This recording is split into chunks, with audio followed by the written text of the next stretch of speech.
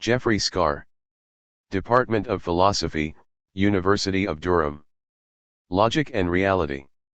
In the Philosophy of John Stuart Mill. Nobody reads Mill today, wrote a reviewer in Time magazine a few years ago. One could scarcely praise Mr. Melvin Maddox, who penned that remark, for his awareness of the present state of Mill studies, for of all 19th-century philosophers who wrote in English, it is one.s. Mill who remains the most read today.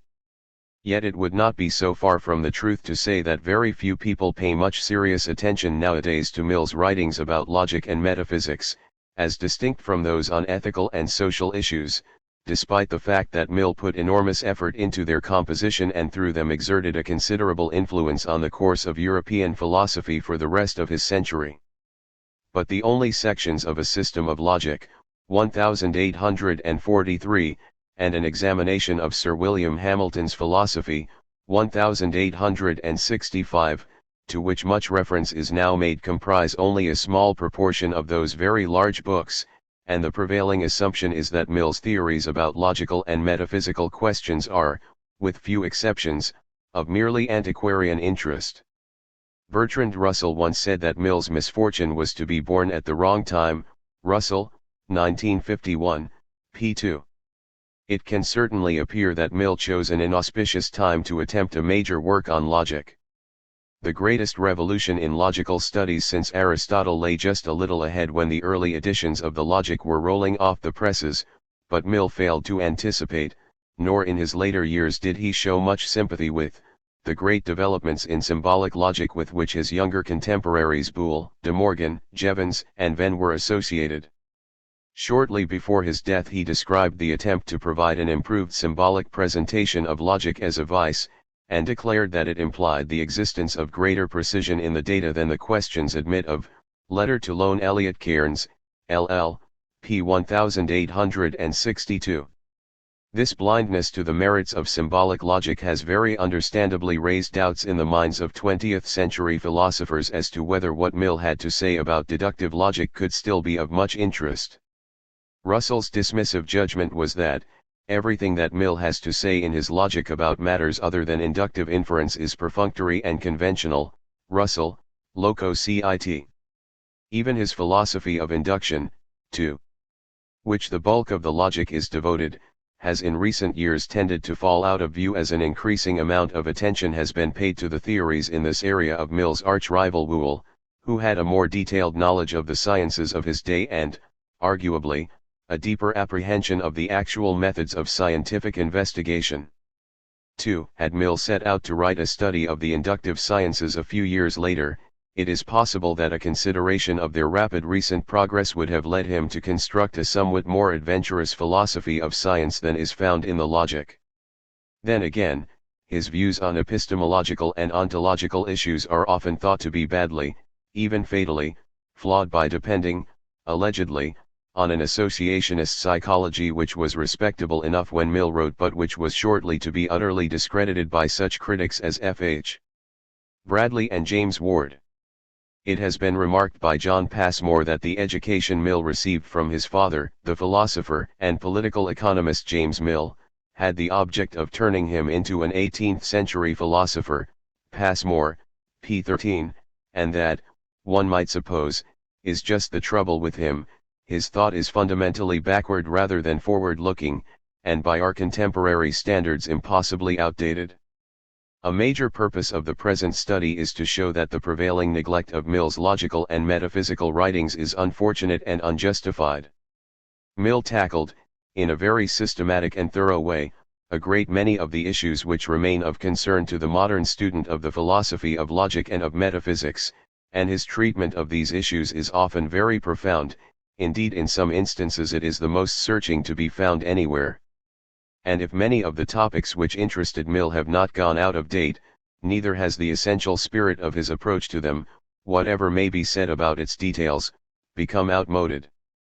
As everyone knows, Mill was the quintessential empiricist, and while many people prefer their empiricism in a more muted form than his, some 20th-century philosophers of great eminence, such as W.V.O.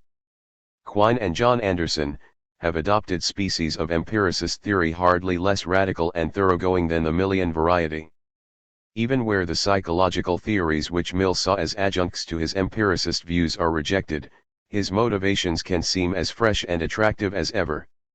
In a letter of 1854 to Theodor Gompertz, who translated the Logic into German, Mill spoke of his intention to develop a philosophy which would succeed in placing metaphysics and moral science on a basis of analyzed experience, in opposition to the theory of innate principles, ll. p. 239. Elsewhere he wrote of his desire to press 3.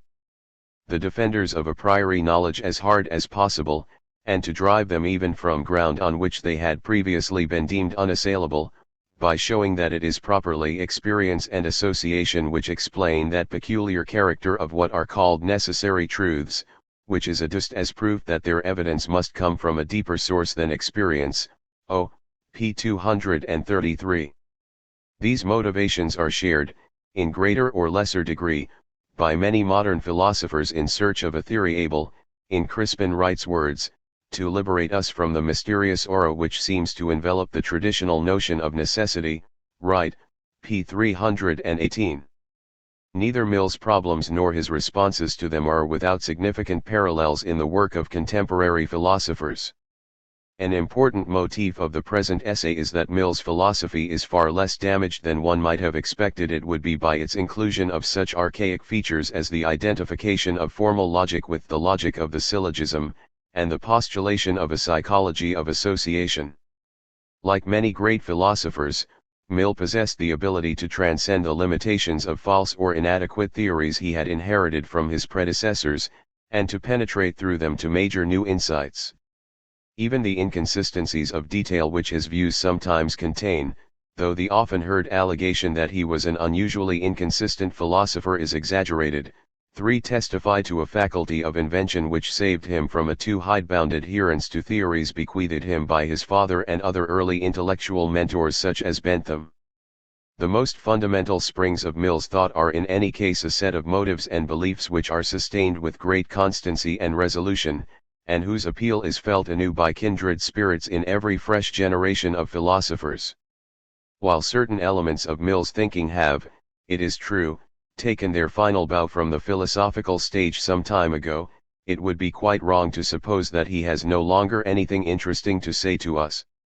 The truth is that L.S. Mill is the greatest philosopher to have attempted to develop an empiricist view of knowledge and reality to the point at which all rival conceptions are completely excluded from the field. His is a wholly unmitigated empiricism, reminiscent indeed in many respects of 18th-century empiricism such as Locke's, but more far-reaching. Mill would have no truck, for instance, with Locke's qualification to empiricism that mathematical knowledge is certain because it arises from a kind of infallible contemplation of mental archetypes rather than the ordinary objects of experience. Locke, Volume 2, pages 168-69. 4 pos. 4. Sibley Mill was hardly aware of the extent of his own radicalness. At any rate, he described himself as a follower of what he called the dominant 18th-century theory of knowledge, namely, that proclaimed by Locke, and commonly attributed to Aristotle, that all knowledge consists of generalizations from experience. Of nature, or anything whatever external to ourselves, we know, according to this theory, nothing, except the facts which present themselves to our senses, and such other facts as may, by analogy, be inferred from these. There is no knowledge a priori, no truths cognizable by the mind's inward light, and grounded on intuitive evidence. Sensation, and the mind's consciousness of its own acts, are not only the exclusive sources, but the sole materials of our knowledge. Co. p. 125. This is empiricism with a vengeance. Moreover, it is empiricism with a special, though arguably natural, twist towards a strongly reductivist metaphysics of the idealist or phenomenalist variety. Mill is saying not just that all knowledge comes through sensation and reflection on sensation, but also that all knowledge is knowledge/sensation and reflection on sensation. Mill's leaning towards idealism, and his enthusiasm for the philosophy of Berkeley, impart a flavor to his empiricism which is likely to be ungenial to many otherwise well disposed to views of an empiricist type. To what extent the idealist strain in Mill is detachable from his general empiricist stance is a question of some complexity which will occupy us by and by. For the time being it is sufficient to remark that the fact that Mill moves from empiricism into idealism may reasonably make us wonder whether there is not some very basic kinship, to express the point rather loosely for now, between these positions. At the very deepest level of Mill's philosophical motivations is a profound incredulity about the notion of a priori knowledge. As yet it is difficult to find anywhere in his writings any really direct argumentation against the a priorist claim that there can be, and is, a priori or intuitive knowledge. To be sure, Mill has on hand an alternative account of knowledge to offer which, rooting all knowledge in sensation, makes no use of a priori faculties, but an alternative to a theory is not the same as a refutation of it. Nor is a theory falsified by showing that unfortunate or undesirable political or social consequences follow from taking it to be true, as Mill argues that a belief in knowledge by intuition is in these times, the great intellectual support of false doctrines and bad institutions. By the aid of this theory, every inveterate belief and every intense feeling, of which the origin is not remembered, is enabled to dispense with the obligation of justifying itself by reason, and is erected into its own all-sufficient voucher and justification. P. 233. Perhaps so, but if this provides a motive for wanting the intuitional philosophy to be false, it does not justify believing it to be so, though it 5. Should be noted that Mill never claimed that it did. The fact is that Mill's opposition to a priorism is itself based on something uncomfortably close to the kind of intuition which he constantly derides. What redeems his position, though, luckily for him, is that he can at least point to the absence in a priorist accounts of any really clear and precise explanation of how the mind is capable of attaining knowledge by a priori means, and if this is something less than a direct refutation of a priorism, it does entitle him, being armed with a detailed alternative theory, to protest that the onus of proof now comes to rest on his opponents. He complains, "We see no ground for believing that anything can be the object of our knowledge except our experience, and what can be inferred from experience by the analogies of experience itself, nor that there is any idea, feeling, or power in the human mind, which, in order to account for it, requires that its origin should be referred to any other source." Co. Pages 128 to 129. Empiricism being, in Mill's opinion, much less mysterious than the doctrine of the school of intuition, it is up to the a priorists to prove the inadequacy of empiricist theory, and to establish the need for their own. To sustain his position against the a priorists, Mill considered that he required a theory with two complementary parts, corresponding to the two modes in which, in his view, knowledge is attained. Truths, he wrote in the To the Logic, are known to us in two ways, some are known directly, and of themselves, some through the medium of other truths. The former are the subject of intuition, or consciousness, the latter, of inference. SL, p. 6. Mill's word intuition, incidentally, is misleading. He does not here mean a faculty of a priori apprehension, but simply of sensation, as the context makes abundantly clear. To place empiricism on an impregnable footing, it needed to be shown that the knowledge which a priorists claimed was achieved by the exercise of pure consciousness was actually attained by inference from a basis of sensations. Accordingly, this meant showing that a priorism was untenable, in Mill's terminology, in both the fields of metaphysics and of logic, the former being concerned with determining what part of the furniture of the mind belongs to it originally, as distinct from by inference, SL, p. 8, and the latter dealing with the conditions of valid inference to new knowledge from those truths we know directly. What Mill aimed to show was that the only immediate knowledge we possess is knowledge of our sensations, and that these are the sole basis from which all our other knowledge is, by inference, derived. If a sufficiently powerful system of logic could be delineated, it would become evident that it 6. Was theoretically gratuitous to postulate, as Coleridge and others had done, a pure a priori origin for a whole host of truths, including the fundamental doctrines of religion and morals, the principles of mathematics, and the ultimate laws even of physical nature, Co. p. 126. A well-constructed science of logic, coupled with a cogent, reasoned account of the sensational basis, would, Mill trusted, establish to the satisfaction of those who approached the matter without prejudice that an empiricist philosophy was wholly adequate both to explain and to justify the structure of human knowledge. The significance of the system of logic needs to be assessed in the light of this broad purpose of vindicating an empiricist theory of knowledge. To some extent, the title of the work is misleading, as it can disguise the very heavy epistemological orientation it possesses. Still, the book is not intended to present a complete theory of knowledge. Mill's concern in the logic is to study the attainment of new knowledge by inference, and he largely disregards in it questions about the nature of our original data. As he said in a letter to John Sterling in 1839, when work on the book was in progress, I have endeavored to keep clear so far as possible of the controversy respecting the perception of the highest realities by direct intuition, confining logic to the laws of the investigation of truth by means of extrinsic evidence whether ratiocinative or inductive, L. p. 406. However, in other respects the logic did join battle with the a priorist position, most notably in the extended argument in Book 2 for an experiential basis for our knowledge of mathematical propositions. But only in the Critique of Hamilton, written several years later, did Mill reveal in the fullest way the extent of his empiricist sympathies, and produce his most general and uncompromising strictures on a priorism.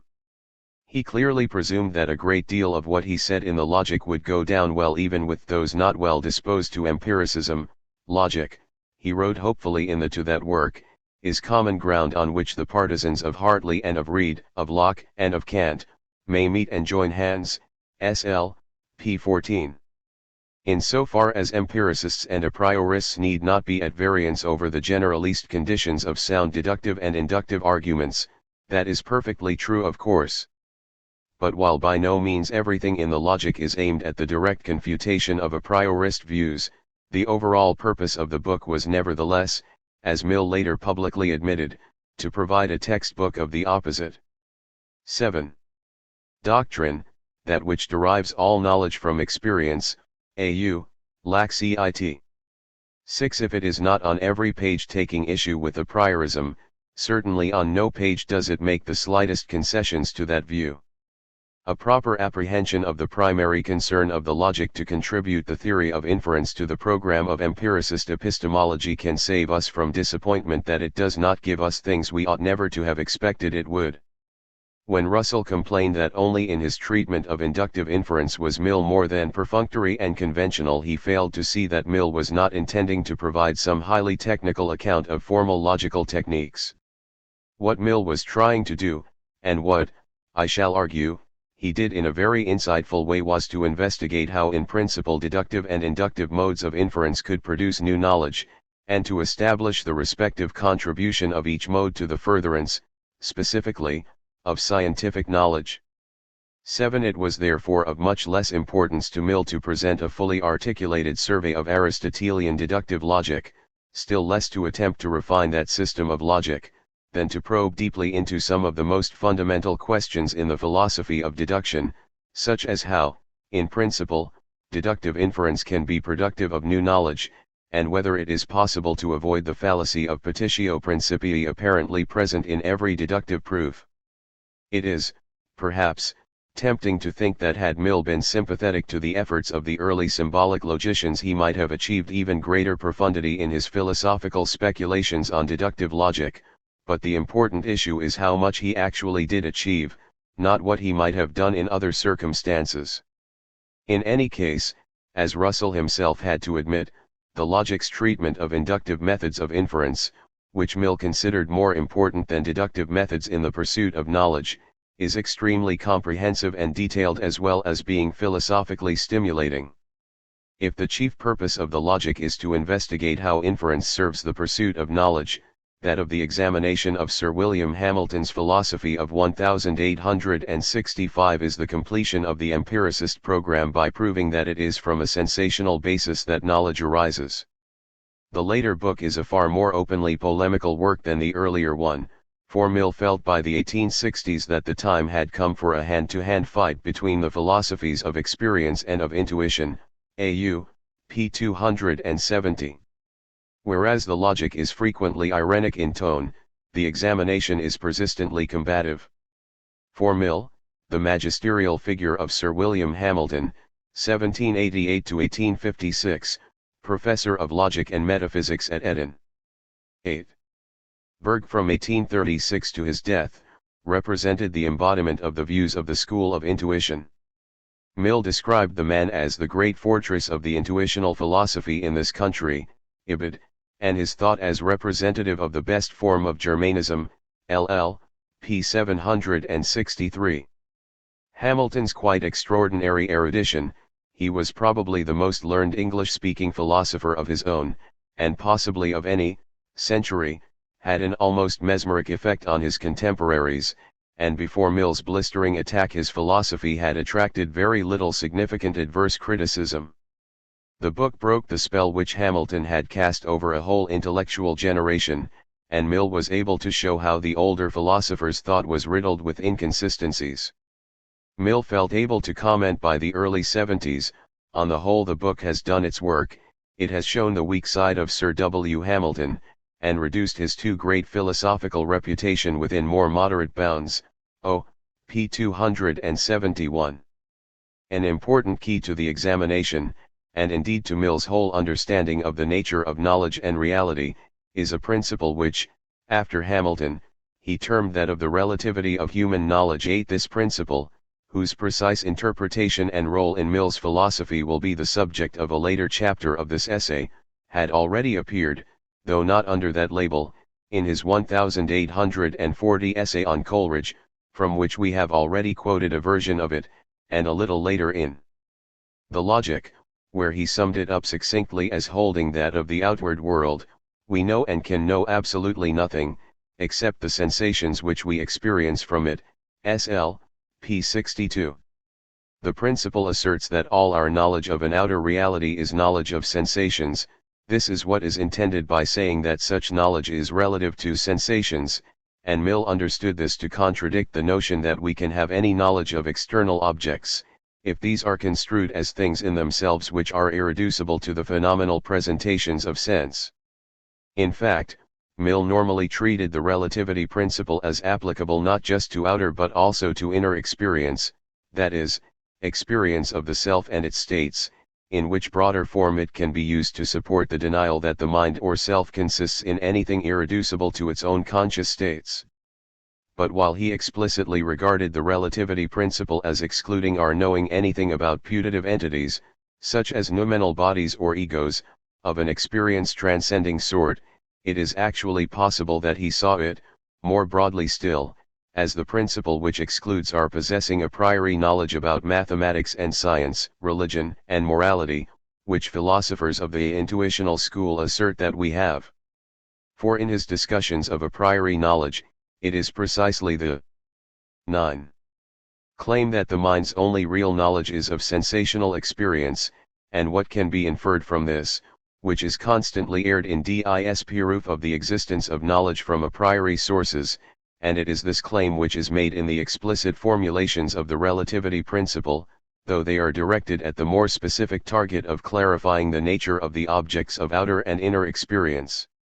On the broadest possible construal of it, therefore, the relativity principle can be considered not merely as supporting Mill's very stripped-down view of the objects of our experience, but as the deepest and most resonant doctrine of his empiricist philosophy. Mill's doctrine of could easily be employed in support of an idealist worldview, for if in outer experience we know only our sensations, then it is unclear with what right we could uphold the existence of a world of physical objects not reducible to sensations. Acceptance of an idealist point of view forces a reconstrual of the notion of outer experience, of course, but this is not, as Mill forcibly argued to Herbert Spencer, LL, p. 1090, in itself an argument against idealism. Oddly enough, as we shall see below Mill was by no means unreservedly committed to idealism, though he admired Berkeley's philosophy immensely. 9 Perhaps certain vaguenesses in some of his various formulations of the relativity principle prevented his being quite clear about the appropriate metaphysical views to associate with his relativist epistemology. It may be significant, too, that Mill was not by nature inclined to scepticism, and had no ambition to produce philosophical theories which common sense would frown upon. In this connection it is interesting to note that he was seemingly quite unmoved by Hume's philosophy, and that extensive though his writings are, they make very few references to Hume, or indeed to any other sceptical philosophers. L0 While Mill was always keen to resist what he saw as illicit claims to knowledge, as offered, for instance, by a priorists, he was not inclined to disbelieve in the possibility of knowledge. He believed, presumably, that a carefully constructed system of knowledge on empiricist principles would lack vulnerable points at which a sceptic could attack. By remaining metaphysically abstemious, it would be offering no hostages to fortune. Yet we shall see later how Mill was undecided about just how abstemious an ontological theory should be to remain consistent with the relativity principle. Every man has a love of his own opinions, but Mill's dislike of unfounded pretensions to knowledge led him to take criticisms of his own arguments very seriously. Later editions of his major works are 10. Strewn with footnote discussions of objections made to points in earlier ones. Mill was candid enough not to cling obstinately to positions which others had shown him to be untenable. Especially noteworthy in this regard is his readiness to acknowledge the drawbacks of the associationist psychology, which was an intellectual inheritance from his father. Associationism appeared to provide just what the keen empiricist required, a comprehensive theory of the workings of the mind which posited a natural attraction among simple mental contents in order to explain the formation of complex conceptions and beliefs. In completely eschewing any reference to a priori faculties while yet purporting to explain, in an a posteriori manner, the full range of human ideas and beliefs, associationism promised to add conviction to empiricism by challenging any uneasy suspicion that a purely empiricist theory would prove inadequate to accounting for all that we know or believe. Mill was fully aware of the advantages to be gained from supporting empiricism by associationist psychology, and in an essay entitled Bain's Psychology of 1859 he noted that the relativity principle had been thought by some to be able to dispense with direct proof so long as it could rest on the general evidence of associationism, BP, p. 343. A common view is that Mill never deviated from associationism, and that it formed a determining feature of his philosophy. John Passmore, for instance, has said that if, at any point, Mill's philosophical reasonings threaten what he regards as the foundations of empiricism or bring into question the adequacy of associationism, his recoil is immediate, at whatever cost to consistency. Passmore, p. 15. And Richard Walheim, in commenting on the empiricist's need to explain how individual mental contents become linked together, lumps John Stuart with James Mill, and Hume, in holding that the trick is worked by inference. Their treatment of inference one takes the form of trying to explain the multiplicity of human argument by appeal to certain simple and rigorous laws describing the succession of ideas in the human mind. For every time the mind moves from premise to conclusion, this is a case of one set of ideas following upon and ousting another. In the formation of these laws, the empiricists once more resort to the principle or principles of association. Walheim, p. 23, 11. True enough, perhaps, about James Mill, but certainly not about his son. The younger Mill was sufficiently clear-sighted to realize, and honest enough to admit, that associationism created severe embarrassments to anyone wanting to preserve a distinction between a movement of thought which is simply compulsive or automatic, and a rational inference. Mill's unhappiness about the tendency of associationism to collapse. 11. This distinction arose, characteristically, out of an empirical observation. He noticed that a belief set up by association can often be rejected on the basis of rational considerations, and that even in the case of the strongest associations, A mind exercised in abstract speculation can reject the belief, though unable to get over the association, BP, p. 368. But this admission of a faculty which thus subdues belief into subordination and due proportion to evidence, BP, p. 370, threatens to complicate Mill's philosophy exceedingly, a fact of which he was not unaware. Later in this study we shall explore in depth the implications of this lapse from the official doctrine of the school of experience. It will be seen that Mill is drawn towards two different and conflicting forms of empiricist view, the more radical one of which has strong links with metaphysical positions of an idealist kind, while the other is much closer to a form of scientific realism. On this interpretation, Mill's philosophy will be seen to have a great geological fault running through it, and a fault, remarkably, of which he seems to have been only intermittently, and then very imperfectly, conscious. Associationism helps to articulate, though without being its chief supporting principle, one only of these conflicting strands of thought. Mill's failure to come to terms with this deep cleavage in his empiricism can provide some important lessons for contemporary empiricist theories. What is at issue, as will become obvious later, is no mere shallow inconsistency resulting from muddled thinking, but a serious problem of principle about the best way to develop an empiricist position. Mill's oscillation between two incompatible views is thus a fruitful inconsistency able to generate interesting further speculation. Not all his inconsistencies are as illuminating as this one, unfortunately. He has always suffered, and more than most other major philosophers, from accusations that his work is rife with inconsistencies, and while a great many of these accusations are demonstrably based on careless interpretation, it has to be admitted that he sometimes displayed an irritating tendency to drift between different and not wholly compatible formulations of an idea. There are perhaps two main reasons for this failing. First of all, he composed most of his works at very great speed. His total output of books, reviews, essays and letters is enormous. It will fill over 30 quarto volumes in the definitive Toronto University Press edition, and given the pace of production it is inevitable that his writings sometimes display flaws which might have been avoided had he worked more slowly and deliberately. A clue to a second, rather different reason emerges from a complaint he made of Bentham. He could not bear. 12.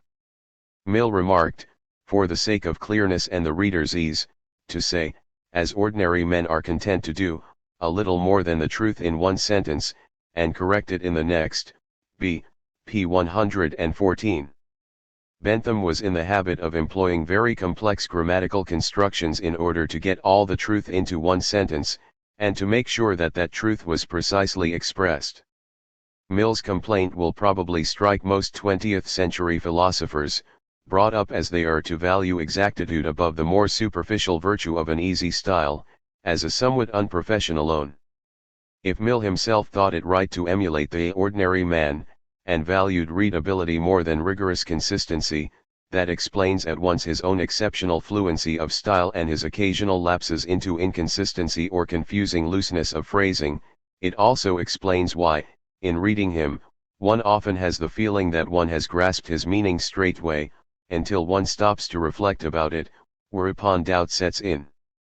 In a subject where great issues can often hang on the making of fine distinctions, Mill's preference for a lucid but loose style is unwise and inappropriate, and his serious readers must regret it. 12. Despite the slackness of statement which one often encounters in Mill's writing, his works on logical and metaphysical themes contain a multitude of ideas and inspirations which remain of the greatest interest. The present essay does not attempt to be a comprehensive survey of Mill's doctrines in these areas, which would require a far longer work. Its concern, which has been indicated in the preceding pages, will be with the manner in which Mill, always consistently with empiricism, accounts for the attainment of knowledge via inference, and with his empiricist treatment of certain other fundamental issues in the philosophy of logic and epistemology, and it will be shown how his views on these topics are related to his account of the nature of reality. There will be no attempt to provide a general treatment of his philosophy of natural and social science, and certain metaphysical questions with which he was much involved, such as the free will problem and, at the end of his life, the existence of God, will not be dealt with. One further issue which will be absent from these pages is that of the bearing of Mill's theories in logic and metaphysics on his views about social and political issues. It has often been noted that Mill's empiricism is far from being a doctrine with consequences solely for logic and metaphysics. For Mill, empiricism represented an option with immense implications for theorizing about politics and society. To admit the possibility of a priori sources of knowledge was, in his opinion, to open the door to all manner of claims that this or that, usually strongly. 13.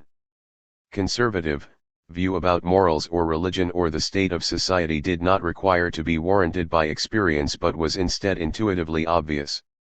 It is therefore perfectly correct to consider that Mill hoped that the defense of empiricism in the logic and the examination would, by exhibiting the superiority of that doctrine over its a priorist rival, assist the political campaign against the forces of reaction. The difference between the schools of intuition and experience, wrote Mill in his autobiography, is not a mere matter of abstract speculation, it is full of practical consequences, and lies at the foundation of all the greatest differences of practical opinion in an age of progress. P. 269.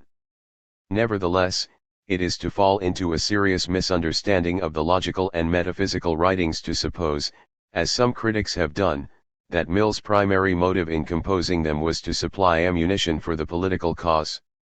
This interpretation of those works subtly disparages both them and their author, for it insinuates that under the guise of an academic and disinterested investigation of their ostensible objects of concern, Mill's real purpose was to concoct an elaborate battery of theories to employ against his political opponents. There would be nothing much amiss, it is true, in utilizing general arguments against a priorism in the pursuit of political objectives where they are found to be relevant to the purpose. But the suggestion made by some of Mill's commentators is that the doctrines of the logic and the examination are molded not so much by properly logical and metaphysical considerations, as by the exigencies of finding persuasive props for political positions. Thus R.P. Anschutz, whose book on Mill has been much read, said of him, he never wrote anything on any subject without considering its bearing on the politics of day, and added, as war is sometimes said to be an extension of policy, so philosophy for Mill was an extension of politics. Anschutz, 1953, pages 61-62. In similar vein, Passmore, after commenting that Mill's empiricism is more than an epistemological analysis, not to be an empiricist is to adhere to the establishment, to be committed to the protection of sacred doctrines and institutions, goes on to assert that it is for that reason that Mill refuses ever to allow any doubt to threaten the foundations of empiricism or the adequacy of associationism. Passmore, p. 15. If Mill really proceeded in this manner, he was guilty of great disingenuousness. As a third instance, Ernest Nagel judged that even Mill's more technical theoretical analyses were controlled by the aim of removing the obstacles which false philosophies placed in the path of social progress, and he went so far as 14. To assert that Mill had frankly acknowledged that ulterior social objectives were controlling the composition of the logic. Nagel, 1950, pages 15, XXXII. But there is no good reason to suppose that the interpretation of Anschutz, Passmore, and Nagel is correct.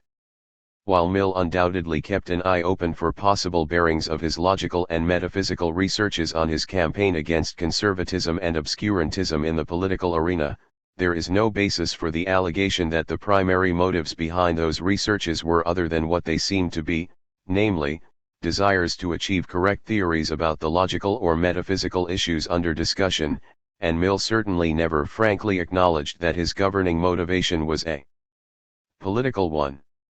In fact, in a letter written to Robert Barclay Fox in 1842, when he was hard at work on the logic, he remarked that he had scarcely been thinking at all except on the two subjects I have just mentioned, logic and the Romans. As for politics, I have almost given up thinking on the subject. L. p. 543. A strange observation for someone writing a book with an ulterior political motive. There is really a complete absence of evidence for the view, which is moreover initially quite implausible, that the logic and the examination were produced with the chief intention of supporting a political cause.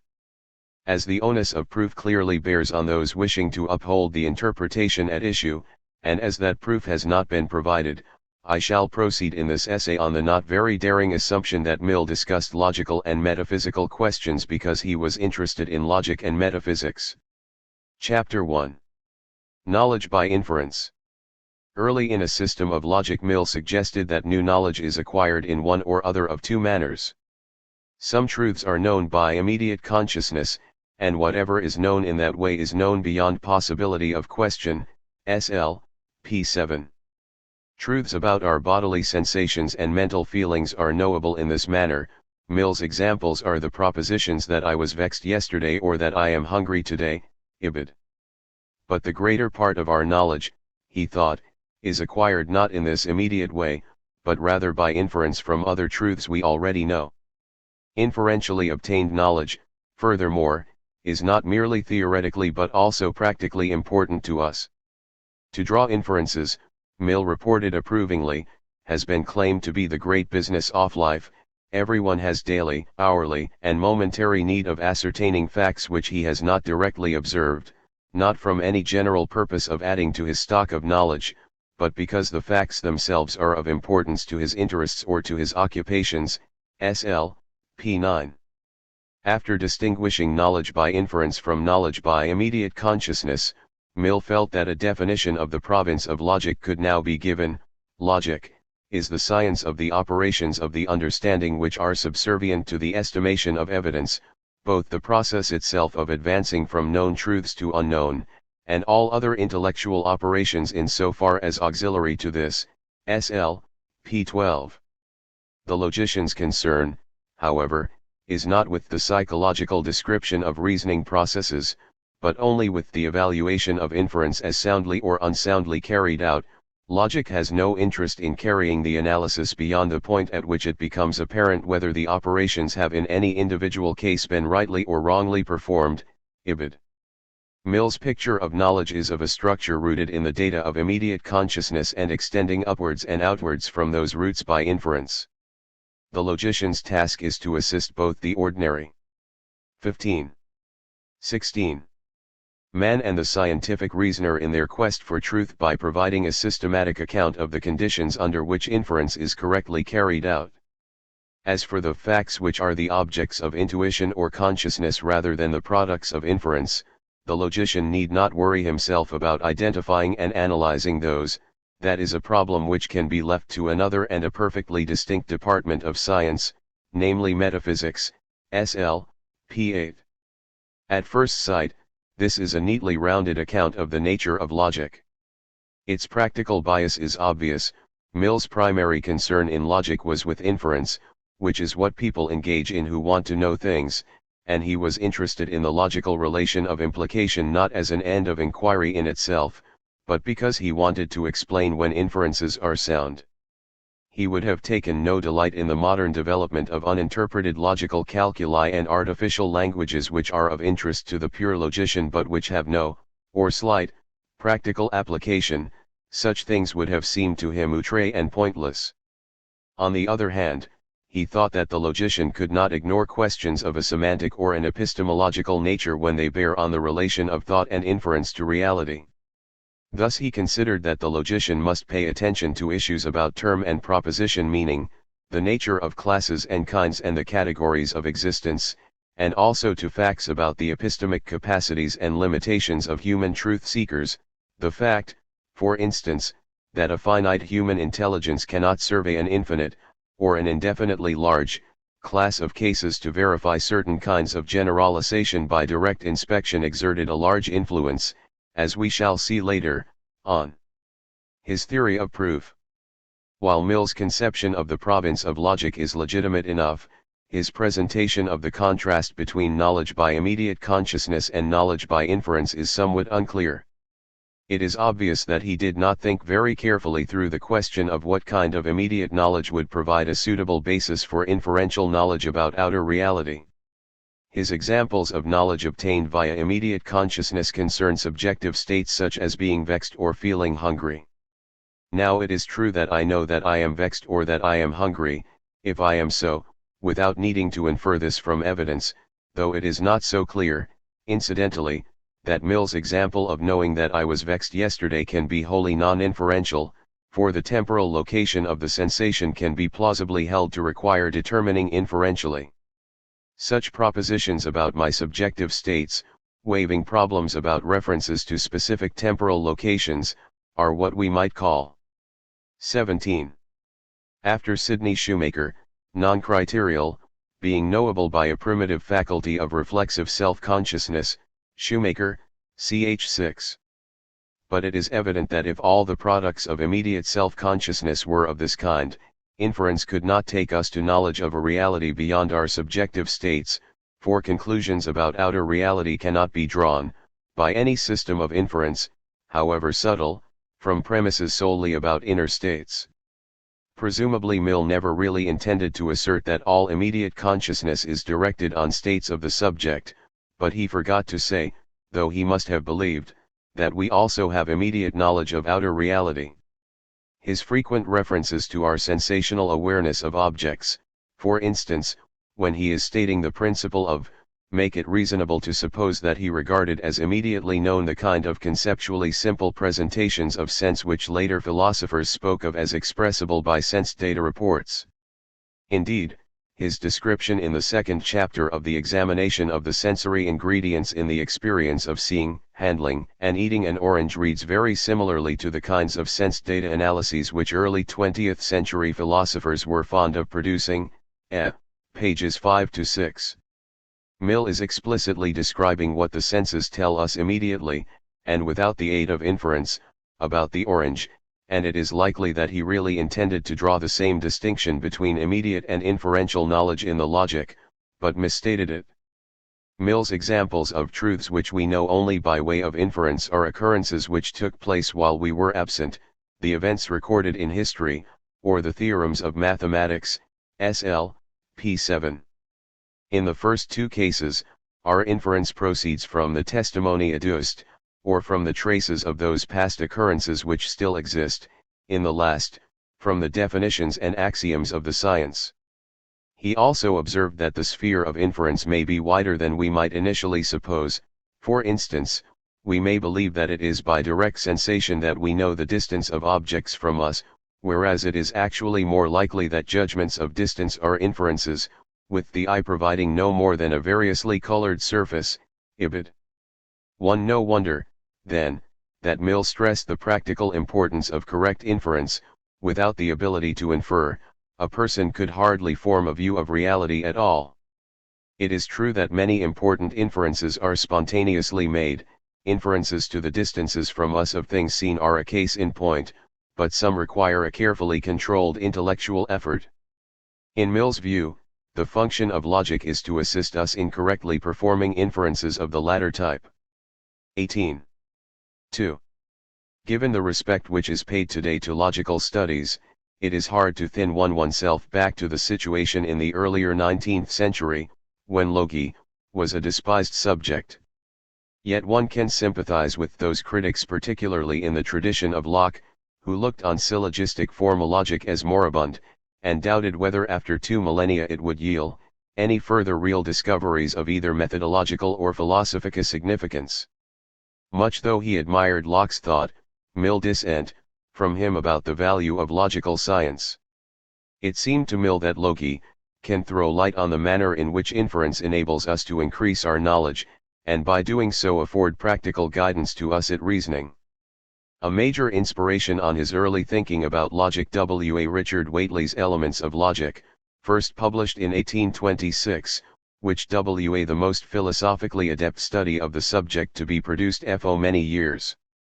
Mill reviewed the book for the Westminster Review in 1828, and his essay, which was his first publication on logic, was late fulsomely praised by his friend and protege Alexander Bain as a landmark not merely in the history of Mill's own mind, but in the history zero logic. Bain, 1882, p. 36. Despite Bain's praise, this was not really highly original article, and many of Mill's ideas on the philosophy zero logic while occasionally going deeper than Whately's, were directed, sometimes misdirected, by the older philosopher's work.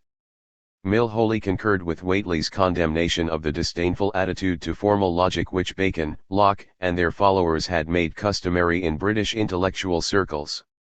To Whately and Mill, the dispraise which usually fell to logic's lot was especially ill-deserved and foolish because it was not accompanied by any alternative theory with pretensions to characterize the conditions of valid inference. Mill complained.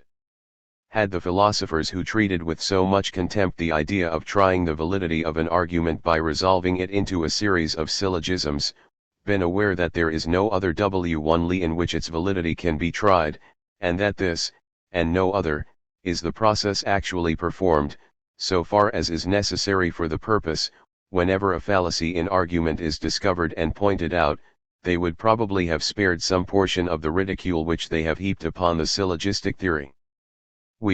p. 10. The reference here to resolving an argument into a series of syllogisms. 19. Testifies to Mill's adherence to the now obsolete view that deductive logic is coextensive with the logic of the syllogism, yet no one today would think of quarreling with the claim that it is to logic that one should look for a description of the conditions of valid inference. If this claim is now a commonplace, the efforts of Mill and Whately have helped to make it so. But if Whately and the young Mill were right about the importance of logical theory for providing standards by which the validity of reasonings could be assessed, they nonetheless exaggerated the scope of deductive methods in this connection. Enthusiastic to defend deductive reasoning against the attacks of the empiricist school, Whately went so far as to deny that the induction beloved of the empiricists was a form of inference at all. All genuine reasoning is syllogistic, he argued, while induction is simply a form of inquiry or investigation which turns up general statements which can then be employed as major premises in deductive syllogisms. Whately, BK4CHI. The essence of induction, on this view, is the process of investigation and of collecting facts. Whately, p. 230, including, finally, general facts from which, with suitable minor premises, we can deduce new conclusions. The mistake here lies in thinking that there is no inference of a non-deductive kind involved in the derivation of general statements on the basis of the examination of individual instances of a kind. It is not objectionable to describe as induction the empirical investigation of members of some kind for possession of a certain characteristic, for instance the investigation of swans to establish their color, but an inference of a non-deductive kind is involved in projecting from a sample of cases, e.g. white swans, to a generalization about all members of the same kind, all swans are white. By the time he wrote the Logic, Mill had completely abandoned Whately's position, yet in his 1828 article he showed an unquestioning acceptance of the view that induction is not a form of inference, but merely of collection of data. The syllogistic logic, he wrote, affords the only rules which can contribute to the correctness of our reasoning. It is, to use Dr. Whately's words, not an art of reasoning, but the art of reasoning. Syllogistic reasoning is not a kind of reasoning, for all correct reasoning is syllogistic, and to reason by induction is a recommendation which implies as thorough a misconception of meaning of the two words, as if the advice were, to observe by syllogism, pages 14 to 15. That there is a distinctive form of inference involved in induction, and that one can speak of an inductive logic, were, of course, facts perfectly familiar to the Mill of the system of logic. Indeed, in the 15 years separating the Whately Review and the Logic, Mill departed from the Whateleyan viewpoint in an even more radical way, by coming to doubt 20. Whether the syllogism was really a form of inference at all.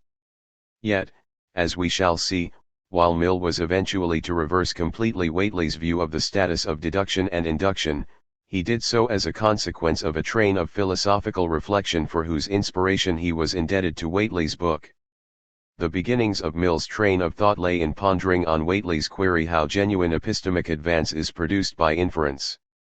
Regarding Whately's answer as unsatisfactory, but failing to find a better explanation of how we can increase our knowledge by the use of deduction, Mill finally felt obliged to conclude that the only genuine inference must be inductive. There is a long and complex story behind Mill's shifting opinions about deduction. The scene for its opening was set by Whately's attempts to respond to Locke's objections to syllogistic logic. Locke had claimed that syllogistic reasoning discovers no proofs, but is the art of marshalling and ranging the old ones we have already. He had continued sarcastically. Syllogism, at best, is but the art of fencing with the little knowledge we have, without making any addition to it.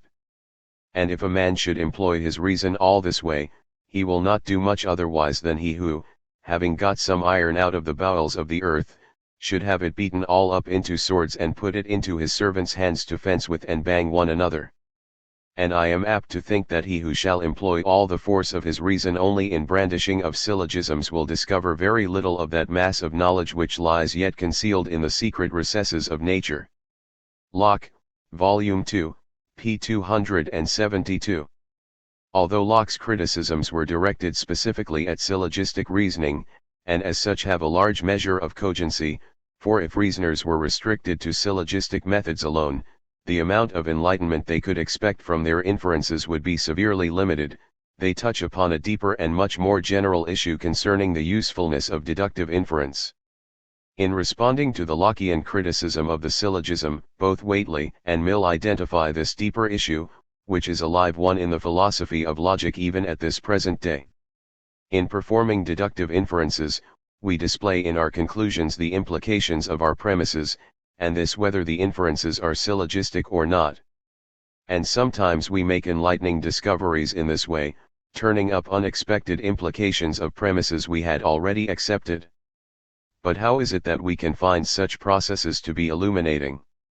How is it that we can fully understand a set of premises and yet, by a deductive operation on them, obtain knowledge we did not have? 21. When we merely knew the premises. Why is deductive reasoning so often not merely a matter of fencing, as Locke alleges, with the knowledge we already have? Whately's rejoinder to Locke began by making the important observation that deductive reasoning is often enlightening. He criticized Locke for not seeing that there is a distinction to be drawn between two kinds of discovery of truth. Firstly, there are such truths as were, before they were discovered, absolutely unknown, being not implied by anything we previously knew, though we might perhaps suspect them as probable. But in addition, that which may be elicited by reasoning, and consequently is implied in that which we already know, we assent to on that ground, and not from observation or testimony. A teacher of mathematics, for instance, seems only to lead us to make use of our own stores, and point out to us how much we had already admitted. Whately, pages 243 to 44. While we might wonder how Whately thought that syllogistic reasoning could accomplish so much, we can grant that it can be illuminating, by deduction, to expand and unfold all the assertions wrapped up, as it were, and implied in those with which we set out, and to bring a person to perceive and acknowledge the full force of that which he has admitted, to contemplate it in various points of view, to admit in one shape what he has already admitted in another, and to give up and disallow whatever is inconsistent with it. Whately, p. 239. As Mill realized, such an account is not really an explanation of how deductive reasoning may be productive of epistemic advance, but it is at least an improvement on Locke's view, which denied that interesting discoveries even in the science of geometry are attained through common logic. Locke, Lac Cit. 2. To recognize that deductive reasonings frequently are illuminating is undoubtedly a step in the right direction, yet it leaves the nature of epistemic advance via deduction still unclear. How is it illuminating to expand and unfold all the assertions wrapped up, and implied in those with which we set out? And what does it mean to bring someone to acknowledge, by dint of deductive reasoning, the full force of that which he has already admitted? For if he has already admitted something, and understood what he admitted, how can it be that he has not ipso facto grasped its full force without needing to engage in a subsequent passage of reasoning? 3. In his review of the elements of logic, Mill sided with W.L. Mdeli's view. 22. That deductive reasoning can uncover new truths, though a better label would be new knowledge, but professed himself dissatisfied with Whately's characterization of illuminating reasoning processes. Alan Ryan has wrongly accused Mill of being confused about the distinction drawn by Whately between two senses of new truth, but Mill never in fact criticized deductive processes for being unable to produce new knowledge of the sort characteristic of perceptual or inductive processes. Ryan, 1974, p. 79.3. Like Whately, he was impressed by the capacity of mathematical studies to reveal, without any fresh empirical input, previously unknown truths, and he approvingly repeated the Whateleyan claim that, reasoning does not enable us to discover truths which were not implied and contained in anything previously known, but, many truths, virtually involved in propositions which we have already assented to, might practically, unless elicited by a process of reasoning, have remained forever as completely unknown. As if they did not result from the knowledge we previously possessed. Of this fact, the whole science of mathematics is a perpetual proof. p. 33. The truths of geometry, he continued, are all in reality implied in the axioms and definitions, but those elementary truths would have remained barren had we not utilized them as premises of inferences. The sciences of geometry and mechanics are thus the fruit of deductive reasoning, and if we had never reasoned, mankind would, it is true, in a certain sense, have possessed these magnificent sciences, but no otherwise as the ore in an undiscovered mine is possessed by the owner of the ground wherein it lies. Ibid. Deductive inference is, then, for Mill a process of mining for truths contained in what we already know, but which may remain long hidden and require great mental effort and resourcefulness to uncover. Mill's superb figure of speech resembles one of Freya's. The truths of mathematics, wrote Freya, are contained in a small number of primitive truths as in a kernel. Freya, 1979, pages 204-05. Mill's superior status as a philosopher shows in his remaining perplexed about this account of reasoning, which Whately had accepted with equanimity. How can we resolve the paradox, wondered Mill, that mankind may correctly apprehend and fully assent to a general proposition, yet remain for ages ignorant of myriads of truths which are embodied in it? p. 34. Holding that deductive logic was the logic of the syllogism, Mill naturally but misguidedly conceived his puzzle as that of explaining how we can assent to a universal proposition and yet remain ignorant of its instances. But even without the mistaken emphasis. 23. On syllogism, there is a substance to the problem which Mill himself seems to have penetrated through to, as when he inquired in the autobiography how the theorems of geometry could all be contained in the definitions and axioms of the science, though these are so different in appearance. p. 189.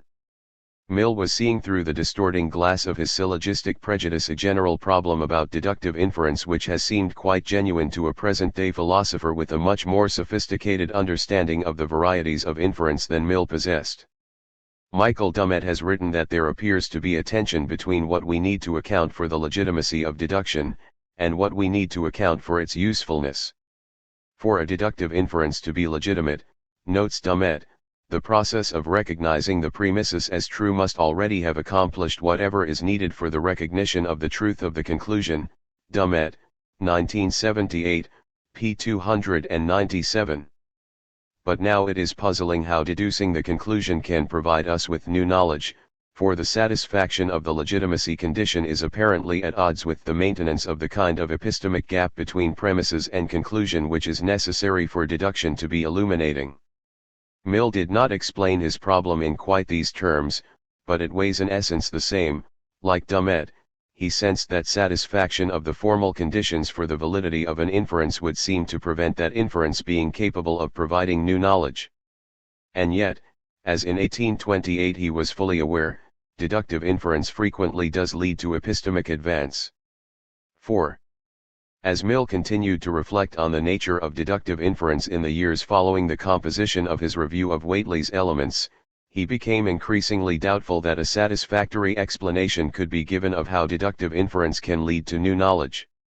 The mist which Whately and others had left hanging over the subject, loco cit, appeared thicker than ever, and he began to think that the problem was not soluble in the terms in which it had been set up. According to the autobiography, it was a rereading of Dugald Stuart which supplied a clue to what seemed to him a better theory, Ibid, and from that point he abandoned the view that deduction is ever really responsible, by itself, for producing new knowledge, even in a science like geometry. Mill's radical and surprising view that deduction is not properly inference at all is expounded and defended in BK 2ch3 of the Logic. 24. By his own account, Mill proceeded to write out the second book of the Logic immediately after gleaning from Stuart the hint as to how to develop the theory of syllogism, Ibid. But this book possesses a very curious feature. While its third chapter presents the new theory of deduction as something Mill calls interpretation rather than inference, the second chapter is devoted to the analysis of syllogistic inference. It is hard to see, on the face of it, why Mill bothered to write a chapter about syllogistic inference, or why he retained the chapter, if it was already written, once he had decided that there was really no such thing as deductive inference.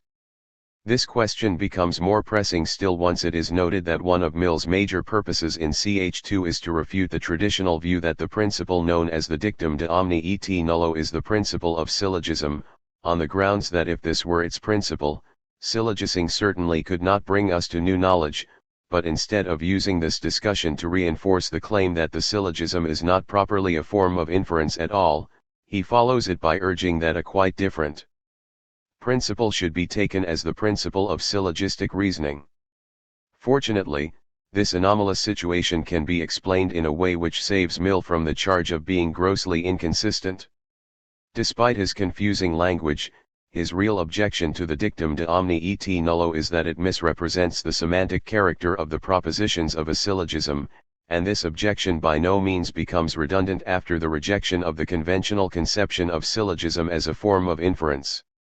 Even posterior to that rejection, there is, in Mill's view, a role for a principle of syllogism, though its purpose is to characterize the semantic structure of the interrelating propositions of the syllogism, not to analyze it as an inference.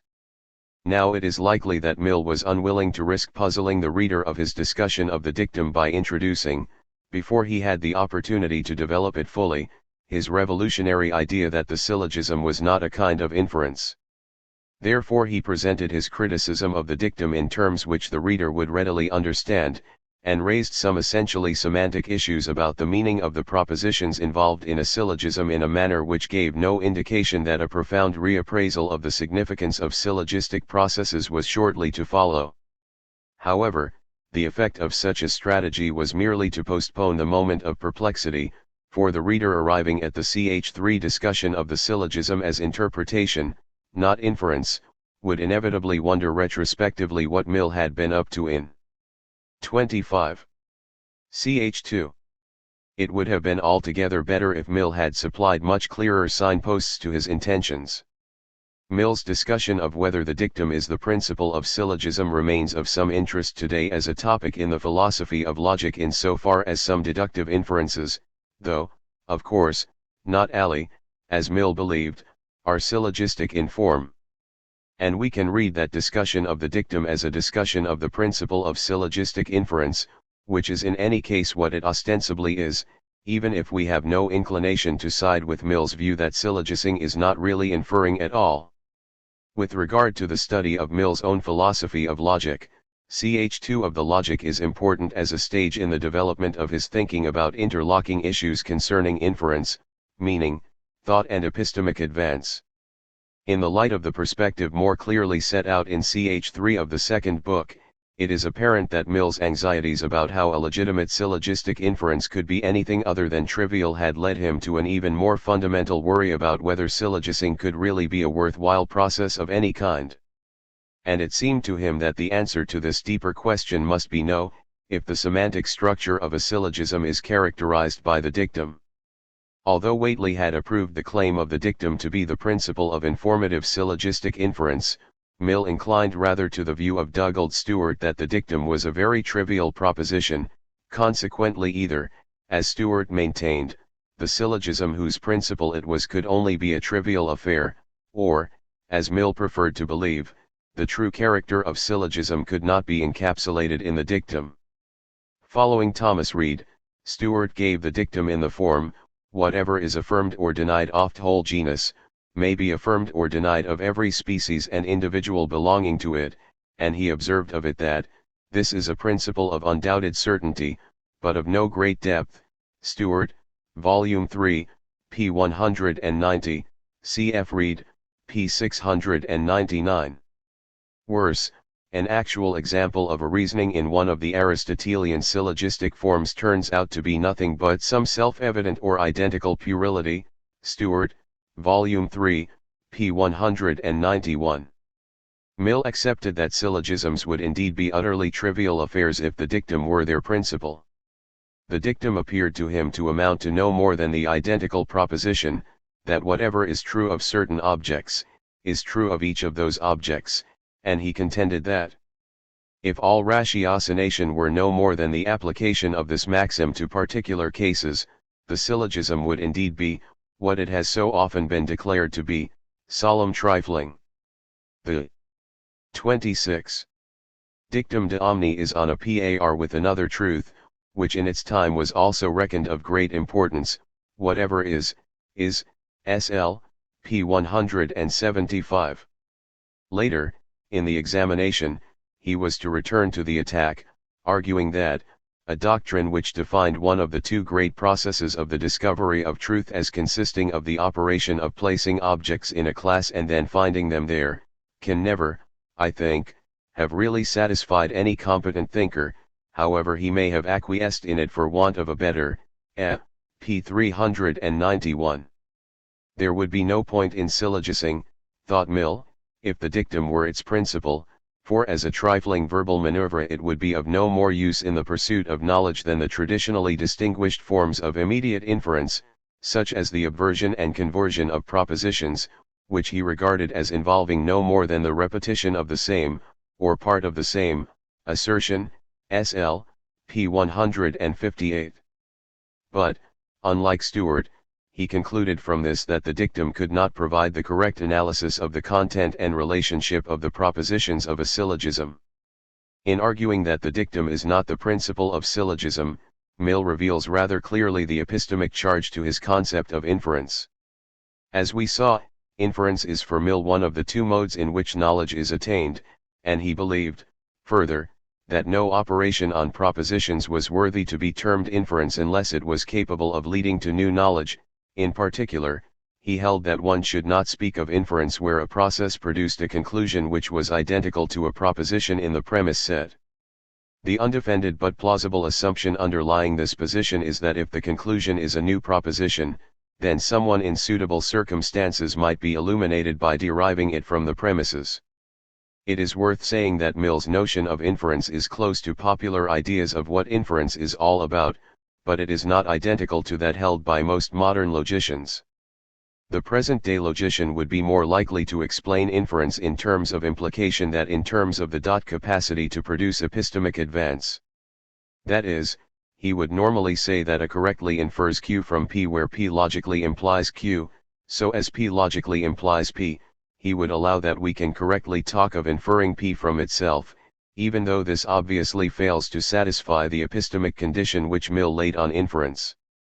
To infer P from P is, of course, to make a very trivial inference, but on the standard modern view it is to make an inference nonetheless, for in support of the modern outlook is the fact that we do not have a satisfactory criterion of propositional identity of the sort Mill required in order to distinguish between what was and what was not inference. A vivid illustration of this 27. Is provided in the contrast between the views of Mill and of a logician in many ways inspired by him, H.W.B. Joseph, on so-called immediate inference. Mill argued that immediate inferences are not really inferences, because the fact asserted in the conclusion is either the very same fact, or part of the fact, asserted in the original proposition, and hence there is in the conclusion no new truth, sl. p. 160. Joseph, on the other hand, while accepting the Millian claim that it is not inference to repeat in fresh words our original statement, held that in immediate inference we do derive a new proposition, by dint of altering the relation of the terms in the original premise, hence there is genuine inference here, Joseph, p. 232. Such a dispute is tricky to settle, but the modern logician typically handles the notion of inference in a manner which enables him to avoid becoming embroiled in it. Following Stuart and read very closely, Mill construed the dictum, slightly incorrectly, as we shall see, as asserting that whatever can be affirmed, or denied, of a class, may be affirmed, or denied, of everything included in the class, SL, p. 174. Mill's substitution of class for Stuart's genus is merely a stylistic change, both words for both men in this connection simply meant collection. The nub of Mill's objection to the dictum, which explains why he thought that it could not be the principle of syllogism, whether syllogism is inference or not, is that it fails to link in with the fact that our thought is not merely about things and collections of things, but is also about the properties or attributes which things have. General terms have a kind of meaning for which Mill borrowed the scholastic word connotation, and explained as their implying possession of attributes, SL, BKICH2 section 5.5. A term like white, for example, he held to denote all those things which are white, and to connote the attribute whiteness. The word white, he explained, is not predicated of the attribute, but of the subjects, snow, and sea, but when we predicate it of them, we convey the meaning that the attribute whiteness belongs to them, SL, p. 31. The trouble with the dictum was precisely that it ignored connotation, and in Mill's opinion this disqualified it from being an adequate characterization of the syllogistic process. Mill believed that the dictum had its natural basis in what he called the ultranominalism of Hobbes and Condillac, which, on his rendering of it, construed general terms as non-connotative class names, and subject-predicate propositions as having the function of arbitrarily assigning objects to classes, attributes or properties not being countenanced by the theory, SL, BKICH 4 section 2, 3, BK2CH2 section 2, 3. The 28th result of such doctrines, he contended, was that one took to thinking that the investigation of truth consists entirely or partly in some kind of conjuration with names, and that epistemic advance in deductive reasoning consists in the mere substitution of one set of arbitrary signs for another, SL, pages 175 to 76. The dictum, holding, in accordance with these nominalist views, that the minor premise of a syllogism asserts that something belongs to a class, and the major premise that that class is included in another class, takes the conclusion to affirm no more than that what was included in the lower class is included in the higher, and thus that the classification is consistent with itself, and this, Mill urged, is only acceptable if we believe that a sufficient account of the meaning of a proposition is that it refers something to, or excludes something from, a class, SL, p. 177. He continued. Every proposition which conveys real information asserts a matter of fact, depending on the laws of nature, and not on classification. It asserts that a given object does or does not possess a given attribute, or it asserts that two attributes, or sets of attributes, do or do not, constantly or occasionally, coexist. Since such is the purport of all propositions which convey any real knowledge, and since ratiocination is a mode of acquiring real knowledge, any theory of ratiocination which does not recognize this import of propositions, cannot, we may be sure, be the true one, ibid.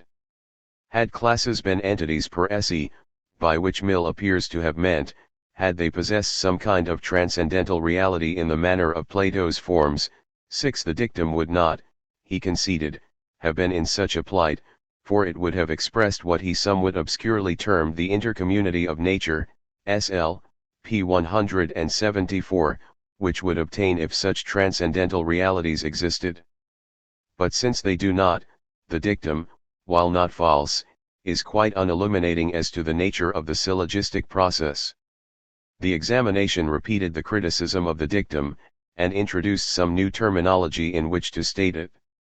Mill recalled that what Hamilton had called an intensive or comprehensive reading of a proposition construes the notion of the subject as containing that of the predicate, and while he rejected such readings on the ground that they wrongly interpret the predicate notion as being part of the meaning of the subject term, he adopted the label comprehensive for that reading of a proposition which reveals the connotative significance of its general terms, and consequently the character of the thought that it conveys. To read a proposition in extension, on the other hand, is, according to 29. Mill, to read it by an artificial principle of abstraction which ignores attributes in favor of classes, which are no more than their pale shadows. To say, all men are Bipts, is merely to say, given the attributes of man, that of being a Bipt will be found along with them, which is the meaning in comprehension. When I say, all men are Bipts, what has my assertion to do with the class Bipt as to its extension? Have I any concern with the remainder of the class, after man is subtracted from it? I am thinking of no such matter, but only of the attribute two-footed, and am intending to predicate that, p. 340. V. If the foregoing criticism of the dictum is read as criticism of the dictum qua principle of syllogistic inference, it can be seen to involve a serious non sequitur. Let it be granted for the sake of argument that propositional meaning cannot be fully analyzed without reference to attributes, which is indeed a highly plausible thesis. Still, it does not follow from this that an account of inference has to refer to attributes, as Mill claimed. Even if ascribing attributes to objects is conceptually prior to assigning objects to classes, this does not imply that it is not class relationships which are the most crucial thing for inference. My assigning Socrates to the class of men may be conceptually posterior to my ascribing to him the attributes of man, or, perhaps, the attribute of being a man, but if I infer that he is mortal from the premises that he is a man and that men are mortal, the form of my argument, on the most straightforward construal of it, involves classifying Socrates as a man, and men as mortal beings, and so concluding that Socrates is a member of the class of mortal beings. To challenge this, Mill would need to do more than simply point to the fact that the propositions of a syllogism contain connotative terms, for that is just not incompatible with an extensional account of the structure of syllogistic inference. This is not to deny that there can be syllogisms in intention, but it is to counter Mill's claim that actual reasonings are never syllogisms in extension.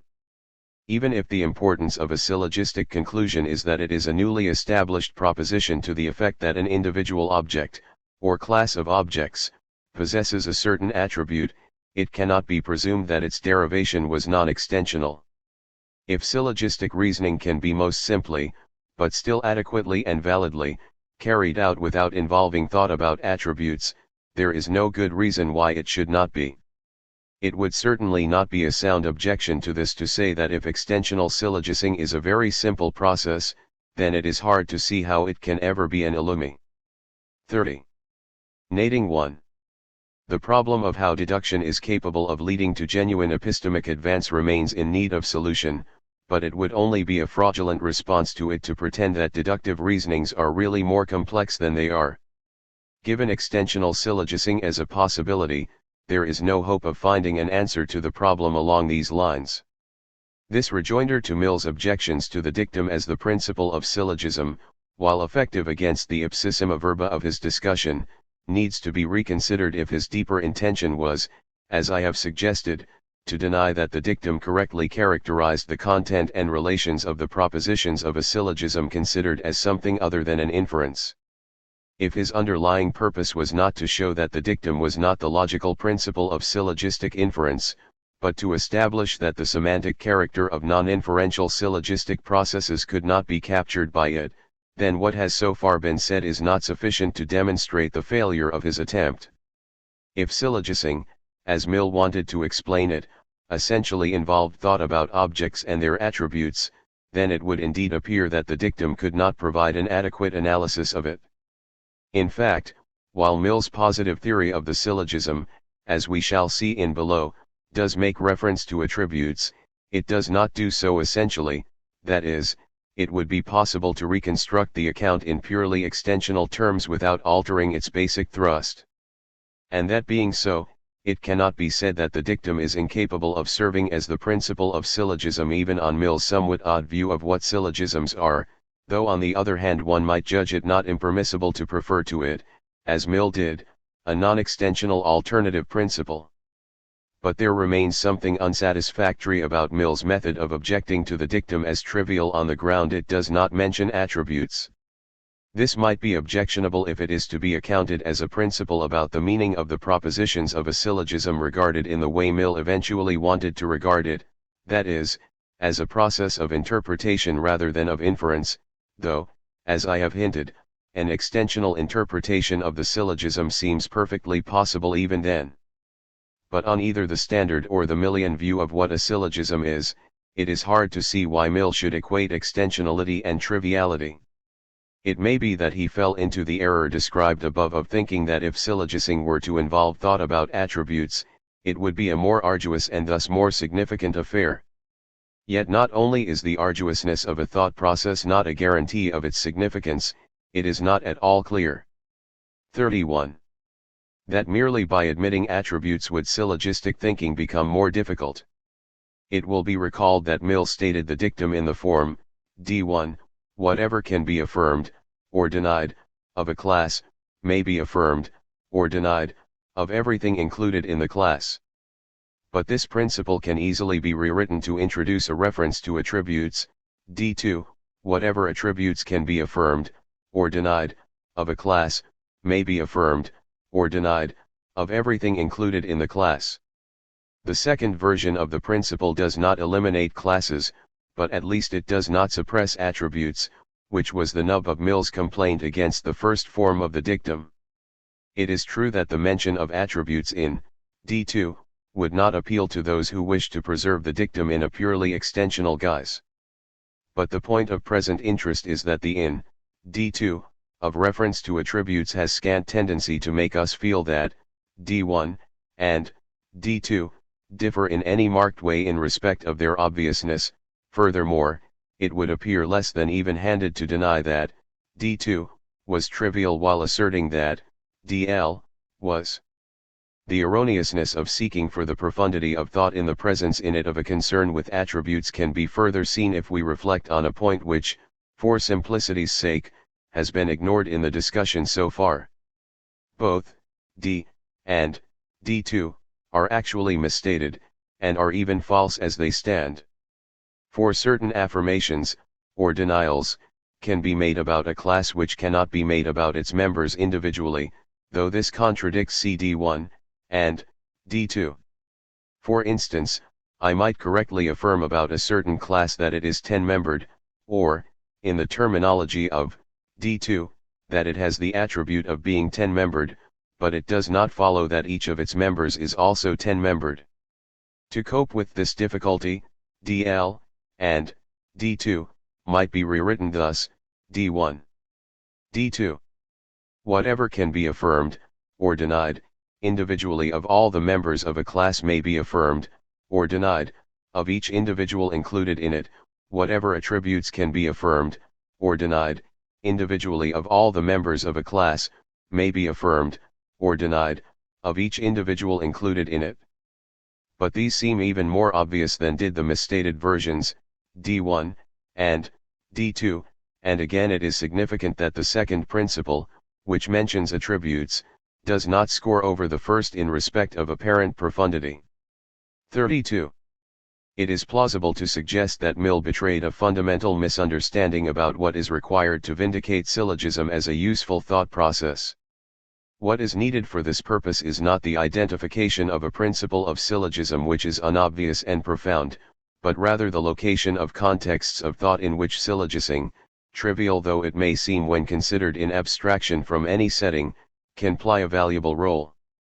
I shall argue in the following chapter that Mill, in spite of himself, did succeed in identifying a context of argument within which the syllogism, simple though its structure is, plays an important and indeed indispensable role in advancing knowledge. 6. Having weighed up the dictum de omni et nullo and found it wanting, Mill proceeded to look for a non-extensional principle of syllogism. The principle he lighted on came, he suggested, in two versions, which he sanguinely hoped that the intelligent reader would see amounted to the same thing, SL, p. 181. On the first version, the principle is, for syllogisms with affirmative major premises, that a thing which coexists with another thing, which other coexists with a third thing, also coexists with that third thing, or, where the major premise is negative, that a thing which coexists with another thing, with which other a third does not coexist, is not coexistent with that third thing, SL, p. 178. On its second version the principle runs rather differently, whatever has any mark, has that which it is a mark of. Or, when the minor premise as well as the major is universal, we may state it thus: whatever is a mark of any mark, is a mark of that which this last is a mark of, SL, p. 181. Mill added that the second form of the principle was the more revealing, and in an important footnote inserted in the 1872 edition of the Logic he identified these axioms with the principle traditionally expressed in the words, notum noti est nota rei ipsius, SL, p. 182. Faint additional light is shed on these not very perspicuous formulae by some earlier remarks in the Logic about the semantics of propositions. In BK 1.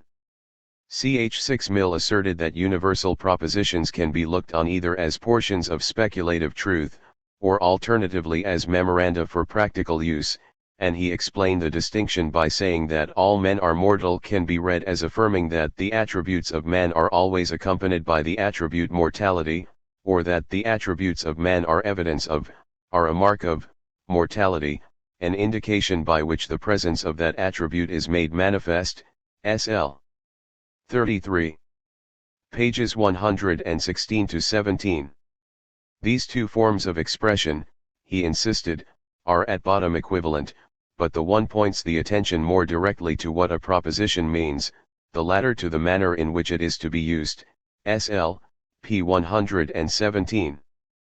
But he failed to clarify this distinction between meaning and use beyond saying that in reasoning it is the practical use of propositions which is of greater significance, ibid. Some perplexing questions arise over Mill's two accounts of the meaning of universal propositions, and over the two versions of the principle of syllogism which stem from them. What precisely did he intend by his distinction between the meaning of a proposition and the manner in which it is used? On what basis did he believe that the meaning and use versions of the analysis of universal propositions, or of the principle of syllogism, were equivalent, a claim which in neither case is prima facie plausible? And how did he hope to support the view, which initially seems out of the question, that all men are mortal can be taken to affirm that manhood is evidence of mortality? Even if one allowed that something's being a man could be regarded as evidential of its being mortal, it does not seem to be this claim about evidence which all men are mortal is making, but rather one about objects and attributes to the effect that if something is a man, then it is mortal, i.e. has the attribute of mortality. In fact, Mill's responses to these questions are nugatory. Certainly he did not manage to sustain his claim that his versions of notum noti represented an improvement on the dictum as principles of syllogism. The first formula, that a thing which coexists with another thing, which other coexists with a third thing, also coexists with that third thing, he presumably intended to be understood as a principle about attributes, in accordance with his first interpretation of the meaning of universal propositions. Alexander Bain in his own Logic stated the notum noti principle, as Mill did, in terms of things, but explicitly observed that the coexistence at issue was one of attributes. Bain, 1895, p. 157.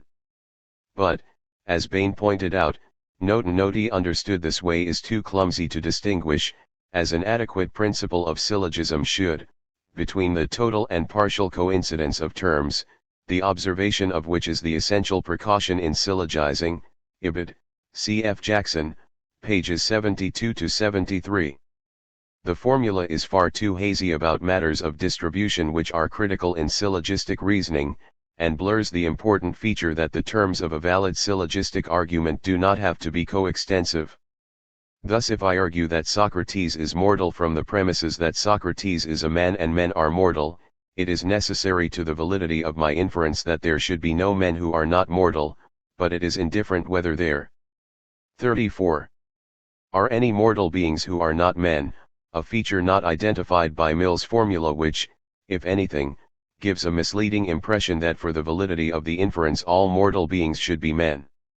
Mill responded to Bain in the 1872 edition of the Logic by remarking that this unclarity in the first statement of Noti Noti would in practice be unlikely to lead anyone astray, SL, pages 181-82.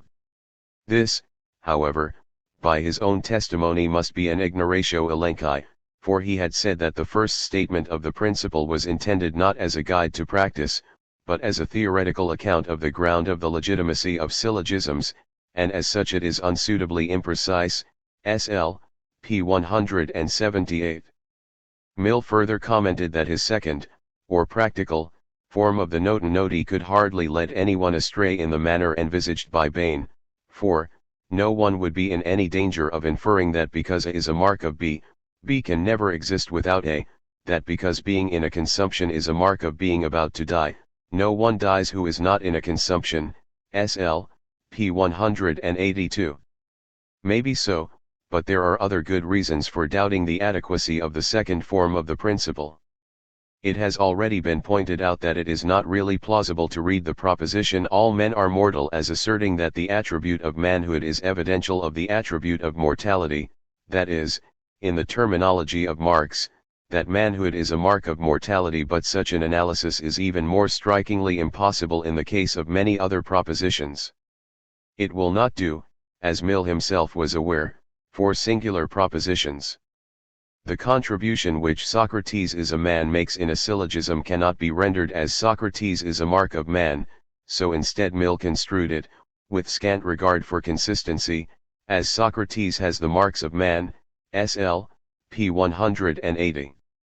And while he did not mention particular propositions in this context, a proposition like some men are mortal would have to be treated analogously to Socrates is mortal, for it cannot be held to assert, or in any way imply, an evidential relationship between the attributes of manhood and of mortality, for if it did so, it would be incompatible, which it is not, with some men are not mortal. The chances thus come to seem remote that Mill's theory of propositional significance will provide any satisfactorily unified account of predication. But there is worse still in store. Mill's evidentialist interpretation of universal propositions cannot reasonably be applied even to all propositions of the form all FSRG. Such a proposition as all people in this room have black hair is a specimen of a generalization which, if it is true, is so accidentally only, and it is inadmissible to suppose it to assert that there is an 35. Evidential relation between being a person in this room and having black hair. Yet such a proposition can obviously stand as the major premise of a syllogism. Therefore what Mill describes as the general formula of syllogism, namely, attribute A is a mark of attribute B, the given object has the mark A, therefore the given object has the attribute B, ibid, does not provide an analysis of syllogism, all people in this room have black hair, Charles is a person in this room, therefore Charles has black hair. On the other hand, the dictum supplies an accurate account of its structure.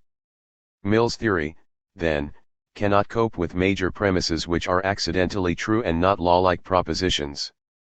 The failure of Mill's principle of syllogism can be seen from another angle too. Talk of evidence and marks sounds more appropriate in the context of inductive than of deductive argument, and we often speak of one proposition's being evidence for another, or of a thing's possessing some attribute as evidence for its possessing some other attribute, where we do not consider that the conclusions we draw from the evidence follow with deductive certainty. It might be, for instance, that a careful investigation has revealed that every time that an object has been observed to have the attribute A, it has also had the attribute B, and on this basis it is reasonable to say that possession of A is inductive, though not conclusive, evidence for possessing B, which in more Millian language can be expressed by saying that A is a mark of B. Now the argument, attribute A is a mark of attribute B, the given object has the mark A, therefore the given object has the attribute B will, on these presuppositions, be a strong inductive argument, but it is not a deductive one, as the premises could be true and the conclusion false. Yet this schema is just Mill's general formula of syllogism again. That formula, then, fails to represent a deductive structure. 36. It would not help Mill to mend matters to specify that the major premise of a deductively valid syllogism has to express a wholly watertight evidential relation, such that one attribute is a mark of another only if, where the former is found, the latter is never absent. This leaves Mill without a theory of the structure of syllogisms whose major premises express something other than exceptionless or law-like connections of attributes. Moreover, the account still fails to characterize a deductive structure. There may be a law of nature relating two attributes which is so well attested that one may, with the utmost safety, be taken as a mark of the other, yet the schema, attribute A is a, wholly reliable, mark of the attribute B, the given object has the mark A, therefore the given object has the attribute B, characterizes a limiting case of inductive argument still, and deductive arguments are not to be identified with such limiting cases. Inductive arguments, waiving Hume's objections to them for the present, may be ranged on a spectrum of strength, but a deductive argument is different in kind from even the strongest inductive argument, and only where an argument is deductive is it formally self-contradictory to accept the premises and reject the conclusion. It is worth remarking that the traditional understanding of the noten noti principle was considerably different from Mill's, and that the problems with his account have little relevance for the evaluation of this non-extensional principle of deductive syllogistic inference as understood by Aristotle and later logicians. 7. As Mill interprets it, however, it quite fails to challenge in any serious way the dictum's claim to provide the most perspicuous principle of the syllogistic process. This verdict stands even when we recall that Mill ultimately meant to deny that syllogisms are genuine inferences. Regarded not as the principle of syllogistic inference, but rather of syllogism in the role of a process of interpretation, Mill's lobbyed account of noten noti still fails to give a plausible account of the significance and mutual relations of the propositions of a syllogism. His semantics of marks provides no persuasive readings of syllogistic propositions, and we have seen that the proper place for the notion of marks, or evidence, is in the discussion of inductive reasoning. Yet it is interesting to note that Mill returns to the subject of marks when expounding his theory that real inference is always inductive in nature, and he there states the view that the role of 37. Syllogistic major premises is to serve as memoranda of evidential relationships we have discovered to hold, e.g. between the attributes of men and the attribute of mortality, SL, BK2CH3 section 4. But although he speaks of using a proposition like all men are mortal as a memorandum that we have found the attributes of men to be a mark of the attribute of mortality, he refers no more to noten noti, and stops short of saying that asserting that all men are mortal is asserting that such an evidential relation holds. In fact, it is difficult to tell whether Mill has now abandoned his earlier view of noten noti altogether, or whether he intends to preserve it, though in a guise still further removed from that of its traditional acceptation, in the watered-down form of a principle not about the semantic significance of the propositions of a syllogism, but merely to the effect that universal propositions can be useful in summing up the tendencies of inductive investigations. Such a weak statement is no doubt unobjectionable, though we shall see that it can hardly be the whole truth about the function of universal propositions in the pursuit of knowledge. Furthermore, it is not even strictly necessary that the view of major propositions as memoranda rather than premises should be delivered in non-extensional terms. Although Mill fails to mention the fact, a universal proposition could be regarded as a record of the results of an inductive investigation in the form of a memorandum that all examined members of one class had been found to be members of another. And such a view would have the merit of avoiding altogether any taint of suspicion of being connected with a false evidentialist account of propositional significance. Chapter 2. Problems about proof and implication. Mill's dissatisfaction with the claims of the dictum de omni et nullo to represent the structure of the syllogistic process arose from his conviction that an adequate principle of syllogism must mention attributes, whether or not to syllogis is to infer, it will, on his view, be a perfectly trivial thought process if it is concerned only with objects and classes.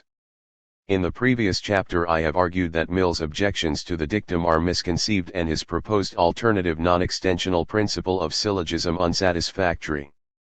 But now we must turn, as Mill did after completing his discussion of the dictum, to the question of whether syllogism is really a form of inference at all.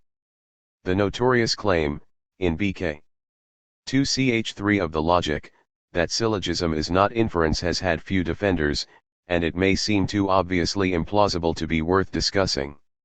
Nevertheless, even unacceptable doctrines are sometimes based on considerations of intrinsic interest, and that is the case here. Mill felt forced into adopting this view of syllogism by his despair of being able to vindicate the claim that syllogistic processes can produce epistemic advance, and it will be recalled that for Mill, nothing was to be allowed the status of inference which did not further knowledge.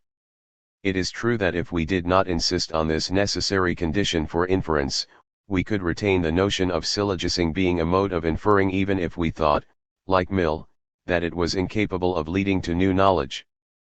But the deeper question Mill was raising does not turn on the definition of inference, it is the question of whether, and if so, how, by syllogism we can advance in knowledge.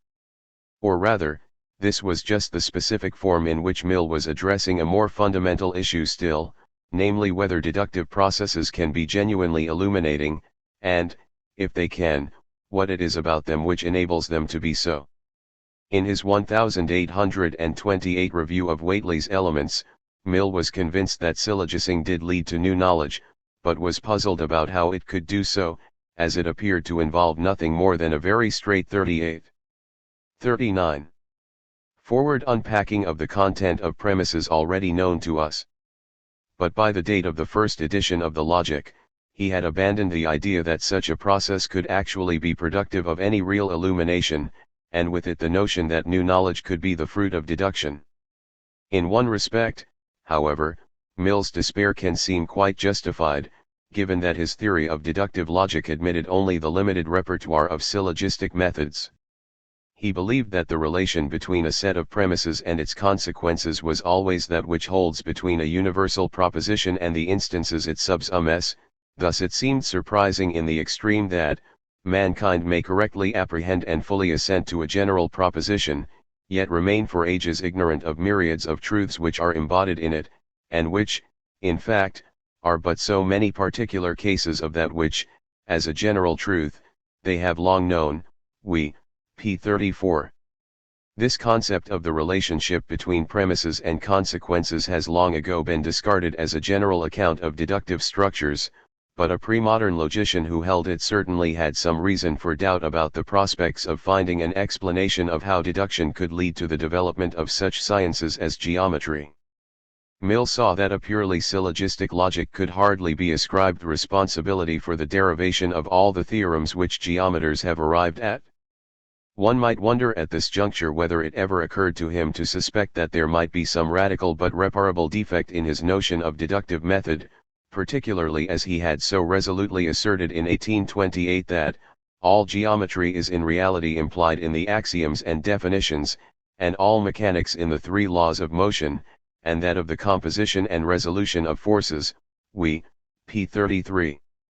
But whether or not it ever did, Mill finally failed to preserve the insight that theorems in geometry are the result of deduction, only not, or not at any rate exclusively, syllogistic deduction, and abandoned the idea that they were the product of deduction altogether. This was a false step, yet it may be that he partly felt driven to take it because he glimpsed, through the more specific problems of the syllogism, a quite general problem of understanding how in principle deductive reasonings can bring enlightenment. There was, in any case, another and a very important motivation behind his contention that syllogistic inference cannot advance knowledge. This was his conviction that every syllogistic argument designed to prove its conclusion inevitably commits a fallacy of petitio principii, or begging the question. In fact, it is not quite correct to describe Mill as holding the petitio objection to syllogism to be another reason for disbelieving in the capacity of deductive reasoning to produce epistemic 40. Advance. Rather, he regarded the petitio complaint as simply a crisp way of presenting the objection that syllogistic methods are incapable of advancing knowledge. There is no mention of petitio in the review of Whately, although Whately's book actually discusses this objection to syllogism. Apparently Mill in 1828 had not become impressed by it in the way he was to do later on. Whatever he thought of the petitio objection in 1828, if he thought of it at all, it was unfortunate that in the logic he viewed it as in essence indistinguishable from the problem about new knowledge. I shall attempt to show that this was a mistake, and one which had serious consequences for his final understanding of syllogism and deduction. The ground on which he argued that every syllogistic argument intended as a proof of its conclusion commits a petitio is, properly considered, quite distinct from that which might make us wonder how it is that a syllogistic process can take us to interesting new knowledge. By confusing two different problems, Mill made it more difficult to see a way out of either. This conflation of issues that should have been kept separate had the specially unfortunate result that it prevented Mill from recognizing that to both problems about syllogism he had answers to offer. Without being aware of its nature, Mill possessed a theory capable of explaining how syllogistic processes can be employed in a manner which can both assist in the production of new knowledge and avoid all suspicion of petitio. His way out of the petitio problem, as we shall see, consisted in demonstrating how even the most apparently vulnerable syllogistic proofs are in practice generally saved from begging the question by the nature of the contexts in which they occur, these being contexts, moreover, within which, despite their simplicity, syllogistic processes make a contribution to epistemic advance. This account, for reasonably subtle reasons that will become clear as we proceed, Mill was unable to see for what it was. Hardly surprisingly, his emphatically stated belief that the petitio objection was unanswerable has very effectively disguised from his commentators the fact that a cogent response to that objection can be derived from the pages of the Logic. Although Mill was not the first philosopher of note to take up the issue of whether syllogistic arguments to prove conclusions are inevitably question-begging, the extended and intriguing discussion in B.K. 2ch3 of the Logic has with some justice become the locus clas siecus for later students of the problem. 1600 years earlier the Septic Sextus Empiricus had urged that every syllogistic proof commits a petitio, Sextus Empiricus, BK2, 195-97, and in the 17th century the petitio 41 charge was known to Gassendi and Mersenne. Mill was probably stimulated to address the issue by reading about it in Dugald Stuart, while both Stuart and Whately derived their own interest in it from the very articulate resurrection of the charge in George Camel's Philosophy of Rhetoric of 1776. On the basis of the confusion to which I have referred, Mill felt obliged to concede that syllogisms qua proofs of their conclusions would be unavoidably question-begging. But present also in his chapter is a second line of argument which, if it had been more sharply drawn into focus, would have brought him to realize that his concession was unjustified. In order to disentangle Mill's complex and difficult views, it is necessary first to return to his reflections on the issue of the informativeness of deduction. 2. A well-known passage in Mill's autobiography recalls his speculations on deduction in the period between the review of Whately and the first edition of the Logic. I puzzled myself, like others before me, with the great paradox of the discovery of new truths by general reasoning. As little could it be doubted, that all reasoning is resolvable into syllogisms, and that in every syllogism the conclusion is actually contained and implied in the premises. How, being so contained and implied, it could be new truth, and how the theorems of geometry, so different in appearance from the definitions and axioms, could be all contained in these, was a difficulty which no one, I thought, had sufficiently felt, and which, at all events, no one had succeeded in clearing up. P. 189. Whately and others, he continued, had offered explanations which gave a temporary satisfaction, yet they left a mist still hanging over the subject. Ibid. Mill realized, as undoubtedly many other philosophers of logic have not, that the question how may deductive inference be productive of new knowledge, is not really cleared up by saying, though it is quite correct to say, that deducing conclusions from premises is informative where those conclusions are, so to speak, hidden consequences of the premises. To reveal hitherto unknown consequences of a set of premises by deductive reasoning is certainly to advance knowledge by deduction, and to recognize this fact is, at one level, to have an answer to the question of how deduction can be informative. But Mill saw that to provide such an answer is actually just to sharpen our focus on the original problem. Deductive reasoning reveals hidden consequences, and is thereby informative, but the question now outstanding is how. 42. Consequences can be hidden in premises. How, for instance, as Mill asked, can all theorems of geometry, so different in appearance from the definitions and axioms, be all contained in these? To have a clear and complete explanation of how deductive inference can provide new knowledge, a necessary task is to explain the capacity of deduction to reveal previously unsuspected implications of premises. Mill by 1843, however, had ceased to regard this hidden consequences problem as rightly conceived. One reflection on the character of the syllogism had convinced him that syllogistic processes could not in principle reveal hidden consequences of premises, therefore the striking epistemic advances produced within such a science as geometry could not, he concluded, be the fruit of deduction. It is not easy to be sure of the precise route which Mill's thinking about the syllogism traced in the years before 1843. It may be that his belief that syllogistic proofs beg the question led him to disbelieve that they could reveal hitherto unknown consequences of their premises. Alternatively, the obviousness of syllogistic processes may both have persuaded him that they could reveal no hidden consequences and aroused his sympathy for the charge that as attempts to prove their conclusions they would be guilty of petitio. Possibly both lines of thought coexisted, in a somewhat circular manner, in Mill's mind. Whatever the sequence of his ideas, it is noteworthy that in the logic his earlier worries about how deductive reasoning could uncover hidden consequences have ceased to figure, and if this change is understandable enough in the light of his identification of deductive logic with syllogistic, it marks nevertheless a retrograde and regrettable step in his philosophy of logic. The problem about hidden consequences arises on account of the relationship between the premises and the conclusion of a valid deductive argument, which Mill describes by saying that the premises of such an argument contain and imply the conclusion. This gives rise to the question, if the premises of a valid deductive argument contain and imply their conclusion, then why are deductive inferences not in all cases obvious? If we truly understand a proposition or a set of propositions, how can we find contained or implied therein something whose uncovery enlightens us? It has been hinted by Susan Haack that an unwise adherence to the idiom of containment of conclusions in premises makes the capacity of deductive inference to be illuminating seem more mysterious than it is. Haack, p. 227. People sometimes use the idiom of containment when explaining the difference between deductive and inductive consequence. 43.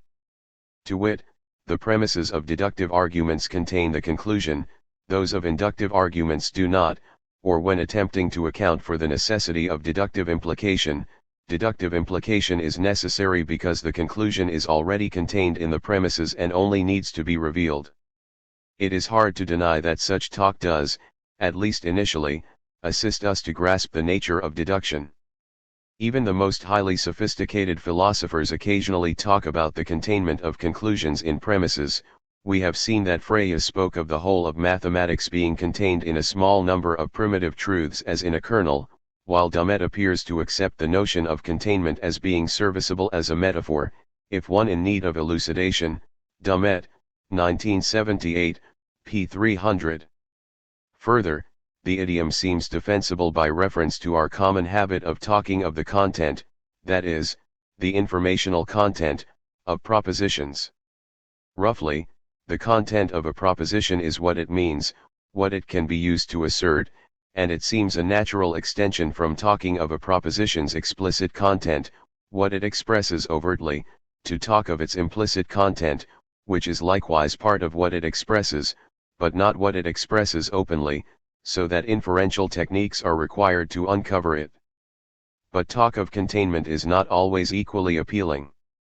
It certainly seems quite apposite to say about the argument P and Q, therefore P, that the premise contains the conclusion. Here, the conclusion, P, is actually present as one item of the conjunction P and Q which forms the premise, and in inferring it we are extracting part of the content of the premise. But it is also valid to argue P, therefore P, or Q, yet it no longer seems so intuitively satisfactory to describe the conclusion as contained in the premise. Yet would the puzzle about hidden consequences disappear if we abandoned the containment idiom altogether, and spoke simply of premises implying conclusions? Is it less mysterious to suppose that we can be enlightened and surprised by discovering what consequences are implied by a set of premises we understand, than it is to suppose that we can be enlightened and surprised to learn what that premise set contains? If the problem stands out more sharply when raised in terms of the containment idiom, it would not just disappear if that idiom were discarded. We may declare that we understand, say, Peano's postulates. 44. Yet it would be foolish to doubt that many surprises are still in store as we derive more and more of the theorems that they imply. This is perplexing because, as Dumet has said, it is not easy to see how we can have accomplished all that is needed by way of the granting of premises sufficient for drawing a conclusion. We also require here, of course, a suitable rule of inference, and yet still find it enlightening to draw that conclusion. Dumet, 1978, p. 297. Whether we say that the conclusion is contained in, or merely that it is implied by, our premises, it seems right to say that in having understood and granted the premises we must then be in some sense in possession of the conclusion, yet when we derive it, often with difficulty, we may display something that is both unforeseen and enlightening. How this can be so is most properly classified as a problem in the theory of meaning, where the theory of meaning is conceived as having a responsibility for clarifying the nature of linguistic understanding. An approach towards an answer to the hidden consequences problem may be sought along the following lines. It is plain that understanding a proposition, or set of propositions, must involve knowing at least some of its logical consequences. To be ignorant of all the consequences would mean that one did not really understand to what one would be committing oneself in accepting that proposition or propositions. It is, however, impossible for anyone to know all the logical consequences of propositions taken singly or in sets, for the straightforward reason that they are always infinite in number. These reflections suggest that understanding propositions is not an all-or-nothing affair, but that it is proportionate to the poverty or richness of one's grasp of the logical consequences. In Hawke's words, understanding comes in degrees. Hawke, Loco Cit.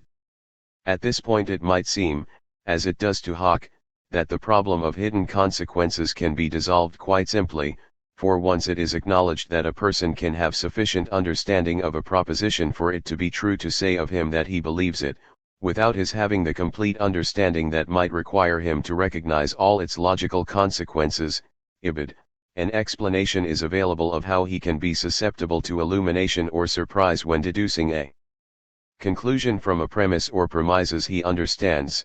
He is identifying an implication which he had not previously suspected of being among the logical commitments of his premise, s. If this is, in essence, the correct solution to the hidden consequences problem, it nonetheless stands in need of further articulation and defense. It is tempting to feel that it cannot go to the heart of the problem. 45. Recall Dumet's legitimacy condition on deductive inference, that the process of recognizing the premises as true must already have accomplished whatever is needed for the recognition of the truth of the conclusion. Dumet, Loco Cit. In Dumet's view, we are liable to sense a tension between being able to fulfill this condition and being able to draw an illuminating inference. Why is this so? Evidently because there is an inclination to think that whatever the degree of our understanding of a set of premises we believe, we should at least have a sufficient understanding of their meaning to preclude our feeling surprised or enlightened at discovering that they imply some conclusion we draw from them. To lack the degree of comprehension of the premises that would enable us to draw that conclusion without a sense of illumination raises a doubt as to whether we had a right to believe them, being thus ignorant of their commitments. The thought here is not that we have to know the conclusion before we are entitled to accept the premises, which is what Mill believed when he laid the petitio charge against syllogistic proofs, but that our right to accept the premises is questionable if we do not understand them fully enough to remain unilluminated when we derive that conclusion from them. For the hidden consequences problem to be dispatched with finality, it needs to be explained clearly why this very natural line of thought is mistaken, and why Dummett's legitimacy condition about accomplishing all that is necessary for recognizing the truth of the conclusion should be understood in the purely formal sense that the premises of a deductive proof should be logically sufficient for the derivation of the conclusion. One possible misunderstanding of the hidden consequences problem is worth noting. Mill pointed out, realistically, that deductive sciences advance by chains of deductions, interim conclusions serving as premises of later inferences, SL, BK2CH4. What Mill, however, following convention called chains of deductions, he idiosyncratically insisted on construing as inductive in their inferential aspects. In providing a comprehensive answer to the question of how deduction brings us to new knowledge, it would be appropriate to refer to the feature that it is through chains of deductions that many of the more interesting results in deductive theories emerge, and it is a further point of interest that as chains of inferences can be difficult to construct, such results may take a long time to derive. At one, reasonably superficial, level, there is in the latter consideration an answer to Mill's question why a science like geometry takes such a long time to develop. But it is important not to think that the recognition of the need for chains of deductions in Deduc. 46. TIF sciences by itself solves the hidden consequences problem. It is not because chains of deductions are hard to construct that consequences are hidden. Rather, it is because consequences are often non-obviously implied by premises that deductive reasoning can be difficult, and chain reasoning especially so. To explain why consequences can initially be remote from view by the difficulty of constructing deductive chains which reveal them would be like explaining the original presence of or deep in a mine by the difficulty of constructing the mine. 3. Once he had become unsure whether syllogistic reasoning could reveal hidden consequences of the premises, Mill came to doubt whether syllogising could be genuinely illuminating. Unfortunately, he confused, as it is easy to do, the problems of how syllogising can produce new knowledge and how it can avoid begging the question. In BK 3ch3 of the logic he showed no awareness that he was running quite different issues together. He commenced his discussion with the assertion that, it is universally allowed that a syllogism is vicious if there be anything more in the conclusion than was assumed in the premises. But this is, in fact, to say that nothing ever was, or can be, proved by syllogism, which was not known, or assumed to be known, before. Is ratiocination, then, not a process of inference? And is the syllogism, really entitled to be called inference at all? This seems an inevitable consequence of the doctrine, admitted by all writers on the subject, that a syllogism can prove no more than is involved in the premises, SL, p. 183. This passage demonstrates Mill's growing feeling that deduction, or syllogising at any rate, can achieve no more than trivially reveal obvious consequences of premises. But he immediately went on to describe the difficulty he had just mentioned, and which he said was the reason why so many people have been led to impute uselessness and frivolity to the syllogistic theory, as that of the petitio principii apparently present in every syllogism, ibid. It is true, as Mill said, that a syllogism, considered as a proof of its conclusion, would be fallacious if the content of its conclusion outran that of its premises. It would in that case be formally invalid, but the charge of petitio Mill thought would hold even against formally valid syllogistic proofs, where the content of the conclusion did not extend beyond that of the premises. Mill's account of this ancient charge against syllogistic proofs is admirably clear. It must be granted that in every syllogism, considered as an argument to prove the conclusion, there is a petitio principii. When we say, all men are mortal, Socrates is a man, therefore, Socrates is mortal. 47. It is unanswerably urged by the adversaries of the syllogistic theory, that the proposition, Socrates is mortal, is presupposed in the more general assumption, all men are mortal, that we cannot be assured of the mortality of all men, unless we are already certain of the mortality of every individual man, that if it be still doubtful whether Socrates, or any other individual we choose to name, be mortal or not, the same degree of uncertainty must hang over the assertion, all men are mortal. That the same general principle, instead of being given as evidence of the particular case, cannot itself be taken for true without exception, until every shadow of doubt which could affect any case comprised with it, is dispelled by evidence aliened, and then what remains for the syllogism to prove? SL, p. 184.2. At first sight it may be less than obvious how this petitio difficulty differs from the problem that Mill had identified just before. For both problems appear to arise if one holds with Mill that nothing ever was, or can be, proved by syllogism, which was not known, or assumed to be known, before, SL, p. 183, or as Dumet has characterized the predicament of concern to Mill, that in any case in which someone knows, in the strict sense, the truth of the premises of a valid deductive argument, he must already know the truth of the conclusion. Dumet, 1978, pages 305-06.3. And so the common difficulty would seem to be just this: a syllogistic proof cannot take us to anywhere we are not already at, and this can be described either by saying that syllogising cannot lead us to new knowledge, or that every syllogistic proof begs the question by purporting to establish what must already have been acceptable for the premise said to be acceptable. So Mill was right to talk as if he had one problem about syllogism, not two. But two quite different issues are being conflated here. The formulations quoted from Mill and Dumet are actually ambiguous, their sense turning on how we take the word before in Mill's and already in Dumet's. Read one way, the assertion is that the conclusion has to be known in advance of the premise set being known, and if this were true, then every syllogistic proof would beg the question. On the other reading, what is being said is not that the conclusion is known in advance of the premises, but that it is known when they are known. It would, of course, be more strictly correct to say that it is knowable once they are known, however obvious the inference to it may be. On the basis of the second claim, a syllogistic deduction of the conclusion is arguably pointless and trivial, but it is not question-begging, as the premises can be. 48. Known without the conclusion first having to be known. Thus Mill's and Dumet's dicta can point us to two rather different problems, depending on how we read them, one that of the alleged petitio committed by syllogistic proofs, the other that of the alleged pointlessness of syllogistic deduction, and of deduction in general. Mill's tendency to run together the problem of petitio and that of the informativeness of deduction surfaces very clearly in a note that he added to the 1862 edition of the Logic. I hold it to be an abuse of language to say, that the proof that Socrates is mortal, is that all men are mortal. Turn it in what way we will, this seems to me to be asserting that a thing is the proof of itself.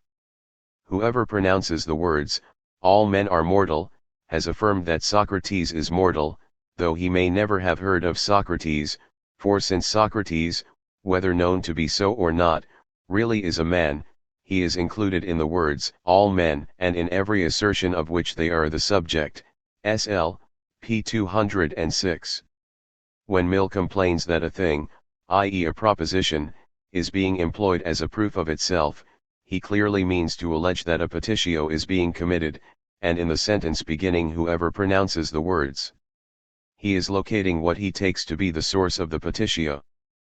But that sentence does not really support a petitio charge, for it merely says that the generalization all men are mortal subs as an instance Socrates is mortal. Now a reflection on the subsumption relation leads us to see that the premises of the syllogism all men are mortal / Socrates is a man / therefore Socrates is mortal contain, the conclusion, and may subsequently make us wonder how syllogism brings about epistemic advance. But it does not warrant a petitio allegation, for that needs something more than the fact that the premises of a deductive argument cannot be accepted without a decision on the conclusion being thereby foreclosed. it requires the truth of the different claim that the premise set cannot be accepted unless a decision on the conclusion has been previously made, but that claim is certainly not expressed by the sentence whoever pronounces, for there is some excuse for Mill's confusion in the fact that earlier writers had also succumbed to it, and he was very likely misled by them. The same drifting between the issues which one finds in Mill can be observed also in the following passages from other authors. For instance, Dugald Stuart wrote, "Is it possible to conceive an understanding so formed as to perceive the truth of the major and the minor propositions, and yet not to perceive the force of the conclusion?" Problem about the apparent triviality of syllogism. Lilt must appear evident that, in the very statement of the major proposition, the truth of the conclusion is presupposed, insomuch, that it was not without good reason that Dr. Campbell hazarded the epigrammatic, yet. 49. Unanswerable, remark, that there is always some radical defect in the syllogism, which is not chargeable with that species of sophism known among logicians by the name of petitio principii. Stuart, Volume 3, p. 74, cf. Volume 2, p. 30.5. Again, for Whately, since even the objectors to logic make it a subject of complaint, that in a syllogism the premises do virtually assert the conclusion, it follows at once that no new truth in the sense of something neither expressly nor virtually asserted before can be elicited by any process of reasoning. It is on this ground, indeed, that the justly celebrated author of the Philosophy of Rhetoric Campbell and many others, have objected to the syllogism altogether, as necessarily involving a petitio principii. Whately, p. 239. And although this may not have been a text familiar to Mill, it is interesting to see that Descartes appears to have made the same mistake. In the 10th of his Rules for the Direction of the Mind he wrote, "This style of argument, i.e. syllogistic, contributes nothing at all to the discovery of the truth. We must note that the dialecticians are unable to devise any syllogism which has a true conclusion, unless they have first secured the material out of which to construct it, i.e. unless they have already ascertained the very truth which is deduced in that syllogism." This explanatory clause seems to switch from the issue of triviality to that of petitio. Whence it is clear that from a formula of this kind they can gather nothing that is new. Descartes, Volume 1, p. 32.6. Finally, an example from a work written after Mill's Logic, and greatly influenced by it. Alexander Bain wrote that it is the peculiarity of the syllogism, that the conclusion does not advance beyond the premises. This circumstance has been viewed in two lights. On the one hand, it is regarded as the characteristic excellence of the syllogism. On the other hand, it is represented as constituting a petitio principii. Bain, 1895, p. 207. In justice to Bain, it should be said that his following remarks indicate that he might have had a shadowy awareness that the triviality and petitio objections to syllogism were distinct. 4. Mill had no original characterization to give of the fallacy of petitio principii. In the lengthy chapter of the Logic devoted to fallacies, the section on petitio stays very close to Whately, whom Mill begins by quoting, "Petitio principii is the fallacy in which the premise either appears manifestly to be the same as the conclusion, or is actually proved from the conclusion, or is such as would naturally and properly so be." 50. Proved, SL, p. 820.7. It is a member of the class of fallacies which Whately calls material, which occur either when the premises are such as ought not to have been assumed, or when the conclusion is not the one required, but irrelevant.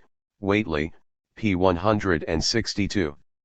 Material fallacies are to be distinguished from logical fallacies, which occur when a conclusion is inferred from premises which do not logically imply it, e.g. the fallacy of undis tribute middle. Whately, p. 160. It deserves saying that Mill was quite clear about the logical/material distinction, and never regarded the petitio objection as directed against the formal validity of syllogistic implication.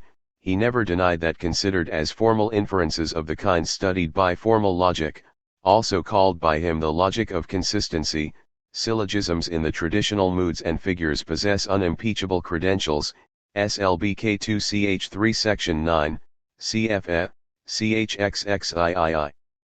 But to him the formal validity of the traditionally sanctioned syllogistic forms was insufficient to make them worthy of concern. His interest in logic was of an essentially practical kind, and so the thought which naturally weighed with him was that if syllogistic inference is materially fallacious, then it is useless to the practical task of proving things.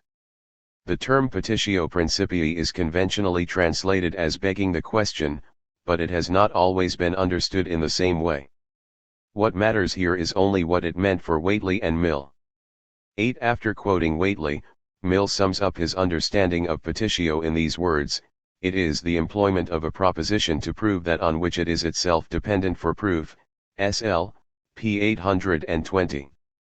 Actually, what Mill is calling petitio principii can be more precisely described as hysteron proteron, which is a special form of begging the question.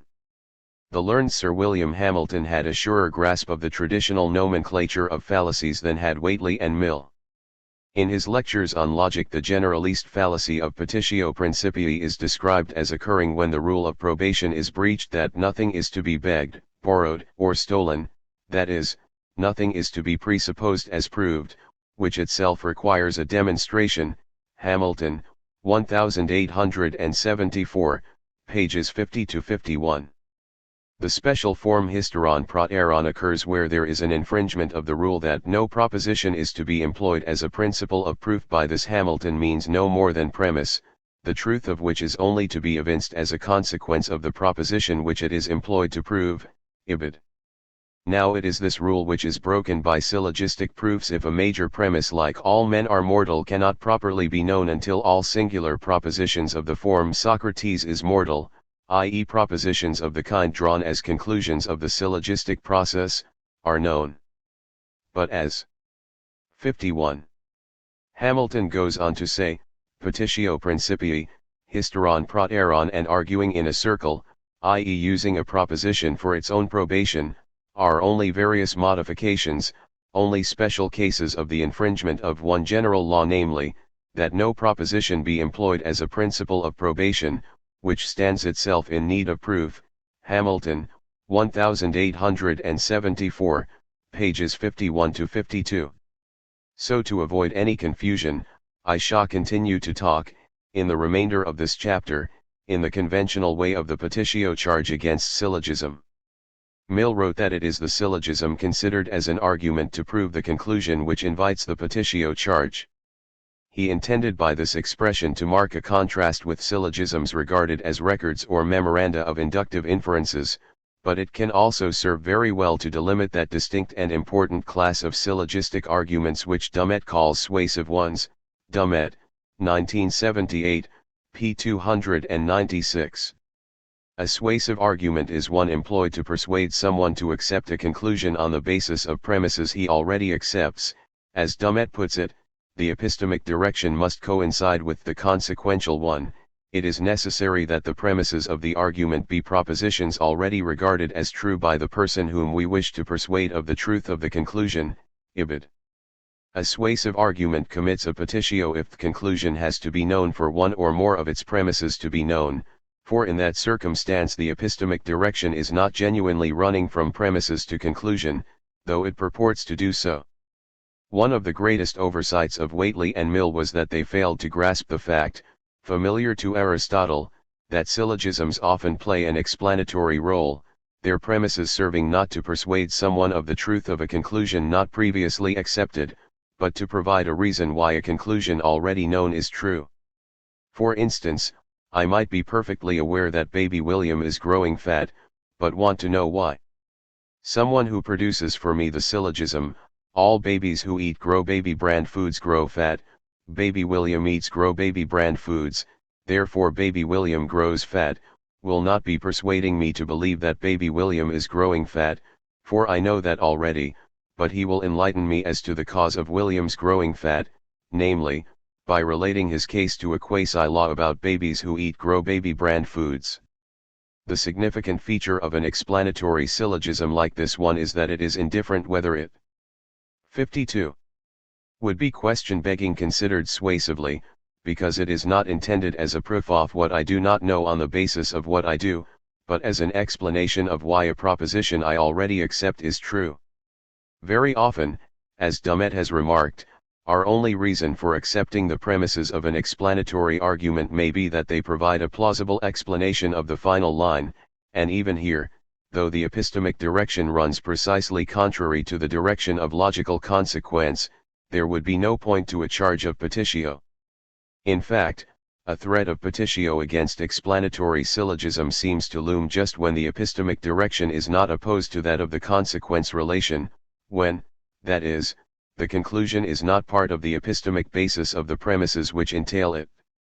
Pace hoc, p. 219, it is untrue that in every explanatory argument the epistemic direction runs counter to that of logical consequence. It sometimes happens that we have already accepted the premises on independent grounds when it occurs to us that they can serve to explain the conclusion, and here it is misleading to speak of the epistemic direction running from conclusion to premises. Indeed, it is misleading to speak of an epistemic direction within the argument at all.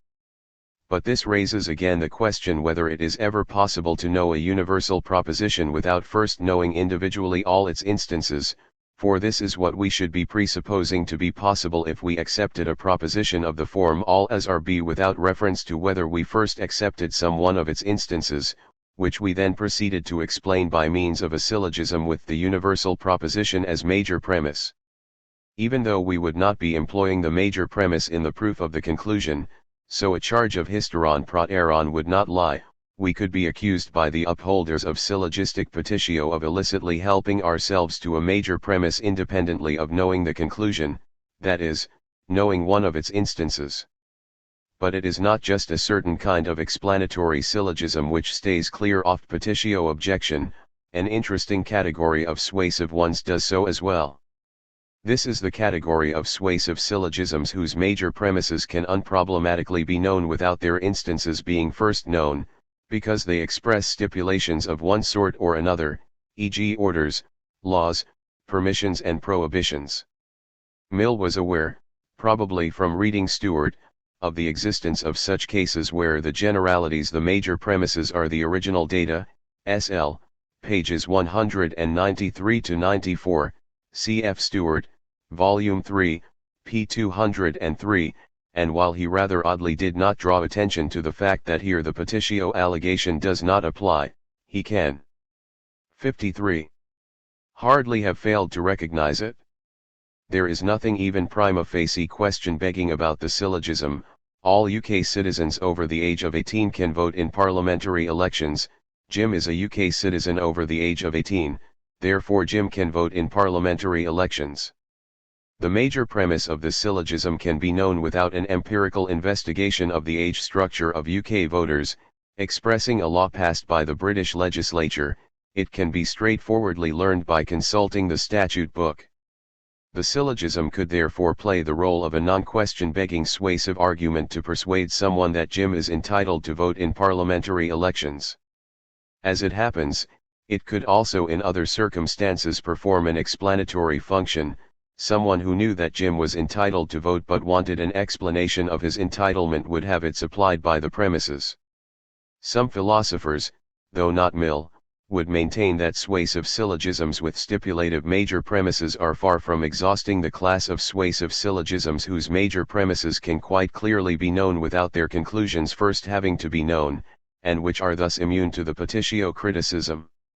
According to these philosophers, some general truths, e.g. all triangles have three sides, all things which are colored are extended, are knowable a priori, and if this is correct then it would be plausible to suggest that syllogisms incorporating such propositions as major premises cannot be accused of begging the question, for knowledge of these propositions does not wait on knowledge of their instances.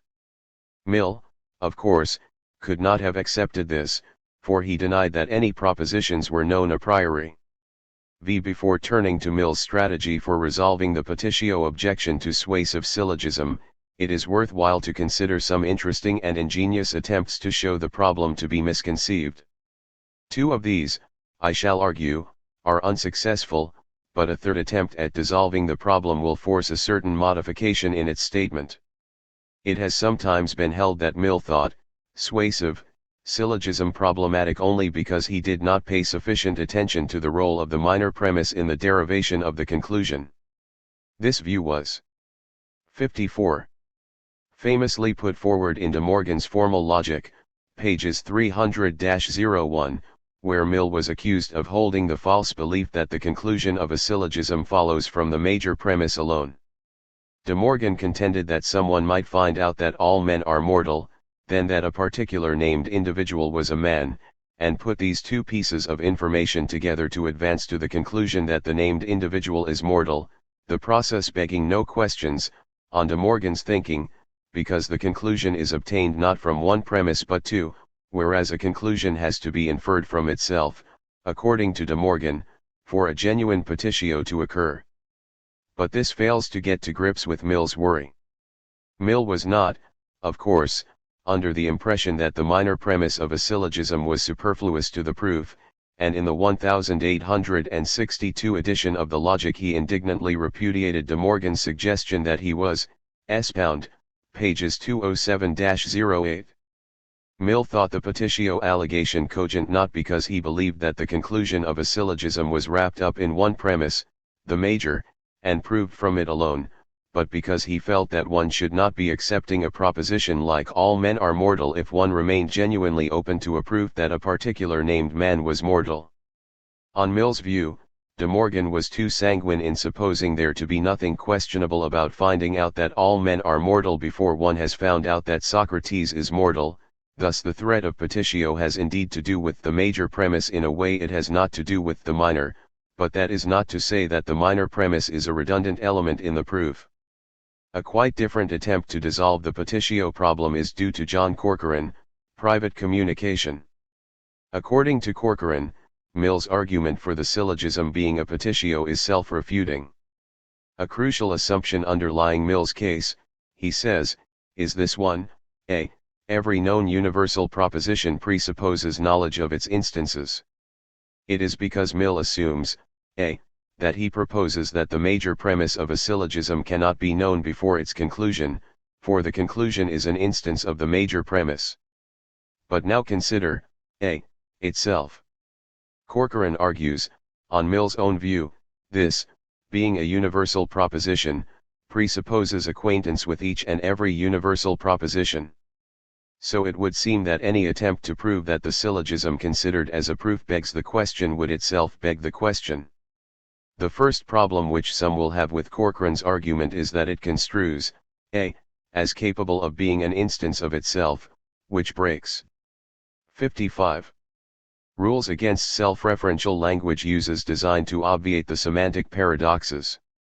Those not convinced that self-reference is always and everywhere wrong might prefer to press a different line of criticism. A.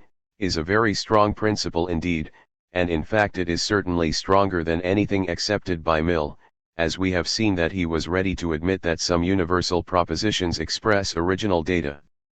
So what principle, if not, A, would he have been relying on when setting up the petitio problem?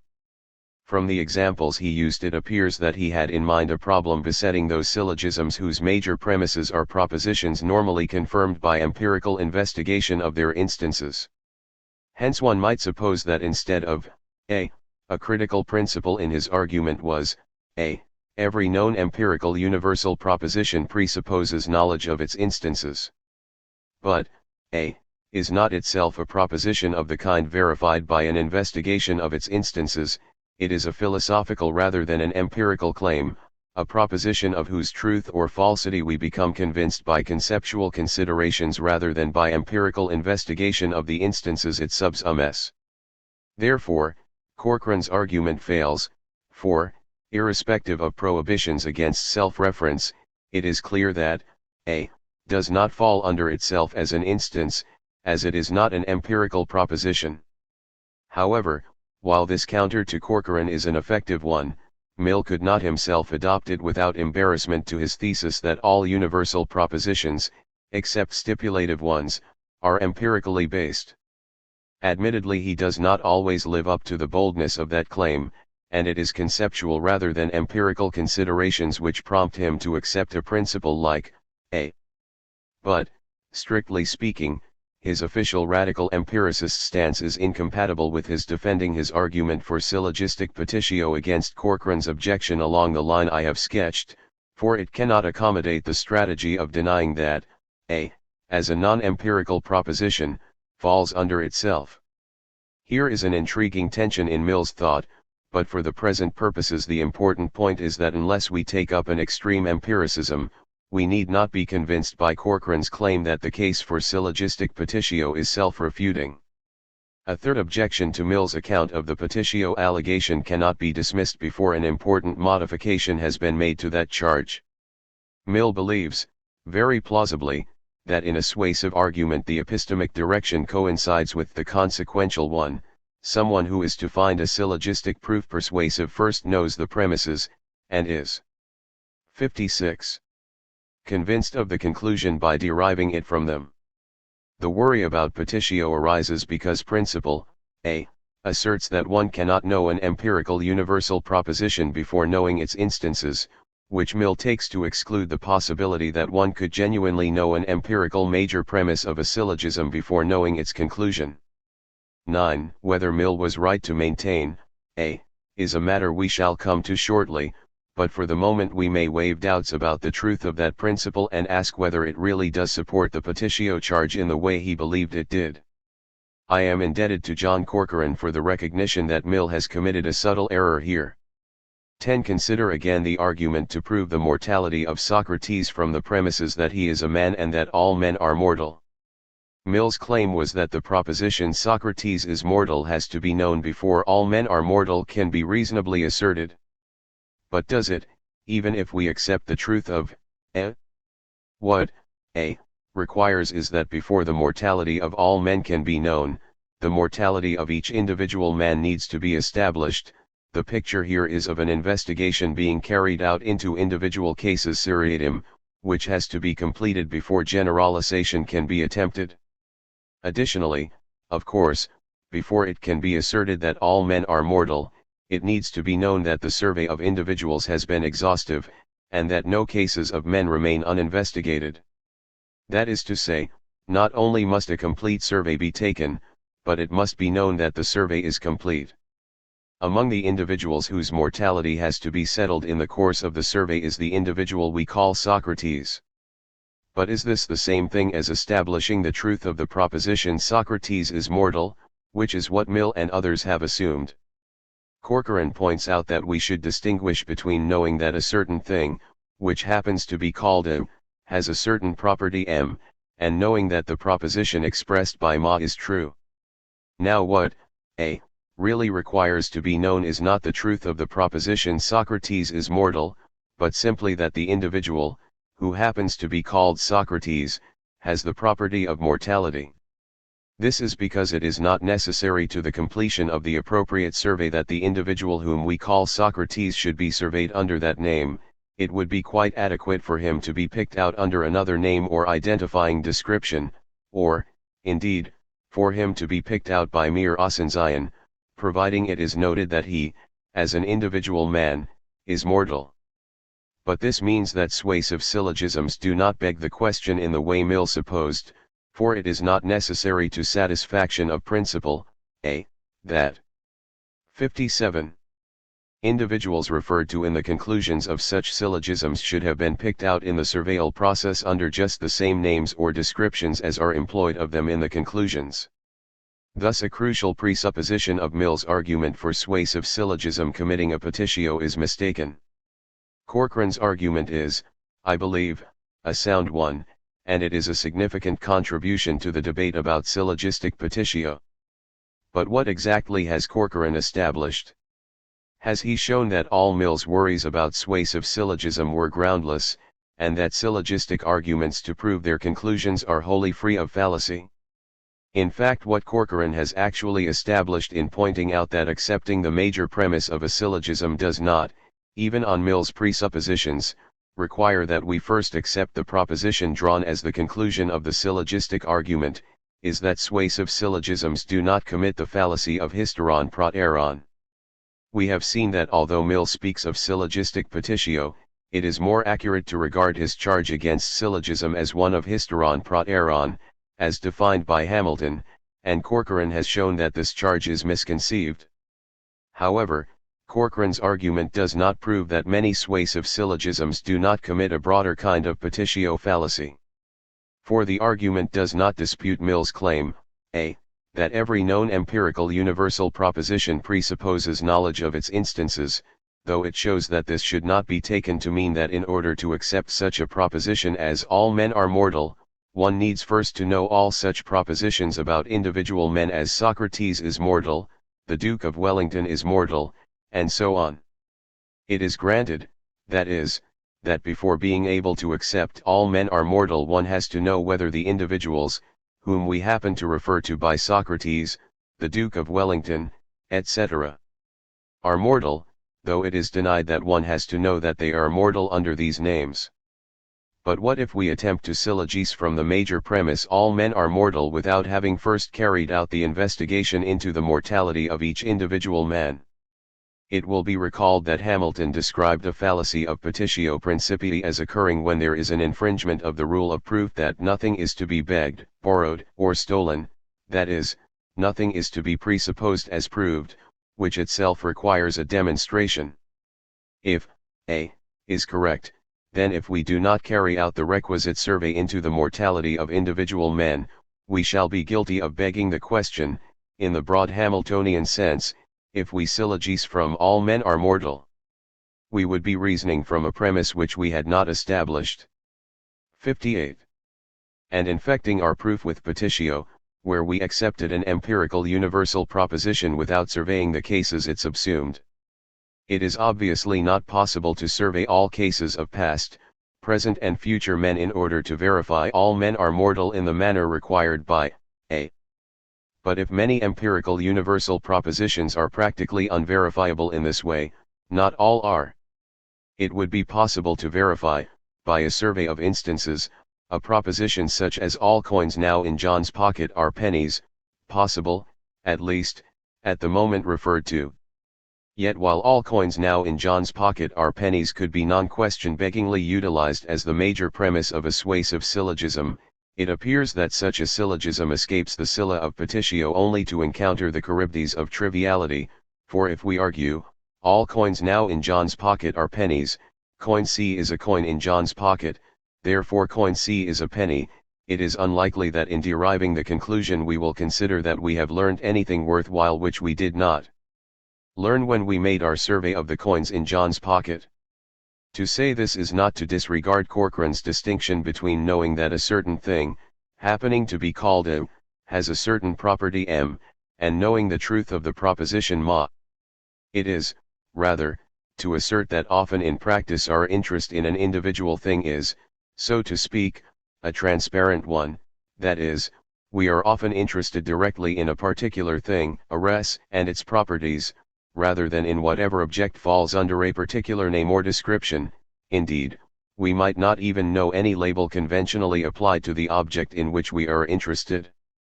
Having found, in our initial survey, that the coin which happens to be the one we later refer to as C is a penny, it is probable that we have found out all that we ever will want to know about it.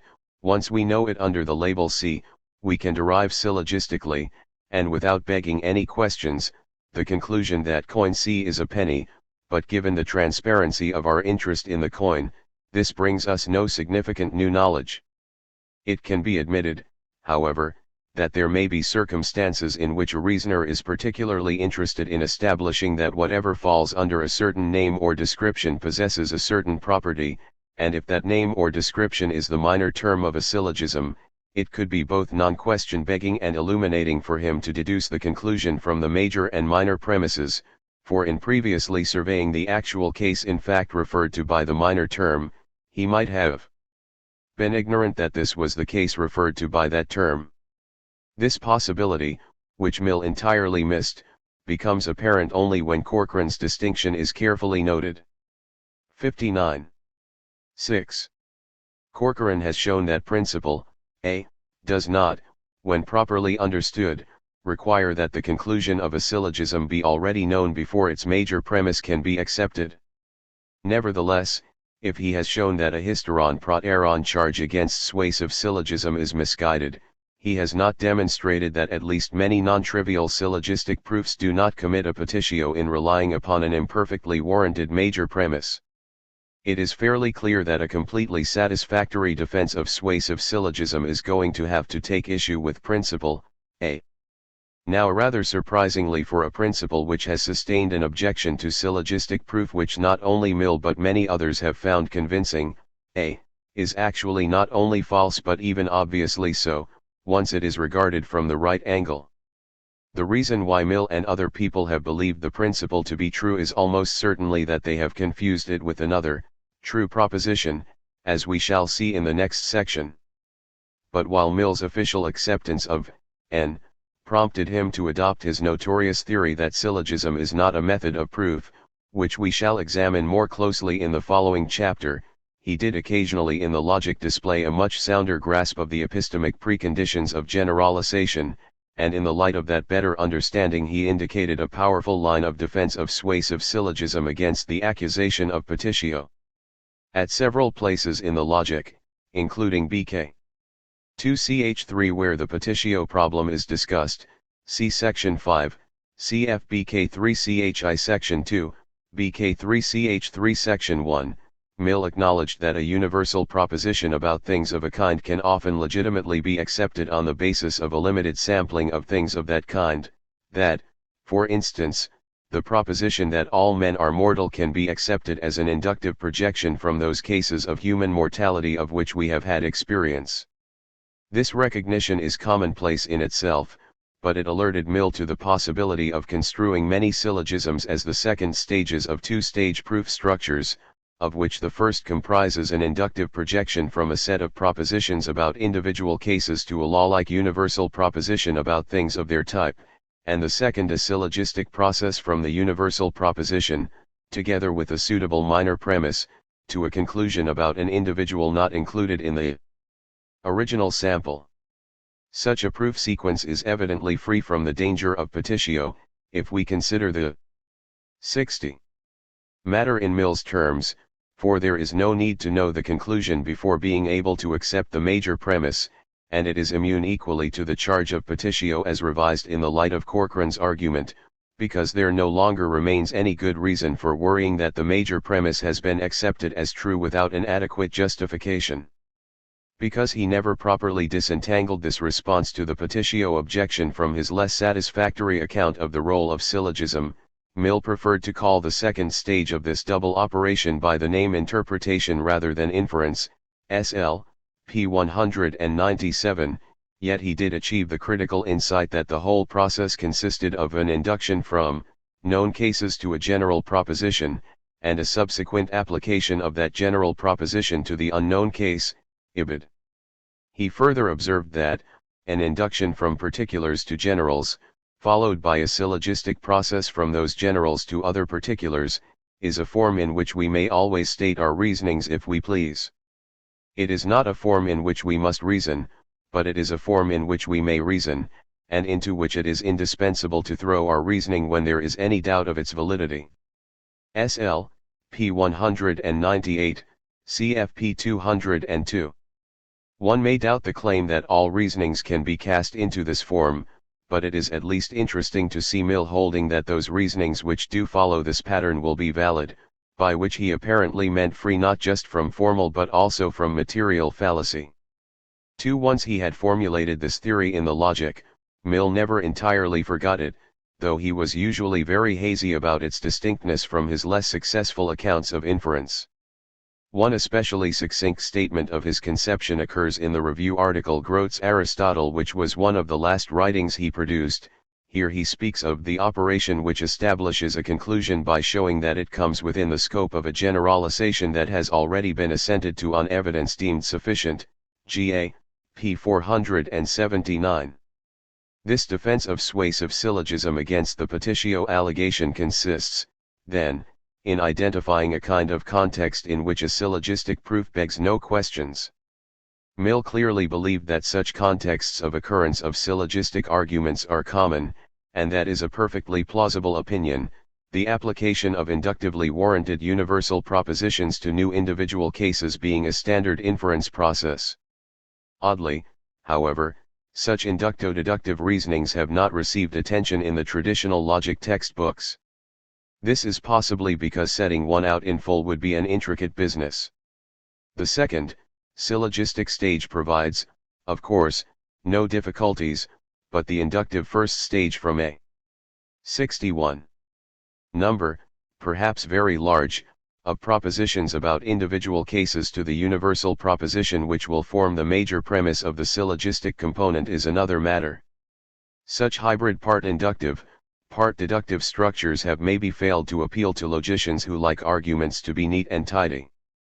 Be that as it may, a neglect of the larger contexts in which suasive syllogisms frequently appear can easily lead to worries about petitio, for taken by itself a syllogistic proof with an undefended major premise and a conclusion which is an instance of that premise might well appear to be upturning the normal order of epistemic dependence of universals on individual cases.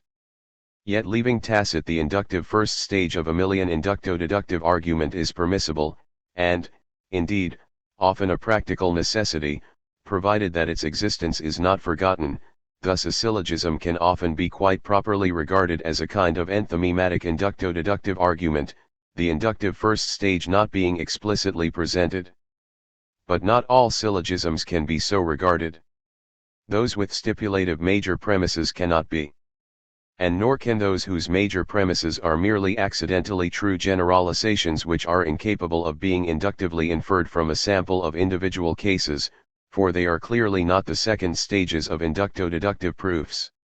Where nothing less than a complete enumeration of instances would suffice to justify the major premise, that proposition should not be employed as a premise of a suasive argument before being confirmed by such an enumeration, but if petitio is avoided by carrying out the enumeration before utilizing the major proposition in this role, it is a further question whether the deduction of the conclusion will be truly illuminating. For where the case referred to in the conclusion has been already surveyed before the major proposition is accepted, the syllogistic process will produce new knowledge only in the special situation in which it matters to us to have that case brought under a minor term of whose applicability we were not made aware by the original survey. 12. Mill's conception of inducto-deductive methodology reflects his cautious, conservative philosophy of science. To be acceptable, the universal propositions which become the major premises of non-question-begging suasive syllogisms have to appear reasonable projections from samples of their instances in the sort of way that all men are mortal derive support from past experience of human deaths. All such inductive projections, in Mill's view, are warranted by the overall uniformity of nature, which he calls the ultimate major premise of all inductions, SL, p. 308. Later philosophers of science have tended to 62. Sympathize much more with Whewell's more adventurous policies for the admissibility of hypotheses in scientific investigation, and it is hard to deny that if scientists adhered to Mill's very circumspect and rather unimaginative methodology, then the pace of research would be impeded.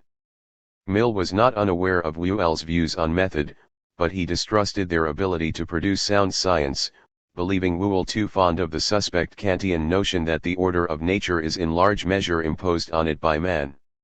He described Whewell's position with fair accuracy when he stated that Whewell allowed as acceptable those inductions which lead to a general proposition which binds together the particular facts, and makes them, as it were, one fact, this being not the mere sum of those facts, but something more, since there is introduced a conception of the mind, which does not exist in the facts themselves, SL, p. 294. Of present interest is the point that if Whewell's conception of inductive support is sound, then a passage of inducto-deductive reasoning whose major premise was a universal proposition achieved through a Whewellian rather than a Millian form of induction would be equally safe from a charge of begging the question. That major premise would be adequately grounded even though no survey of its instances, as required by a, had taken place. Whewellian inducto-deductive reasoning offers more hostages to fortune in its first stage than does the more stolid Millian variety, but its second stage is no more open to objection. These forms of inducto-deductive methodology are to be distinguished, incidentally, From hypothetico-deductive methodology. A syllogistic process may be employed to deduce testable consequences from an assumed hypothesis whose truth remains still in question, and here the syllogism is not intended as a suasive demonstration of the conclusion. 7. But now we have to face up to the most puzzling aspect of Mill's resolution of the problem of syllogistic petitio. Why, if he had an answer to the complaint that suasive syllogisms beg the question, did he fail to see that he had one, continuing to talk about syllogisms construed as proofs of their conclusions committing a petitio? How is it that having seen that principle, A, need not be accepted, he remains seemingly unable to draw the appropriate conclusions? It is not an answer to this question to say simply that Mill had made up his mind that syllogism was not truly a form of inference at all, but rather 63. A species of interpretation of inference, SL, BKNCH 3 Section 5, for we need to know what pressure Mill felt forced him to take this unlikely line. It is worth noting that the second stage of a Millian inducto-deductive argument does not fail to fulfill Mill's condition that inference must always be epistemically productive. To move syllogistically from knowledge of a generalization to knowledge of an individual instance not previously known is obviously to advance in knowledge. Furthermore, Mill sometimes seems to be having the greatest difficulty in explaining his notion of interpretation in such a way that interpreting is not merely inferring under a different name. To be sure, his official view is that the only real inference is inductive inference from particulars to particulars, but when he writes that, very often, a single careful interrogation of experience may suffice, and the result may be registered in the form of a general proposition, which is committed to memory or writing, and from which afterwards we have only to syllogize, SL, p. 198. This syllogising being represented as interpretation, rather than inference, we are extremely hard-pressed to give any content to the claim that the syllogistic stage interprets the major proposition in some non-inferential manner. So what was it which forced Mill to take up the implausible and uninviting view that to syllogise was not to infer? The answer must lie in his confusion, described earlier, of the petitio problem about syllogistic proof with the problem of the informativeness of deductive inference.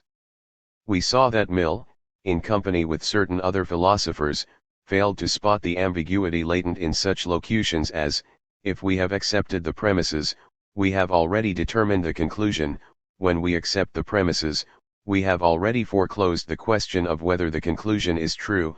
We cannot accept the premises without settling the acceptability of the conclusion. All these locutions, read one way, are true, for where premises logically imply a conclusion, it would be logically inconsistent to accept the premises and refuse to accept the conclusion. But read another way, they can be taken to say that we must have settled whether the conclusion of a suasive deductive argument is true before deciding whether to accept its premise set. And on this second reading they are false. R suggests that it was because Mill mistakenly conflated the logical fact that the major premise of a syllogism like that about Socrates' mortality subs the case referred to in the conclusion as an instance, with the false epistemic principle that, except in the special cases of universal propositions true by stipulation, knowing a universal proposition re. 64. Quires first knowing all its instances, that he believed that suasive syllogism could not be successfully defended against a charge of petitio. In other words, a fact about logical implication got misread as the ground of a petitio charge against suasive deductive arguments, and once he had succumbed to this mistake, no amount of insight into the potentialities for advancing knowledge of hybrid inducto-deductive structures could save Mill from thinking that it was in deep principle impossible to rescue suasive syllogistic inference from the petitio charge. Whatever could be said in favor of suasive syllogism, Mill must have felt, would in the end come up against the unanswerable objection that in knowing the premises, we have already settled the truth of the conclusion. Nothing short of a full realization of the ambiguity of such a formulation could have prevented Mill from falling into error, or redeemed him from it once he had so fallen. Hence Mill came to think that the only way to preserve the respectability of the syllogism was to deny it to be a form of inference at all. If syllogising is to be legitimate and useful, it must be doing something other than inferentially revealing what is already implied by the syllogistic premises. Real, non-question-begging inference cannot consist in the tracking down of the logical implications of known premises, but must, instead, be inductive in character. Just what Mill thought real inference was, and how he eventually conceived of the function of the syllogism, will be the topics of the next chapter of this study. Chapter 3. Mill's Positive Theories of Inference. And the Syllogism.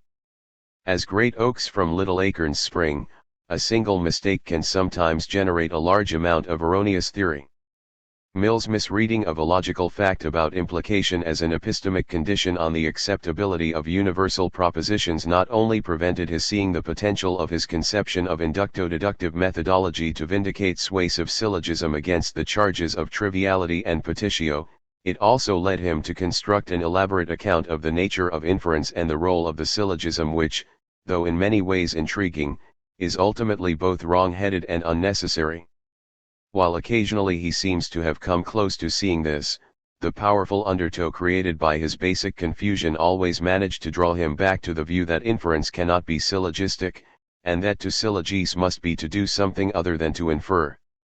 A philosopher of weaker will might now have capitulated to Lockean criticism of the syllogism. For the nub of Locke's complaint had been that men, in their own inquiries after truth, never use syllogisms to convince themselves, Volume 2, p. 268, and this was just what Mill had felt forced to concede in his study of the petitio allegation. But Mill intended no surrender to Locke. If syllogism is not inference, then, 10, it is something else, and something important too. Moreover, what inference really is can be explained much more clearly than it was by Locke's visual metaphors of reasoners simply seeing the connections of ideas. Mill presented his positive views on inference and the syllogism in the later pages of the long third chapter of the second book of the Logic.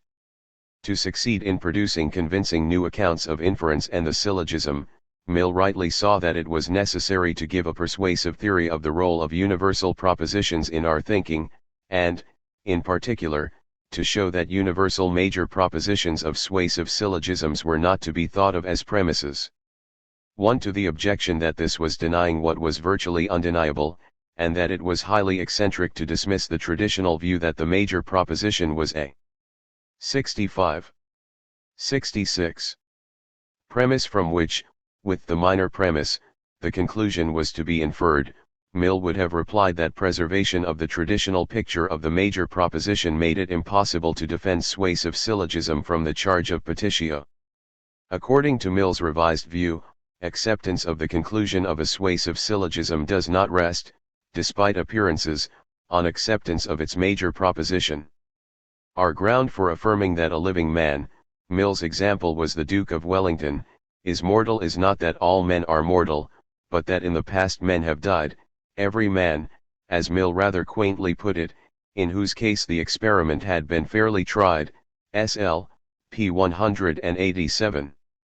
This is arguing, as Mill described it, from particulars to particulars, or, in more standard modern terminology, from singulars to singulars, and it is clear from his exposition that he saw his account of reasoning as obtaining support from the tenet of empiricism that in the beginning was the particular, in other words, that particulars, to use his terms, precede generals in the order of knowledge. But if the major proposition of a syllogism never contributes to the proof of the conclusion, then the obvious question arises as to what role it does play. Disregarding the suggestion that it is actually redundant, Mill proposed a number of characterizations of its role, leaving it initially somewhat obscure whether he believed these came to the same thing, or whether he took the major proposition to perform different functions in different settings. The major proposition, he declared, could be looked on as a memorandum of past observations, SL, pages 186, 193f, a check on argument, e.g. p. 196f, an instruction for understanding new cases, p. 193f, and an assertion of the sufficiency of evidence for a new conclusion, pages 200, 204f, all of which conceptions stalwartly eschew the idea that the major proposition is a premise. The theory that all real inference is from particulars to particulars is presented in its most radical colors in the following passage. The mortality of John, Thomas, and others is, after all, the whole evidence we have for the mortality of the Duke of Wellington. Not one iota is added to the proof by interpolating a general proposition. Since the individual cases are all the evidence we can possess, evidence which no logical form into which we choose to throw it can make greater than it is, and since that evidence is either sufficient in itself, or, if insufficient for the one purpose, cannot be sufficient for the other, I am unable to see why we should be forbidden to take the shortest cut from these sufficient premises to the conclusion, and constrained to travel the high priori road, by the arbitrary fiat of logicians, S.L. p. 187. Any plausibility this passage may appear to have is only superficial. It 67. May not be immediately clear why we cannot do as Mill says, and reason directly to the mortality of the Duke of Wellington from the evidence of the past instances of individual men who have died, that is, infer this without requiring a universal proposition as intermediary.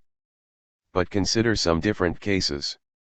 I have a pocket full of coins, and the few I have drawn out up to now have been pennies.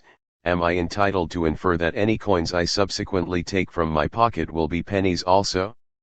Or I have spun a coin and it has landed heads 4 consecutive times, should I infer that it will land heads next time too? In fact, I can only draw these inferences rationally if I have some ground for thinking that the past regularities are not quite random ones, and that is to say, if I have the right to believe that all the coins in my pocket are pennies, or that the coin I am spinning has somehow acquired a bias to fall heads regularly. It is possible that Mill might complain that the samples in these instances are small and consequently untrustworthy compared with the much longer unbroken run of human deaths which ground the inference to the mortality of the Iron Duke. But what is important about such long runs is precisely that they provide an inductive ground for the belief that certain regularities are not merely accidental but represent patterns explicable by laws. The evidence of individual cases supports a new individual conclusion only by inductively warranting such a generalization as that all men are mortal, from which, together with the premise that the Duke of Wellington is a man, we can deduce that the Duke of Wellington is mortal. A distinction can therefore be drawn between reasonable and unreasonable inductive extrapolations, the rational reasoner's projections being governed by general conceptions about the kinds of pattern and lawlikeness to be accepted in nature. 2. By failing to leave room for such general considerations, Mill's account of reasoning left obscure the difference between intelligent, truth-attaining inferences and blind, or even insane, mental vagaries.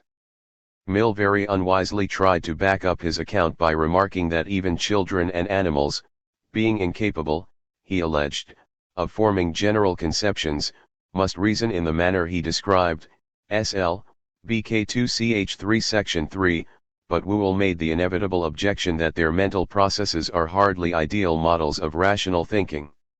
In a note added to the 1851 edition of the Logic, Mill conceded as much, disclaiming the application of such terms as induction, inference, or reasoning, to operations performed by mere instinct, that is, from an animal impulse, without the exertion of any intelligence, SL, p. 287, but this disclaimer only serves to emphasize. 68. The poverty of his most radical account of inference from particulars to particulars, for within its exiguous provisions it is impossible to draw the distinction between intelligent and unintelligent reasonings which he had to confess was important. But there is also in the logic a less radical theory of inference from particulars to particulars which is much less susceptible to the foregoing objections. This account likewise denies that the major proposition of a syllogism is a premise, but it acknowledges the importance of discipline and direction in reasoning by describing the major proposition as functioning, in effect, as a rule of inference governing the transitions from particulars to particulars. This role of the major proposition was set out by Mill as follows: all inference is from particulars to particulars, general propositions are merely registers of such inferences already made, and short formulae for making more, the major premise of a syllogism. Consequently, is a formula of this description, and the conclusion is not an inference drawn from the formula, but an inference drawn according to the formula, the real logical antecedent, or premise, being the particular facts from which the general proposition was collected by induction. According to the indications of this record, i.e. the major proposition, we draw our conclusion, which is, to all intents and purposes, a conclusion drawn from the forgotten facts, SL, p. 193. Mill's suggestion that the major proposition of a syllogism can be regarded as an inference rule rather than a premise has appealed to certain 20th century philosophers, who have termed universal propositions accorded this role material inference rules to distinguish them from such formal rules as the dictum de omni et nullo. 3. Sometimes support for the view that in actual reasoning people tend to employ material rather than formal rules is drawn from the alleged fact that syllogising by means of a formal rule would be, in Locke's word, a very cumbersome affair. A recent and typical statement of this position is by Bruce on, outside of logic texts explicit inferences are remarkably rare. Thus instead of reasoning according to the explicit pattern all men are mortal, Socrates is a man. Therefore, Socrates is mortal. A real person would no doubt reason according to a pattern like this, Socrates is a man. So, he is mortal. In conforming to this shorter pattern, a person would be reasoning in accordance with the premise all men are mortal, and he would no doubt volunteer this premise if asked to justify his inference, and, p. 13. On's talk about the major premise here is misleading. His thesis is properly that the major proposition is functioning in everyday reasoning. 69. As a rule, the contention that inferring by means of a material rule is quicker or easier than inferring by a formal rule is, as we shall see, very much open to question, but it is not in fact urged by Mill.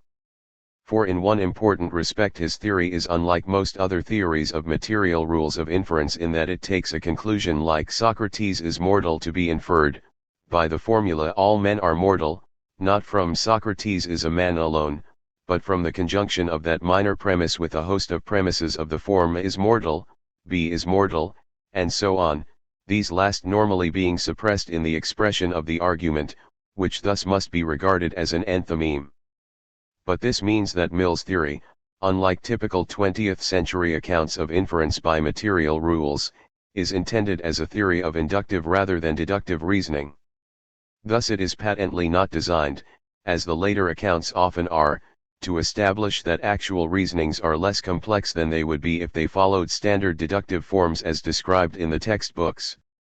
Oddly enough, the form of argument Mill describes is actually quite incapable of doing what it was intended to do, namely to remove the suspicion of petitio which beset, in his view, standard form syllogistic proofs.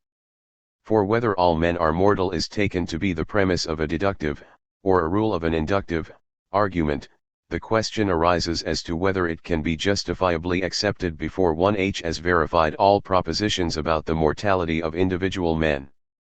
It is simply not plausible to hold that while we have to take care that we do not accept all men are mortal on inadequate or question-begging evidence when we want to use it as a premise, we can be indifferent to its grounding when we take it as a rule.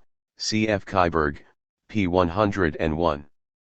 Premise or rule, all men are mortal states a matter of fact, and it is impossible to see how we could rationally remain indifferent to the truth of that fact when employing it as a rule of inference to draw conclusions we could trust in, just as it is impossible to conceive ourselves being reasonably satisfied to use it as a premise if we lack solid grounds for thinking it true. For now it was argued in the preceding chapter that Mill was really in error in thinking that all men are mortal could not be employed as a premise in the argument to the mortality of Socrates without petitio occurring. And the defense against the petitio charge when all men are mortal was read as a premise is equally applicable when it is construed as a rule. But from Mill's perspective, from which suasive syllogisms appear question-begging, it cannot mend matters to insist that the major proposition is a rule and not a premise, for either way the same objection, which concerns the episteme. 70. I see relations between universal propositions and their instances, appears to arise against the purported proof. At this point one could well be forgiven for wondering whether there is in reality anything more than a merely terminological difference between reasoning from the major proposition, and reasoning in accordance with it. Whately was one philosopher who believed the difference to be a verbal one only. Some people, he noted, had denied that the conclusion is inferred from the universal premise. But then, they acknowledged that the truth of that premise is an indispensable condition of such inferences. Yet if the truth of the major proposition is the important thing, Whately continued, it could hardly matter which prepositional expression one employed to characterize the use made of it, and so, if anyone chose to maintain that the conclusion is drawn/from the one premise, by, or through, the other premise, this would be accounted merely a needless and unimportant innovation in phraseology. Whately, p. 15. Whately's claim that it makes no difference whether we talk of arguing from or by, equals in accordance with, the major proposition needs taking seriously, much more seriously, in fact, than it has been by many who have upheld the notion of material rules of inference. Is there really a substantive distinction at issue here, or have many philosophers merely misconstrued a distinction which is properly regarded as verbal only? At first it might seem that On and other such latter-day Lockeans have a ready answer to Whately. On's contention was that it was much simpler to employ all men are mortal as a rule than as a premise, and if there genuinely is such a practical difference between major propositions used as rules and as premises, it will be hard to deny that arguing from and in accordance with the major proposition must be different in some significant way. But on examination On's claim looks very doubtful. He proposes that if all men are mortal is a rule, it can be thought tacitly, laxit, whereas if it is a premise, it needs to be thought explicitly. But this seems gratuitous. Presumably his, unexplained, use of the word tacitly is intended to mark some distinction among levels of consciousness, and his idea is that if we employ all men are mortal as a rule of inference, we do not need to be thinking it with the same high level of conscious attention that we normally devote to premises. Now it is indeed quite possible that some aspects of our conceptual schemes are so thoroughly internalized that, though we use them, we barely notice them. Perhaps our beliefs in basic logical laws are of this character, constantly in service shaping and modifying our notions, but scarcely ever themselves being entertained in any highly 71 conscious way. It seems on the surface much less likely that a material proposition like all men are mortal would ever become so internalized, but even if that point is waived as a concession to On, what certainly should not be waived is the objection that he has not explained why it should be that all men are mortal can only be thought tacitly, to use his somewhat misleading term, when it is a rule, and not when it is a premise. Probably On is borne along by a false analogy, because formal rules of inference are, arguably, tacit in our reasonings, then material rules will be so as well. But this is not at all obviously so, and it is very difficult to see what further argument could establish that material rules can be thought tacitly though material premises cannot.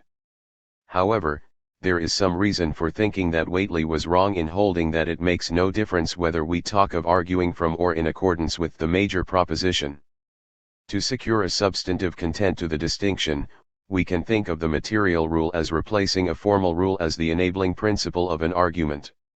A syllogism whose rule of inference is its major proposition is dependent neither on the dictum nor on notum noti, and someone who infers the conclusion by means of a material rule need not be thinking the dictum or notum noti even at some subordinate level of consciousness.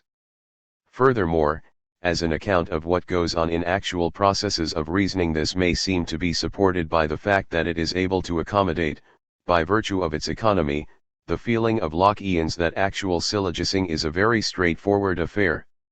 For while the traditional account recognizes both the major proposition, as a premise, and the dictum or notum noti, as the rule of inference, as parts of the machinery of syllogistic inference, the present view dispenses with the latter when it elevates the former to the status of a rule.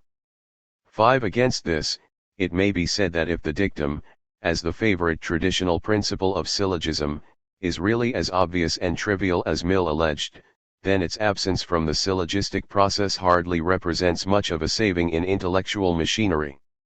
But the real objection to the view that the dictum can be dropped from the process is that, however trivial it might appear, it is really not at all a redundant device which can be relinquished without loss, but a wholly essential enabling principle of rational syllogistic inference.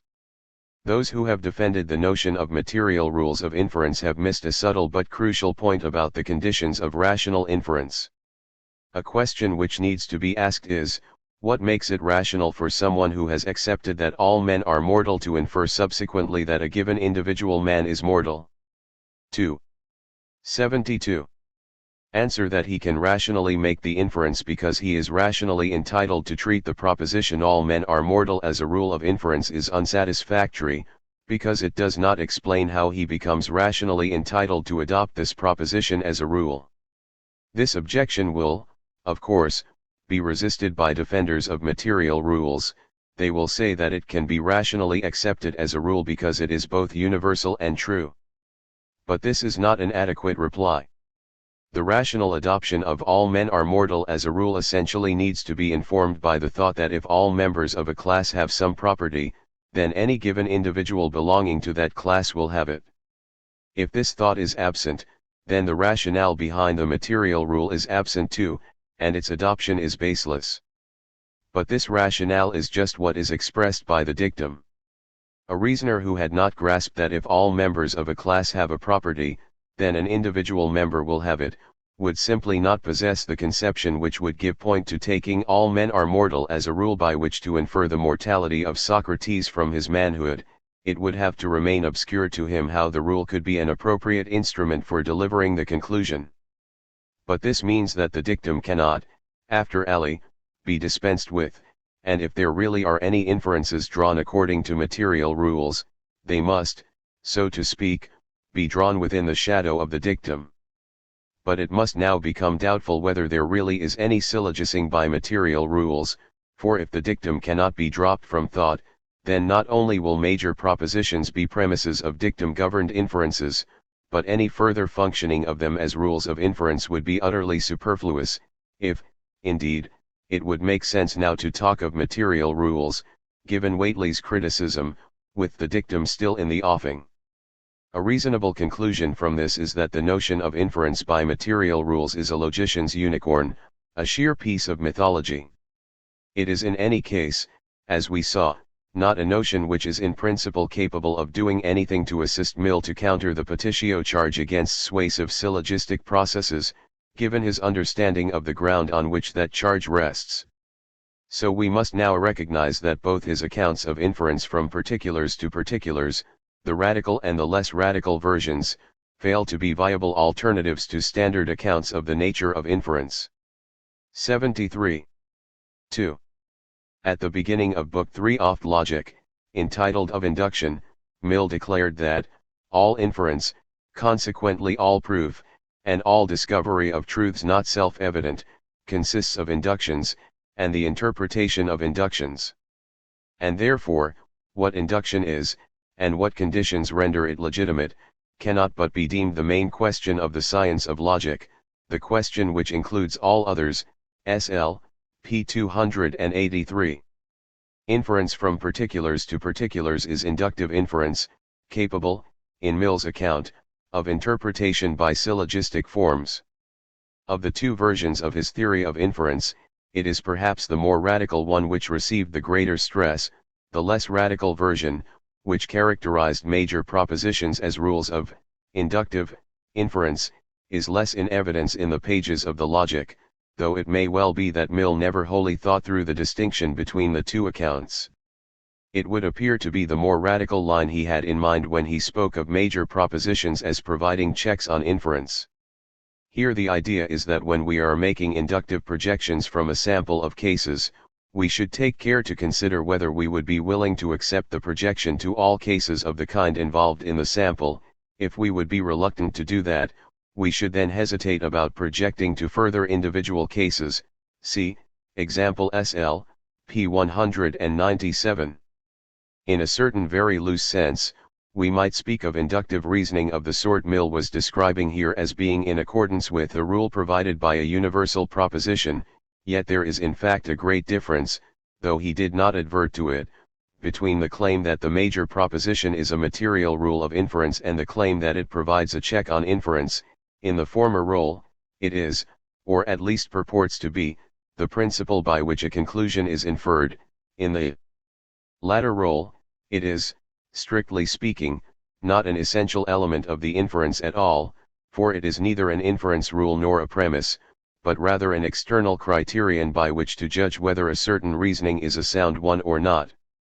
Indeed, as Mill in this connection speaks of the major proposition being proved along with new individual cases, and from the same evidence, e.g. at SL, pages 196, 284, 572, he cannot be regarding it as playing any role in the inference to any individual conclusions, for it is not available for that purpose in advance of individual conclusions.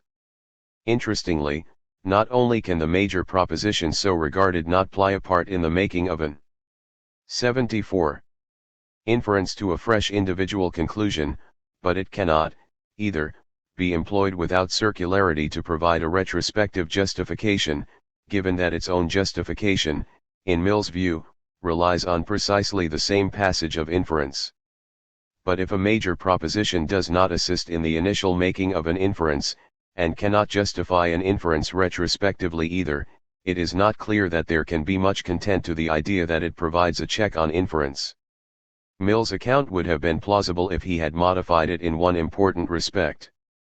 It is not unreasonable to suggest that an inductive procedure might be vindicated by constructing a syllogism with a major premise reached on the lines Mill describes, from which testable consequences are inferred. This is in fact just that inducto-deductive methodology which he occasionally supported, and which was described in the previous chapter. The problem with this, however, is that it runs counter to his official view that there is no legitimate deductive inference.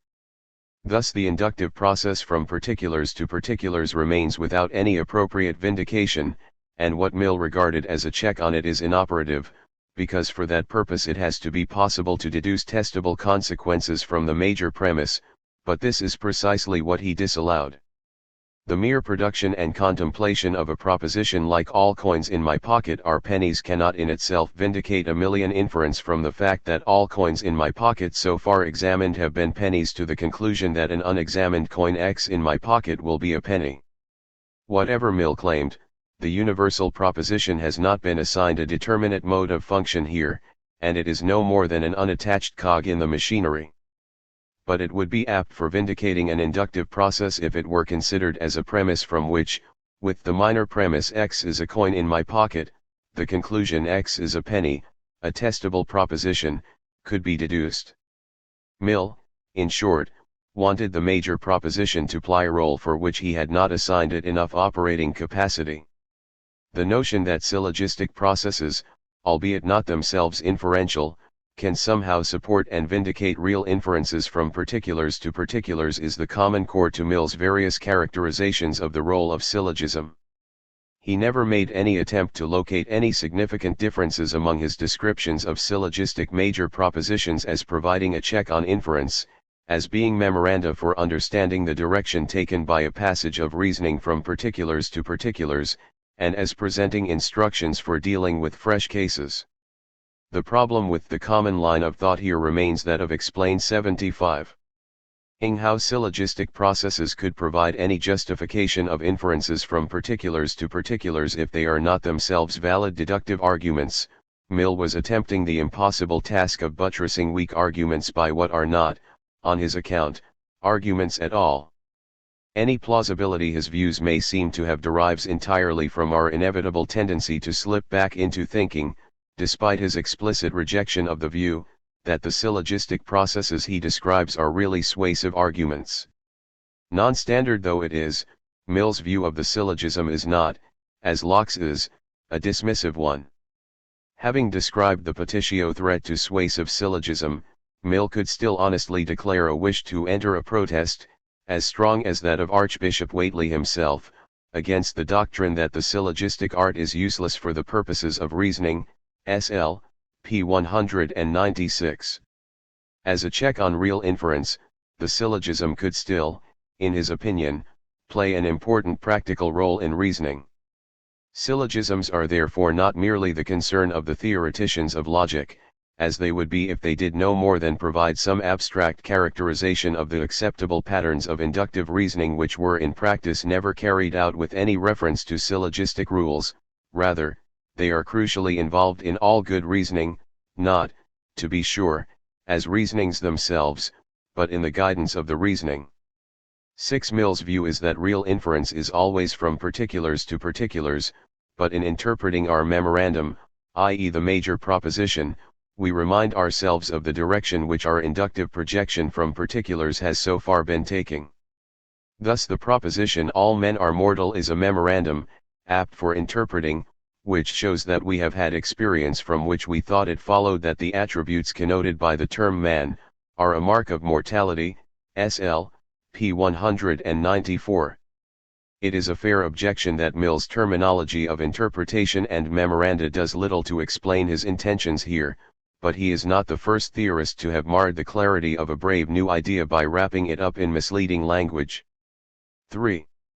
Finally, 2 notes on Mill's positive theories of reasoning and the syllogism, one logical and one historical. A. In it was observed how Mill preferred to consider real inference as intentional rather than extensional in nature. The dictum de omni et nullo he considered unsuitable as a principle of syllogism because it failed to bring out the fact that our thinking is 76. Concerned with ascribing attributes to objects rather than assigning objects to classes. It is therefore not at all surprising that his account of real inference from particulars to particulars is couched in terms of individuals and their attributes.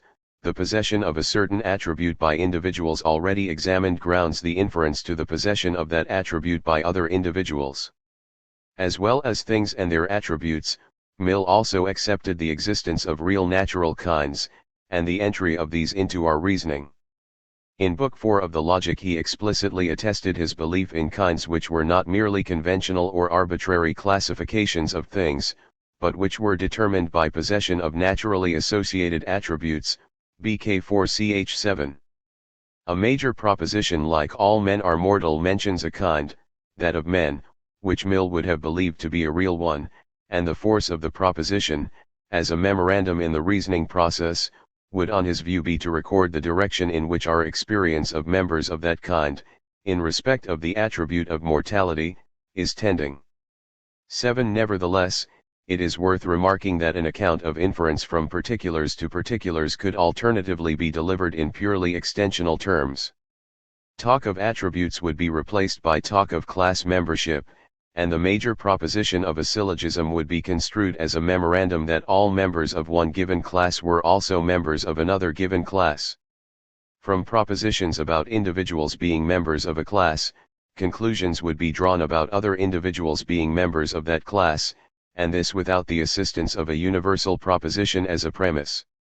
Such an account would be no better nor no worse equipped than Mill's actual account of real inference to overcome the threat of petitio which he held to be unanswerable so long as major propositions are regarded as premises of proofs, but it would in no way be capable of evading the insurmountable problems which we have seen beset the theory of inference from particulars to particulars in its intentionalist guise.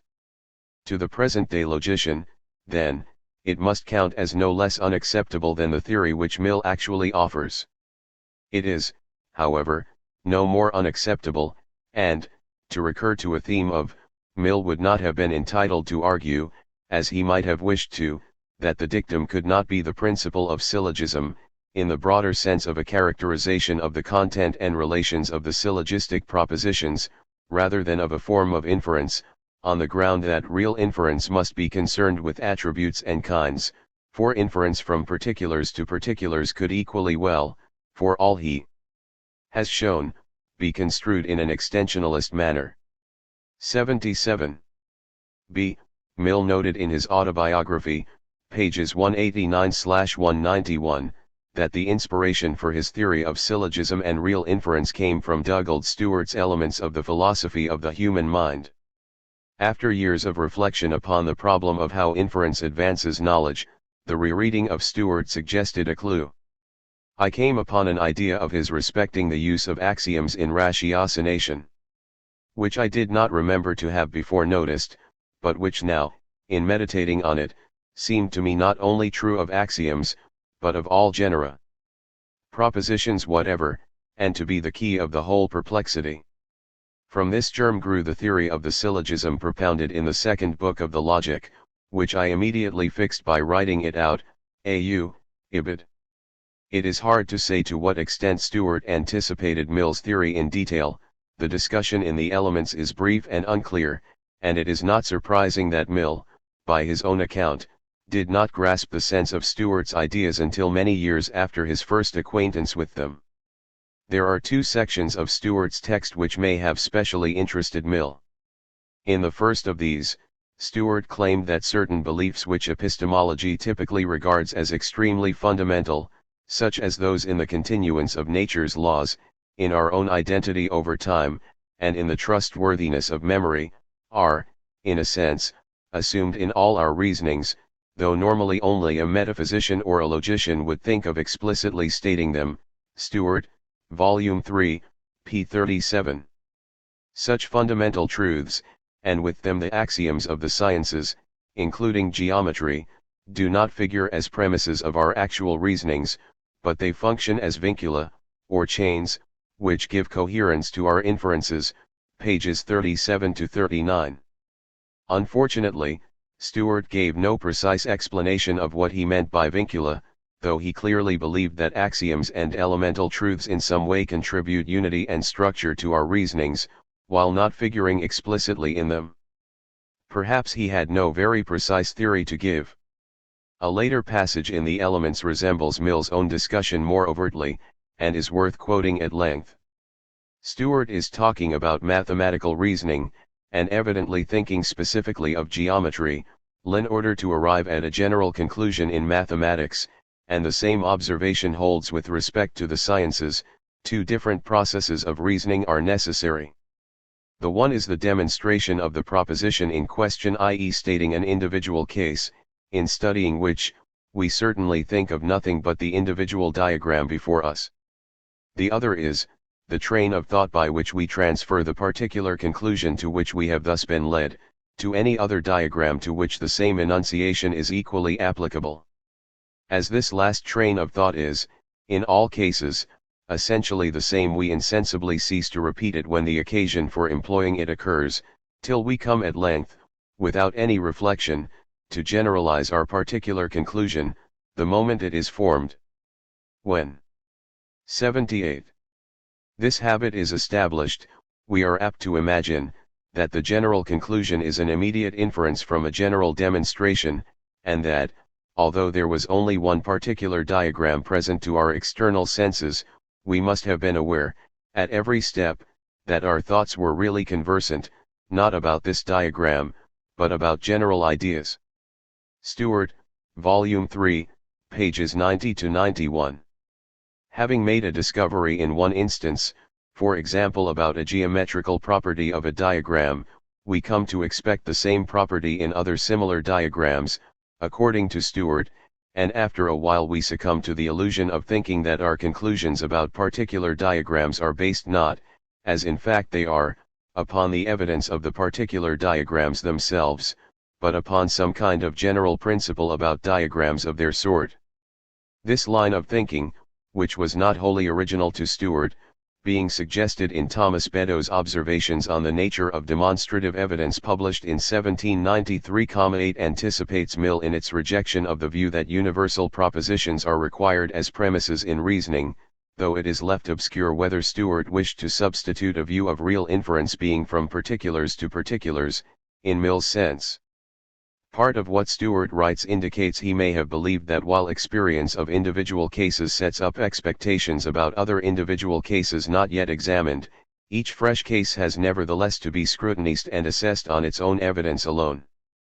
Confronted with new cases, we initially employ a train of thought, essentially the same as that which we used on the first case, which suggests Stuart is thinking not so much of an inference, but of the repetition of a basically observational process. But in time we cease to bother repeating this train of thought at all, and directly affirm the conclusion when we face a new case. Yet if this looks a little more like a real inference, it may rather be that Stuart takes there to be here a complete absence of reasoning, and only a purely non-rational step to the conclusion, perhaps one governed by a mechanism of psychological association. However, it is a further possibility that he was altogether hazy about the distinction between inductive inference and a successive inspection of individual cases, and would have described as a series of inferences about new cases what was really just a process of inspection of them seriatim, albeit one governed by expectations set up by experience.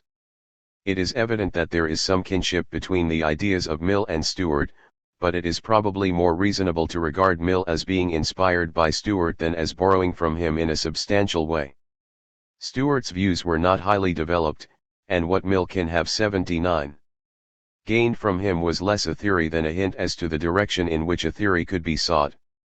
In place of Stuart's brisk dismissal of the notion that reasoning essentially involves universal propositions, Mill devoted many pages to the analysis of the role which such propositions play if they do not serve as premises of suasive arguments. If he failed ultimately to arrive at a satisfactory account, it was not from any deficiency in his grasp of the importance and complexity of the issues. Chapter 4. Although all real inference, in Mill's opinion, is from particulars to particulars, he was ready to concede that scientific inquiry is normally interested in the establishment of universal propositions, to wit, in the discovery and demonstration of natural laws. Indeed, induction may even be defined, Mill said, as the operation of discovering and proving general propositions, SL, p. 284. But this does not mean that the scientist's inferences are different in some fundamental way from the inferences from particulars to particulars which had been described in the second book of the Logic, for induction in science is merely a form of the very same process, generals being but collections of particulars, definite in kind but indefinite in number. Where our evidence entitles us to draw an inference about even one unknown case, wrote Mill, it will also justify us in drawing a similar inference with respect to a whole class of cases, ibid.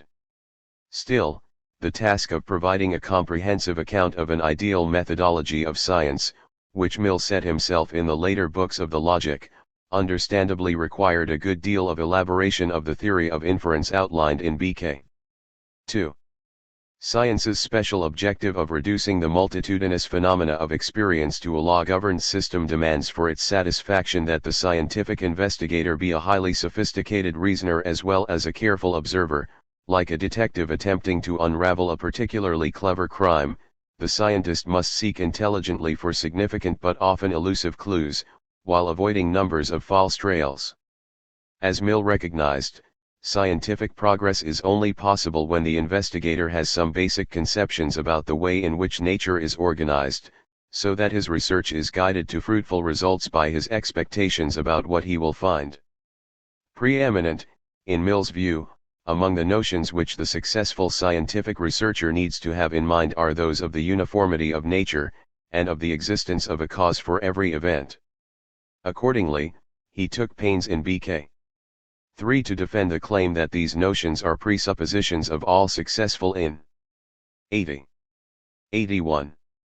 Deductive reasoning in science, and in fact of all successful reasoning, whether motivated by theoretical or practical interests, aiming at knowledge of the world. Borrowing a Kantian idiom, we could say that the prime purpose of the third book of the Logic is to explain the possibility of successful inductive reasoning. Alternatively, though it is to risk misunderstanding by using a dangerously ambiguous expression, we might describe Mill in BK 3 as concerned with the justification of induction.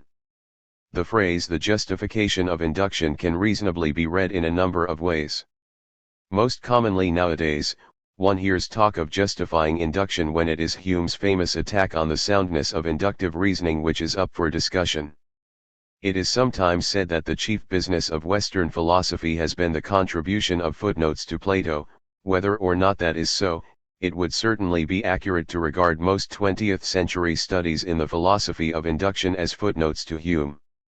The importance of his treatment of induction is scarcely disputed even by those who refuse to go along with his sceptical contention that there can be no such thing as a sound inductive argument, for it is generally recognized that unless that powerfully supported claim is refuted, or in some way circumvented, no system of inductive logic, no matter how ingenious, rests on anything better than sand.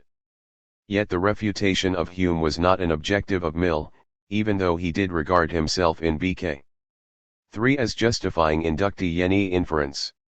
Indeed, Mill did not even grasp what Hume's problem was, and his chief concern was to explain how inference from particulars to particulars, despite its appearance of slightness, was really the only form of inference which science either needed to, or could, admit.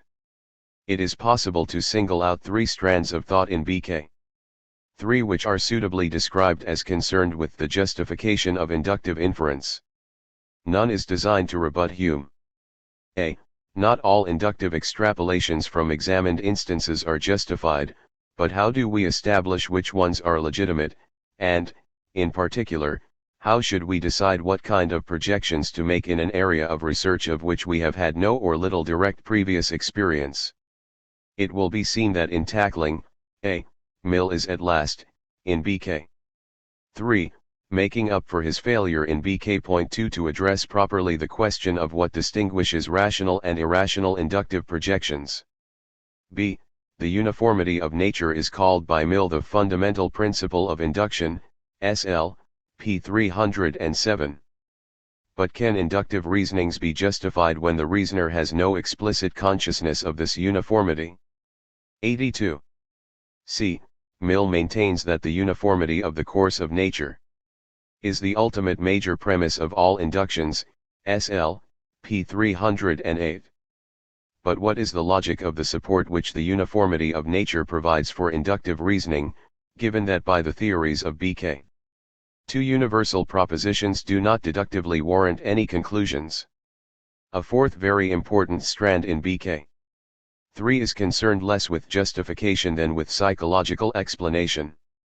Mill is interested in the question of the origin of the notion of uniformity, and he urges that we should seek a source for it in experience rather than in some form of rational intuition. We would have no belief in uniformity, Mill considers, if we were not confronted by evidence for it in experience.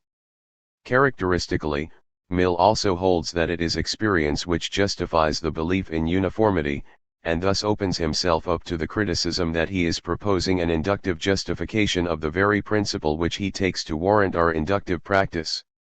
However, we shall see that this circle is more apparent than real, because he does not take the uniformity principle to warrant inductive reasonings in any standard sense, nor does he regard the basic soundness of inductive reasoning, which Hume challenged, as being in question at all. I shall argue that it is never scepticism of the Humean type, but always one of the issues, A, C, or the psychological question about the origin of our belief in uniformity, which Mill is concerned with in BK 3. Thus the discussion in this book of the logic is more continuous with that of the preceding book than is allowed by those who think that Mill has now switched his attention from the presentation of a theory of inference to the task of defending it against the radical Humean criticism. Rather, he is without any apprehension that inductive reasoning is subject to fundamental objection on the lines laid down by Hume, and is solely concerned with the further articulation and elaboration of the account of inference sketched in BK 2. 2. The problem about inductive reasoning we normally ascribe to Hume was actually known to the ancient Pyrrhonian sceptics. Sextus Empiricus wrote, "It is also easy, I consider, to set aside the method of induction. For when they propose to establish the universal from the particular by means of induction, they will effect this by a review either of all or of some of the particular instances. But if they review some, the induction will be insecure, since some of the particulars omitted in the induction may 83. Contravene the universal, while if they are to review all, they will he toiling at the impossible, since the particulars are infinite and indefinite. Thus on Hoth grounds, as I think, the consequence is that induction is invalidated." Sextus Empiricus, BKN section 204, my emphases.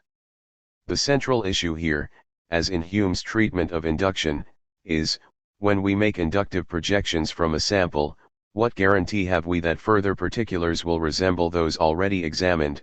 In other words, what guarantee that uniformities hitherto noted will be preserved? In the view of Sextus and of Hume, the answer is, none. Now the fact is that there was nowhere a lively interest in this sceptical problem of induction before the publication of the Green and Groves edition of Hume's works in 1874, and by that date Mill was dead. Although Hume before 1874 could hardly be described as an unread author, the new impetus given to Hume's studies by this edition enabled the true character of his ideas to emerge more clearly than it had done previously.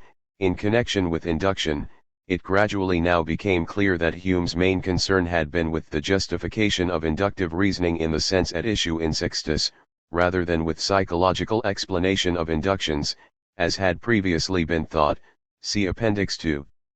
This chapter. Judging by the paucity of references to him, Mill seems to have taken very little notice of Hume's philosophy, though he possessed both the Treatise of Human Nature in its first edition, London, 1739-40, and the Essays and Treatises on Social Subjects, Edinburgh, 1793, of which the second volume contains the Inquiry Concerning Human Understanding. Yet the view that he was concerned to discuss Hume's problem of induction has dominated accounts of his philosophy of inductive inference. Here is a small selection of the opinions of recent scholars. H.W.B. Joseph took Mill to be engaged in the impossible task of proving a uniformity principle that is necessarily presupposed by our inductions. Joseph, pages 421-25. R.P. Anschutz alleged that Mill endeavors to combat the widespread skepticism of his predecessors and contemporaries regarding the possibility of formulating a demonstrative theory of induction. Anschutz, 1953, p. 97. According to Carl Britton, the problem of induction, as Mill sees it at its widest, is to determine what kind of connection justifies the transition from evidence to generalization. To this question, Mill makes a characteristic answer: the transition is justified when there is a uniformity of nature, a law, a universal fact. Britton, 1953, pages 149-50. H.J. McCloskey, who appears to take the whole of Mill's study of induction as little other than 84. An attempt to rebut Hume, wrote, Mill accepted that he was involved in explaining by what right we infer from the known to the unknown. Mill was right in this, that the problem is an important one which does not admit of facile dissolution as a pseudo-problem in the ways suggested by such dissolutionists as P. Edwards and P. F. Strawson, McCloskey, p. 49. Fred Wilson has recently tried to convince us that Mill is not being foolish in what he says about justifying induction against Humean-type strictures, though he has often been criticized for his inductive justification of induction. Wilson, pages 1-2. Lastly, Alan Ryan and A.F. McCrae have accepted that Mill was anxious about the Humean problem of induction, even though they have quite rightly pointed out that it could never have been his intention, given his account of the role of universal propositions in reasoning, to justify inductive reasonings by representing them to be tacitly deductive. That is, Mill would not have thought it right to try to buttress inductive arguments by adding to their premises a uniformity principle by whose assistance their conclusions can be derived deductively. Ryan, 1974, p. 83, McCrae, 1973, pages 30xxxv. But all these writers, including the last two, have misunderstood the tone of Mill's discussion by assuming that he was alert to, and impressed by, the sceptical difficulties raised by Hume which have attracted so much attention in the present century.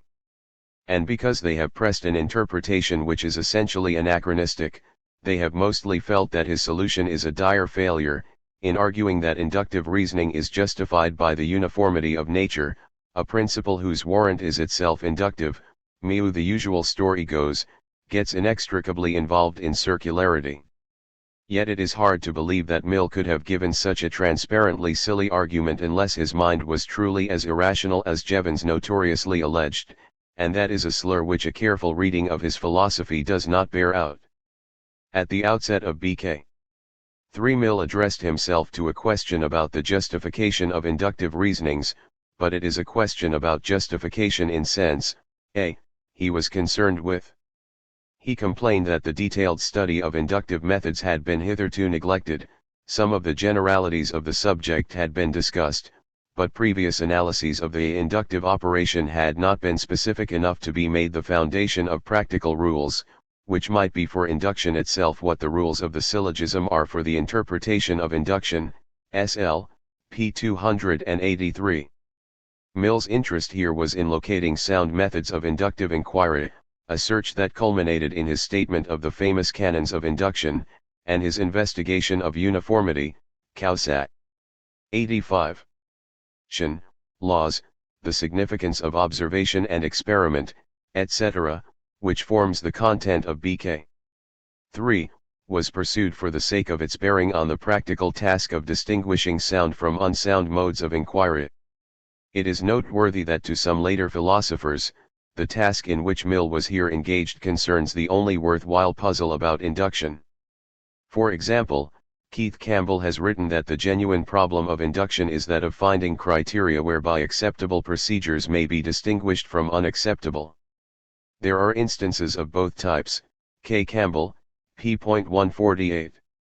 Whether or not one goes along with Campbell in dismissing the Humean problem of induction, one can see that he and Mill are certainly identifying a significant research project concerned with the justification of induction, only, it is not the same project as that undertaken by those who wish to counter the Humean critique of induction in general.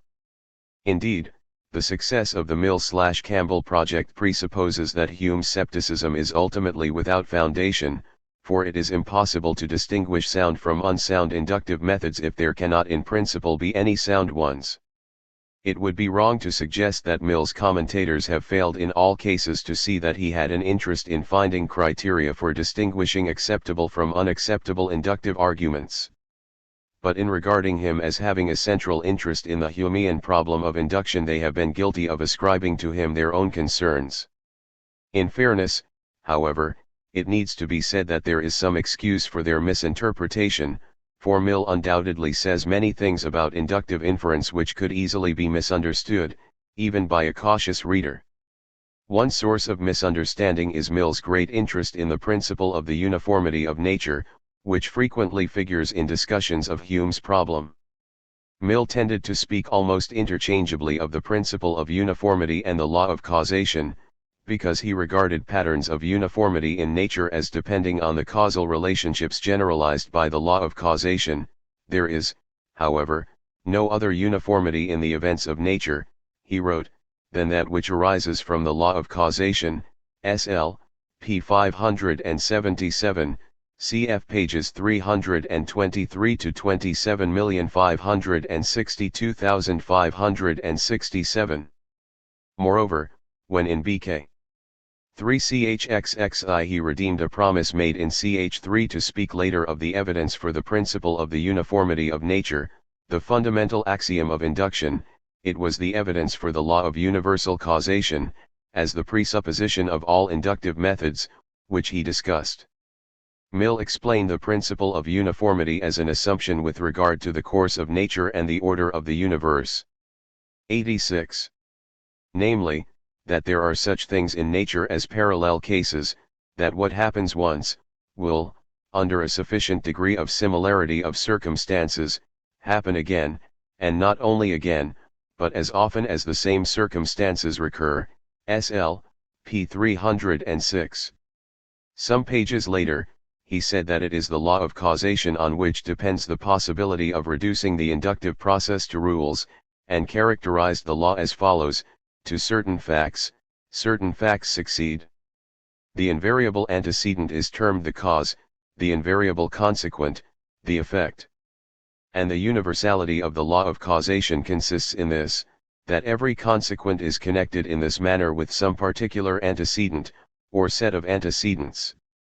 Let the fact be what it may, if it has begun to exist, it was preceded by some fact or facts, with which it is invariably connected, SL, p. 327. This close association of the two principles is natural and reasonable to an empiricist like Mill, who disbelieved in the existence of causal necessity. SL, pages 326 to 27. Causal relationships will consist, for such a philosopher, in some variety of constant conjunctions of phenomena, and the uniformity of nature as a whole is simply the sum of those uniformities. 2 bk 3ch3, of the ground of induction, was Mill's attempt to answer the question, how is inductive reasoning possible? The title of the chapter might lead one to expect that it is going to be an essay on Hume's problem, but it is not. After referring to the assumption of uniformity involved in every induction, Mill revealingly continued, and, if we consult the actual course of nature, we find that the assumption is warranted. The universe, so far as is known to us, is so constituted, that whatever is true in any one case, is true in all cases of a certain description. The only difficulty is, to find what description. SL, p. 306, my emphases. The words I have emphasized here are not an aberration on Mill's part, there are several parallels to them, and they make plain that he saw no good reason for skepticism about the truth of the uniformity principle / the law of causation. He went on immediately to speak of uniformity as a universal fact, ibid, and a little below spoke of the uniformity which we know to exist in nature. SL, p. 310, my emphases. Later in the logic he talked of the law of causation as standing at the head of all observed uniformities, in point of universality, and therefore, in point of certainty, and proceeded to say that, we shall find ourselves warranted in considering this fundamental law, though itself obtained by induction from particular laws of causation, as not less certain, but on the contrary, more so, than any of those from which it was drawn. SL, p. 570. And we may even, I think, regard the certainty of that great induction, the law of causation, one as not merely comparative, but, for all practical purposes, complete. SL, p. 573. 87. In the press copy manuscript of the Logic, Mill had gone further still, suggesting that the law of causation stands on an equal footing in respect to evidence with the axioms of geometry itself. SL, p. 571. Mill was, it is true, willing to admit that we can conceive of the universes dissolving into chaos. SL, pages 565 to 66, but this remained for him a bare conceptual possibility, and was not at all what it is if Hume's argument is correct, namely a prospect which we have absolutely no good reason for believing to be less likely than the alternative prospect of continued order. On Mill's way of thinking, we can deny that there is any likelihood of a collapse into chaos with something very close to certainty, the progress of experience having dissipated the doubt that might have hung over the universality of the law of causation in those days before there were sufficient grounds for receiving it as a certainty. SL, p. 574. Then, with a dash of characteristically 19th-century confidence, Mill declared in a note inserted in the 1872 edition of the Logic that the number of natural agencies in this part of the universe known to us is not incalculable, nor even extremely great. We have now reason to think that at least the far greater number of them have been made sufficiently amenable to observation, to have enabled us actually to ascertain some of their fixed laws, and that this amount of experience justifies the same degree of assurance that the course of nature is uniform throughout, which we previously had oft uniformity of sequence. Among the phenomena best known to us, SL, pages 576 to 77. In the same note of 1872, Mill also set out to refute the contention he attributed to Reid, Stuart, and W.G. Ward that, whatever knowledge experience gives us of the past and present, it gives us none of the future, declaring that, I see no force whatever in this argument. SL, p. 577.3. If one, wrongly, took the argument at issue to be Hume's argument, here would be more evidence that Mill failed to grasp what Hume was saying, for however one responds to that argument, One can hardly dismiss it as airily as this. Mill simply saw nothing amiss with the notion that past experience offers a wholly reliable guide to the future. Joseph Priestley, he contended, had settled the issue by pointing out that though we have had no experience of what is future, we have had abundant experience of what was future, ibid. Our predictions about the future, he continued, are invariably found to be verified by experience when the experience comes. Mill's treatment of the issue displays very clearly his insensitivity to Hume's problem. Let it be granted to 88.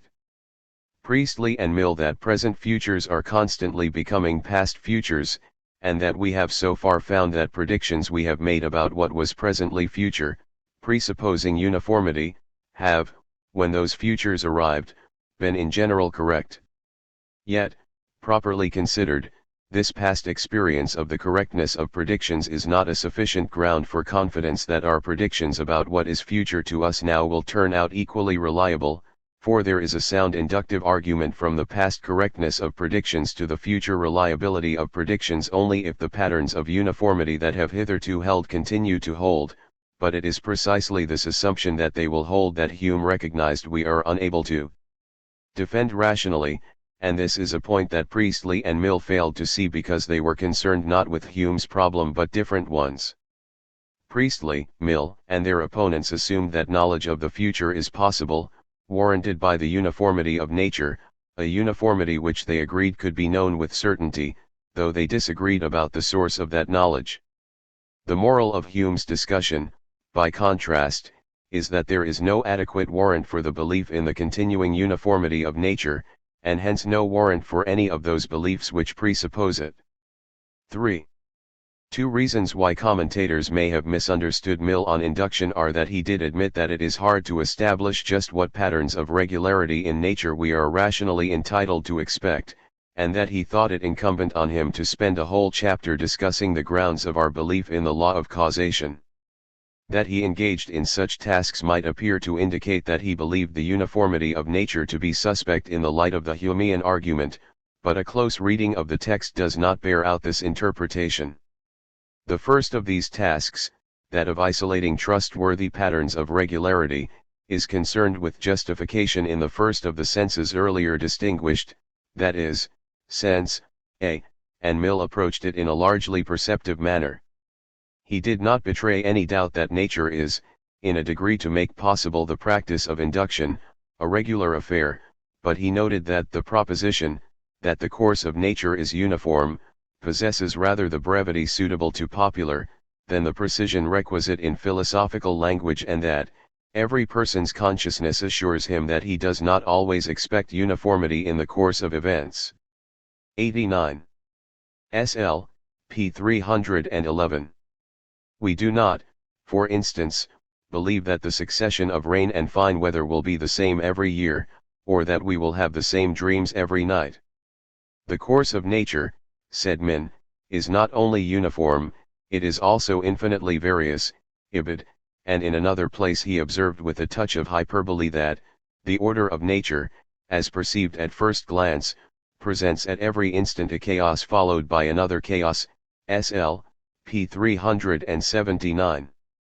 Moreover, some instances of induction that have been felt to be trustworthy have later been discovered to have led to false conclusions, as, for example, the argument to the conclusion that all swans are white, yet sometimes we are prepared to reason with great confidence to a generalization on much less evidence than was had of white swans, as when a chemist in a single experiment determines the properties of a newly discovered substance that we thereafter trust will be found in every sample.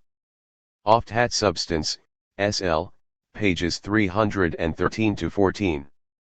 Mill rightly noted that he who would construct a scientific theory of induction, the task K. Campbell upheld as the genuine problem of induction, should ponder cases like these, and seek to establish the conditions under which sound generalizations can be offered. The problem of induction, Mill concluded, which even the wisest of the ancients could not solve, was to answer the question, why is a single instance, in some cases, sufficient for a complete induction, while in others, myriads of concurring instances, without a single exception known or presumed, go such a very little way towards establishing an universal proposition. SL, p. 314. Such a problem can only be set up on the assumption that nature basically possesses a large degree of uniformity, that it has, so to speak, a deep structure of uniformity beneath its often confusingly complex surface structure. This is Mill's assumption, but not, of course, Hume's. The name of empirical laws can be given, Mill wrote, to those uniformities which observation or experiment has shown to exist, but which cannot wholly be relied on in cases varying much from those which have been actually observed, for want of seeing any reason why such a law should exist. SL, p. 516. Such laws we can in principle expect to be able to explain in terms of more ultimate laws concerning universal causal relations, but before we have achieved this kind of explanation of an empirical regularity we must maintain a healthy caution about whether it is likely to hold in cases spatially or temporally distant from those we have observed. It can even happen sometimes that the greater the understanding we obtain of the causal basis for an empirical regularity, the more we are inclined to circumscribe the limits within which we expect it to hold, thus the more we learn about the causal background to 90. The movements of the heavenly bodies, the less willing we become to expect that the pattern of alternation of day and night that we have observed to hold so far will continue to hold for all time. In Mill's opinion, we are unwise to venture to affirm that regularities we have observed concerning tides, weather conditions, the expansion of bodies by heating, the poisonousness of substances containing a high proportion of nitrogen, and many others, will be maintained in cases which are not temporally and spatially adjacent to those already experienced. Perhaps one far distant day, changes in movements of the bodies in the solar system will cause the pattern of tides on Earth to alter, or maybe some new substance discovered by chemists will be found non-poisonous even though it contains a lot of nitrogen. On the other hand, there is no such problem with regard either to inductions concerning ultimate laws, which can be expected to hold always and everywhere in a strictly uniform fashion, or to those about the maintenance of empirical regularities in adjacent cases. Thus, we have the warrant of a rigid induction for considering it probable, in a degree indistinguishable from certainty, that the known conditions requisite for the sun's rising will exist tomorrow. SL, pages 516,551. In no part of this discussion is there any awareness of the Humean grounds for skepticism about induction. Throughout his account of the perils of extrapolating empirical regularities to non-adjacent cases, Mill was quite unmotivated by any thought that there was something problematic about the belief in ultimate uniformity. Point 4. The second reason why commentators may have thought that Mill meant to justify inductive reasoning in general against skeptical doubts is that he devoted BK 3chxxi to an explanation of the grounds of our belief in the law of causation, his axiom of induction. It might seem that there would be little point in his taking the trouble to write this chapter if he were really convinced that the belief in the law was beyond skeptical attack. In fact, his intention was quite different. He wished to take advantage of another opportunity to counter the a priorist school that sought to explain some of our most important conceptions about the nature of things, logic, mathematics, and morality by means of rationalist theories of non-empirical, a priori apprehensions. Mill was, by contrast, the single-minded empiricist, aiming to drive a priorism even from its bastions in the philosophies of logic and mathematics. When in the Logic and elsewhere he argued the case for laws of logic and mathematics being empirical in character, it was not because he, or anyone else, thought the truth of those laws needed defending against skeptics. His 91. Purpose was rather to destroy the notion that their truth was to be established by pure intellect without the assistance of experience. Similarly, the purpose of BKMCHXXI was not to defend the law of causation against any doubts about its truth, but to vindicate the thesis that our knowledge of it is empirically grounded. The target of Mill's criticism was identified early in the chapter. It was the school of metaphysicians who have long predominated in this country, and who have affirmed that the universality of causation is a truth which we cannot help believing, that the belief in it is an instinct, one of the laws of our believing faculty. As the proof of this, they say, and they have nothing else to say, that everybody does believe it, and they number it among the propositions, rather numerous in their catalogue, which may be logically argued against, and perhaps cannot be logically proved, but which are of higher authority than logic, and so essentially inherent in the human mind. SL, p. 563. After this sarcasm, which was probably directed chiefly against Reed and Stuart, though they are not named, Mill proceeded to make some acute remarks about evidence which anticipate Wittgenstein. Our beliefs, he insisted, cannot be looked on as self-certifying. Rational beliefs have to measure up to some kind of external standard, something independent of the mere fact of their seeming right. Belief is not proof, and does not dispense with the necessity of proof. To say as the a priorists dole that belief suffices for its own justification is making opinion the test of opinion, it is denying the existence of any outward standard, the conformity to which constitutes its truth. SL, p. 564.5. In BK 3CHXXI, Mill was fighting a battle in his continuing war against the a priorists, not attempting to refute Humean scepticism. It was not the thesis that uniform causation is in principle incapable of being established as a rational belief, but the a priorist thesis that belief in it is, in Stuart's phrase, a principle of our Constitution.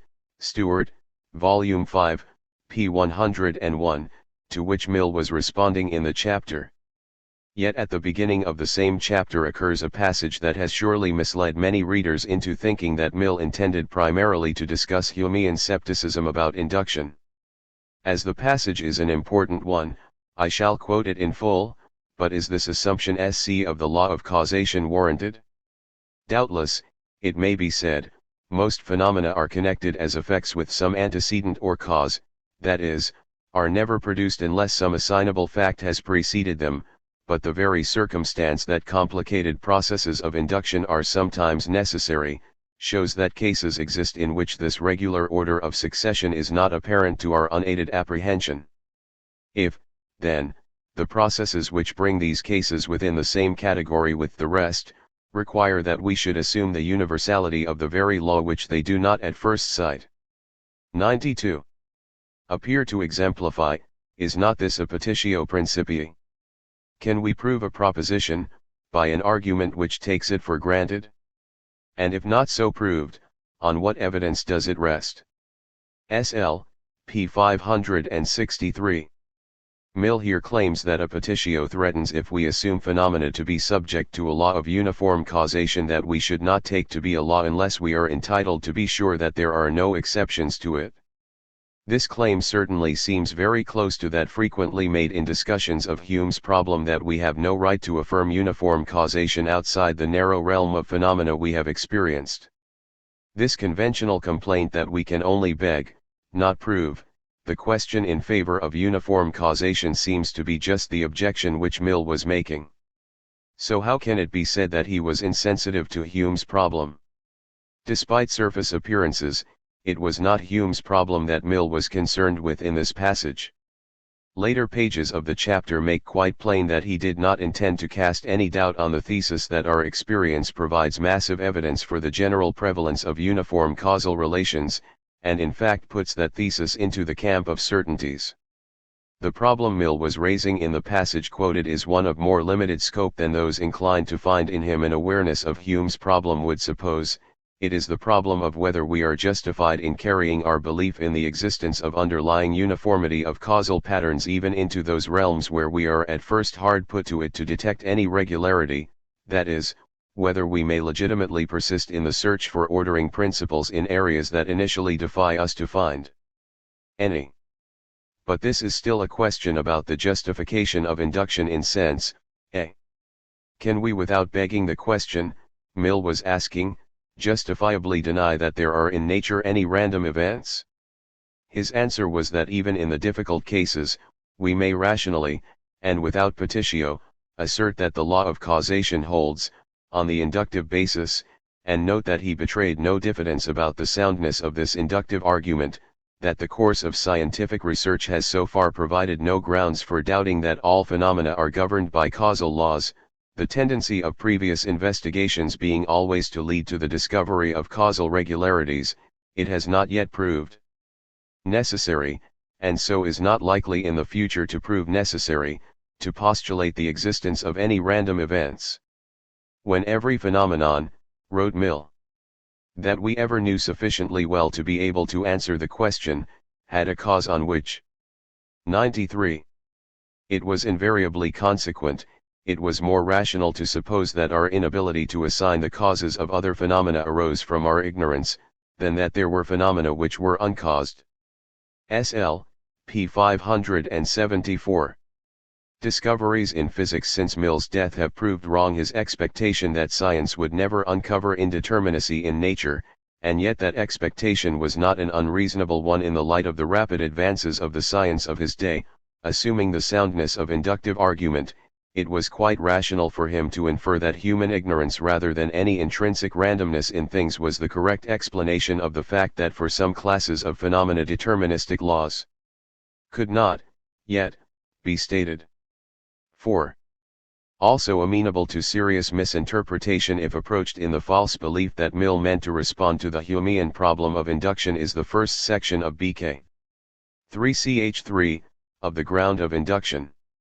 Mill began, as we have seen, by asserting that the uniformity of nature is presupposed in every induction, SL, p. 306.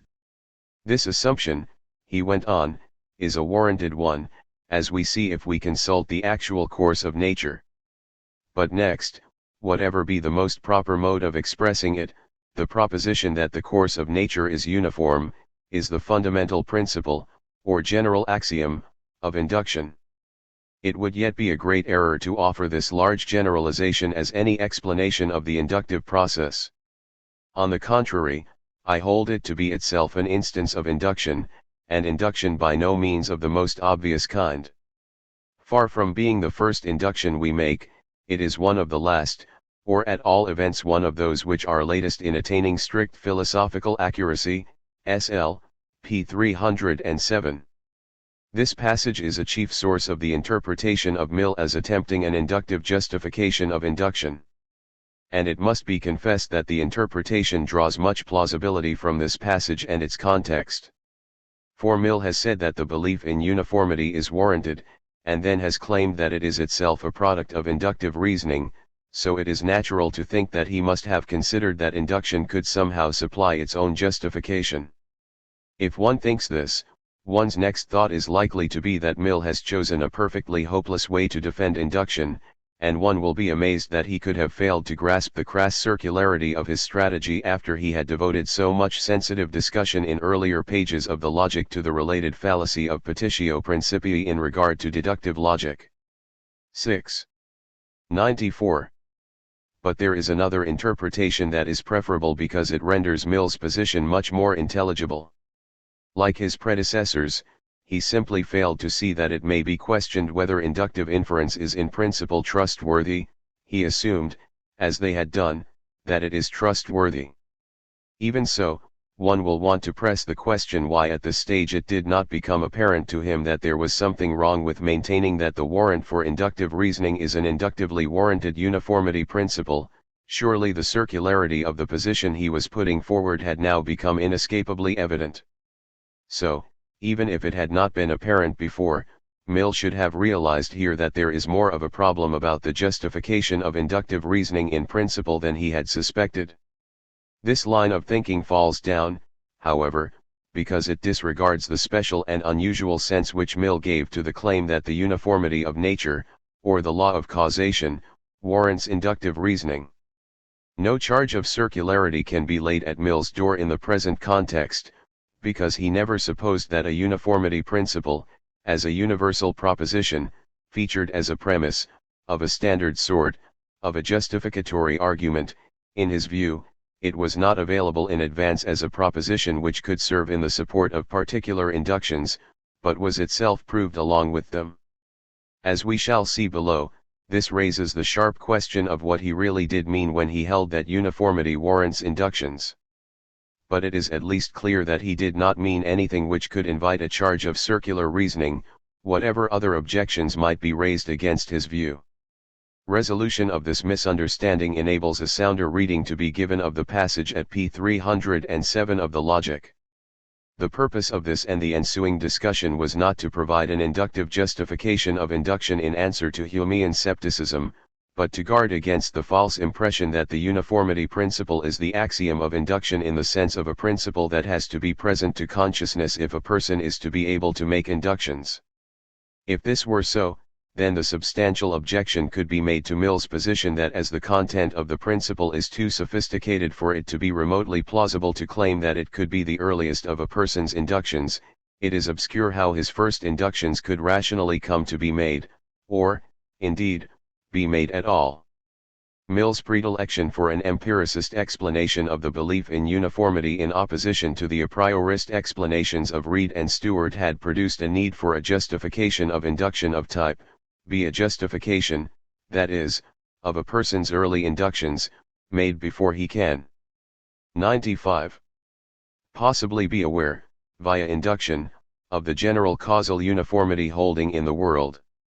As Mill plausibly said, a conviction of the existence of general uniformity is secondary, in the order of evidence, to the discovery of uniformities in particular contexts. We should never have thought of affirming that all phenomena take place according to general laws, if we had not first arrived, in the case of a great multitude of phenomena, at some knowledge of the laws themselves. Ibid. The uniformity principle is a generalization about generalizations, and some people doubtless never attain to any kind of explicit awareness of it. At most, in Mill's opinion, it could be the guiding force behind the making of inductions at the cutting edge of scientific research. And yet the uniformity of the causal relationships in nature, if it is not a principle often consulted in the making of inductions, and not at all before a person has grasped, if indeed he ever grasps, that nature has a uniform structure, remains the fundamental warrant of all inductions. How it can serve in this role is the question about the justification of induction I labeled, C, and it can be seen that in Mill's view it absorbs question, B, as a special case. Inductions made without explicit reference to the uniformity principle can still be warranted by it, because it is not a necessary condition of its providing such warranty that it be known in advance. In fact, given Mill's position on the subject of syllogistic petitio, it cannot, as a major premise, strictly speaking be known at all in advance of the conclusions it supports. But now, just how does it warrant inductive reasonings? Mill's answer to this question involves a direct application of the theory of reasoning and the syllogism developed in BK. 2. As Archbishop Whately remarks, every induction is a syllogism with the major premise suppressed, or, as I prefer expressing it, every induction may be thrown into the form of a syllogism, by supplying a major premise. If this be actually done, the principle which we are now considering, that of the uniformity of nature, will appear as the ultimate major premise of all inductions, and will, therefore, stand to all inductions in the relation in which, as has been shown at so much length, the major proposition always stand to the conclusion, not contributing at all to prove it, but being a necessary condition of its being proved, since no conclusion is proved, for which there cannot be found a true major premise, SL, pages 307-08. Mill explained carefully what he understood by the Whateleyan idea that an induction is a syllogism with the major premise suppressed. We can argue by a sound induction from the mortality of John, Peter, and other individuals to the mortality of all mankind, and need no other premises for our inference than the propositions about the mortality of the Sam. 96. Pled individuals. But we can, if we choose, throw our argument into syllogistic form by inserting a major premise, in the following manner: John, Peter, etc., are mortal. What is true of John, Peter, etc., is true of all mankind, therefore all mankind are mortal. FSL, p. 310. The major premise, what is true of John, Peter, etc., is true of all mankind, while not essential to the proof of the conclusion according to Mill, serves a useful purpose as a kind of signpost to the conclusion our premises entitle us to draw, and if it were false, that conclusion would not be a safe induction from the premises. Such a major premise could usefully be termed, though Mill does not so term it, a local uniformity principle. Like the general principle of the uniformity of nature, local uniformity principles should not be regarded usually as more than approximations to the truth, as it is quite possible that sampled members of a class may have a property. For instance, John, Peter, and other men in our sample may all have the property of being right-handed, which some members of the class lack. Yet we might agree with Mill that local uniformity principles do play a legitimate role in our thinking, though we should be suitably guarded about how absolutely we take them. But how are local uniformity principles justified? By reference to the overall uniformity of nature, said Mill, the real proof that what is true of John, Peter, and C is true of all mankind, can only be, that a different supposition would be inconsistent with the uniformity which we known to exist in the course of nature, Ibid. When he wrote that the uniformity principle is the ultimate major premise of all inductions, SL, p. 308, what he presumably meant was that local uniformity principles can be represented as the conclusions of syllogistic arguments of the following type: all propositions of the form, A. If sampled members of class Scarre F, then all members of Scarre F are true, the proposition, B. What is true of John, Peter, and C is true of all mankind is a proposition A form, A, therefore the proposition B is true. The major premise here is a rendering of the general principle of the uniformity of nature. It was at this point that Mill candidly admitted that the notion of uniformity needs to be handled rather carefully, and 97. Called it the problem of induction to refine our understanding of the ultimate uniformities of nature that underlie the confusing surface mixture of constancy and flux, SL, p. 314. Although Mill followed Whately in asserting that inductive inference can be thrown into syllogistic form by interpolation of a suitable major premise, he was not aiming thereby to represent the major premise as a premise of a proof. Rather, it is itself supported by the same evidence about individual cases which directly supports the conclusion. We have seen in what Mill intended by such a view, and what its drawbacks are. The basic difficulty is that Mill's refusal to allow universal propositions to function as premises, and his insistence that real inference is always from particulars to particulars, leaves him without any effective criterion for distinguishing rational inductive projections from irrational ones. The exclusion of universal propositions from the processes of proof proper entails the exclusion of considerations of law-like regularities which are an essential component of rational inductive thinking. In a vain attempt to counter this objection, Mill professed himself happy to countenance universal propositions in the ancillary role of memoranda or checks on inference, but this was to no avail, as his anxieties about syllogistic petitio and his resulting determination to hold that universal propositions coupled only be proved along with particular conclusions from the same evidence, made it impossible for them to play any real role in justifying inductive conclusions. 7. Yet in BK 3, Mill proposed that the uniformity of nature is the fundamental principle of induction, SL, p. 307, and urged that the proof of local uniformity principles is that their denial would be inconsistent with the general uniformity principle, SL, p. 310. What substance is there to these claims if generalizations about uniformity can function only in the restricted manner in which he argued major premises always do function? The only positive suggestion he offered here was that while uniformity principles do not contribute to the proof of inductive conclusions, they are a necessary condition of their being proved, since, he held, no conclusion is proven, for which there cannot be found a true major premise, SL, p. 308, cf. p. 310. But as a major premise, for Mill, is a premise only in name and not in real function, such talk of uniformity principles as necessary conditions of proofs is liable to mislead and confuse. It suggests that Mill thought that a notion of uniformity had to be present to the mind of an inductive reasoner, alternatively, that the uniformity principle has to be true, that nature has to be uniform, if inductive reasonings are to be sound. But Mill did 98. Not believe the first, and while the second is a plausible view to hold and one which we have seen that Mill himself acknowledged, his explanation of how inductive inference proceeds does not, and in fact cannot, if that theory is to be consistent with the theory of inference of BK. 2. Treat the truth of the uniformity principle as a presupposition of sound inductions. Rather, what is necessary for a conclusion to be legitimately achieved by induction is only that there has to be a relevant uniformity principle which is supported by the same evidence, though it is not essential for one to be aware, when engaging in inductive reasoning, that one's evidence would support the principle.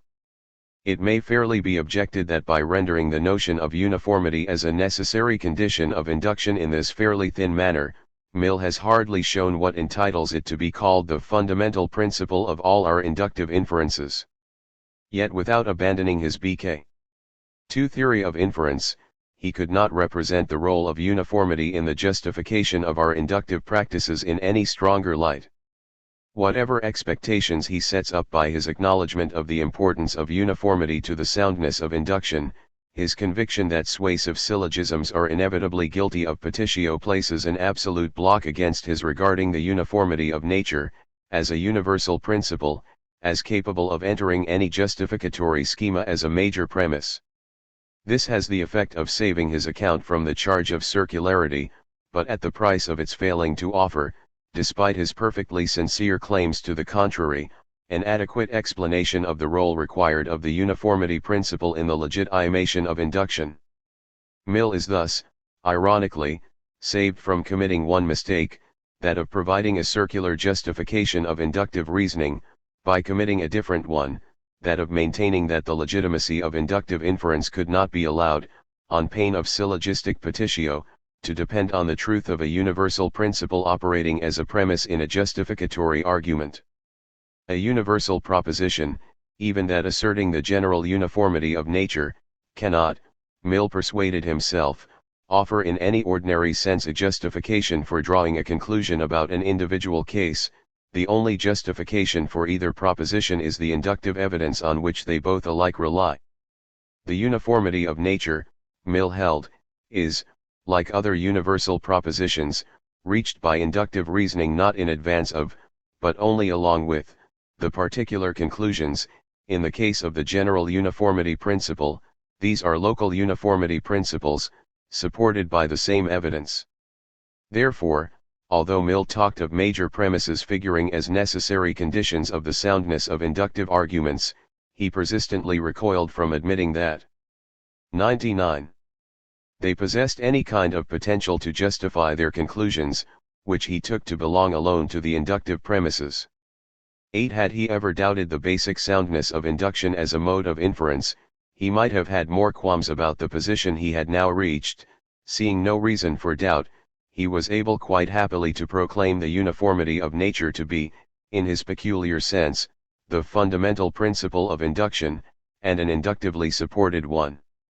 Within Mill's philosophical system, the legitimacy of inductive reasoning in principle, though with a qualification on the score of problem A, stands as a cornerstone, and while its conditions of operation are held to be worth some analysis, its fundamental soundness is never up for question. A significant passage in the logic runs: the assertion, that our inductive processes assume the law of causation, while the law of causation is itself a case of induction, is a paradox, only on the old theory of reasoning, which supposes the universal truth, or major premise, in a ratiocination, to be the real proof of the particular truths which are ostensibly inferred from it. According to the doctrine maintained in the present treatise, the major premise is not the proof of the conclusion, but is itself proved, along with the conclusion from the same evidence, SL, p. 572. Were one to take this in isolation, one might well suppose that Mill was talking about the difficulty, paradox, involved in attempting to justify inductive reasoning by reference to the law of causation, equivalent in Mill's view, it will be recalled, to the uniformity of nature, when this law is itself a product of induction. But the context shows that here again that is not his intention. As usual, there is no indication that Mill has the least doubt about the soundness in principle of inductive reasoning, and there is no attempt made to justify it. Even though the claim is repeated that the law of causation is something which our inductive processes assume, he comes no closer than at any other time to holding that the truth of the law has therefore to be settled before inductive inference can be declared legitimate. This law, he reiterates, is one which becomes inductively established over the course of time, SL, pages 572-75, and it is evident that in speaking of a paradox he intends again to refer to problem, B, about induction, that of how people can make legitimate inductions before they have come, by induction, to an awareness of the truth of the axiom of induction. In Mill's view, this problem is easy to resolve, because it rests on the false assumption that legitimate inductions require uniformity premises, once it is recognized that in 100. Ductive inference proceeds from particulars to particulars, it becomes plain that people not yet arrived at knowledge of the uniformity of nature can reason soundly. Mill's treatment of the principle of the uniformity of nature is strained and implausible, yet it is a natural corollary of the theory of inference developed in the second book of the Logic. His abiding confidence in the reliability of induction must seem a species of purblindness to the modern reader, but once he had decided that there was no such thing as genuine deductive inference, he sought in induction the only sound mode of deriving conclusions from premises. Being no Pyrrhonist, he had no doubt that sound patterns of inference existed, and he was bound to conclude that these were inductive once he had established, as he thought, that they could not be deductive. It is interesting to speculate how Mill would have handled the question of the logical status of the principle of the uniformity of nature if he had ever come to doubt the correctness of his theory of inference. Given his sensitivity to issues of justification and petitio, it is probable that he would have taken no great time to apprehend the existence of the Humean problem of induction. Regrettably, the questioning of his account of inference which might have led him to this insight never occurred. Appendix. Mill's insensitivity to the Humean problem of induction is easier still to understand once it is realized that his predecessors and contemporaries were equally unmoved by it. The problem was simply not one in the philosophical air when Mill wrote. It was not that Hume's discussions in the treatise and the first inquiry were unknown to philosophers, but rather that they were seen as posing a primarily psychological question about the mental processes at work in inductive thinking. Hume's sceptical critique of induction was either not grasped at all, or grasped so slightly that it was felt that it could be dismissed as insane. George Campbell regarded the proposition that the course of nature will be the same tomorrow, that it is today, as one to which it is impossible for a rational creature to withhold his assent, and cited Buffier as his authority that to doubt such a proposition is insane. G. Campbell, Volume 1, pages 113-14. If a man, said Campbell, should tell you with a serious countenance, that the sun which sets today will never rise again upon the earth, that might indeed raise doubts in your mind, but only doubts as to the soundness of the man's intellects. Ibid, pp. 101. 160-61. Although he treated Humean scepticism with ridicule, Campbell probably came closer than his successors to grasping the main intention of Hume's discussion. Dugald Stuart seems not to have apprehended that Hume's treatment of induction had a sceptical tenor at all, taking the issue between himself and Hume to be simply whether the expectation of the permanence or stability of the order of nature arises from the association of ideas or, as Stuart believed, it is an original principle of our Constitution. Stuart, Volume 5, pages 101 ff, cf. Volume 3, p. 158. Thomas Reid likewise missed the point of Hume's discussion, apparently believing that the treatise account of induction was a kind of reductio argument against the hypothesis that the belief in uniformity is reached by reasoning from experience, as, for instance, Joseph Butler had held. Butler, pages 20-21.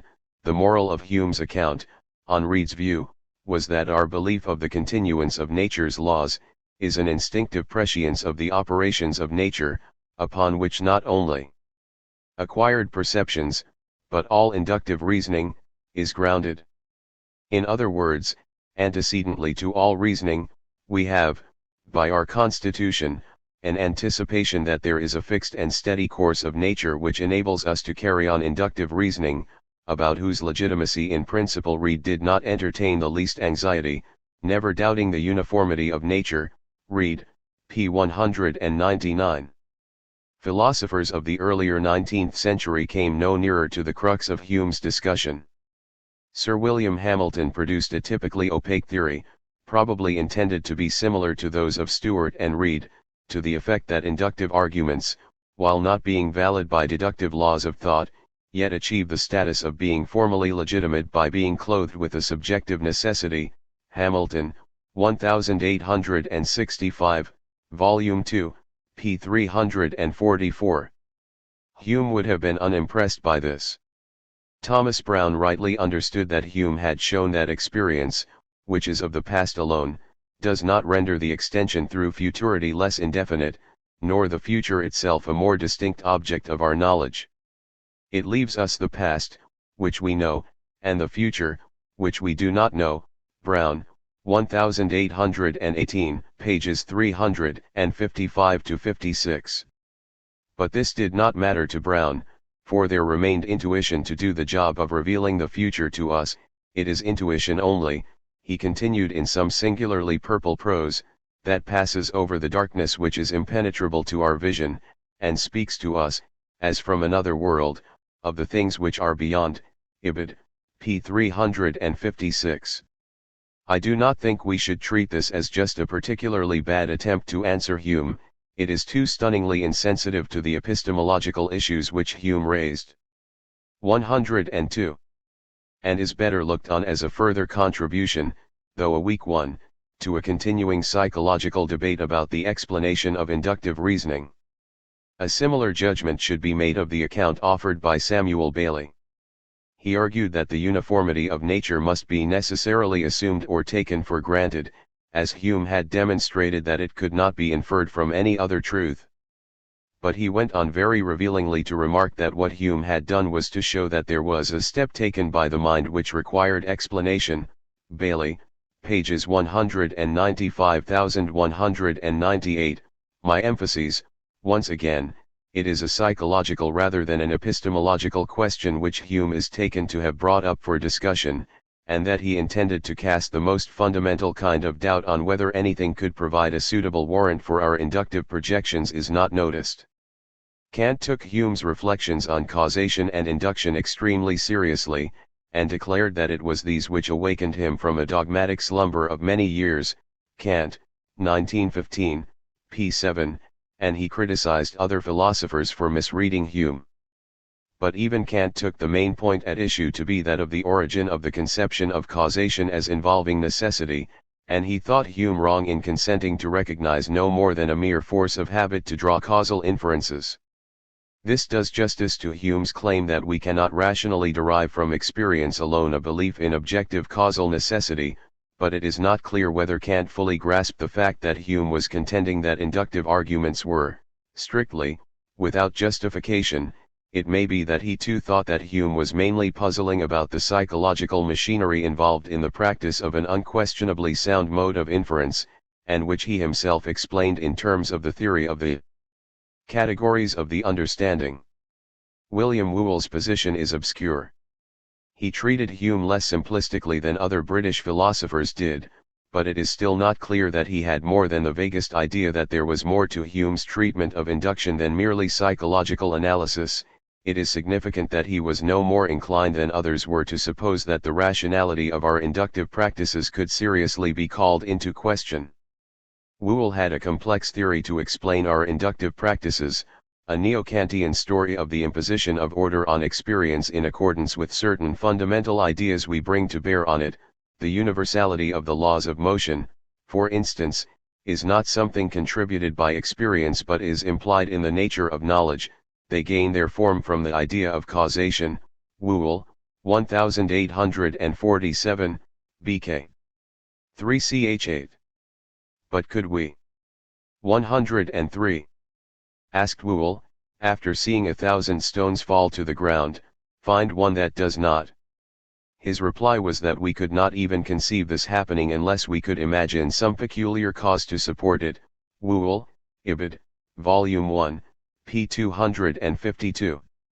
His reasoning for this was that our experience is bound in by the limits of cause and effect, so that we can never even conceive of general causal laws as not existing for all the phenomena we encounter. Ibid. p. 253.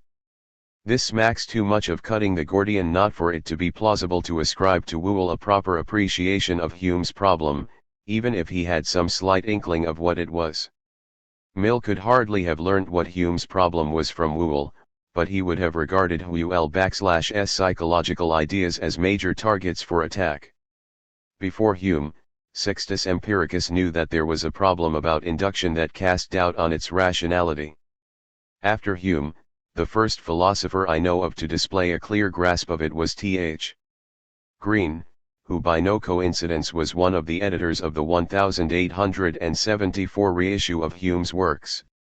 Pointing out that in inductive reasoning we generalize from a sample to all instances of the kind of thing sampled, Green put his finger on precisely the point that Hume had seized on but which his successors had missed, namely. But how do we know that the instances, with the examination of which we are always dispensing on the strength of the inductive one rule, might not be just what would invalidate it if they were examined? Green, Volume 2, p. 282. Thus Green recognized that the central philosophical problem of induction is not to explain the origins of our conceptions about uniformity in nature, but to provide a satisfactory justification for the belief that uniformity will continue. Since Green's day, the latter problem has never been out of the philosophical limelight. Chapter 5. Logic and the Objective World. I can conscientiously affirm, wrote Mill in closing the To the Logic, that no one proposition laid down in this work has been adopted for the sake of establishing, or with any reference to its fitness for being employed in establishing, preconceived opinions in any department of knowledge or of inquiry on which the speculative world is still undecided. S.L., pages 14 to 15. Logic, Mill hoped, could provide a common ground on which proponents of different views of ultimate facts could meet and join hands.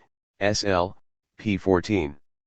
Differences on metaphysical questions could be laid aside when purely logical matters were up for discussion, the concern of logic being only with the validity of inferences and not with the truth of their premises. CFSL, p. 13. Mill nevertheless admitted that in practice it is hard to develop a theory of logic wholly free of bias towards particular positions on metaphysical topics. SL, p. 14, and his own leanings towards a radical form of empiricism led him in the Logic to take up distinctive opinions on such disputed subjects as necessity and the nature of physical objects and their attributes. The difficulty of preserving metaphysical neutrality arose, he suggested, because metaphysicians must all employ arguments whose validity falls under the cognizance of logic. Ibid. That, however, is the wrong explanation, as he had himself recognized. Logic, in so far as it is concerned purely with the validity of inferences, need not get involved with debating the truth of premises. The point is rather that logic as Mill conceived it is not a merely formal discipline, it is, he said, the science of the operations of the understanding which are subservient to the estimation of evidence. SL, p. 12, and it provides not just a theoretical account of the conditions under which inference is valid, but also practical guidance in the pursuit of knowledge.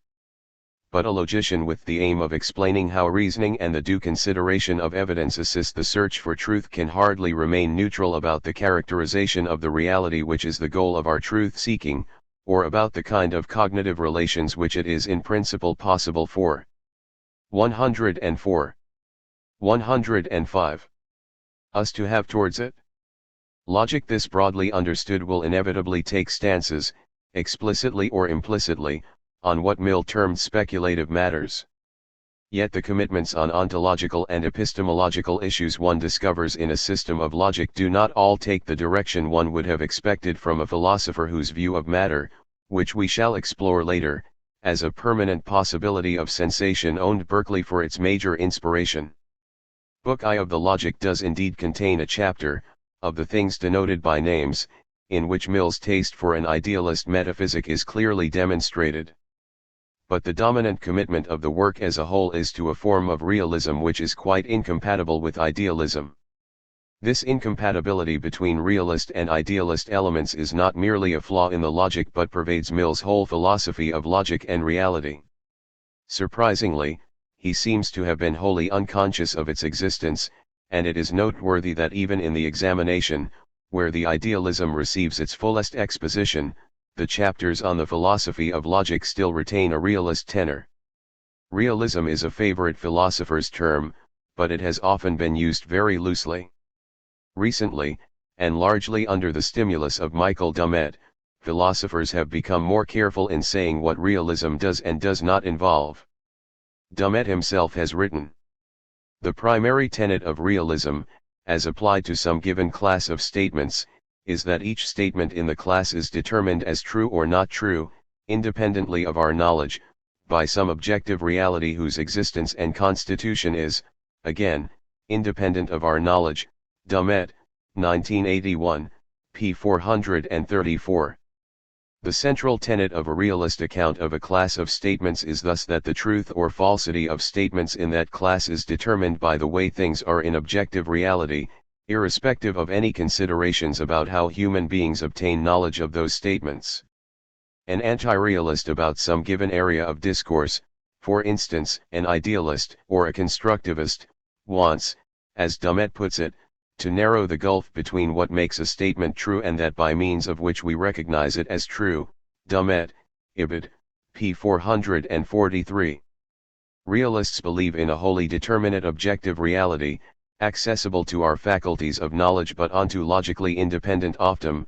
Anti-realists, by contrast, view this or that aspect of reality as in whole or in part determined in its characteristics by human intellectual activity.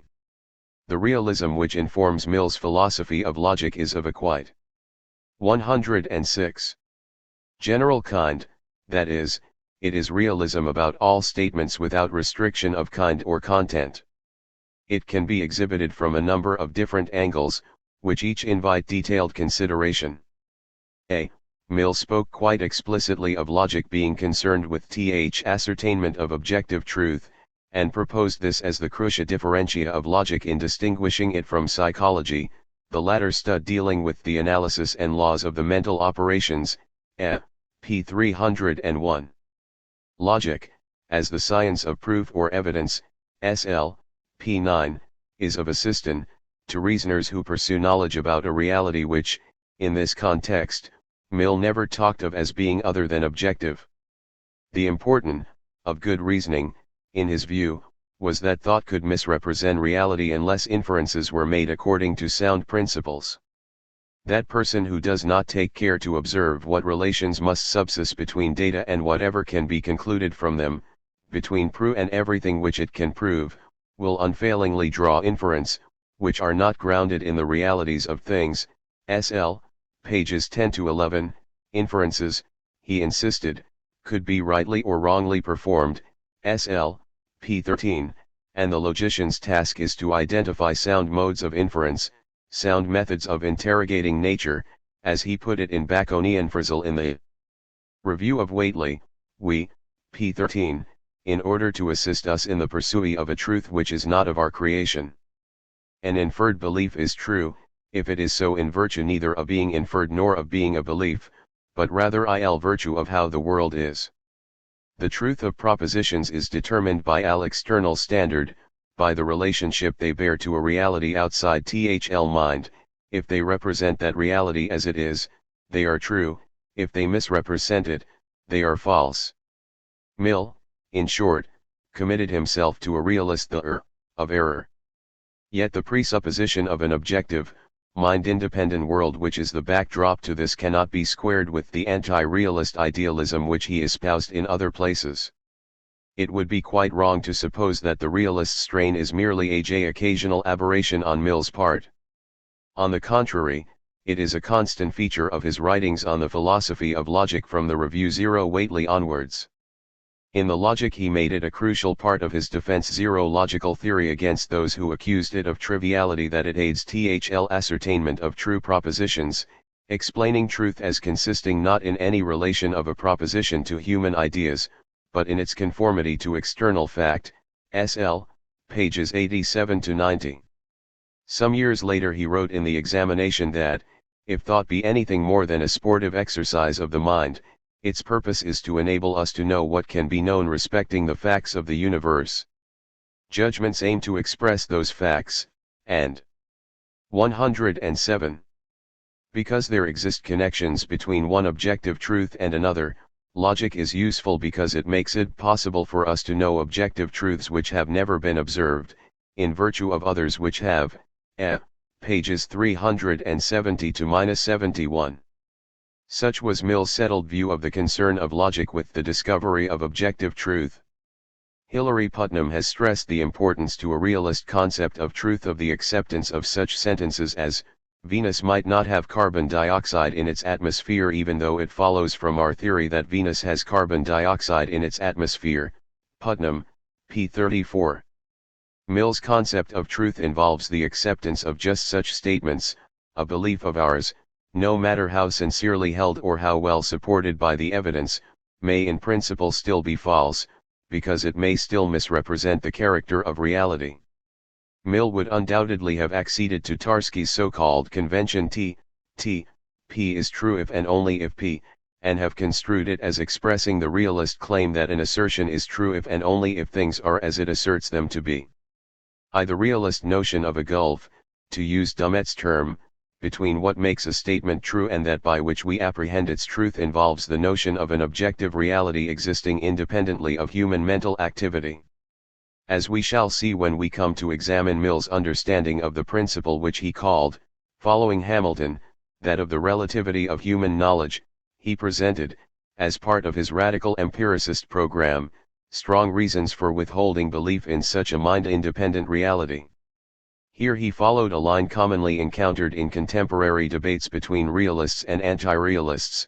The problem with positing a mind-independent, objective world, he suggested, as any modern anti-realist might suggest, is that in doing so we are operating beyond the bounds of our epistemic faculties, which are familiar only with sensible appearances. The surprising thing is that no such qualms about the limits of human knowledge appear to have held him back from taking a realist position on the philosophy of logic. In this context, Mill believed in an objective world about whose nature we could be mistaken, and which was in no sense reducible to the sensory presentations by which we come to knowledge about it. Further evidence of the realist strain in Mill is apparent in the evolution of his view of the nature of belief. From his empiricist forebears. 108. He had inherited a notion of belief as an inseparable association of ideas, and he seems to have remained reasonably content with this, as with most aspects of associationist psychology, until in the period following the composition of the logic he began to reconsider this intellectual legacy more closely. But even in the logic he expressed some doubts about the adequacy of the associationist explanation of belief. If the question be whether belief is a mere case of close association of ideas, it would be necessary to examine experimentally if it be true that any ideas whatever, provided they are associated with the required degree of closeness, give rise to belief. SL, p. 855.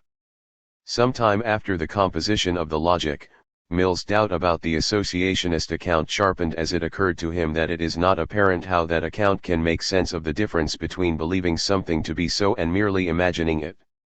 Both, on the theory, could be the products of association, yet there is clearly some basic difference between them which cannot be explained simply in terms either of closeness of association or of vividness of the resulting mental content. What Mill had lighted on was what Bernard Williams has described by saying that it is a feature of believing that it aims at truth. B. Williams, pages 136 to 37. Mill put this somewhat less succinctly by asserting that, the difference between belief and mere imagination, is the difference between recognizing something as a reality in nature, and regarding it as a mere thought of our own. N. Volume 1, p. 418. Associationism, then, falls down by ignoring the truth objective of belief, and consequently the intimate connection between belief and evidence. Mill summed up the matter very cogently. It may be said that if belief is only an inseparable association, belief is a matter of habit and accident, and not of reason. Assuredly an association, however close, between two ideas, is not a sufficient ground of belief, is not evidence that the corresponding facts are united in external nature. The theory seems to annihilate all distinction between the belief of the wise, which is regulated by evidence, and conforms to the real successions and coexistences of the universe, and the belief of fools, which is mechanically produced by any accidental association that suggests the idea of a succession or coexistence to the mind. N. Volume 1, p. 407. Facts, united in external nature, the real successions and coexistences of the universe. Such phrases testify to a fundamentally realist view of belief. Beliefs aim at truth of an objective kind, not in any way determined by the psychological principles, e.g. the laws of association of ideas, which may produce them. The order of reality, which we aim to capture in our beliefs, is an autonomous and mind-independent affair, to be sharply distinguished from the order of thought. No case. 109. About the truth of a belief could be settled by giving a description of the merely psychological conditions which produced it. What is important for the question about truth is the conformability of a belief to an objective reality, and in adjudicating its truth it is its evidential basis which must be considered. As Mill said in the Review Bain Psychology of 1859, it is a strange anomaly that some authors, after attempting to prove the existence of intellectual or moral instincts, should proceed to legitimate and consecrate everything which those instincts prompt, as if an instinct never could go astray.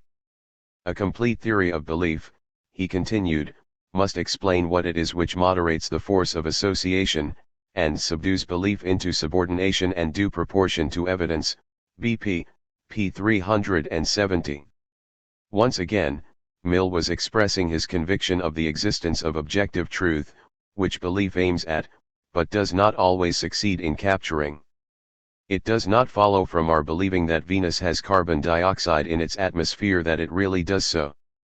See, in both the Logic and the Examination, Mill took issue with the view, whose best known proponent was Herbert Spencer, that the ultimate criterion that something is impossible is that its possibility is inconceivable to us. It is not important here to follow the details of the amicable but long-running debate between Mill and Spencer on the worth of the test of inconceivableness. Both were willing to agree that axioms, by which they meant the most fundamental propositions of deductive sciences, were learned by induction from experience, but Spencer maintained that the inconceivability of its negation was the chief test by which an axiom could be justified. Mill's objections to Spencer's position once again reflect the spirit of realism in his philosophy of logic.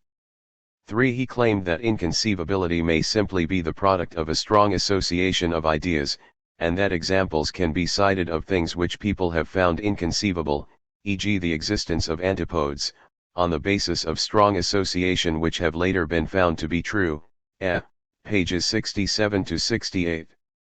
But even more significantly, even assuming that inconceivability is not solely the consequence of limited experience, but that some incapacities of conceiving are inherent in the mind, and inseparable from it, this would not entitle us to infer, that what we are thus incapable of conceiving cannot exist.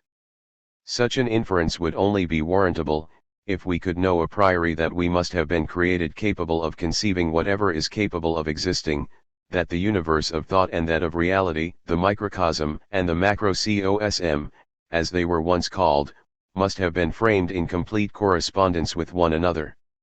That this is really the case has been laid down expressly in some systems of philosophy, but an assumption more destitute of evidence could scarcely be made, nor can one easily imagine any evidence that could prove it, unless it were revealed from above.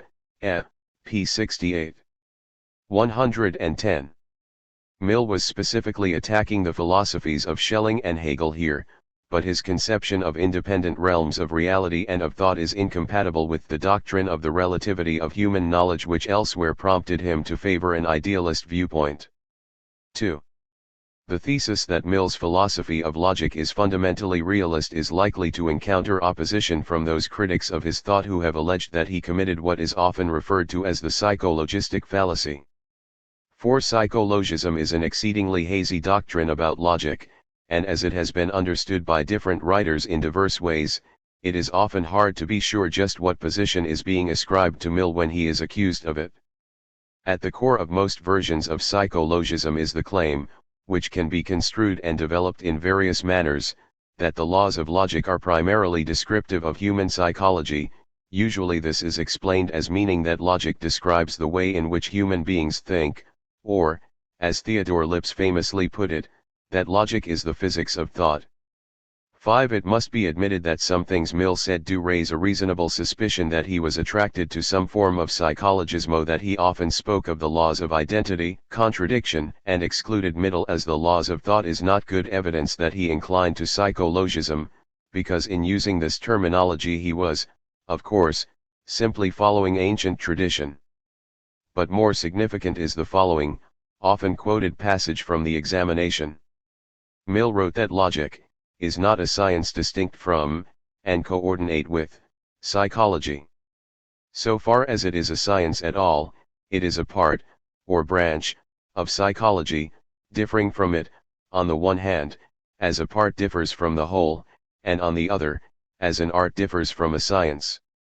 Its theoretic grounds are wholly borrowed from psychology, and include as much of that science as is required to justify the rules of the art. p. 359. This passage contains obscurities, particularly in its reference to the distinction between a science and an art, but it is not surprising that it has been taken as important evidence that Mill accepted some form of psychologism. The impression that he favored a psychologistic view of logic is further encouraged by a passage following shortly afterwards. Defining the phrase "the form of thought" as thinking itself, the whole work of the intellect, he declared, logic and thinking are coextensive, it is the art of thinking, of all thinking, and of nothing but thinking. And since every distinguishable variety of thinking act is called a 111 form of thought, the forms of thought compose the whole province of logic. p. 360. Before we look more closely at Mill's discussions of the connections between logic and thought, it is worthwhile posing the question how a psychologistic theory of logic would consort with other views he held. Psychologism, first of all, is not a form of idealism. It is not self-contradictory to affirm that logical laws are primarily descriptive of the way that people think, and to deny that there is no objective, mind-independent reality. Nor is psychologism formally inconsistent with the claim that reasoning in accordance with logical laws advances knowledge about objective reality, which is to say, it is formally compatible with a realist philosophy of logic which accepts that thought is not always in accordance with reality, but maintains that thinking according to the canons of logic will maximize the probability of arriving at true conclusions about that reality. It is, however, inconsistent with any view that logical laws are about the features of objective reality, rather than the processes of thought. Now, while there is no formal contradiction involved in accepting psychologism and rejecting idealism, it is not at all easy for a defender of psychologism both to claim that logical reasoning assists us in the pursuit of truth, and to hold that the truth in question is truth about objective reality, two theses, it will be recalled, which Mill wished to maintain. There is a quite simple reason for the difficulty. If laws of logic describe patterns of human thought, why should reasoning in accordance with them have any tendency to improve our chances of attaining to true beliefs? If the structure of the world is independent of how it is thought about, then it is quite obscure what guarantee there could be that logical reasoning, as understood on the psychologistic picture, would produce true belief about it. At best, it would seem to be a happy accident if reasoning produced any genuine enlightenment about the objective, thought-independent world. It would not be a satisfactory response to this line of argument to suggest that the laws of logic are psychological principles which have evolved in us over a long period of time, and which represent the fruits of a process of natural selection which has favored these principles of mental working over possible rivals because they have proved best able to assist us in our interactions with the objective world. The weakness of this answer is that, while it might indeed be plausible to suppose that human intellectual as well as physical features might be the result of evolutionary mechanisms, a psychologistic account of what has evolved. 112. still leaves it quite unclear how reasoning logically can maximize the probability of our reaching true beliefs about objective reality. A disposition to reason according to logical laws could be a result of evolution, because logical reasoning does assist us in our interactions with the world by improving our chances of believing truths, true beliefs being undeniably more serviceable to us than false ones. But the value of evolving a disposition to reason logically depends on logical laws expressing not merely regularities of thought, even regularities holding at the end of an evolutionary process, but in their having a meaning with a bearing on the character of objective reality, however in detail this should be explained. For if they expressed no more than the structure of thought, they could not be of use in reasoning about the structure of things, which are the inhabitants of a world whose constitutive principles are not identical with the principles of mind. In short, psychologism, whether or not abetted by an evolutionary hypothesis, fails to be able to explain the link between thought and an objective world, because it cannot plausibly explain how logical principles can be useful in maximizing true believing about a world with a thought-independent structure. The best prospect for psychologism, therefore, lies in denying the existence of a mind-independent, objective reality and embracing an idealist metaphysic. If the structure of reality is not distinct from the structure of thought, there will be no problem about how logical laws, conceived as psychological principles, promote the attainment of true beliefs. They will express aspects of the structure of reality simply by virtue of expressing aspects of the structure of the thinking mind. The worry about how psychologism could explain the linkage of thought and the world evaporates if there is no link between two separate realms to be accounted for. Logical laws, in being expressive of the workings of mind, are eo ipso directed onto reality. And not only does idealism provide an appropriate metaphysical backdrop for psychologism, psychologism presents a highly inviting philosophy of logic for anyone inclined towards idealism, because of its characterization of logical laws as principles of mental working. This recognition of the mutual affinity between idealism and psychologism naturally prompts the question whether Mill may have deliberately chosen to adopt a psychologistic theory of logic along with an idealist metaphysic, believing that in this way he could give his philosophy a satisfyingly unified character. But if this were so, what could be made of those passages in his writings where he seems to be defending the realist claim that the structure of thought and the structure of reality are quite 113 distinct? Is it possible that he did not, after all, intend to maintain a realist view of logic, but merely expressed himself badly on some occasions? Such an interpretation of Mill's intentions cannot be sustained by a careful reading of the texts. In my view, he did not subscribe to psychologism in his philosophy of logic, and a fortiori did not attempt to conjoin psychologism with the idealist metaphysic to which at times he unquestionably did lean. Those statements in the Logic and Examination which have an apparently psychologistic tenor have in fact been misunderstood, in some cases excusably, in others not. Whether or not psychologism is a mistaken doctrine, it is not a Millian one. Mill's philosophy of logic is thoroughly realist, even though its realism is at odds with the idealist elements which also occur in his thought. 3. Discussion of whether Mill was psychologistic in his approach to logic has to some extent been hampered by the lack of any clear general consensus on what detailed claims psychologism makes. R.F. McCrae has suggested that as Mill's interest in logic was centered on the practical activity of reasoning, on inference, which is something people engage in, rather than on implication, a matter of formal relationships among propositions, we might well wish to call his approach psychologistic in recognition of his concern with human reasoning. McCrae, 1973, p. Slayeth. While McCrae is right to stress the practical orientation of Mill's philosophy of logic, though Mill could hardly neglect questions about implication in trying to tell a complete story about inference, it is not very helpful to stretch the already very slackly used term psychologism to sum it up, particularly as McCrae is not disposed to think that he intended a reduction of logic to psychology in any profounder sense. But if McCrae's idea of psychologism fails to be clarificatory, an account of psychologism recently published by John Richards is seriously misleading. According to Richards, Mill must be considered a logical psychologist because logical psychologism involves two claims which he explicitly makes, namely the methodological claim that, the logical laws are descriptions of experience and are to be arrived at through observation, and the epistemological one that, the logical laws are empirical generalizations.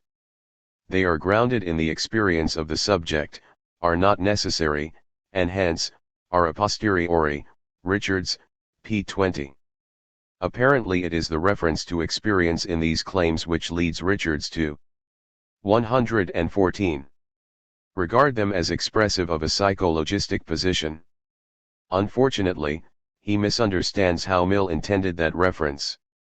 For one thing, there is no justification for ascribing to Mill the belief that logical laws were descriptions of experience in its subjective aspect, that is, were descriptive of the manner of experiencing rather than, more plausibly, of the reality experienced, a distinction quite slurred over by Richards. But further, there is certainly nothing at all psychologistic about saying that knowledge of logical laws has an experiential basis, unless this is very implausibly read as asserting, or implying, that what we know about, when we know logical laws, is the modes in which we experience reality. Mill meant his thesis of the experiential basis of knowledge of logical laws to be understood the much more straightforward way, as claiming that it is through experience that our knowledge of those laws is acquired, a reading which leaves quite in abeyance the question of what it is which logical laws express. Richards forgets that we might similarly speak of an experiential basis of our knowledge of contingent matters of fact, without meaning to affirm that factual knowledge is all knowledge about subjective modes of experience. It would be reasonable to regard as psychologistic a doctrine maintaining that logical laws are about experiencing, that is, that they are about the mode or manner of experience, but it is not this doctrine to which Mill is committed if he espouses the twin principles Richards ascribes to him. Those claims in fact convey an empiricist position we can with much cogency attribute to him, but not a psychologistic one. It is not to be psychologistic, either, to point out that there is a psychological story to be told about our belief in logical laws, as there is about any other of our beliefs. Whether the psychological account of belief in logical laws can, as Mill held, dispense with claiming the existence of special faculties of a priori intuition, and provide an explanation purely in terms of faculties of observation and generalization, is a controversial question, but to assert that some psychological description of the processes responsible for our believing laws of logic must be right is not to take up psychologism. Much more plausibly termed psychologistic, however, is the view that logical laws are reducible, in some sense, to psychological ones. The important question to ask about Mill is whether he accepted any such claim as this. If he believed that logical laws are not merely learned in the course of experience, say, by natural and spontaneous psychological processes of observation and generalization, but that those laws are actually about psychological 115 features of human beings, then it would indeed seem that he embraced a form of psychologism. But just how should the thesis that logic is reducible to psychology be understood? The most straightforward way of reading it, which captures the spirit of psychologism, is to take it to assert that logical laws really state regularities of believing. Thus the law of contradiction, which states that two contradictory propositions cannot both be true, really asserts, on a psychologistic interpretation, what is more explicitly conveyed by saying that people do not believe contradictions. A possible objection to this construal is that while the law of contradiction is unquestionably true, it is less than obvious that people never believe contradictory pairs of propositions. Inviting though this objection seems, it is not wholly clear that it is well founded. It is true, as Mill himself observed, that a person may, in one sense, believe contradictory propositions, that is, he may believe the affirmative at some times and the negative at others, alternately forgetting the two beliefs, or he may yield a passive assent to a form of words, which, had he been fully conscious of their meaning, he would have known to be, either wholly or in part, an affirmation and a denial of the same fact. Nevertheless, when once he is made to see that there is a contradiction, it is totally impossible for him to believe it, p. 373. If this is right, it offers comfort to psychologism. Point 6. But even if people sometimes do believe direct self-contradictions, though this must at most be extremely rare, a bold defender of psychologism might claim that this only shows that the law of contradiction is not, after all, exceptionlessly true. Another seeming difficulty for psychologism is that many laws of logic acknowledged by logicians would hardly be recognized by many people as being among their beliefs. In fact, as there is an infinite number of logical laws, according to standard philosophies of logic, many laws cannot have been recognized even by logicians. There are even logical laws which many people might wish to disbelieve, or at least to doubt, such as PJPJP, the so-called consequentia mirabilis, or PJQ. But the defender of psychologism might, with some justice, respond that it misrepresents his position to interpret regularities of believing in terms of beliefs which are regularly and explicitly held. Only logicians are likely. 116. To set forth in a fully explicit way the principles of organization of human beliefs, but those principles may still be said to describe the regularities in the way that beliefs are organized in the heads of the population at large.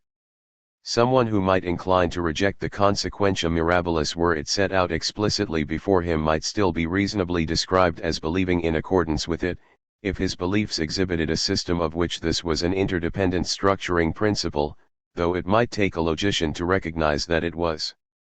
Yet to concede that psychologism need not be committed to identifying logical laws, as regularities of believing, with explicitly held beliefs does not prevent issue being taken with the claim that logical laws really do express patterns of regularity generally to be found in human belief systems.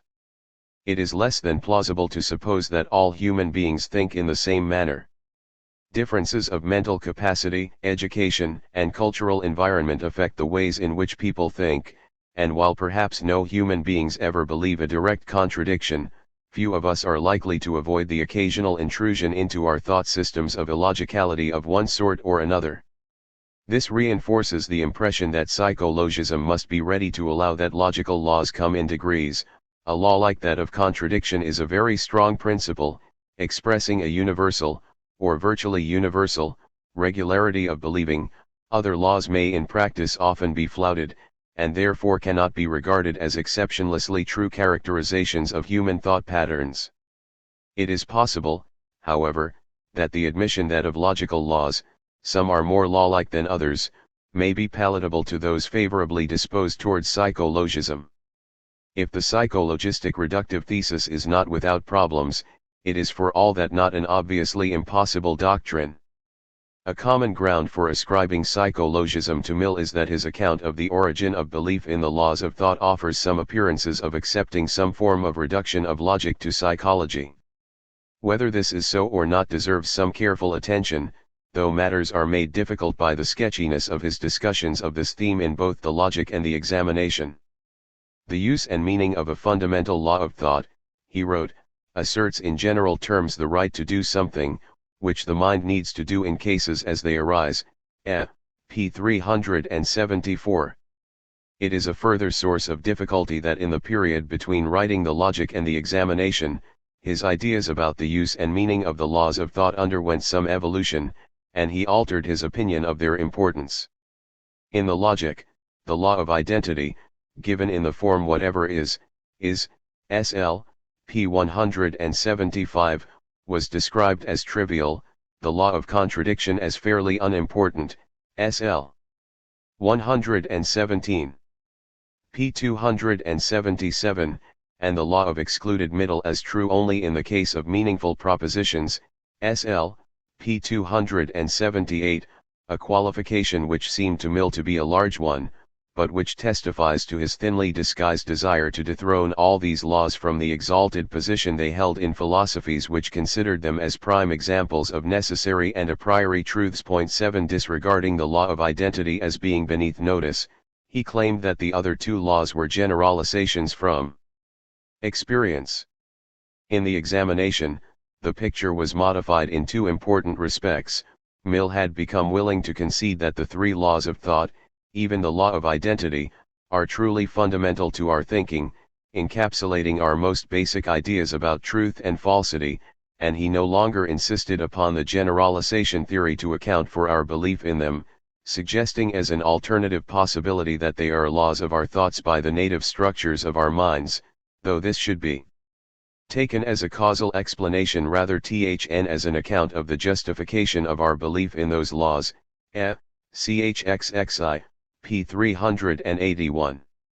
A charge of psychologism can seem reasonable against Mill, firstly because of the manner in which in the logic he explained the arrival at the law of contradiction, and secondly because of the alternative theory proffered in the examination about how the laws of thought are known.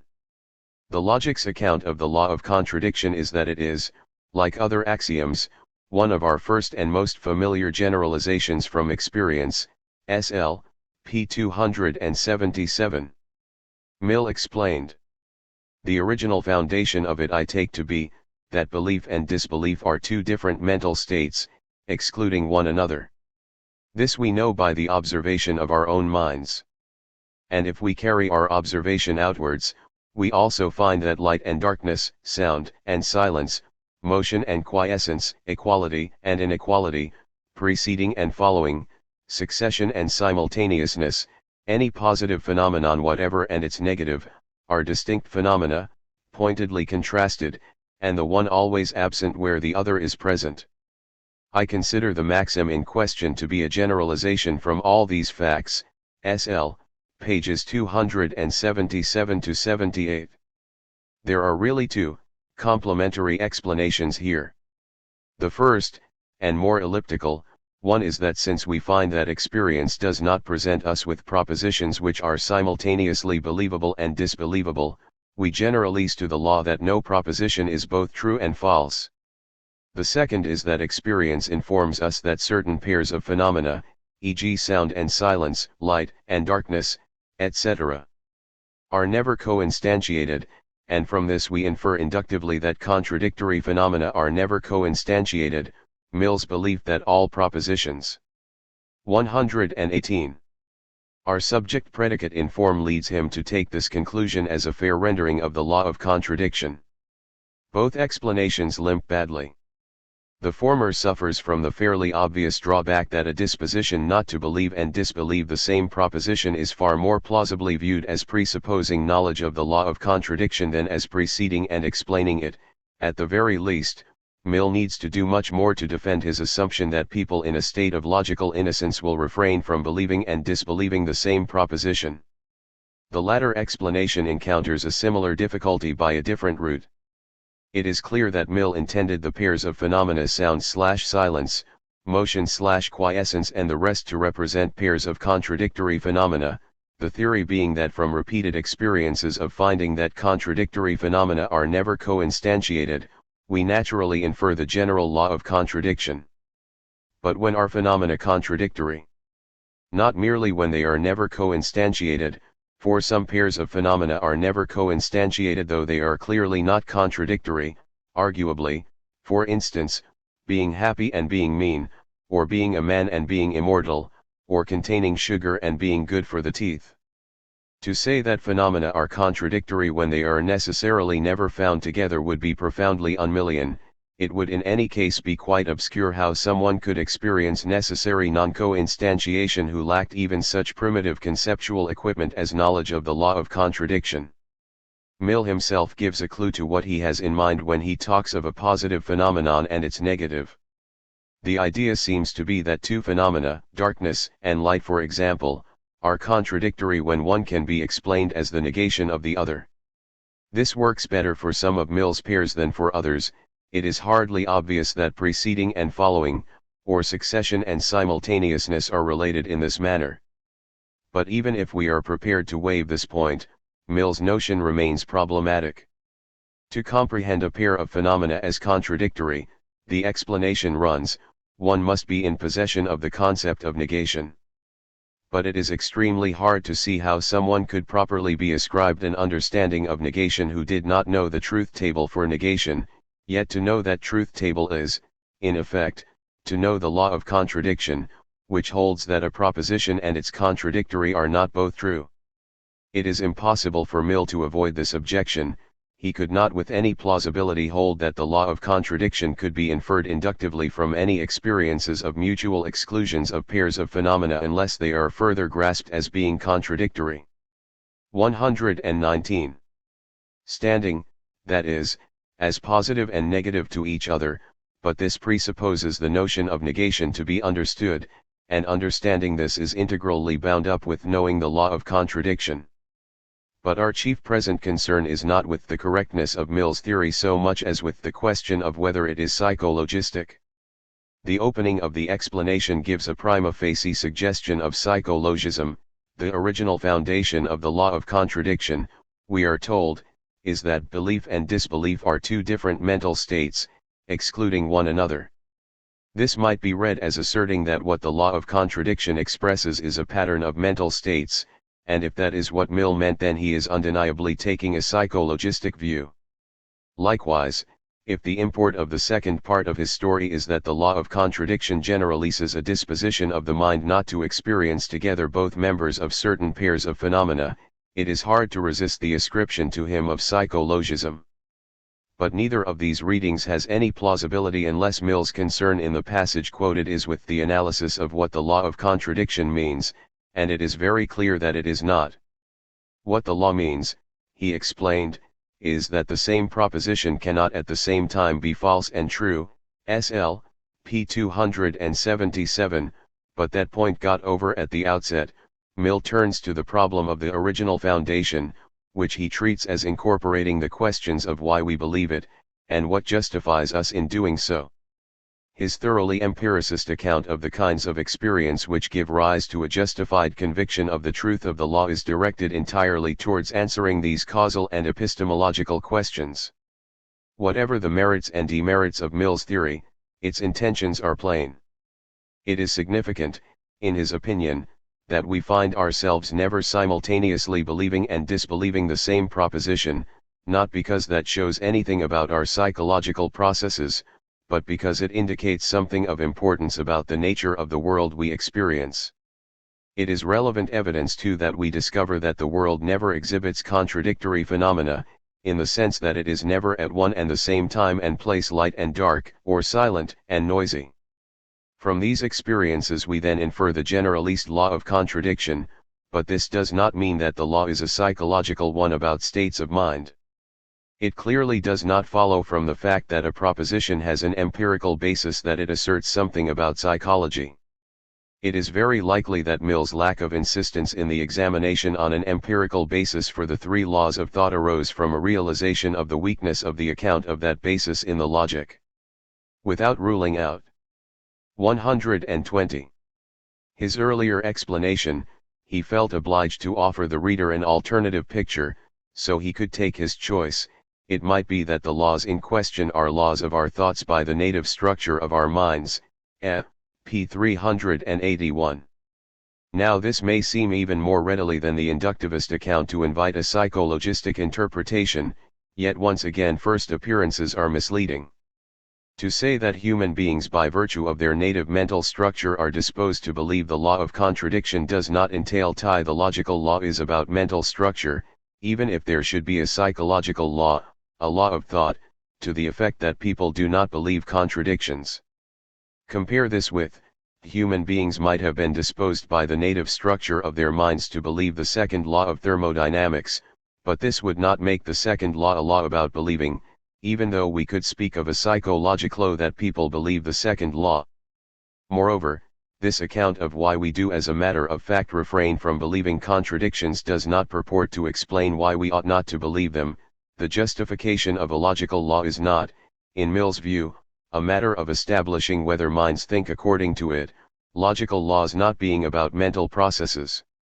If such a nativist account is accepted, the question of justification of our beliefs in basic logical laws remains outstanding. As we shall see in, the nativist account can be most suitably associated with Mill's eventual view that these laws are actually beneath justification. Unclarities there undoubtedly are in Mill's discussion, and maybe too a certain tendency to equivocate over the expression law of thought, but there is no evidence that he believed that laws of logic were merely principles descriptive of mental operations. Instead, he affirmed that the fundamental laws of thought were laws of all phenomena, and since existence has to us no meaning but one which has relation to phenomena, we are quite safe in looking upon them as laws of existence. P. 382.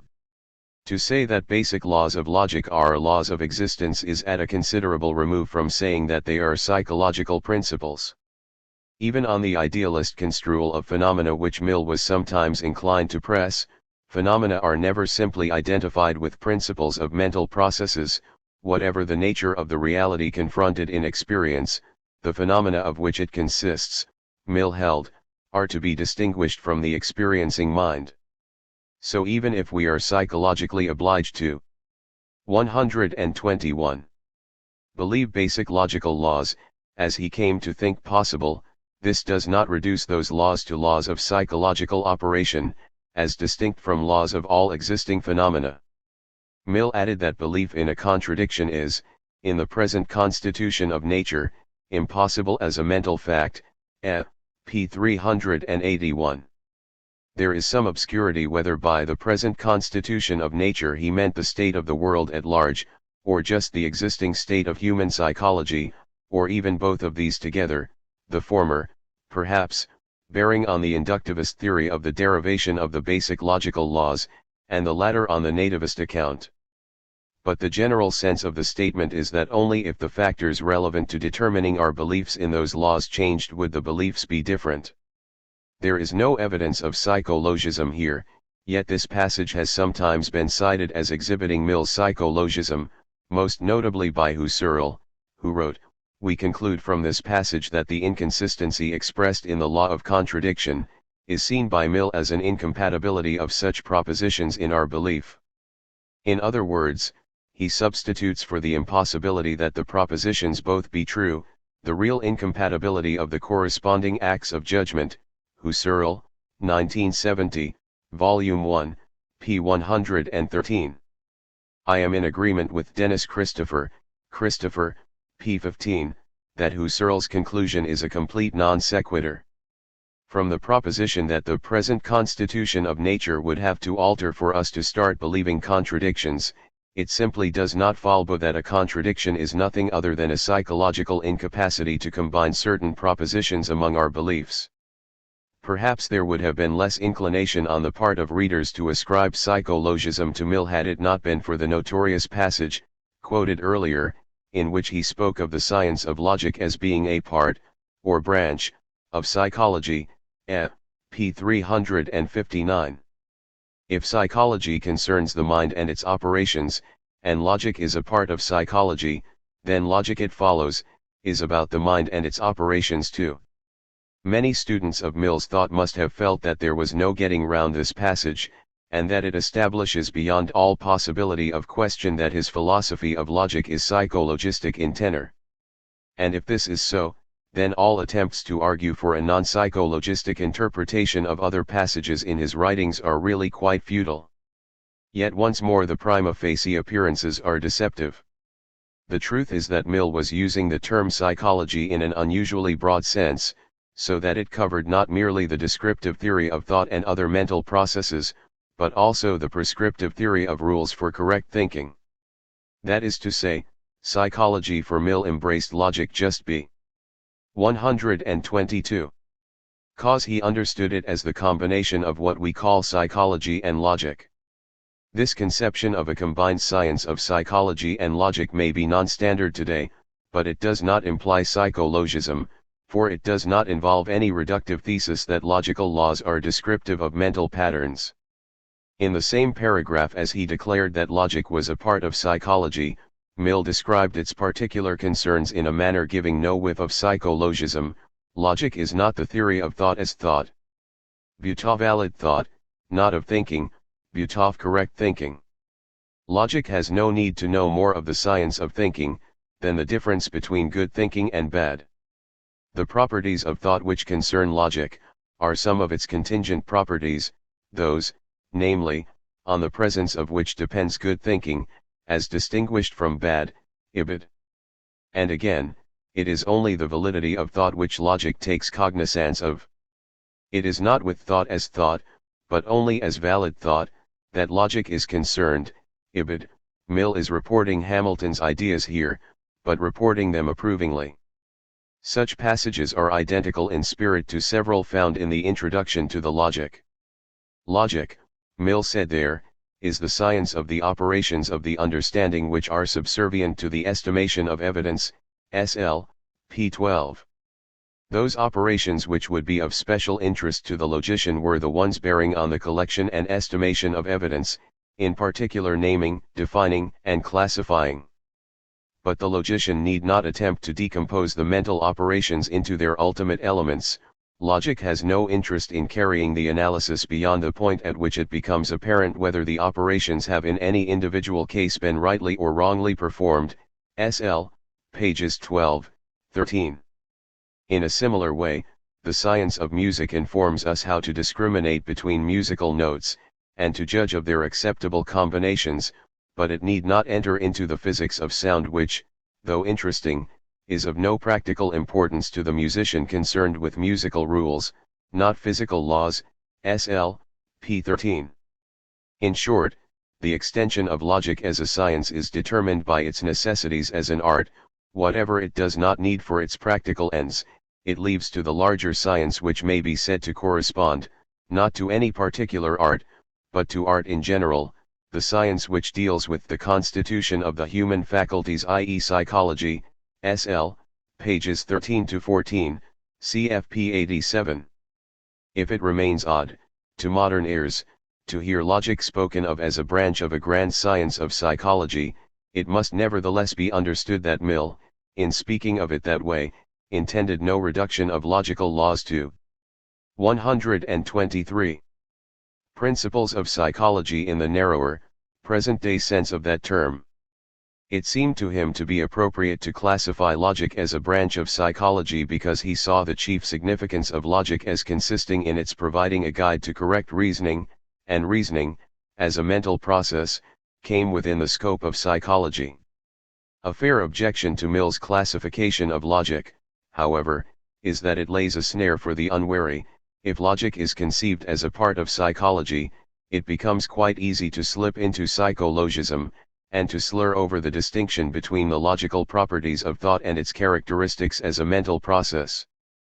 But Mill himself remained free from such confusions at all times. It can come as something of a shock to find that his substantive view of logic is really quite similar to Freya's, though the latter is often, and rightly, represented as the arch-foe of psychologism. In Freya's view, the laws of logic ought to be guiding principles for thought in the attainment of truth, and he permitted talk of laws of thought so long as it was understood clearly that logic's concern was with providing rules for valid thought rather than any description of psychological processes. Freya, 1953, p. 12. But this is no different from Mill's talk of logic as not the theory of thought as thought, but of valid thought, and as a collection of precepts or rules for thinking, grounded on a scientific investigation of the requisites of valid thought, pages 359 to 60. Mill, like Freya, believed in the objectivity of truth, and took truth to be the target of rational thought. The laws of logic should be the guiding principles of rational thought, because they are not descriptions of psychological regularities but rather laws of truth. That Mill's view of the status of logical laws was thus a perfectly standard one is a fact of the greatest importance about his philosophy of logic, but it takes on some additional significance in the light of a recent attempt to reconstruct and defend a version of psychologism. According to Brian Ellis, a plausible form of psychologism takes logical laws to describe not actual thought processes, but ideal ones, where an ideal system of belief is defined as one which is in a state of what he terms rational equilibrium. Now on the face of it, this is a more promising doctrine than what Ellis terms the crude psychologism which identifies logical laws with actual psychological processes, and one may wonder whether Mill, if he cannot be ascribed the cruder version of psychologism, can be ascribed an Ellis-type view instead. 8 Ellis concedes that no actual belief systems may fully realize the ideal of rational equilibrium, but he explains it as being, like the concept of a system of bodies in thermal equilibrium, or of a perfectly balanced ecological system. Such states may never be realized in any actual systems, but these 124 concepts are useful all the same in explaining the properties or structural features of actual systems. An ideally rational belief system is one which is in equilibrium under the most acute pressures of internal criticism and discussion. Ellis, p. 4. As Mill, like Ellis, recognizes that laws of logic represent ideal patterns of thought, and recognizes too that people do not always reason logically, which is why it is useful for them to learn logic, it might seem tempting to construe Mill as holding, just as Ellis does, that logical laws are descriptive of ideal belief systems in rational equilibrium. What makes this interpretation of Mill quite impossible, however, is that the feature of Ellis's theory which gives it its psychologistic flavor is its construal of rational equilibrium in a manner making no reference to truth, something which Mill would have found completely unacceptable. Ellis proposes to define a valid argument as one such that there is no rational belief system in which its premises are accepted and its conclusion rejected, and adds that, for me, validity is an epistemic notion. It is a concept definable within rational belief systems. Ellis, p. 29. On Ellis's account, the foundations for logical systems bypass theories of truth. They do so in the sense that they leave open the question of whether any sentence of a given language can be said to be true or false in an objective sense. Ellis, p. 102. This is very different from any theory of Mill's. His philosophy of logic upholds a notion of objective truth and includes a realist theory of error. A belief system would be ideally rational, or in rational equilibrium, for Mill if and only if it were based wholly on logical principles which maximized the probability of the objective truth of its components. Ellis's theory is not only very different, but also very implausible. Its obvious weakness is that it places no restrictions on acceptable modes for assessing beliefs other than that they should preserve a system's rational equilibrium. But it is clear that a belief system could be in rational equilibrium in Ellis's sense, having gained and expelled members through processes of rule-governed criticism and discussion, and still be wholly crazy. There would be nothing to rule out, for instance, use of Arthur Pryor's Tonk rule, which permits the derivation of any proposition, for adding new beliefs to the system, for there is no external criterion for determining what rules are admissible in the processes of internal criticism and discussion. But it is surely not begging any open questions against Ellis to insist that a belief system which utilized Tonk 125 as a principle could not be regarded as rational in any intelligible sense of the word, yet as the use of this rule need not destroy rational equilibrium as he understands it, there is no ground on which he could rule it out as being an unacceptable candidate for a rational principle. Mill, by contrast, never said anything to suggest that he held validity to be definable without reference to truth. He very clearly did not mean to espouse anything like an Ellis-style psychologism with its rejection of any external and objective standards by which the rationality of a belief system can be measured. The only reasonable final conclusion to draw is that Mill must be exonerated absolutely from all charges of psychologism. There is no particle of sound evidence to support the ascription to him of any form of that doctrine, but a great deal to suggest that his real view excluded it wholly. Whether, to preserve the unity and consistency of his philosophical system, he might have done well to conjoin a psychologistic account of logical laws with a metaphysic of idealism is, of course, another, and a very complex, issue. But the fact of the matter is that in all his discussions of the philosophy of logic, his view of the nature of logical laws was of a strictly orthodox kind. Chapter 6. Global Empiricism. Bertrand Russell once defined empiricism as the doctrine that all our knowledge is derived from experience. Russell, 1911, p. 41. Yet not all thinkers who can reasonably be placed in the empiricist camp have held a view as bold as this. David Hume, for instance, though Russell cites him as a typical empiricist, asserted that propositions expressing relations of ideas are not known through experience, but are rather intuitively or demonstratively certain. That the square of the hypotenuse is equal to the square of the two sides, wrote Hume in the first inquiry, is a proposition which expresses a relation between these figures. Such propositions of the mathematical sciences are discoverable by the mere operation of thought, without dependence on what is anywhere existent in the universe. Hume, 1902, p. 25. What Russell was describing was a position which can more accurately be termed, which denies that any knowledge has a non-empirical, a priori basis. Empiricism of this most radical kind denies that even logical and mathematical knowledge is a priori in nature. As Crispin Wright has put it, the central motif of combines a general skepticism concerning a priori knowledge and necessity with a desire to allow that logic and mathematics deal in truths of some sort which we are capable of knowing in an ordinary sense. This last phrase meaning by experience, Wright, p. 321. Mill displayed in the logic an allegiance not to the kind of mitigated empiricism embraced by Hume, but to empiricism of the global variety. All knowledge, according to the logic, is the product of experience, and no exception should be made for that of logical and mathematical propositions. It is true that in his later years Mill did become more hesitant about the logic's account of logical knowledge, and at the very end of his life felt obliged to surrender the inductivist account of our knowledge of the laws of contradiction and excluded middle which he had earlier defended. Ga. pages 499 to 500. Point 2. Yet he never conceded that even these most basic of logical axioms have an a priori justification, and throughout his career his intention remained constant to press empiricist. 126. 127. Explanations as far as they would go. On his doctrine that the propositions of the mathematical sciences are to be justified empirically he never withdrew in the slightest degree.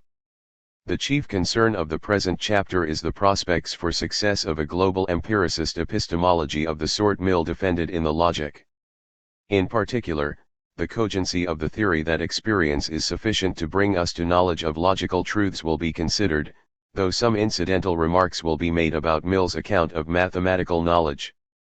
This concentration on his epistemology of logic is warranted not just by the fact that his philosophy of logic is a special concern of the study, but also by the peculiarly fundamental and determinative role played by our logical conceptions in our theorizing about the world. It would be the ultimate triumph for if the laws of logic, which occupy, as it were, the ground floor of the edifice of knowledge, could be shown to be knowable through experience alone, and success here would make it much harder to resist empiricist accounts of other categories of knowledge, including the mathematical. As Mill himself said, accounting for logical knowledge empirically is indeed hunting the doctrine of a priori knowledge from its last refuge, and would leave nothing standing which countenances the notion that there is a kind of knowledge independent of experience. Ga. p. 499. Mill went to great trouble to make seem plausible. No fewer than 3 chapters at the end of BK. 2 of the Logic were devoted to expounding and defending it, and while what he had specifically to say about logical axioms is relatively brief and comes only at the end of the book, he explained that the general considerations about knowledge of axioms which had been raised in the preceding discussion of mathematical axioms apply to the logical ones also. SL, BK 2ch7 section 5. However, it is unfortunate that he did not take more trouble over his account of the manner in which experience provides us with knowledge of the laws of thought. We have seen already how slight and unconvincing that account is, and it is clear that the global empiricist needs to do much better than that if he is to persuade us to believe in an empirical basis for logic. Yet the failure of Mill's account does not entail that no empiricist theory could succeed, though a successful theory would have to surmount the most crucial difficulty to which his account succumbed, and establish that a person in a state of logical innocence could indeed interpret his experience in a manner capable of leading him to knowledge of basic logical laws. To say, for instance, which is not quite Mill's theory, that the law of contradiction is simply inferred. 128.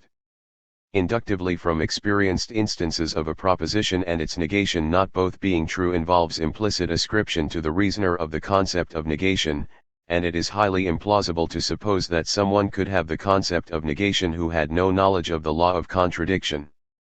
A viable empiricist theory of logic thus has a major, and possibly an insurmountable, problem to overcome.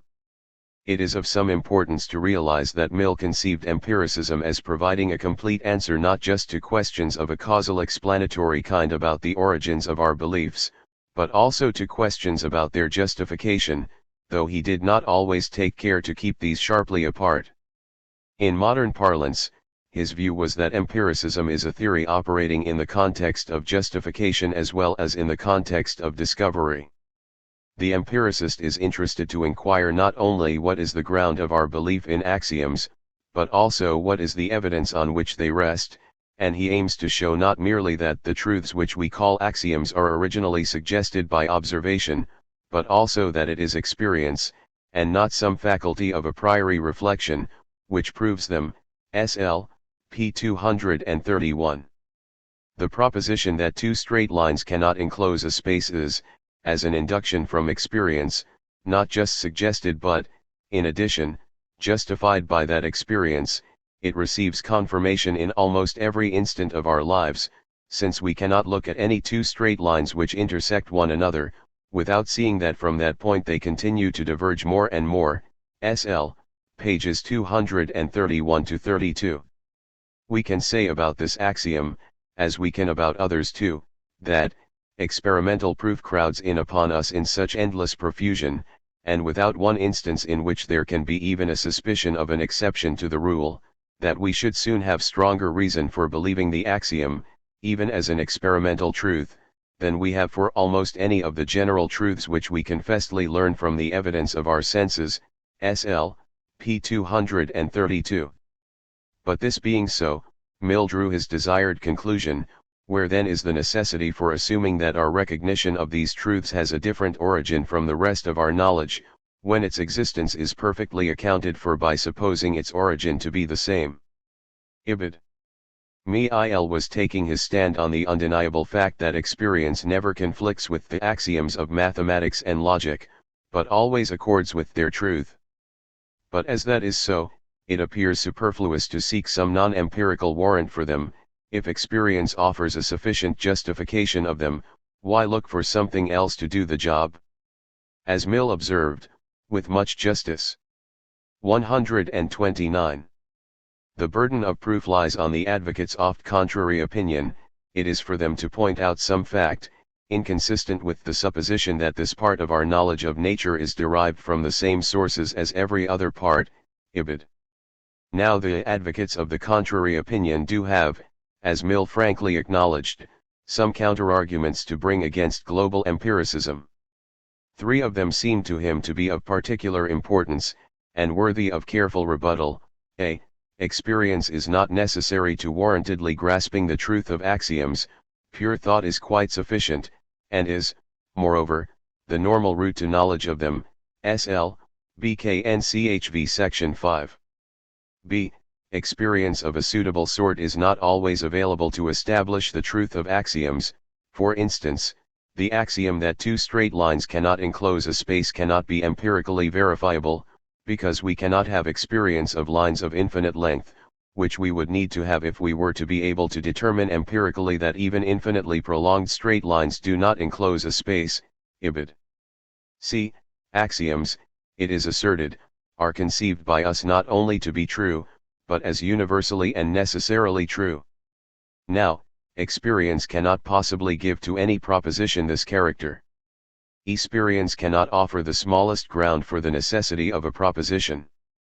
She can observe and record what has happened, but she cannot find, in any case, or in any accumulation of cases, any reason for what must happen. SL, pages 236 to 37. Mill's mode of answering the first two of these objections throws some new, and intriguing, light on what he understood by the notion of experience. Argument A. Aims to sap support for the empiricist account of axioms by alleging that mere reflection without experience, by which is here meant sense experience, is inadequate, and moreover our usual, ground for belief in them. This objection is not intended to demonstrate that an empirical basis for axioms is impossible in principle, but only that it is neither necessary nor usual in practice. It is a counterclaim to Mill's contention that a priori reflection is not required for knowledge of axioms, but by itself it is inadequate to refute. A global empiricist could criticize it for a lack of simplicity in its postulation of a priori sources of knowledge alongside empirical ones, which, of course, no a priorist denies to be responsible for many of the things we know. But the case against empiricism is greatly strengthened by production of objection, b, which asserts that there are some axioms which could not even in principle be verified by sense, experience, and which must therefore be known, if they are known, in some a priori way. 130. Mill made a joint response to objections, a, and, b, the nub of which was that both construe the concept of experience in too narrow a way. As well as sense experience of outer objects, there is, in his opinion, inner experience of one's own ideas and other mental states, and both kinds of experience are available for the empirical basis of knowledge. Having observed features of reality by means of our senses, we can then learn more about that reality by means of a kind of mental experimentation on the ideas thereby derived. Mill explained what he meant by use of the example of geometrical knowledge.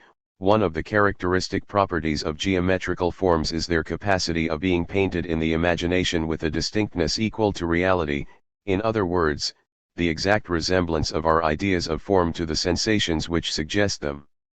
This, in the first place, enables us to make, at least with a little practice, mental pictures of all possible combinations of lines and angles, which resemble the realities quite as well as any which we could make on paper, and in the next place, make those pictures just as fit subjects of geometrical experimentation as the realities themselves. SL, p. 234.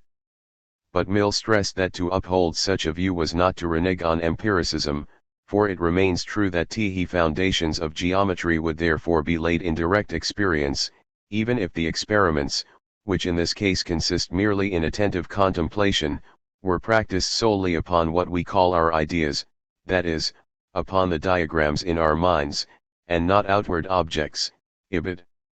Mental experimentation, however, is not confined to geometrical ideas. Even recollections of colors or of odors can be subjected to such experiment.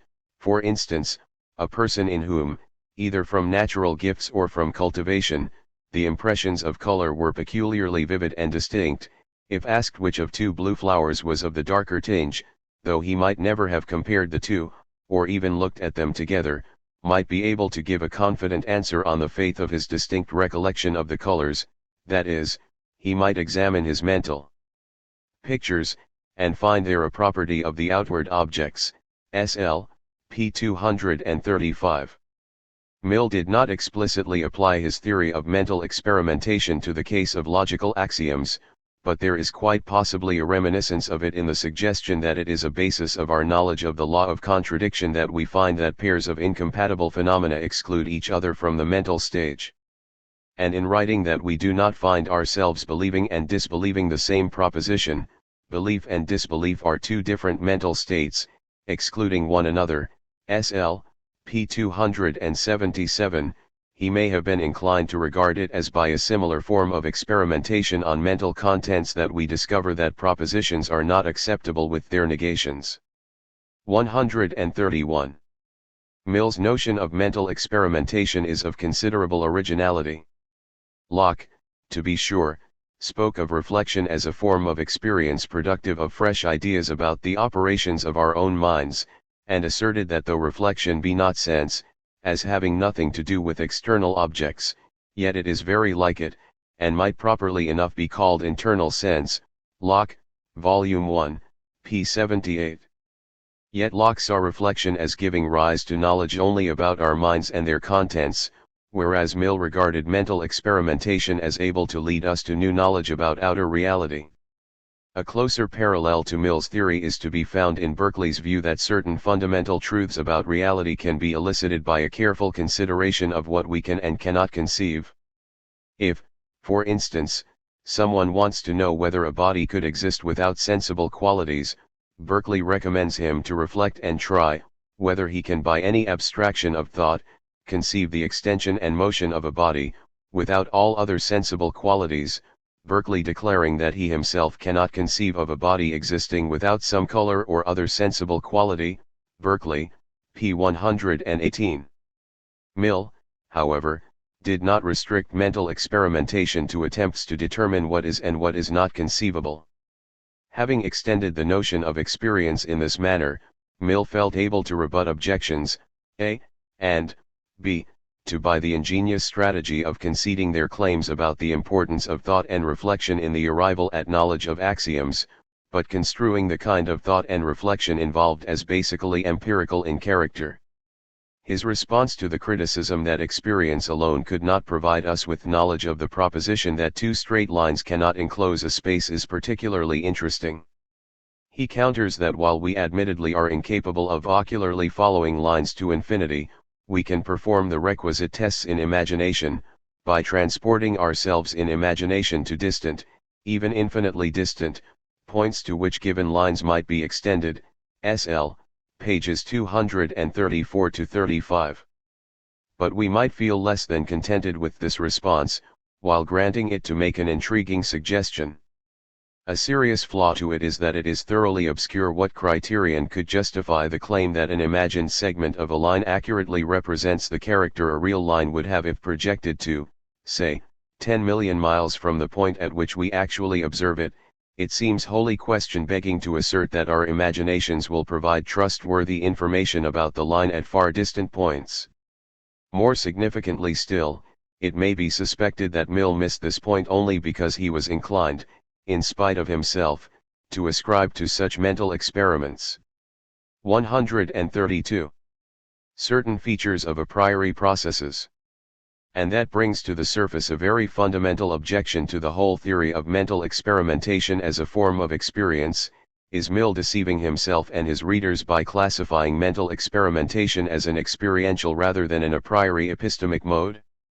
By conceding the importance, and indeed the necessity, of mental experiments in the acquisition of knowledge of axioms, is Mill, despite his protestations to the contrary, really surrendering the citadel of empiricism to the a priorist enemy?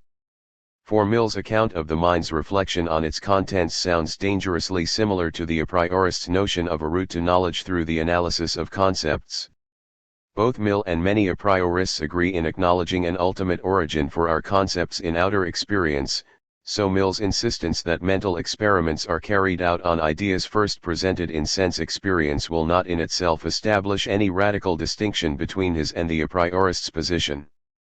And since, once it has its concepts or ideas, the mind, on both accounts, can arrive at new knowledge without any subsequent sensory input being required, it becomes unclear how Mill can justifiably claim that his mental experimentation is truly an empirical process. His extension of the term experience to cover such experimentation can easily seem a mere intellectual sleight of hand, and it is certainly highly non-standard. Freya, for instance, specifically contrasted sense perception with a priori sources of knowledge which are wholly within us, the logical source of knowledge and geometrical and temporal sources of knowledge. Freya, 1979, pages 267 to 74. Russell used experience to mean sense experience, and described the thesis that some knowledge is a priori as maintaining that the experience which makes us think of it does not suffice to prove it, but merely so directs our attention that we see its truth without requiring any proof from experience. Russell, 1911, p. 41. In allowing that sense experience is insufficient for the acquisition of knowledge of axioms, Mill might with some plausibility be taken to be in essential agreement with the a priorist who argues that an empiricist account of axioms is untenable, and that reference must be made to certain faculties of the mind for the analysis of ideas, despite Mill's claim that the analysis in question is, or involves, a kind of experience. Is Mill's global empiricism, then, merely soi-disant? In fact it is not, though it is easy to mistake it as such. Mill's notion of mental experimentation, properly understood, marks a consistent development of an empiricism which makes no real concessions to a priorism, however it may appear at first sight. His own statement of the a. 133 Priorist position is of interest in this connection. Dr. Whewell and others of his opinion, Mill wrote, assert that it is not experience which proves an axiom, but that its truth is perceived a priori, by the constitution of the mind itself, from the first moment when the meaning of the proposition is apprehended, and without any necessity for verifying it by repeated trials, as is requisite in the case of truths really ascertained by observation, SL, p. 231. Now there is a genuine distinction between such a priori apprehension of truth and what Mill described as experimentation on mental contents. His account of the latter process, and the examples he gives of it, make very clear that it is mental images, mental pictures, as he calls them, which are the material on which experiments are performed. These images, preserved in memory, are of objects previously presented in sense experience, and provided they can be held in the attention in a sufficiently steady and vivid manner, their careful scrutiny can give rise to new knowledge about those objects, and with the assistance of inductive inference, about other objects of the same kind. Such processes of examination of images, both singly and in complexes, are, as Mill maintained, not appropriately termed a priori, but are indeed much more closely related to empirical processes as standardly understood, though whether they represent a powerful extension of the latter, as he thought, or rather a mere pale and degraded reflection of them, is likely to divide opinion. By contrast, a priori thought, if there be any such, would operate, in Mill's opinion, not on mental images but on the meanings of propositions. The truth of axioms, on the a priorist picture, would be elicited by a purely intellectual and non-imagistic process of interpretation of the propositions which express them. This is the view which Mill ascribed to Whewell and his followers, and he made it clear that he regarded it as involving neither the perceptual investigation of real objects nor the quasi-perceptual scrutiny of images of them. Mill would have expected an a priorist to say that we know that two straight lines, even infinitely extended ones, cannot enclose a space, because we discover from examining the meaning of the proposition that two straight lines cannot enclose a space that this is not a real possibility. Moreover, we can learn this in one single act of understanding, which we do not need to repeat in order to confirm the truth of the proposition. But this is obviously very different from Mill's own view that we come to know the axiom by mentally experimenting, maybe several times, on images of lines in a way closely analogous to scrutinizing diagrams drawn on paper. 3. 134. It is reasonable, then, to look on Mill's theory of mental experimentation as genuinely distinct from theories of a priori reflection, and to accept his claim that conducting mental experiments on images is a form of empirical investigation. The same may be said, incidentally, of Berkeley's thought experiments aimed at discovering truths about reality by trying what we can and cannot conceive to be possible states of affairs, provided that these experiments can be understood as conducted by the imagination. When Berkeley describes the experiment of attempting to conceive of the extension and motion of a body, without all other sensible qualities, it is certainly tempting to read him as relating an experiment on mental images, and if that is the correct interpretation, then it is wrong to consider him as making here a switch from an empiricist to a rationalist view, as it has sometimes been alleged he is doing, e.g. by Pitcher, p. 220. For however a priori thought processes can be characterized, whether in Mill's manner, as essentially concerned with the analysis of meanings, or in some other way, it seems desirable to regard them as being more than merely experiments on images, which are no more than mental copies of the presentations of sense. Although Mill's account of mental experimentation on images is not an account of an a priori thought process, it may be questioned whether it is able to go as far as he wanted it to do towards sustaining the claim that a wholly empiricist theory of knowledge of axioms is attainable. For one thing, it makes a very heavy demand on the psychological capacity to produce images which are vivid and stable enough to serve as reasonable proxies for actual sense presentations. Most people are not gifted with the capacity to produce, to order and to exert an adequate control over sequences of mental images suitable for the role Mill required of them, and there are people who claim never to have mental images at all. Even people with a lively faculty of mental imagery would be hard-pressed to imagine a triangle with sufficient accuracy that the sum of its angles could be determined by inspection to equal 180 degrees. To draw on paper a triangle whose angles summed exactly to 180 degrees is a task of great, possibly insuperable difficulty. Maybe all drawn triangles are to some extent imperfect. To construct a mental image of a perfect triangle and to hold it steady for long enough to take subtle measurements of it seems a still more hopeless enterprise, a task more fit for the mind of God than for the mind of man. Nor could Mill admit that such images, to be serviceable, would have to be in some manner idealized without risking the collapse of his theory into a form of a priorism. 4. 135. Mill also failed to recognize how unlikely it is that mental experimentation on images could be productive of knowledge of axioms whose content does not lend itself readily to any sort of imagistic representation. It is obscure, for instance, what mental experimentation on images we could undertake to convince ourselves of the truth of Peano's postulates.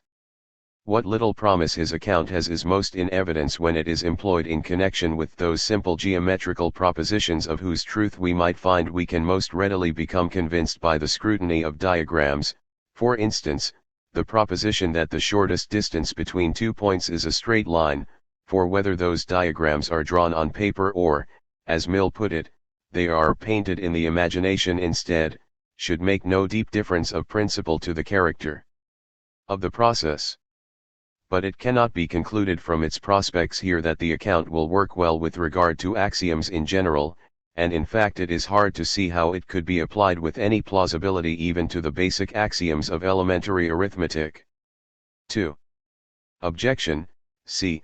to the empiricist account of axioms was, it will be recalled, that experience cannot show axioms to be necessary, that it can provide us with knowledge only of what is, not of what must be. Mill quoted Whewell's dictum that, to learn a proposition by experience, and to see it to be necessarily true, are two altogether different processes of thought, SL, p. 237.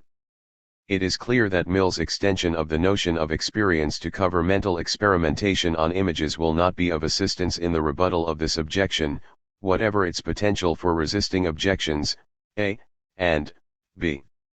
For he conceived experiments on images as closely analogous to experiments on objects known directly through the senses, and what is alleged against the capacity of the latter experiments to inform us about necessity can, mutatis mutandis, be alleged against the former. Mill's response to this objection relies on one of the most radical and distinctive doctrines of his entire philosophy. It does not matter, he argued, that empiricism cannot account for knowledge of necessity, for necessity does not exist. The feeling that some propositions are not just 136. True but necessarily true, he explained, is a pure illusion stemming from the psychological difficulty of imagining to be otherwise something which has been found to be so by long-established and familiar experience, SL, p. 238. At the root of Mill's account is the alleged compulsive force of the powers of association of ideas. When we have often seen and thought of two things together, and have never in any one instance either seen or thought of them separately, there is by the primary law of association an increasing difficulty, which may in the end become insuperable, of conceiving the two things apart. If daily habit presents to anyone for a long period two facts in combination, and if he is not led during that period either by accident or by his voluntary operations to think of them apart, he will probably in time become incapable of doing so even by the strongest effort, and the supposition that the two facts can be separated in nature, will at last present itself to his mind with all the force of an inconceivable phenomenon. SL, pages 238-39. Mill claimed that philosophers like Whewell who had defended the existence of necessary truths had no better ground on which to base their opinion than the fact that we do, in practice, find the negation of some propositions to be inconceivable. But inconceivability, Mill urged, is a very bad criterion of impossibility, as experience has shown that what was deemed inconceivable had sometimes come to pass. Our capacity or incapacity of conceiving a thing has very little to do with the possibility of the thing in itself, but is in truth very much an affair of accident, and depends on the past history and habits of our own minds. SL, p. 238. Still less can our finding the negation of certain propositions to be inconceivable establish that we have for those propositions an a priori warrant, or evidence of a higher and more cogent description than any which experience can afford. Ibid. Once upon a time, Cartesians had rejected the Newtonian doctrine of gravitation on the strength of a proposition whose negation appeared inconceivable and against reason, the proposition that a body cannot act where it is not. Yet Newton's doctrine had eventually overcome all opposition and achieved universal acceptance. SL, pages 239-0. Inconceivability is thus to be rejected as a quite unacceptably subjective criterion of objective impossibility.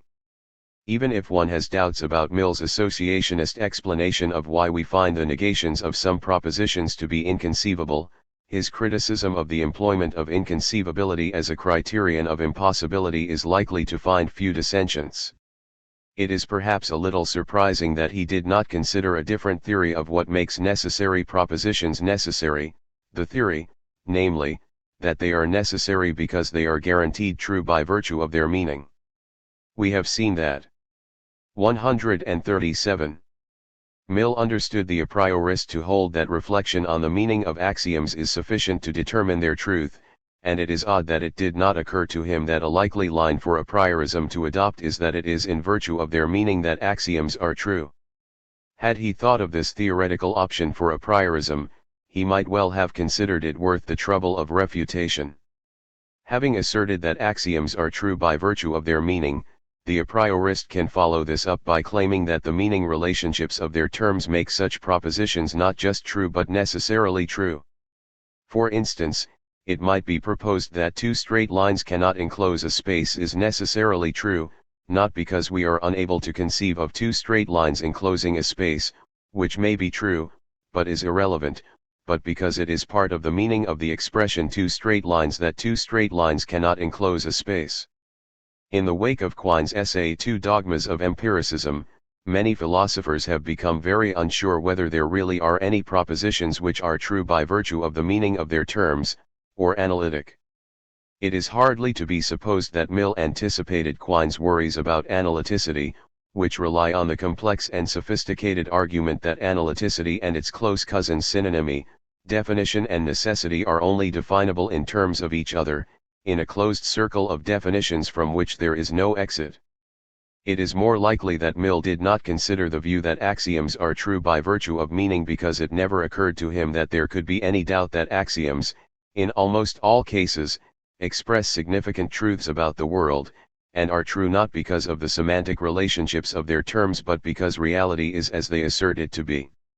The exceptions to this generalization, though in the logic hardly thought worthy of the name of axioms, were the law of identity, whatever is, and the dictum de omni et nullo, which were trivial truths about words and verbal relationships, and not substantive claims about reality. SL, BK2CH2 Section 2, 3. These propositions, though he did not put it this way, he might then have been prepared to regard as true by virtue of meaning, for he held their truth to depend on facts about language rather than facts about the world, and as such they attracted his unmitigated scorn. But the theory that all those axioms standardly deemed necessary are true by virtue of the meanings of their terms he would have dismissed, had he encountered it, as obviously wrong. There is some irony in the fact that, if Mill in 1843 had been ready to say it of any propositions, he might have been prepared to say of the law.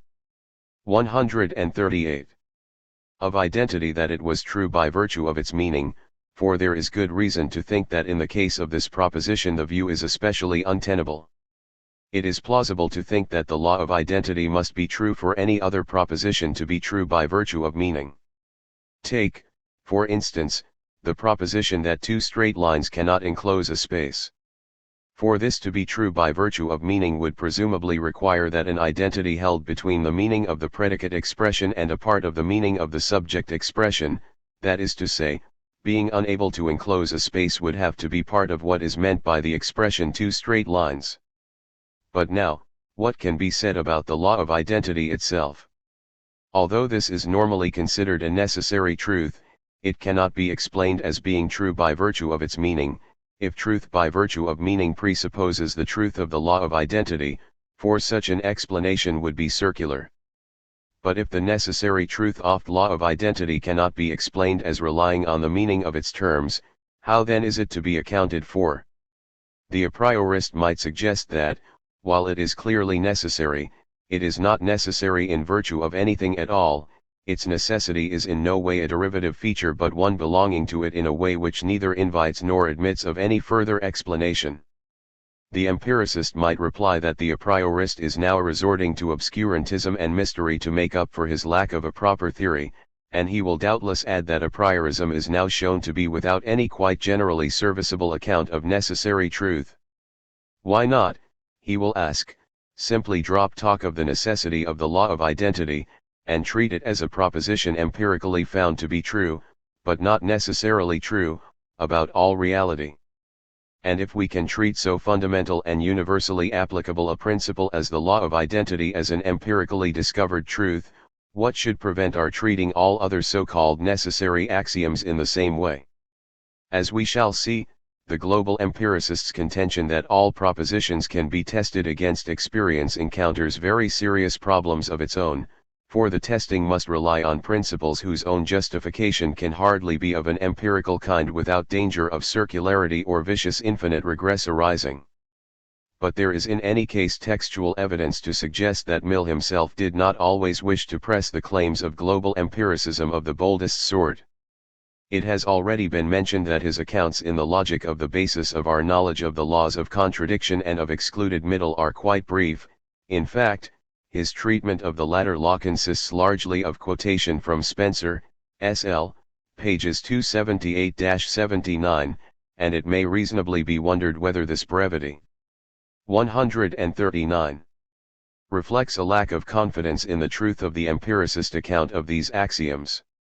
Moreover, in the very paragraph in which he presented an empiricist explanation of knowledge of the law of contradiction, Mill also floated the apparently inconsistent suggestion that the law is really a mere identical proposition, S.L., p. 277. It is significant too that in the rough draft of the logic which he wrote before the version printed as the first edition, he made no reference whatsoever to an empiricist treatment of the axioms of logic, S.L., Appendix A. The truth of the matter is that Mill seems sometimes to have hesitated over the extension of the empiricist theory to logical axioms, not, however, because he thought that an a priorist account of them might be correct after all, but because he doubted whether any attempt to justify them was really in order. His failure to declare himself strongly in favor of an empirical account of the axioms of logic stemmed not from any suspicion that those axioms were, so to speak, beyond the power of empiricism to accommodate, but rather from a suspicion that they were beneath it. There can be little question that he came to believe this about the law of identity, which at least by the time he wrote the examination he was willing to look on as an indispensable postulate in all thinking, p. 376, yet one of such simplicity and fundamentality that the question of its justification could not sensibly be raised. It was not that he believed that empiricism would give the wrong justification of the law, and some other theory the right one. Instead, no question about its justification could appropriately be posed. 5. The laws of contradiction and of excluded middle appear to have given him more pause for thought. His cautious view apparently was that if these laws were in need of justification, then, of course, that justification must be an empiricist one, but perhaps they were in reality identical propositions and, as such, like the law of identity itself, did not admit of justification in the way all non-identical propositions did. It was the claim that no justification was needed which finally came to the fore in the Review Grote's Aristotle, where Mill argued that as identical propositions they did not need the support of a gathered experience, Ga. p. 499, cf. a suggestion made many years earlier at SL, p. 277. But if Mill took much time to make up his mind about the status of the basic logical axioms, he never displayed the slightest tendency to weaken in his allegiance to the central tenet of an empiricism of global dimensions, that all justification is by reference to experience. Mill never explained why he thought that the law of identity, or such a proposition as the law of contradiction, if merely expressive of an 140 identity, required no justification, but it may be presumed that he believed that nothing more primitive in the order of knowledge could be adduced in support of propositions of such fundamentality.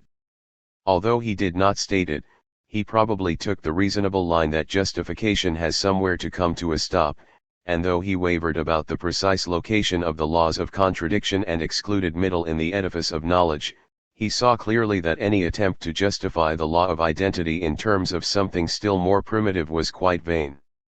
But to allow that experience is not the source of justification of the most primitive logical laws does not, of course, entail conceding to a priorism that those laws can be known in advance of experience, and Mill seems to have believed, see, for instance, Ga, pages 499 to 500, that consciousness of the truth of the laws of logic arises only in the course of experience.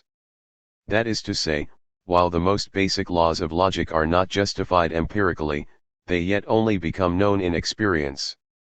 Yet he also believed, as we saw, that these basic laws of logic are laws which we are under some psychological compulsion to accept, that is, while laws of logic are not themselves psychological principles, Mill thought that there are some psychological principles to the effect that we should believe certain of the most fundamental logical laws, though perhaps only the three traditionally labeled laws of thought. At first sight, this may seem to represent a substantial concession to a priorism, but in fact it is no such thing. Mill did not consider that human psychology is of such a nature that a belief in some fundamental principles of logic can and will arise in the absence of experience. Rather, he held that the human mind is so constructed that in interpreting its experience it will follow the patterns expressed by the most fundamental logical laws. Moreover, he did not take the existence of psychological laws to think logically to have any bearing on the justification of logical laws, and in particular he did not suppose that logical laws were justified by the very existence of psychological compulsions to believe them. Even so, one might wonder whether it was not superfluous, and misleading, on Mill's part to postulate psychological laws of logical thought, for if fundamental principles of logic, while not requiring experience for their justified belief, being, strictly, beneath justification of any sort, are yet only learned in the course of experience, then experience would appear to offer a sufficient explanation of why human beings accept those principles, without needing any supplementation by a theory of psychological tendencies to think in accordance with them. For all their hesitations and obscurities, Mill's various discussions of 141. Our knowledge of the fundamental laws of logic comprise a suggestive and valuable contribution to empiricist philosophy. While the precise nature of his theories in this area is often elusive, and may have been far from wholly clear to himself, his ideas are worth careful attention, not least because they have a significant bearing on the important but far from simple question of what really distinguishes empiricist from a priorist theories of knowledge. It was suggested above that Mill inclined to construe the most fundamental laws of logic as incapable of any justification in terms of other principles, as being principles of so primitive a kind that they are, metaphorically speaking, beneath justification. But an obvious question which arises about such a view is whether Mill has now abandoned in making what appears to be a large concession to a priorism. Can a bona fide global empiricist really afford to allow that among the things we know are some propositions for which we do not possess an empirical justification? Maybe the kind of mitigated empiricism found, for instance, in Hume's writings can admit the existence of items of knowledge for which we have no a posteriori warrant, but the more thoroughgoing empiricism which Mill purported to espouse would appear to exclude the possibility of such items. Now it is a mistake to conceive the distinction between empiricist and a priorist theories of knowledge to be clear-cut. In reality there are not just two, sharply contrasted views which philosophers might hold, but a spectrum of positions running between extremes.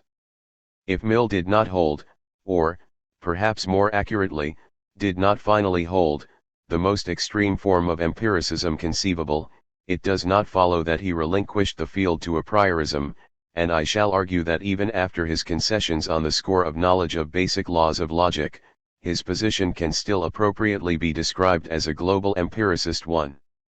Mill never relaxed his opposition to a strong version of a priorism whose appeal to many philosophers has continued even to the present day. On this version, necessary truths, including the laws of logic and mathematics, can be rationally known by the power of our intuitive capacities, that is, we can just see, by the force of our understandings, that these propositions are true.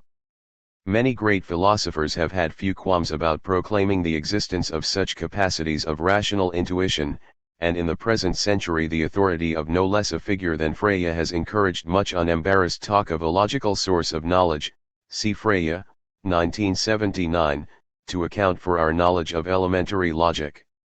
Not many writers have taken issue with such notions of a 142. Priori knowledge, though the same obscurantism which Mill condemned has occasionally spurred a philosopher to remonstrate with the supporters of the orthodox view. Among the limited company who continue the tradition of Mill is Max Black, who has strongly criticized the idea of intuitive justification of the laws of logic. As Black has written, a tradition going back to Aristotle claims the possibility, indeed the necessity, of providing a warrant for logical and mathematical truths. The position is dominated by a supposed analogy between vision and an alleged process of mental insight, characteristically expressed in a metaphorical terminology of evidence, intuition, Latin, intera, to look, the light of reason, clarity, distinctness, and so on. Black, 1970, p. 17. One recalls here Mill's description of the way in which a priorism opens the door to regarding every inveterate belief and every intense feeling as its own all-sufficient voucher and justification, AV, p. 233. Black adds the observation that intuition could provide at most a private justification of a proposition, for someone who claims that the justification that 2 and 2 make 4 is a certain mental fact, the fact, namely, that it seems intuitively right to him to affirm that 2 and 2 make 4, cannot use that fact to convey an intelligible justification to anyone else. It might be countered that if in practice people agree in their intuitions, the lack of a strictly public justification for the proposition that 2 and 2 make 4 will not matter, as people will coincide in their private justifications for it. But even agreement in intuitions will not help to answer the deeper Millian objection that it is simply not clear why any mental facts whatsoever should be taken as justifying propositions about extramental reality. To answer this objection, there would have to be supplied some account of why human intuitions should be trusted as sources of knowledge about ultimate logical and mathematical reality. But nobody knows any way of vindicating the claims of intuition to provide knowledge, which consequently tends to attract description in nothing better than the loose and hopeful metaphors drawn from ordinary visual perception which Black condemns. Black himself favors regarding an a priori proposition as one whose truth is revealed in the very act of understanding it, so that in understanding such a proposition we necessarily know it to be true, and if we have any doubt we could not have understood what we thought we were doubting. Black, 1970, p. 18. But what understanding a proposition makes plain to us is the meaning of that proposition, and in maintaining that when we understand an a priori proposition we eo ipso grasp its truth, Black is hinting strongly that he takes the truth of a priori proposition. 143. Tions to be a function of their meaning. If Black accepts some form of the view that a priori propositions are true in virtue of their meaning, he has of course diverged considerably from Mill's position, for Mill did not believe that those propositions normally classified as a priori were in general true by virtue of semantic relationships rather than by virtue of the way the world is. But, as we have seen, it is unlikely that the notion of a priori propositions can be satisfactorily elucidated along these lines, both because of Quinian worries about analyticity, and because the truth in virtue of meaning theory cannot cope with the law of identity, surely the most prominent candidate of all for a priori status. Thus in refusing to accept that there were any propositions which were a priori either in the sense of being knowable by a special faculty of intellectual intuition, or in that of being true by virtue of their meaning, unless, indeed, there was a very small number of the latter, as he may have believed in 1843, Mill occupied a highly defensible position. But if some propositions are beneath justification, being warranted neither by experience, nor by intellectual intuition, nor by performance of an act of understanding of their meaning, are they not then in some sense a priori, even if they are only grasped, as Mill held, in the course of experience, just because nothing more primitive is available to be cited in their justification? Perhaps it is an ultimate fact that human beings with normal faculties accept the basic logical laws, and while other things they accept by inference can be justified by reference to their acceptance of logical laws, their acceptance of those laws themselves cannot meaningfully be said to be justified by anything at all. Now it is reasonable to describe such propositions as a priori, and it is also plausible to suppose that Mill accepted their existence. Thus Mill accepted the existence of some a priori propositions, at any rate in his later, post-logic, years.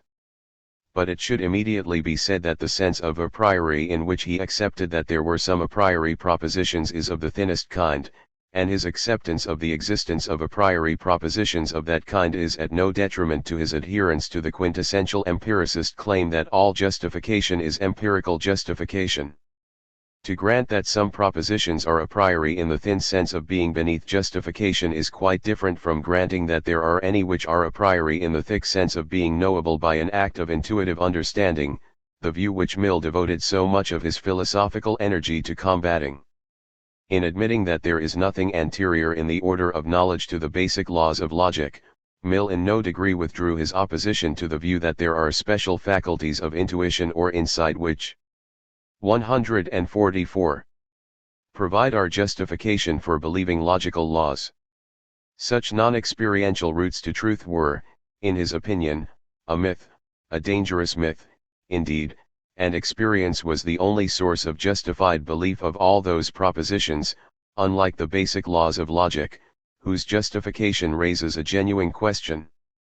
The boldest form of might be characterized by the conjunction of the following two propositions, ge1, no proposition is to be justified a priori, where a priori is understood in the thick sense distinguished above, ge2, all propositions are to be justified by experience, that is, by perception, or by inference from perception.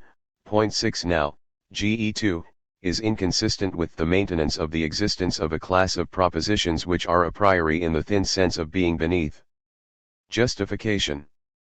If Mill accepted the existence of that class of propositions, he consequently cannot be ascribed a belief in ge2.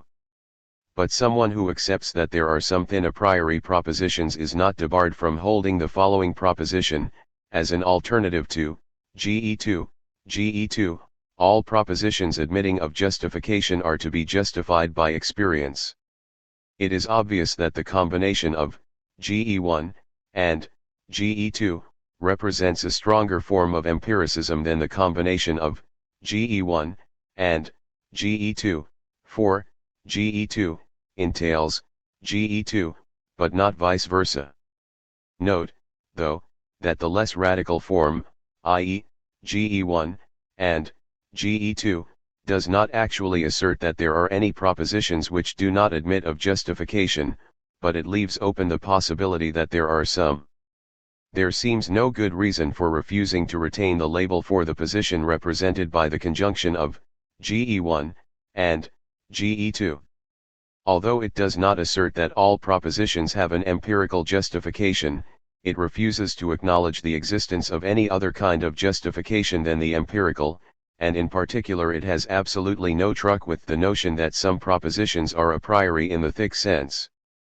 While not the most radical possible form of empiricism, it is yet a doctrine of considerable boldness, and is in fact much bolder than the positions of many who have been regarded or who have regarded themselves as empiricists.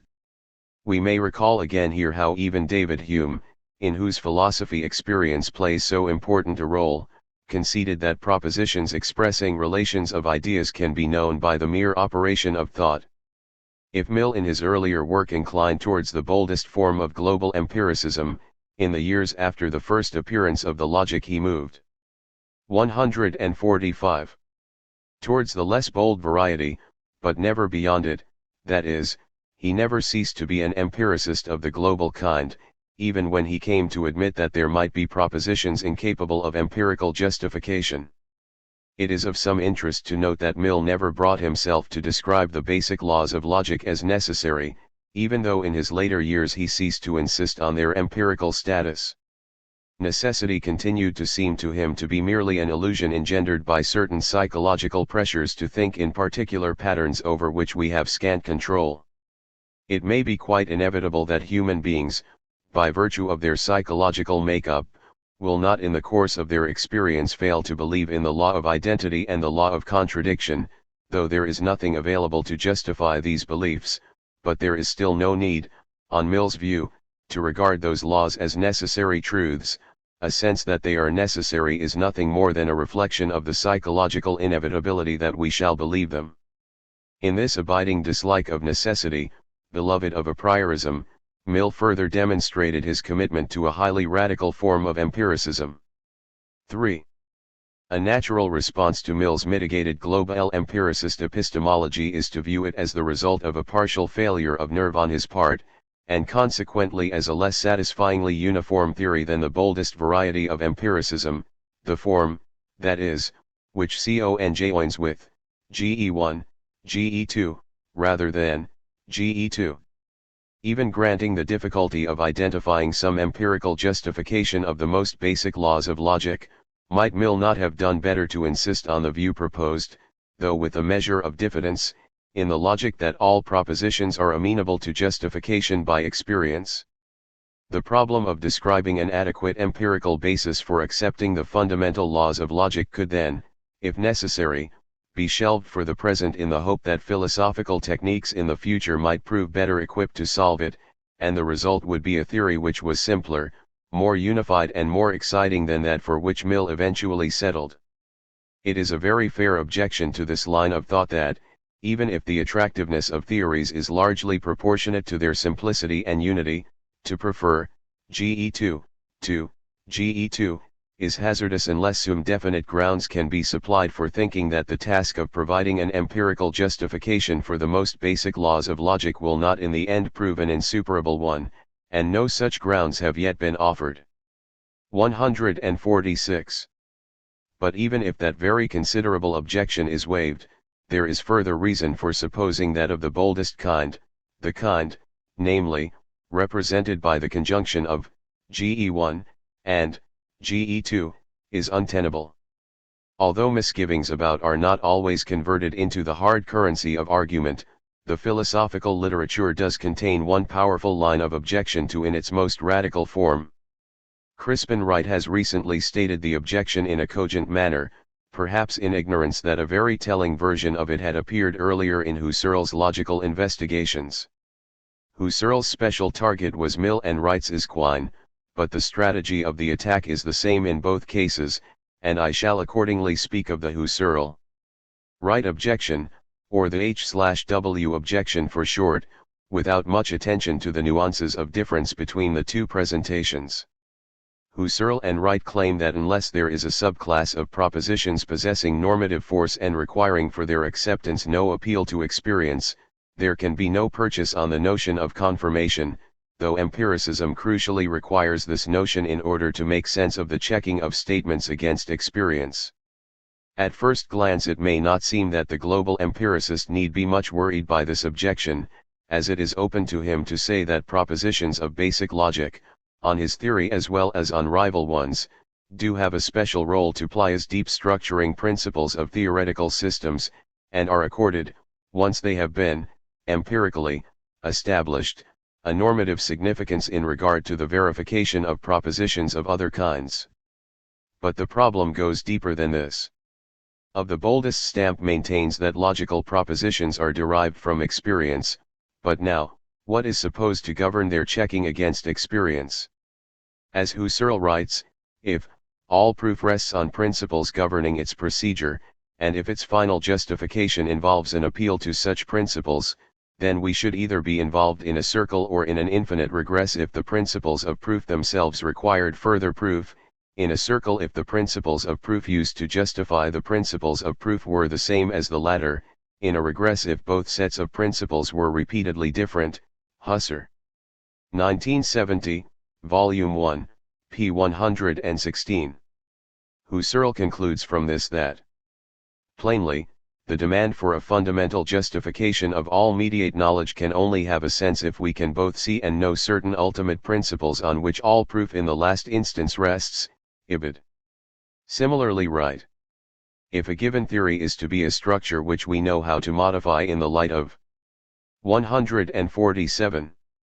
Experience, we shall require, sooner or later, not hypotheses concerning the findings which a theory does or does not tolerate, but rules. The underlying logic of a theory cannot be supposed to be itself under assessment when a key experiment is constructed, for it is only within the network of inferential and descriptive rules which the logic supplies that we can give sense to the idea of an apparent conflict of the results of the experiment with the theory. Right, p. 328. In short, how could we check any logical principles for their accord with experience unless we could presuppose we already had a logic to govern the checking?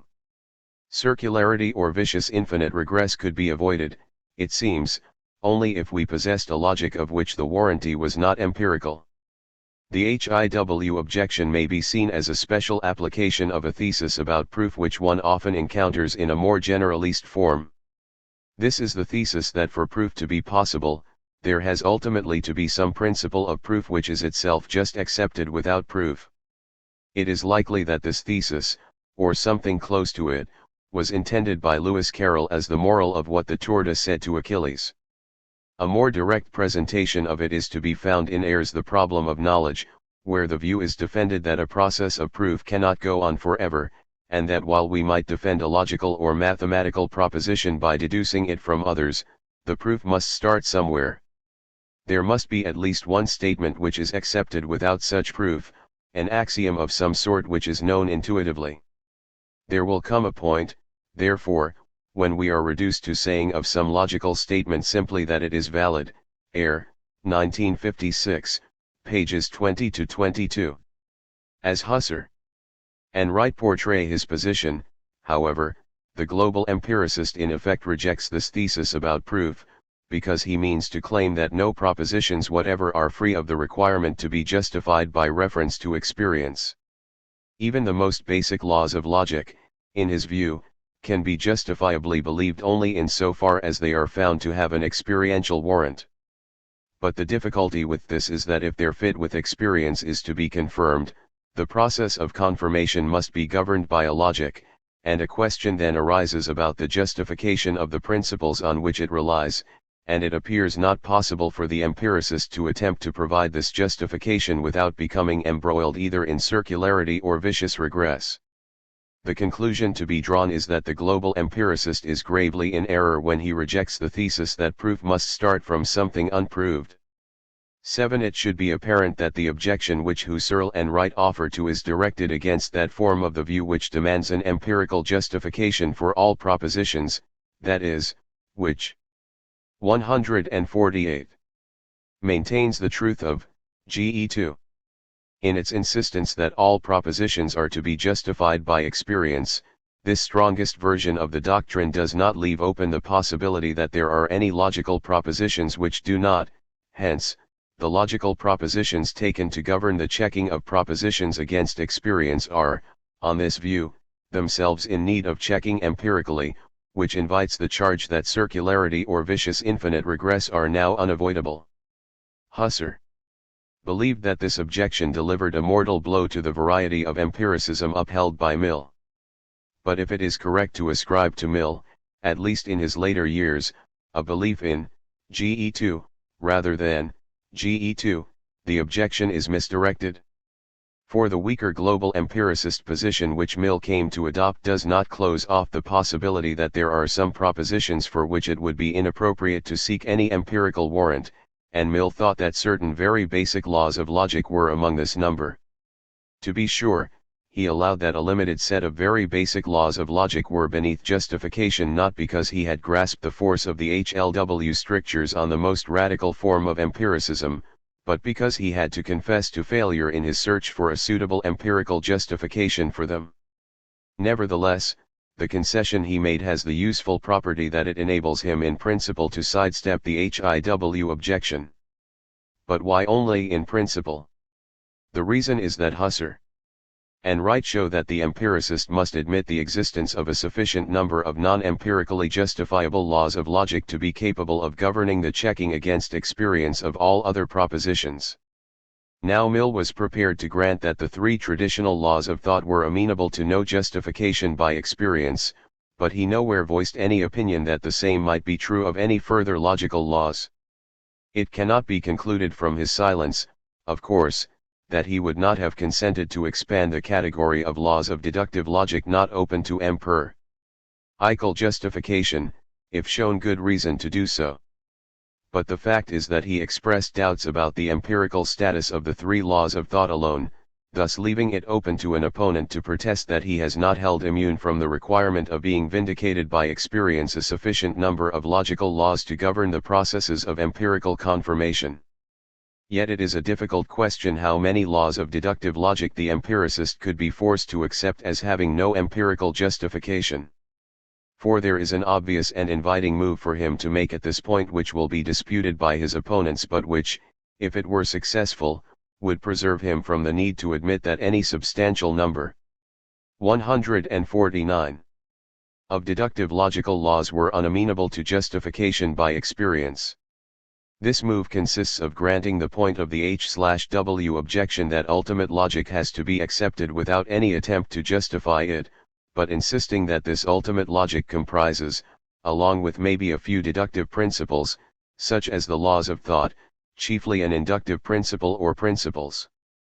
Thus Mill, if he had been confronted with the H/W objection, might well have proposed to hold as beneath justification not just the laws of thought but also the inductive logic of inference from particulars to particulars. With this ultimate logic, not itself up for justification, the business of justifying all those propositions which are not beneath the need for it could proceed, and in the Millian epistemology, this would include a host of beliefs held by many philosophers of a rival persuasion to be a priori in the thick sense. Mill never actually declared that he held the soundness of inference from particulars to particulars to be a matter admitting of no justification. Yet he never treated inference from particulars to particulars as if it required justificatory argument. Believing that knowledge comes through the sources of observation and inference, and that deductive, syllogistic, inference was incapable of providing epistemic advance, he maintained that knowledge by inference was the product of inductive reasoning, and it must have seemed to him to be an obvious and unquestionable truth that inductive inferences just did lead to genuine new knowledge. It is true, as we saw in, that he proposed to regard the principle of the uniformity of nature, identified with the law of causation, as providing the warrant for all inductions, but we also saw that his account of how it did this was a highly eccentric one, the uniformity principle being characterized not as a premise in a justificatory argument, but as a proposition for which the evidence accumulates in the course of inductive reasoning. Mill's failure to address issues about the basic soundness of inductive reasoning, and in particular his failure to respond to Hume's sceptical strictures on induction, seemed a legitimate ground for a strong complaint against him. His sanguine acceptance of the truth-attaining capacities of inductive inference appeared an objectionable feature in a philosopher who had proved himself a severe, and in fact over-severe, critic of the ability of deduction to advance knowledge. But in the light of the H/W objection, Mill's cool assumption that knowledge is attainable by inductive methods, albeit his description of inductive inference in terms of arguments from particulars to particulars is an unappealing characterization of that form of inference, can seem to take on a new color. For if an ultimate logic just has to be 150 assumed, on pain of circularity or infinite regress, why should Mill not have his way in regarding a variety of inductive inference as the major component of such a logic, itself beneath justification though serving in the assessment of all those beliefs which lack a simple observational warrant? And indeed, would it not be reasonable to propose that the H/W argument relieves us from the need to reply to Hume's objections to induction altogether? Could we not just say that, as we must treat some logical principles as beneath justification, we will treat some principles of an inductive logic that way, and relinquish the hopeless search for a justification of induction? Unhappily, Hume's criticisms of inductive reasoning cannot be so easily circumvented. It does not follow from the premise that some logical principles must be held to be beneath justification that we can choose whatever principles we like to fill that position. It is far more plausible to suggest that the law of identity or the law of contradiction are beneath justification than to hold that our inductive practices are. As Mill came to realize, it is impossible to cite any principles capable of justifying the laws of identity or contradiction which occupy a more primitive or fundamental position in the order of knowledge. Now it is true, in one sense, that we are equally at a loss for any principles to justify inductive reasoning. But there is an asymmetry between the cases in that we can at least state a condition which has to hold if inductive reasonings are going to be by and large trustworthy. The condition is the uniformity of nature, which is a presupposition of sound inductive inference. This condition, however, we cannot establish by any of the evidence available to us. We know only that nature has so far been a uniform system, but not that it will continue to be so. But in the absence of good reasons for relying on the uniformity of nature, inductive reasonings are without an adequate rational warranty. As Hume and Mill believed, it probably is true that human beings are psychologically disposed to draw inductive conclusions, relying on an assumption of uniformity, and in this respect inductive reasoning is a primitive feature of human mental life, and one which could probably not be discarded by an individual with even the greatest effort. But the inability of human beings, not shared, perhaps, by God, to produce a satisfactory demonstration of the uniformity principle, whose truth is a conditio sine qua non of the success of inductive inference, means that our inductive practices are properly regarded not as lacking a justification because they are beneath the need for one, but as lacking a justification which they do need but which cannot be supplied. 151. A fair assessment of Mill's variety of would be that it avoids the difficulties urged by Husserl and Wright against global empiricist epistemologies, but at the price of running foul of the problem about the soundness of induction raised by Hume. The problem of induction, of course, is by no means only a problem for empiricists. It besets all epistemologies which attempt to respond to the fact that many of the propositions which human beings take themselves to know they arrive at by an inductive route.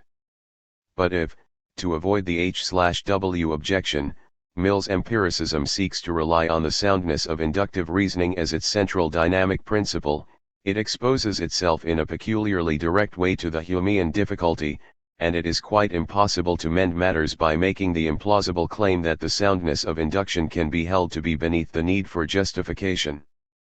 These problems for Mill might cheer the hearts of a priorists, but it would be very rash to suppose that their theories, by avoiding the pitfalls lying before his, succeed where his fails. The attraction of a priorism is that it holds out the hope of anchoring knowledge in infallible intuitions into the nature of things. Even philosophers normally regarded as being in the empiricist camp have found it hard to resist the appeal of the idea that certain ultimate truths can be known by a priori intuition, that is to say, that certain propositions can be classed as a priori in the thick sense.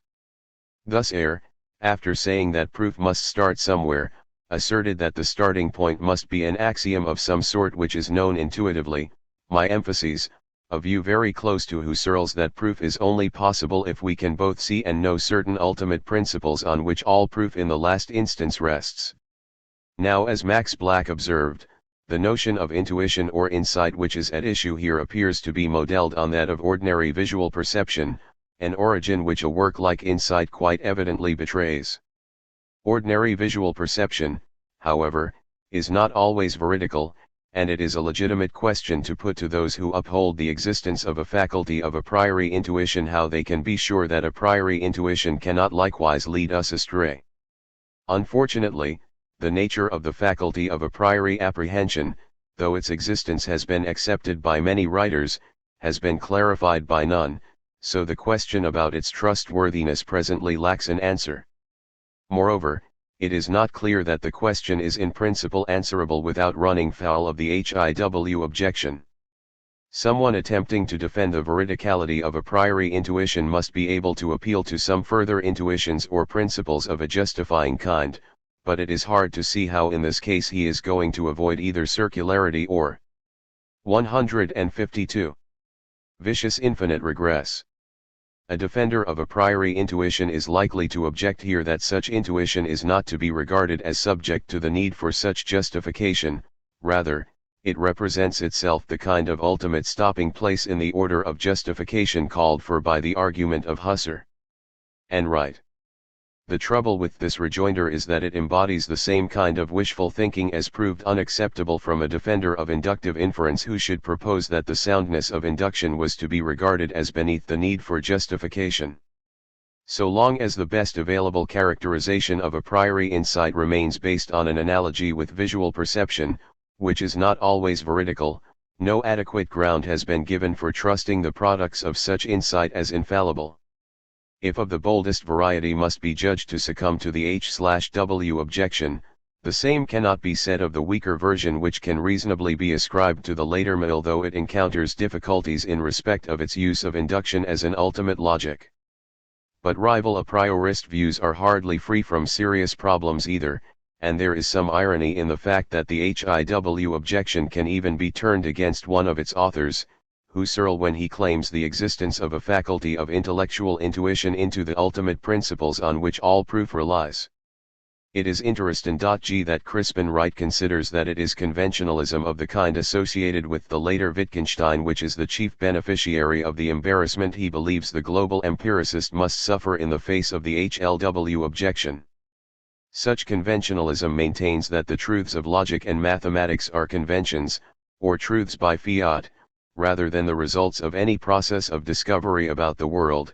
They are humanly created tools for dealing with the material of experience, and there is no opening for saying that they are false, or untrue to reality, once they have been taken, by a general convention, into use.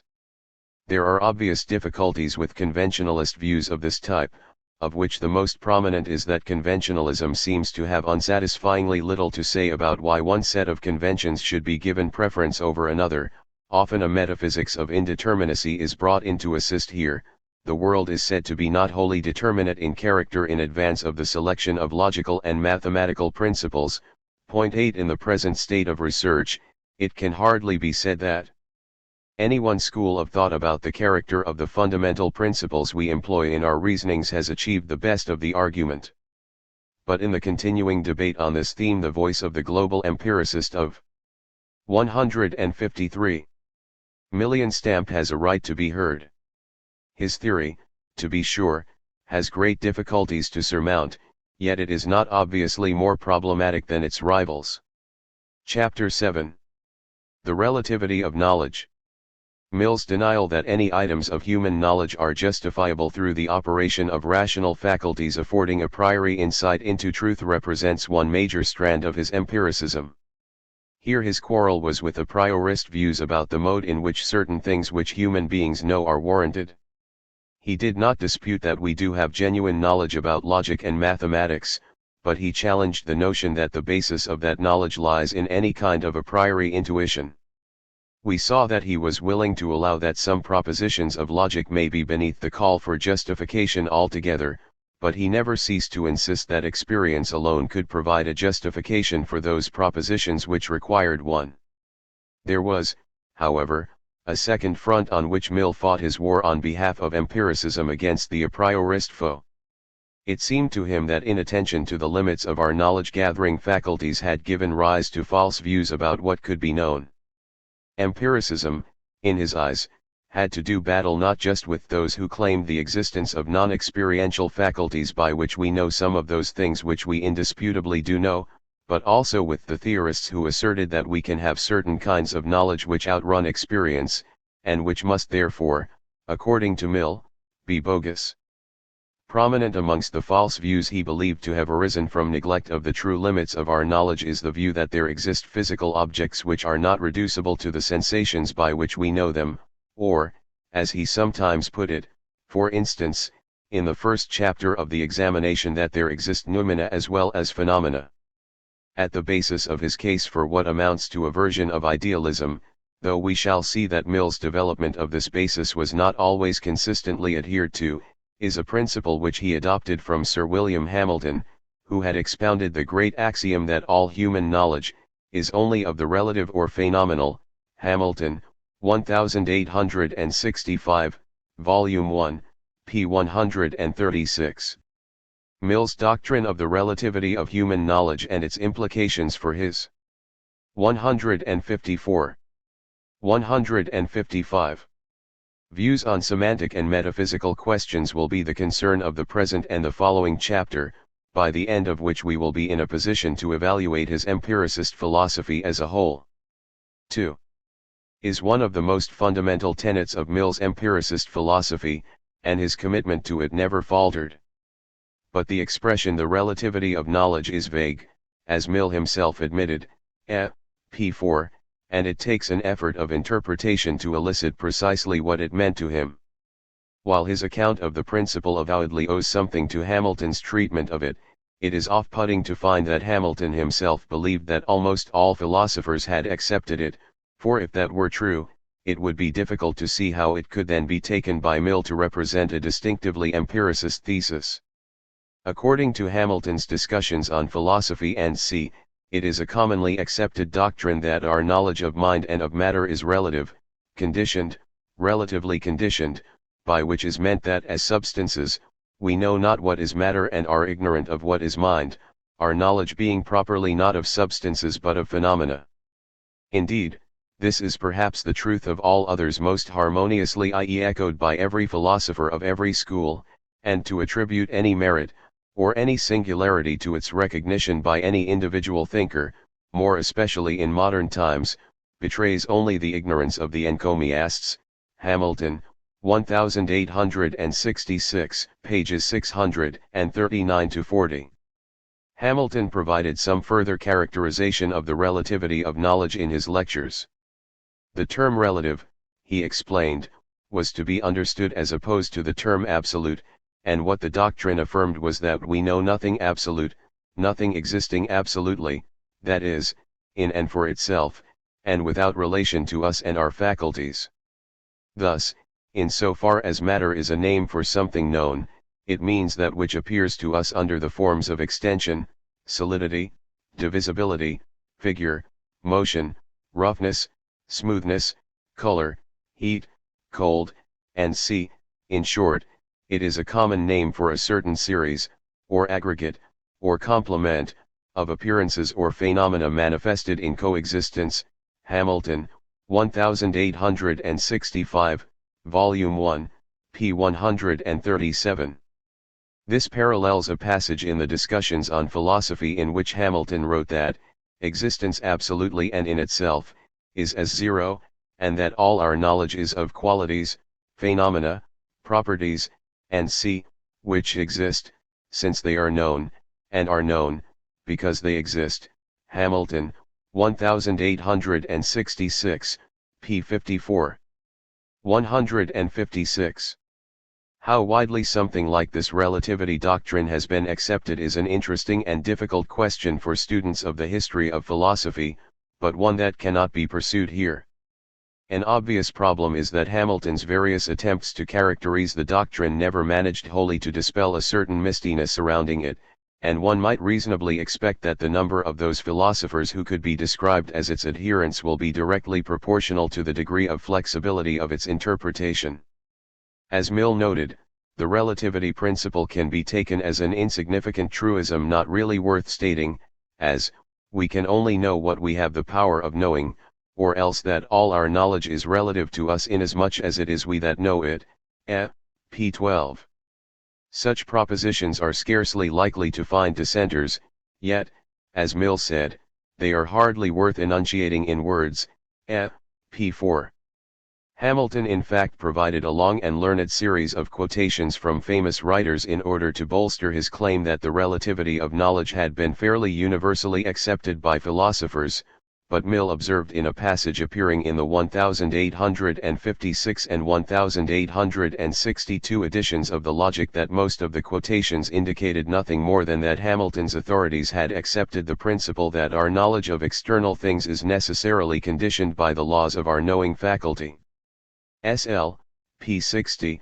Point 1. A careful scrutiny of Hamilton's quotations does undoubtedly bear out Mill's contention that they quite fail to establish that most previous philosophers had believed in any strong version of the relativity principle to the effect that all knowledge is knowledge of phenomena alone.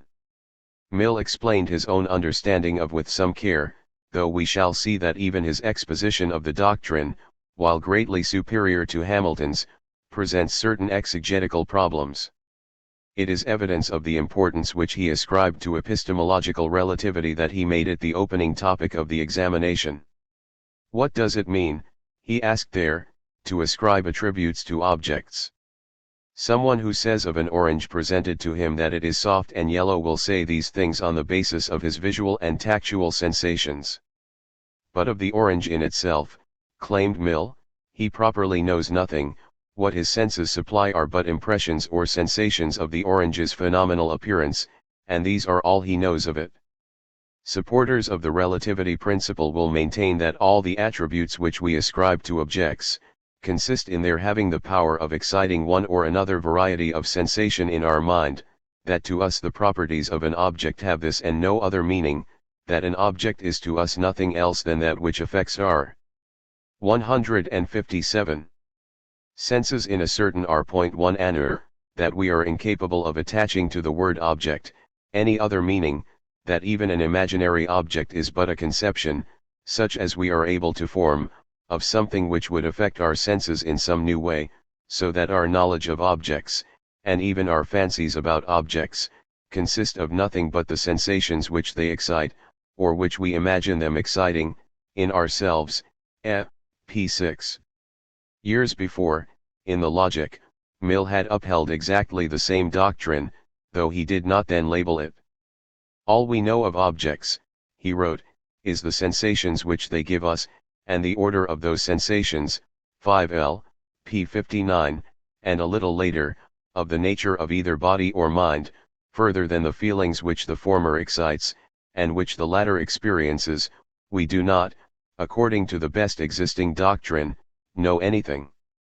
SL, p. 64.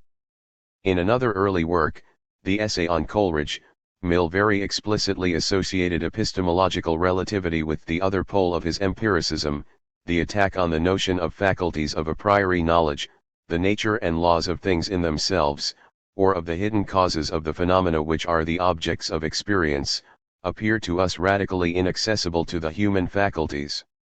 We see no ground for believing that anything can be the object of our knowledge except our experience, and what can be inferred from experience by the analogies of experience itself, nor that there is any idea, feeling, or power in the human mind, which, in order to account for it, requires that its origin should be referred to any other source.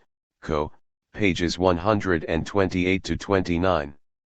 That is to say, experience can only provide us with knowledge of phenomena, not of things in themselves, which is the relativity doctrine, though not presented under that name, yet a survey of the intellectual contents of human minds does not reveal anything whose presence there cannot be quite satisfactorily accounted for by experience. Mill thus dismissed the idea of Coleridge and others that some of the things we know could only be the fruit of a priori faculties. This is one of the most succinct statements of his empiricist philosophy that Mill ever gave, and he professed his indebtedness for his ideas to Locke and his 18th-century followers who, he said, believed that sensation, and the mind's consciousness of its own acts, are not only the exclusive sources, but the sole materials of our knowledge. Co. p. 125.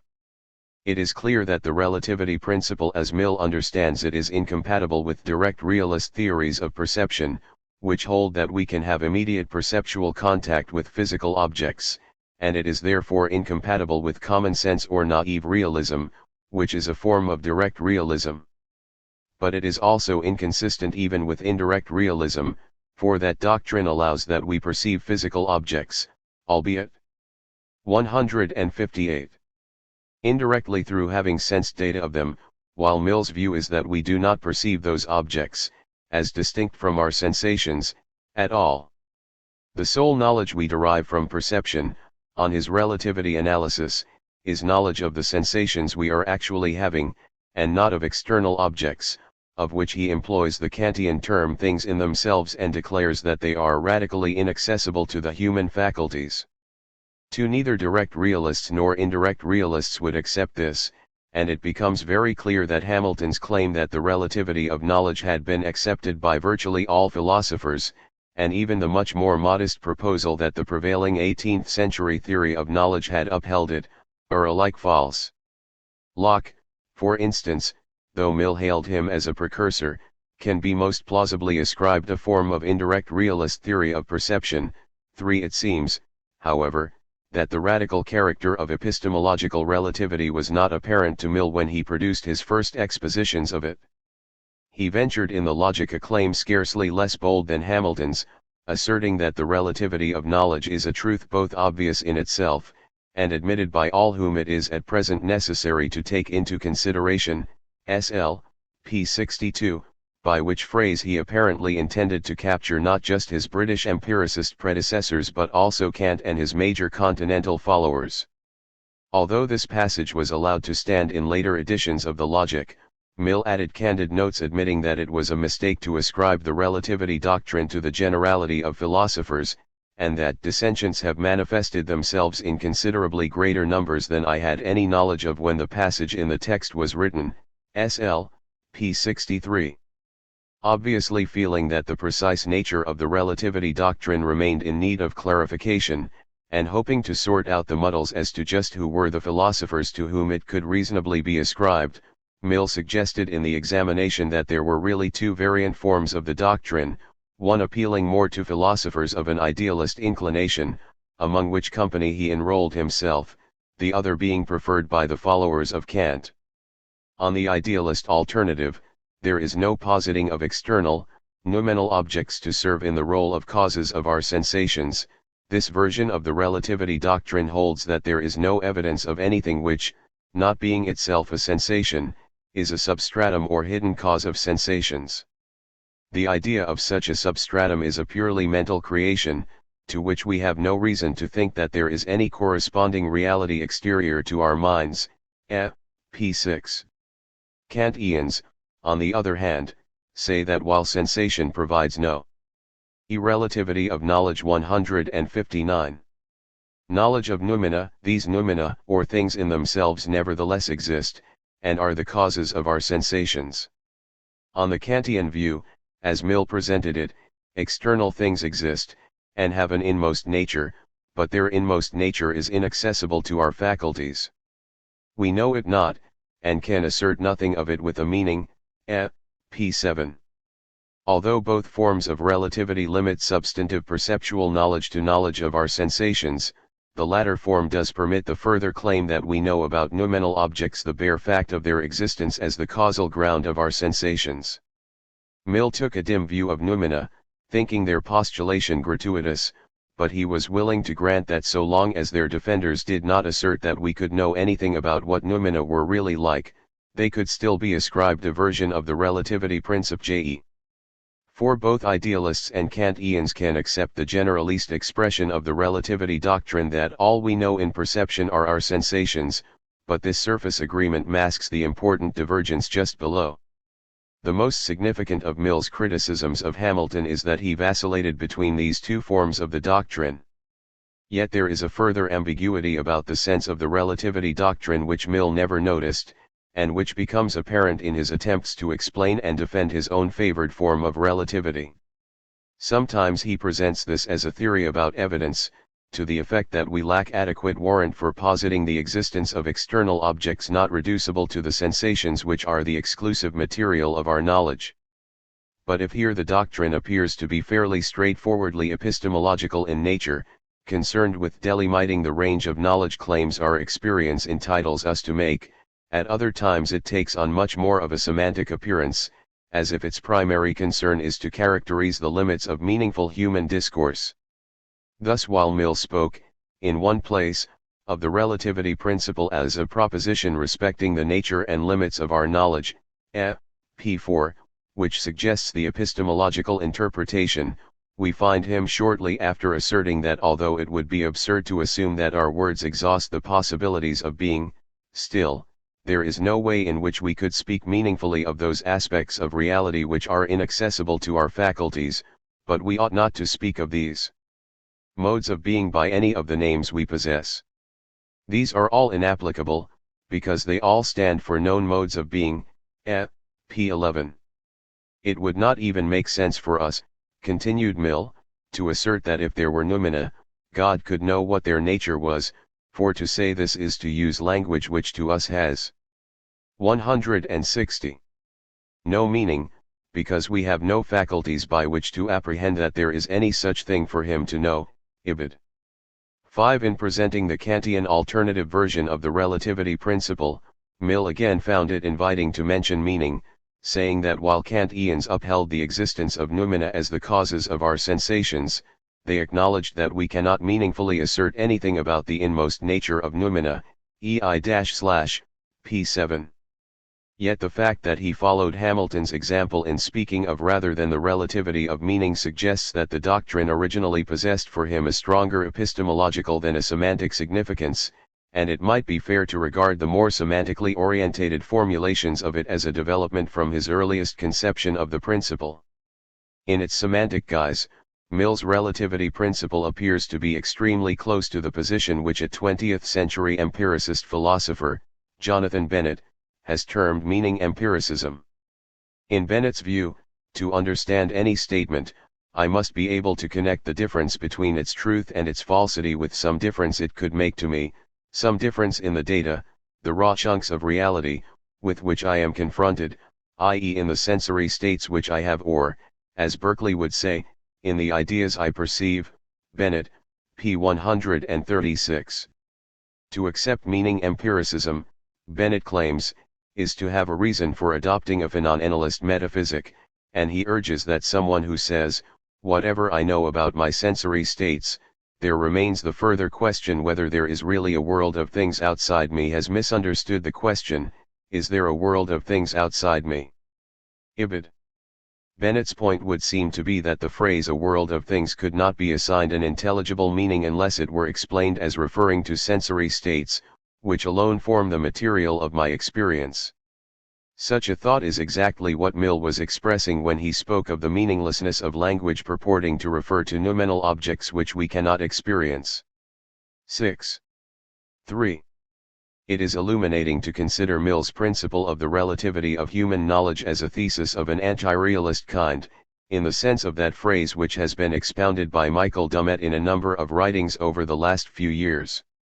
Even when he shifts, apparently unconsciously, between epistemological and semantic forms of the relativity doctrine, Mill can be credited with a degree of anticipation of the insight of modern anti-realists that questions about meaning, understanding, truth.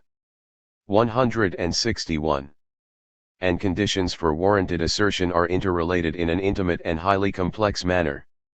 It is evident that in arguing for the relativity of knowledge, Mill was moved by the desire, common among anti-realists, to narrow the gulf between what makes a statement true and that by means of which we recognize it as true. Dummett, 1981, p. 443, that is, he wanted to resist the idea that what needs to be the case for statements to be true might be quite different from what we have to be aware of in order to know that they are true. In Mill's view, all experience was of the phenomenal realm, but how could it, then, provide knowledge of the experience transcendent realm of noumena? Attempts to analyze the truth conditions of physical object language in terms of noumenal existence seemed to him to encounter serious epistemological and semantic difficulties which were to be avoided only by paying due attention to the relativity of human knowledge. According to Dummett, realism maintains that the existence and constitution of reality are objective and independent of our knowing faculties. Thus, for instance, realism about the physical world entails that there is a determinate physical reality which renders true or false any statement we may make about material objects, independently of whether we can make any observations directly or indirectly confirming or disconfirming it. Dummett, 1981, p. 434. Dummett adds that realist views are views about the appropriate notion of truth for statements of a given class, and consequently, because of the close connection between truth and meaning, about the kind of meaning they have. To clarify this account of realism, he suggests that we do best to think of realist theories as based on a completely unmodified classical two-valued semantics, according to which all statements of a given class are determined as true or false by the reality to which they relate, and wholly independently of whether or not we possess the ability to tell whether their truth conditions are satisfied. Dummett, 1981, p. 441. We saw that Mill's philosophy of logic is unmistakably realist in tenor, accepting unreservedly the completely unmodified classical two-valued semantics which Dummett identifies as providing the quintessential basis of realism. And yet, when he proclaims the truth of the principle of, Mill shows himself strongly committed to an anti-realist position about truth and meaning. I think we just have to accept that there is a fundamental cleavage running through Mill's philosophy, and one of which he never became aware. As a philosopher of logic, he never displayed the slightest tendency to deviate from realism, but it is likely that his consistent 162 realism in this area was less the outcome of any reasoned rejection of anti-realist claims than of a simple failure to reflect that there might be anything problematic about the realism traditional in logical studies. In metaphysics and epistemology, by contrast, Mill saw the lie of the land entirely differently. Here it seemed to him that realism was extremely problematic, so problematic, indeed, that it should be rejected altogether.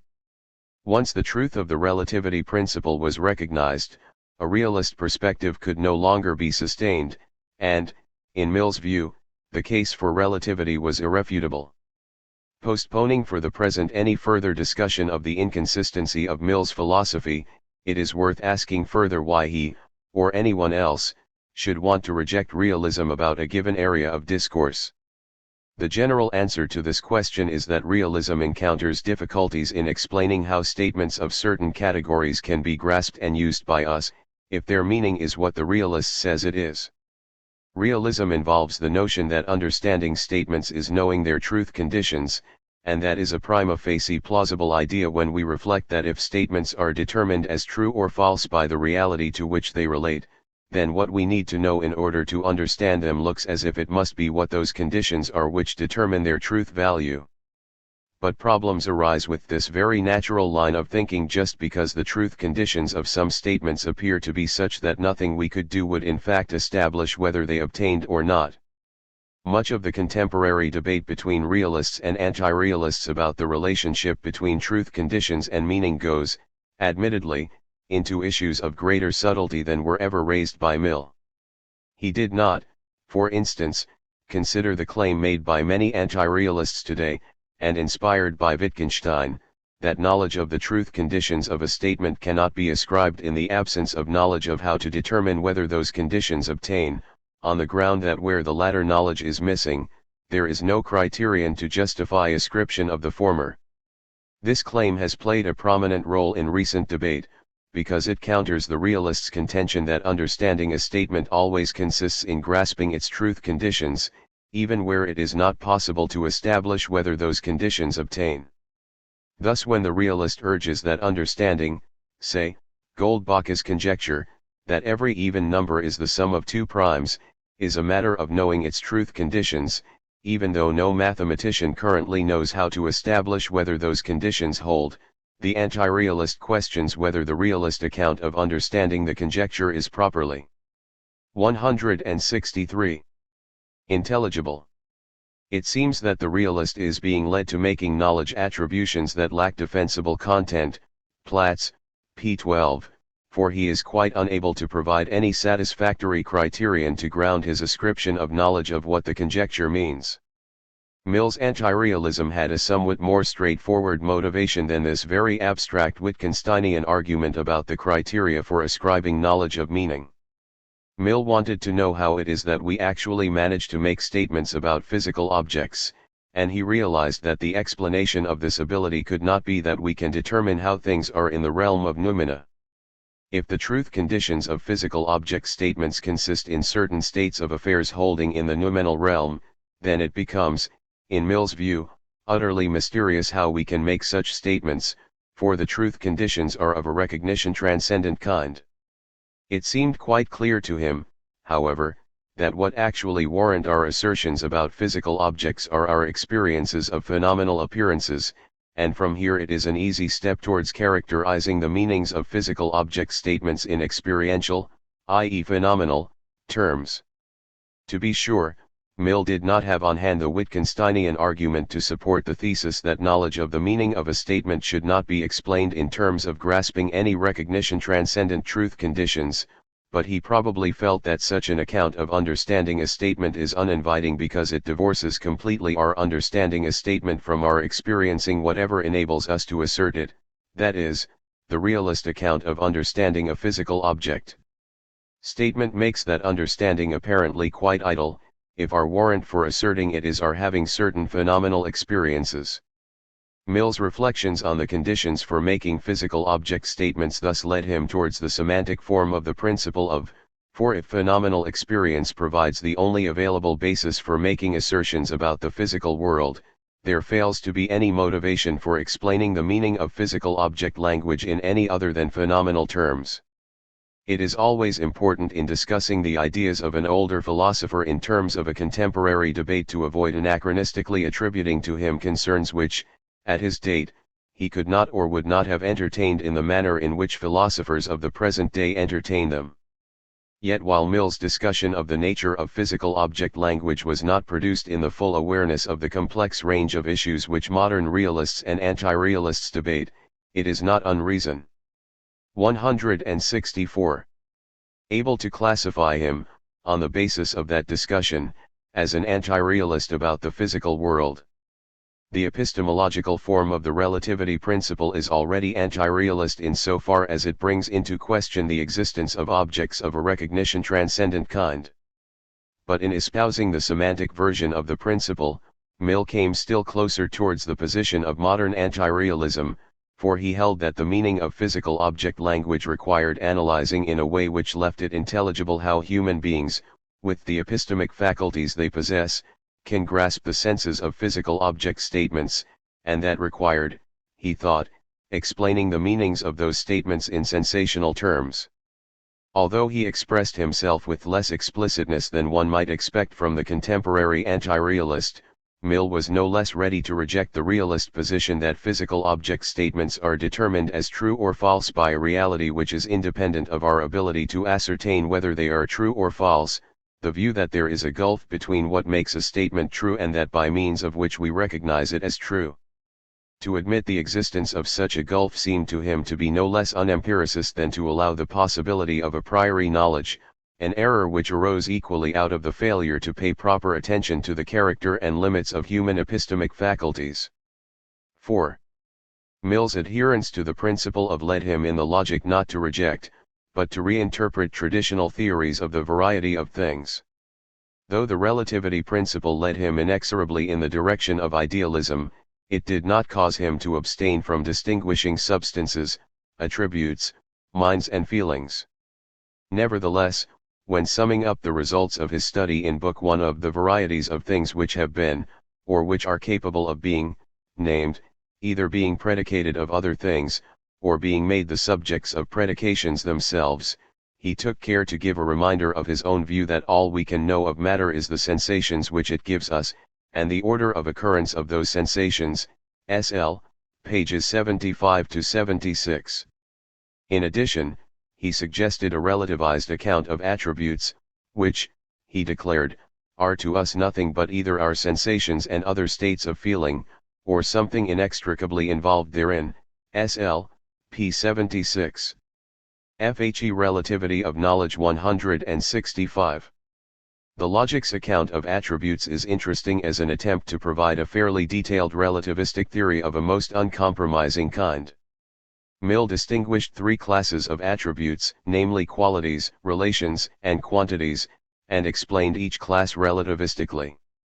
Thus, qualities, like substances, are known to us no otherwise than by the sensations or other states of consciousness which they excite, and while, in compliance with common usage, we have continued to speak of them as a distinct class of things, we showed that in predicating them no one means to predicate anything but those sensations or states of consciousness, on which they may be said to be grounded, and by which alone they can be defined or described, ibid. Similarly, relations are said to be grounded on some fact or phenomenon, that is, on some series of sensations or states of consciousness, more or less complicated, ibid. And, the third species of attribute, quantity, is also manifestly grounded on something in our sensations or states of feeling, ibid. Any non-relativistic view of attributes seemed to Mill to be out of the question, for the doctrine of the existence of a peculiar non-relativized species of entity called quantities, he wrote, one can see no foundation except in a tendency of the human mind which is the cause of many delusions, SL, p. 66. And in a note added to the 1856 edition of the work he associated his position with Herbert Spencer's, asserting boldly that neither of us believes an attribute to be a real thing, possessed of objective existence, and that the meaning of any general name is some outward or inward phenomenon, consisting, in the last resort, of feelings, SL, p. 179. Just as the relativity doctrine for physical objects came in variant forms, so too does relativism about attributes admit of more than one interpretation. On the version which would have attracted Mill the least, and which may be seen as the most Kantian, attributes are a real species of entity but, like noumena, are unknowable, or perhaps, incapable of being meaningfully spoken of, by us, even though we can experience the sensations for which they are causally responsible. Mill never specifically discussed such a view, though it is unlikely that he failed to recognize that the notion of what might be called noumenal attributes would be of some appeal to Kantians.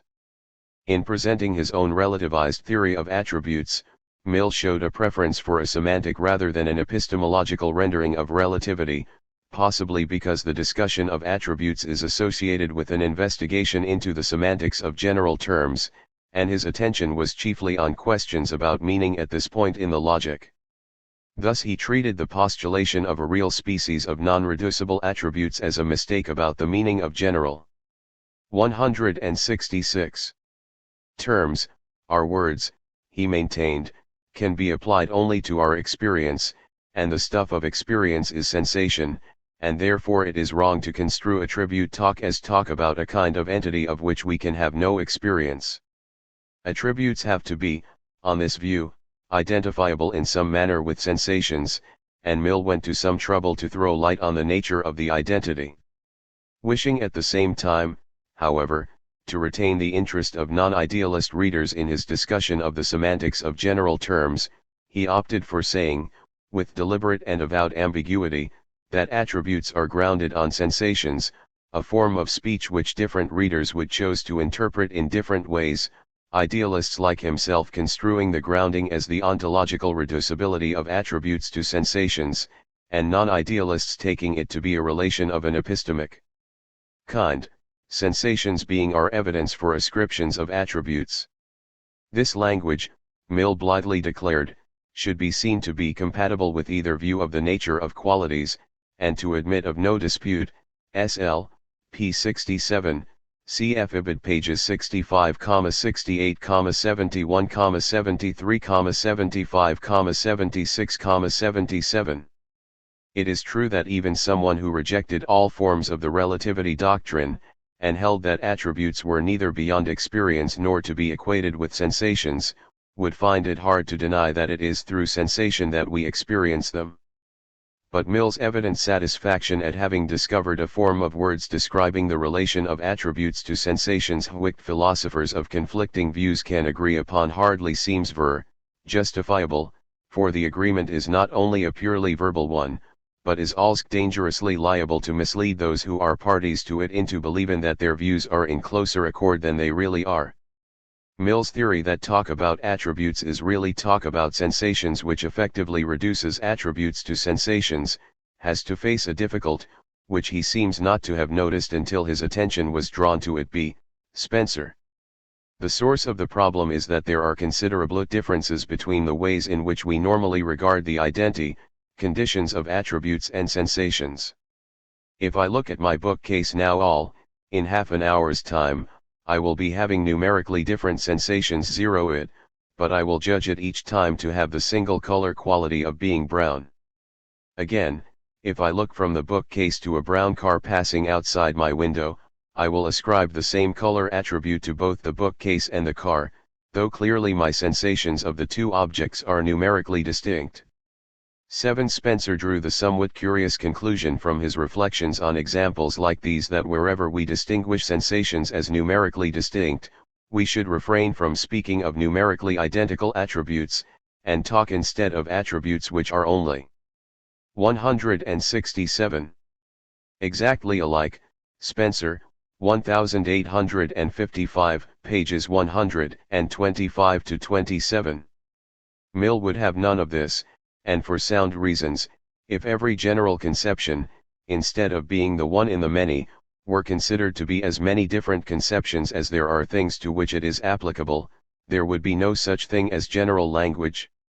A name would have no general meaning if man connoted one thing when predicated of John, and another, though closely resembling, thing when predicated of William, S.L., p. 179. But while Spencer's theory is an unsatisfactory one, Mill granted that he had raised a question which demanded an answer. What, then, is the common something which gives a meaning to the general name? Ibid. In answering this question, Mill made use of the fact that sensations which are numerically distinct can yet be qualitatively similar, a fact which Spencer, too, had observed, though he found in it a different significance. Mill's solution to the problem of the nature of attributes was actually to identify them with the similarities among sensations. The names of attributes are in their ultimate analysis names for the resemblances of our sensations, or other feelings. Every general name, whether concrete or abstract, denotes or connotes one or more of these resemblances. The things compared are many, but the something common to all of them must be conceived as one, just as the name is conceived as one, though corresponding to numerically different sensations of sound every time it is pronounced. The general term man does not connote the sensations derived once from one man. It connotes the general type of sensations derived always from all men, and the power, always thought of as one, of producing sensations of that type. S.L., pages 179 to 80.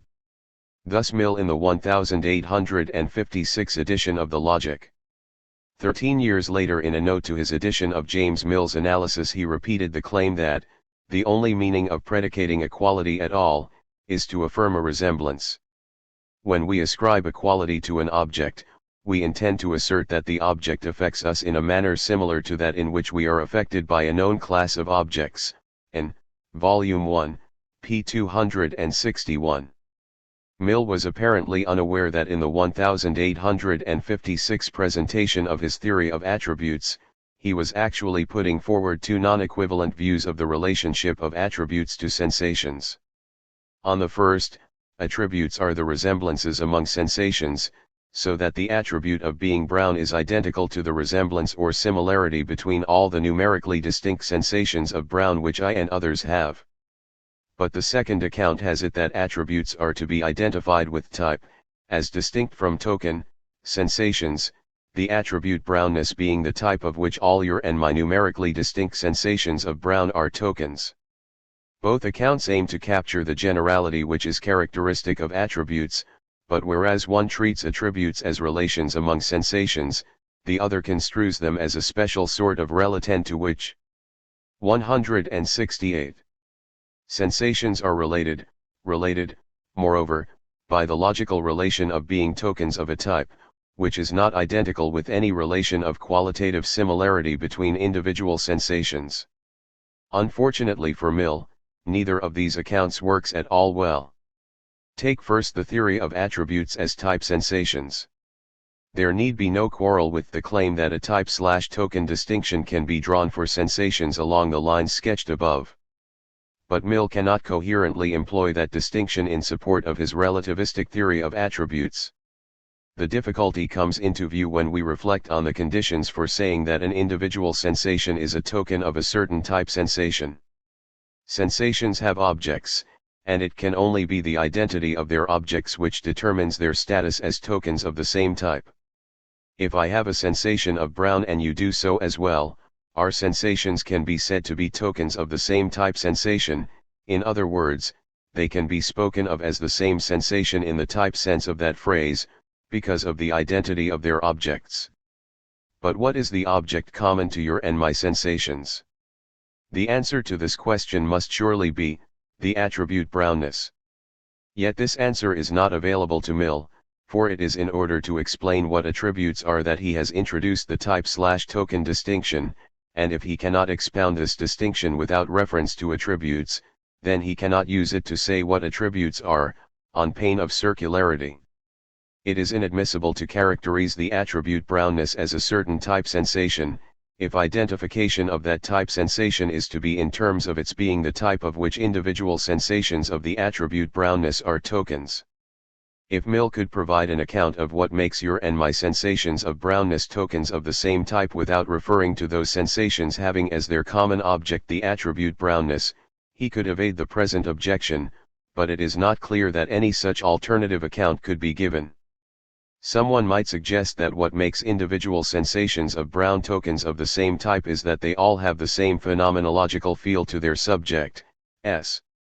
But if the notion of the phenomenological feel of a sensation is not to be a mere obfuscation of the issue, it needs an explanation which is naturally provided by saying that two sensations have the same phenomenological feel when they have the same object, and specification of the common object of two sensations of brown requires again a reference to the attribute brownness.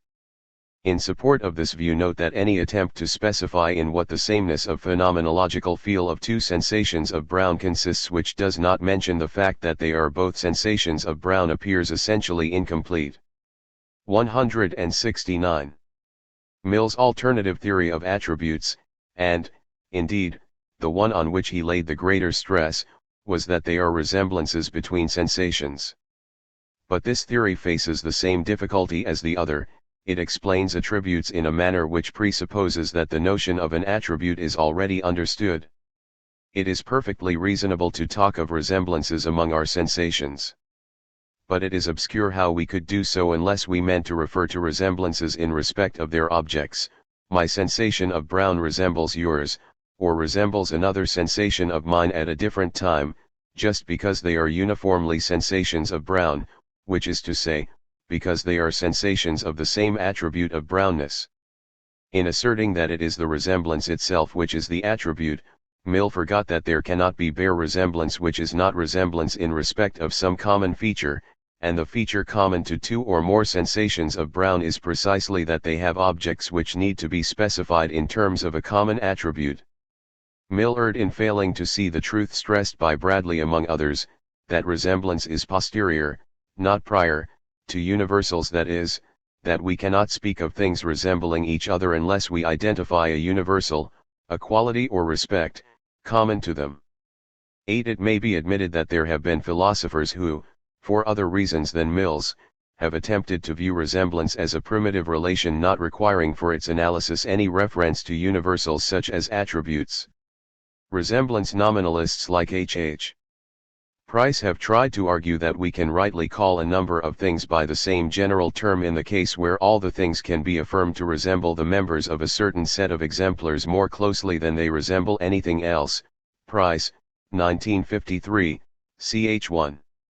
There are several powerful objections to resemblance nominalism, among which is the insuperable one that resemblance nominalists cannot ultimately avoid treating resemblance itself as a universal.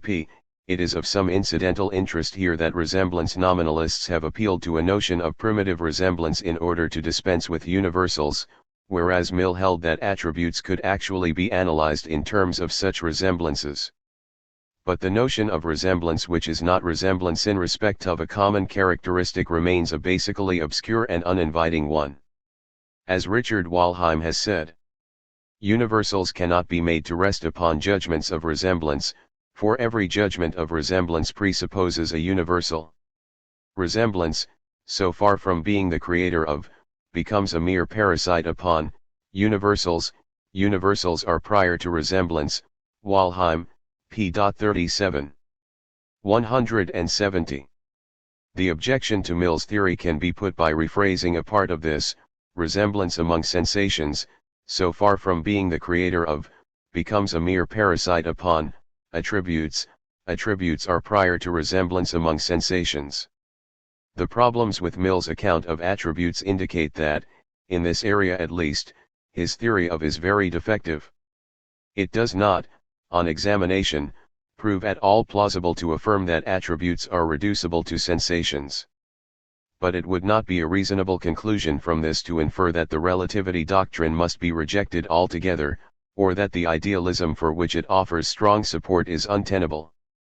A more lenient verdict would be that Mill was mistaken in trying to apply the relativity principle to attributes, and should not have attempted to reduce them to sensations. He could, for instance, have identified attributes with concepts, where these are construed as wholly mental principles for sorting and classifying the sensational content of experience. Such a theory would be consonant with idealism, yet would also do justice to the feature of generality which is characteristic of attributes. It would be important, however, that the application of the same concept to different particulars was not held to be justified by the possession by those particulars of a common universal, or the identification of attributes with concepts would break down. Whether Mill could have been brought to sympathize with a view of this kind, or whether he would have regarded the failure of his attempt to apply the relativity doctrine to attributes a reason for backtracking from idealism, we can only speculate. Chapter 8. The World and its Subject. Mill's fullest account of the nature of the external world and of the relation to it of the knowing subject is to be found in the 11th chapter of the examination, the psychological theory of the belief in an external world. Mill was evidently very pleased with this chapter, and a few years after its first appearance he reprinted it unchanged as an appendix to his edition of his father's analysis. Bain, too, was impressed by Mill's discussion, and wrote in reference to it, "I give him full credit for his uncompromising idealism, and for his varied and forceful exposition of it." Bain, 1882, p. 120. Some critics, however, were less flattering. James M. Koch, for instance, scornfully classed Mill's theory with the wire-drawn attempts to fashion all our ideas out of one or two primitive sources by means of association, which were among the more baneful products of the tradition of Locke. M. Koch, p. 21. But many of Mill's readers from early days to the present have noted that it is actually far from easy to be sure just what view of the external world he intended to maintain, and, indeed, whether he really had a firm view at all. R.F. Anschutz has claimed that he was trying to be all things to all men, and to satisfy both the Berkeleyan and the realist. Anschutz, 1953, p. 178. Alan Ryan holds that he simply could not make up his mind whether he intended to deny the existence of the external world or not. Ryan, 1974, p. 222. Some of the problems which readers have had with Mill's chapter resolve themselves when it is studied in relation to views which he urged elsewhere, but I shall argue that there remains one critical ambiguity about his theory of the external world which cannot be argued away, and also that he was more than a little ambivalent about the importance of the role played by the laws of association in that theory. Yet despite these serious flaws, there is much that is insightful and stimulating in Mill's discussion of the external world and of our relation to it, and it deserves far better than the glibly dismissive treatment which it commonly receives. 171. 172. 2. One of the confusing features of Mill's chapter on the belief in an external world is that it has two objectives which he takes no great pains to distinguish from each other. The first of these is to provide a psychological explanation of our belief in the existence of a world of things outside us. The second is to justify an idealist, or alternatively, and, as we shall see, inconsistently, an immaterialist interpretation of the nature of physical objects. These objectives are obviously not wholly logically independent of each other. For instance, some possible psychological explanations of how the belief in an external world arises would preclude the provision of any other than a realist metaphysical theory of the world, and Mill is able to present an anti-realist metaphysical account only because his psychological theory is not one of these. Still, the twin tasks of the chapter are distinct, and Mill would have assisted his reader by acknowledging the fact. What is the content of the belief that there is an external world? Mill suggested that to hold that objects exist external to us, and are not a part of our own thoughts amounts to holding that, there is concerned in our perceptions something which exists when we are not thinking of it, which existed before we had ever thought of it, and would exist if we were annihilated, and further, that there exist things which we never saw, touched, or otherwise perceived, and things which never have been perceived by man. p. 179. The psychological task Mill set himself was to explain how we come to have such a conception of reality. One might then have expected that his metaphysical discussion would produce the arguments for regarding the common-sense belief in an external world so conceived as mistaken. But not so. Mill, like Berkeley, claimed that his purpose was not to reject, but to reconstrue, along suitably reductionist lines, the notion of an external world. How well he succeeded in this exceedingly difficult enterprise we shall examine by and by, but it is hardly to be wondered at that the fact that he attempted such an act of philosophical tightrope walking at all has led some commentators to accuse him of uncertainty as to whether to accept the existence of the external world or not. Mill claimed that his psychological theory of the belief in an external world rested on two postulates: the first, that the mind is capable of forming expectations about the sensations it would feel under certain hypothetical conditions; the second, that it is governed by the laws of the association of ideas. p. 177. Associationist psychology was an inheritance from the British empiricist tradition, and in particular from 173. The thought of the 18th century philosopher and physician David Hartley, whose observations on man, 1749, had greatly impressed the youthful Mill, p. 71. Not just ideas but mental phenomena in general, including sensations and reminiscences of sensation, Mill thought were subject to the force of association. In the examination he identified 4 laws of association as playing a role in the development of the belief in an external world. 1. Similar phenomena tend to be thought of together. 2. Phenomena which have either been experienced or conceived in close contiguity to one another, tend to be thought of together. 3.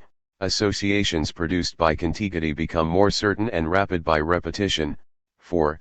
When an association has acquired the character of inseparability, the idea called up by association becomes inseparable from the idea which suggested it, and the facts or phenomena answering to those ideas come to seem inseparable in existence.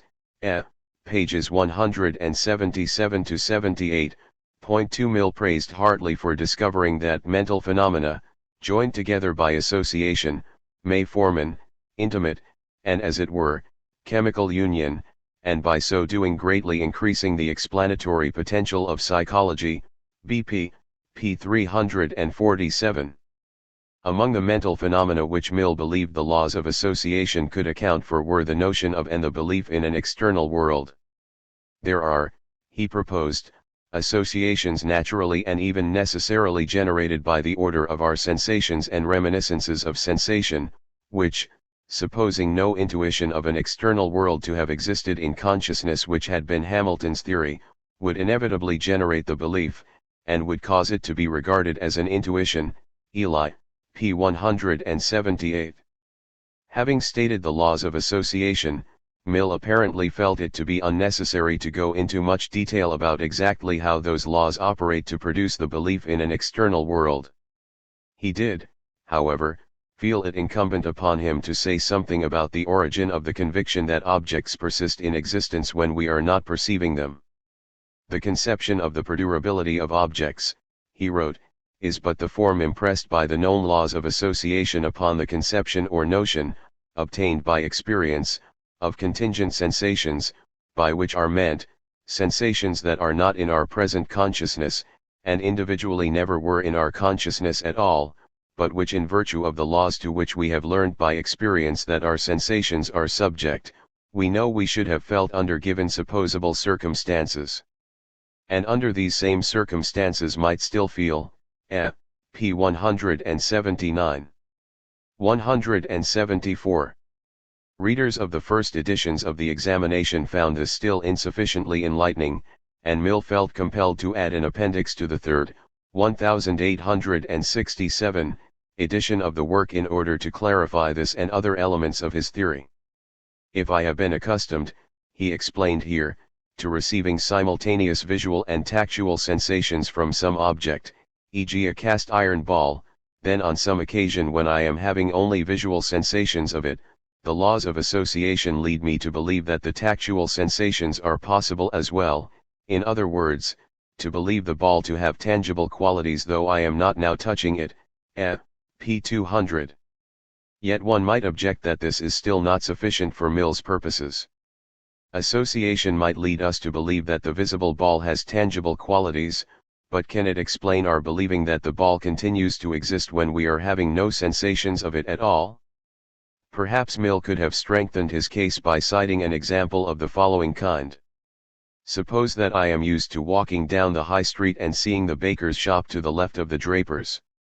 If, then, on some occasion I happen to be so placed that I have only the baker's shop in my visual field, association, as Mill explained it, could cause me to believe, or rather sustain me in believing, that the draper's is still in existence on the right, though I am having no sensations of it. But a further obscurity in Mill's account is how association is related to expectation, the second postulate which he held to be necessary to the explanation of the belief in an external world. An apparently plausible suggestion would be that the two postulates are not really independent, and that expectation is itself governed by the mechanisms of association, but if that was Mill's view, he did not say so. Alternatively, one might wonder whether he could have thought that association raises ideas of contingent sensations, and that expectation is a separate mental principle which creates belief that those sensations are truly possible. But once again, Mill gave no indication that he thought this. In fact, it is an important objection to his account that it quite slurs over the distinction between ideas, notions, and conceptions on the one hand and beliefs on the other, and betrays no recognition that it is one thing to have a notion of a kind of thing, for instance of unicorns, and quite another to believe that things of that kind exist. If, when I am having sensations of the baker's shop, association brings to my mind ideas of the draper's establishment next door, does it require an input from another mental faculty, expectation, for me to believe that if I alter my visual field in a particular way, I will have sensations of the draper's? If Mill had any thoughts about this, he did not reveal them. 175. The picture becomes rather more than less confused by the resume of his theory which Mill provided in the 1867 appendix. Here, astonishingly, association is not mentioned at all.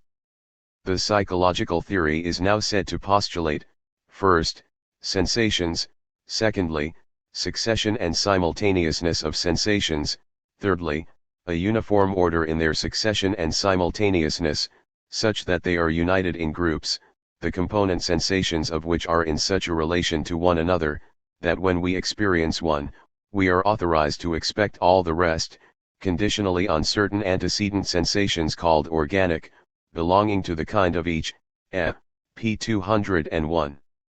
It mig. HFB thought TMT the Trinary express Timp just act C, F, 1, I /ilhut essentially different from before, that it must be associationism in all but name.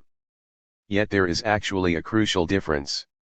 Although mention is still made of the grouping of sensations, and of the mind moving from experienced sensations to thoughts of possible sensations, there is no longer any reference to mechanical or quasi-mechanical principles of mental organization to govern the process. The restated theory leaves it open that there are no associative principles of mental states at all.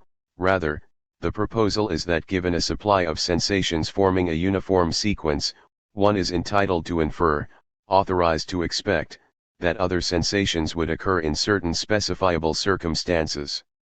but this suggests that to form a belief in the existence of the external world, what one requires besides a stream of sensations is a logical faculty enabling one to draw inferences of the appropriate sort.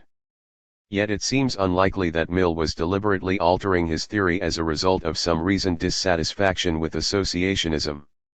It is more likely that both in the 1865 and 1867 editions of the examination he was simply failing to think through his ideas in a sufficiently careful way, and that he never made the psychological theory precise enough for it to be easily evident, even to its author, when a deviation from it was taking place. A plausible explanation of Mill's seeming carelessness in presenting his psychological theory is that he was not ultimately very interested in the task of explaining the origin of our beliefs about external reality, and was much more concerned with the second of the two objectives I ascribed to him, that of providing an anti-realist metaphysical analysis of the nature of the external world. Probably he saw the first objective primarily as serving the second, and was not concerned to develop a psychological theory beyond the point at which it became apparent that explaining our belief in an external world did not positively require the postulation of an external reality of an obnoxiously realist kind. Despite their differences, neither the psychological theory of Chapter 11 nor 176. That of the later appendix are committed to realism in any sense in which Mill wanted to deny it. Perhaps he would have been content enough to settle in their place for any alternative empirical theory so long as it did not proclaim or presuppose realism. 3. Like Berkeley, Mill claimed that his metaphysical theory of the external world marked no deviation from the common-sense belief in objects outside the mind, matter. Then, may be defined, a permanent possibility of sensation. If I am asked, whether I believe in matter, I ask whether the questioner accepts this definition of it. If he does, I believe in matter, and so do all Berkeleyans. In any other sense than this, I do not. But I affirm with confidence that this conception of matter includes the whole meaning attached to it by the common world, apart from philosophical, and sometimes from theological, theories. The reliance of mankind on the real existence of visible and tangible objects, means reliance on the reality and permanence of possibilities of visual and tactual sensations. When no such sensations are actually experienced, ep. 183. Dr. Johnson's argumentum baculinum is based on a complete misunderstanding of Berkeley, in Mill's opinion, and all that the most esteemed metaphysical champions of matter, such as Reid, Stuart, and Brown, have in effect been arguing for is the existence of permanent possibilities of sensations, ibid. It is the belief in these permanent possibilities on which alone any practical consequences depend, Mill maintained, and if nobody believed in a material universe in any other sense, life would go on exactly as it does now, pages 183 to 84. It is clear that Mill's metaphysical theory of matter is not entailed by his psychological theory of the origin of the belief in an external world, in either its Chapter 11 or appendix forms.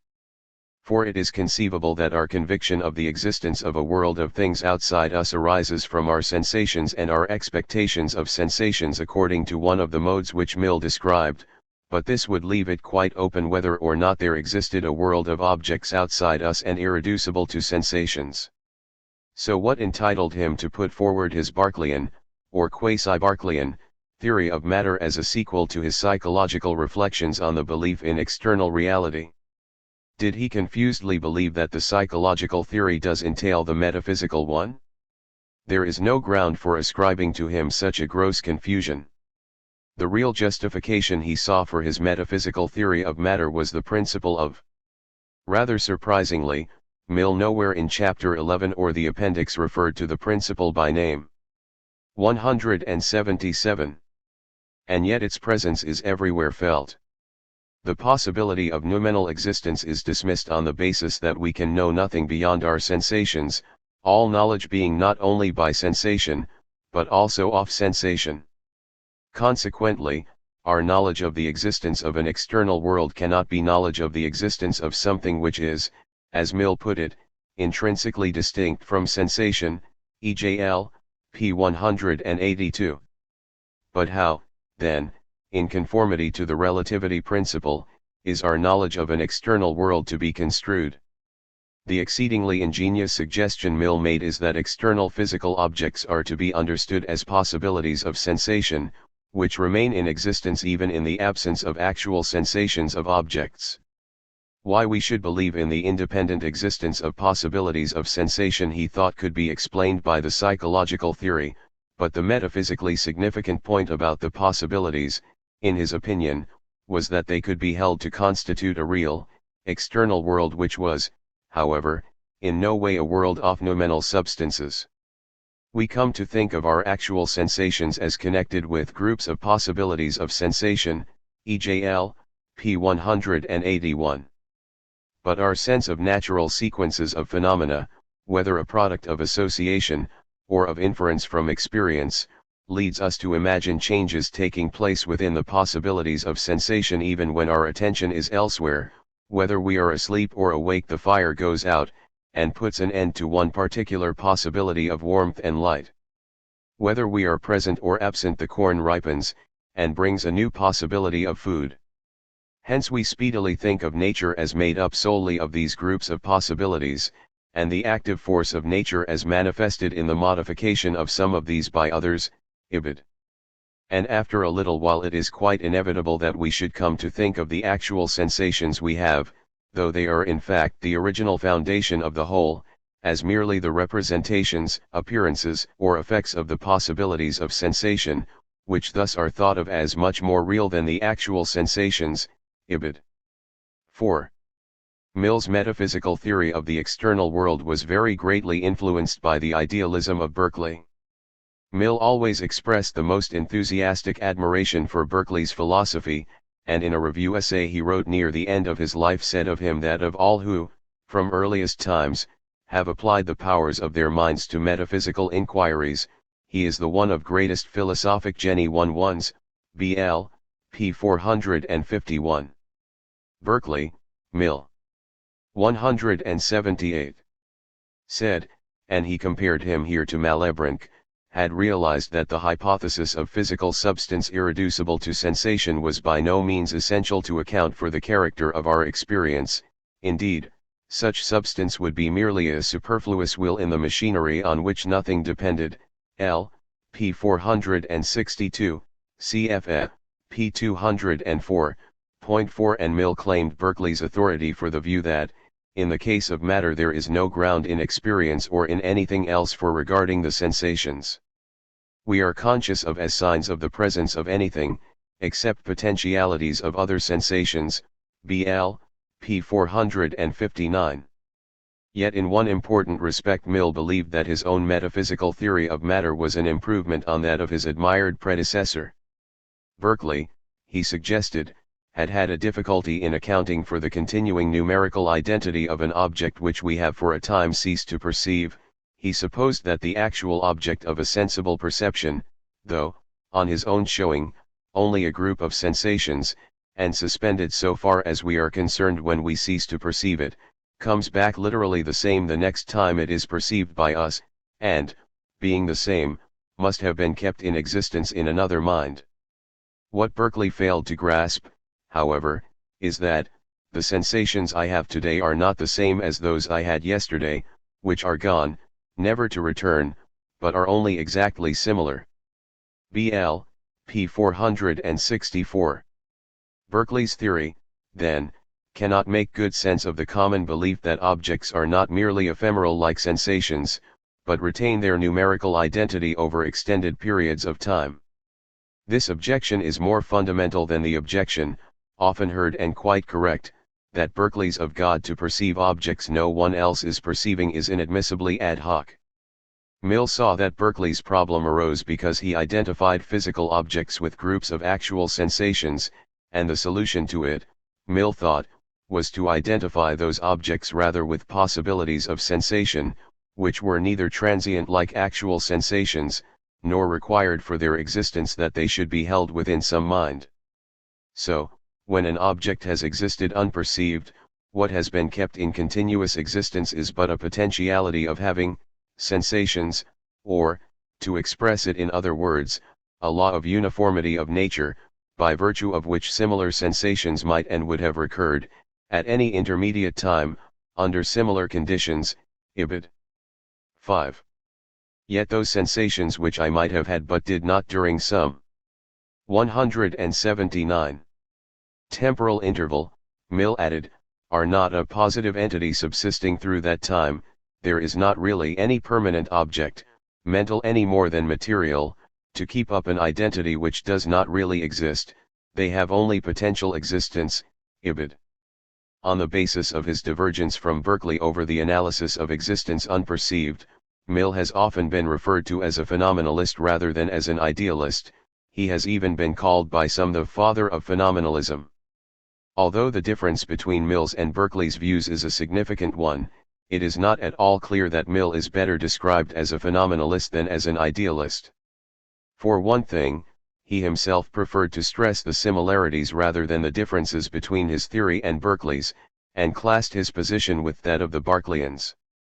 It is noteworthy too that while he never used either of the labels idealist or phenomenalist of his own philosophy, he did not object to a critic's terming it pure idealism. 6.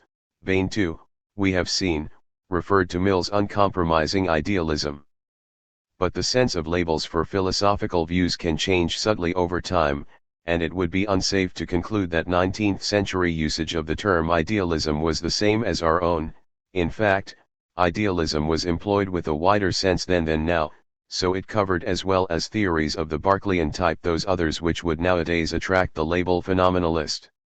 What is more important than how 19th century writers described Mill's views, however, is the point that those views are not in full accord with modern phenomenalist theories. Phenomenalists of the present day have a great deal to say about possible sensations. Mill, by contrast, spoke most frequently of possibilities of sensation. What he intended by this phrase often appears to have been somewhat different from what phenomenalists normally mean by talking about possible sensations. Admittedly, this is not always so. Sometimes he used possibilities of sensation as if this was only a stylistic variant for possible sensations. For instance, at one place in the examination he moved swiftly from speaking of a great number and variety of possibilities of sensation to the statement that the whole set of sensations as possible, form a permanent background to any one or more of them that are, at a given moment, actual, p. 181. Then shortly afterwards, the permanent possibilities are common to us and to our fellow creatures, the actual sensations are not. That which other people become aware of when, and on the same grounds, as I do, seems more real to me than that which they do not know of unless I tell. 180. Them. The world of possible sensations succeeding one another according to laws, is as much in other beings as it is in me, it has therefore an existence outside me, it is an external world, p. 182. Such passages as these, though, are uncommon. Mill spoke continually of permanent possibilities of sensation, but only rarely of possible sensations, and hence it is reasonable to take seriously the prospect that he did not generally consider these as equivalent in sense. 7. The usual impression Mill gave of possibilities of sensation was that they have a valuable flavor of objectivity, of externality, and of publicity about them, and it is likely that he felt that possible sensations do not, or at least, do not in an equal degree.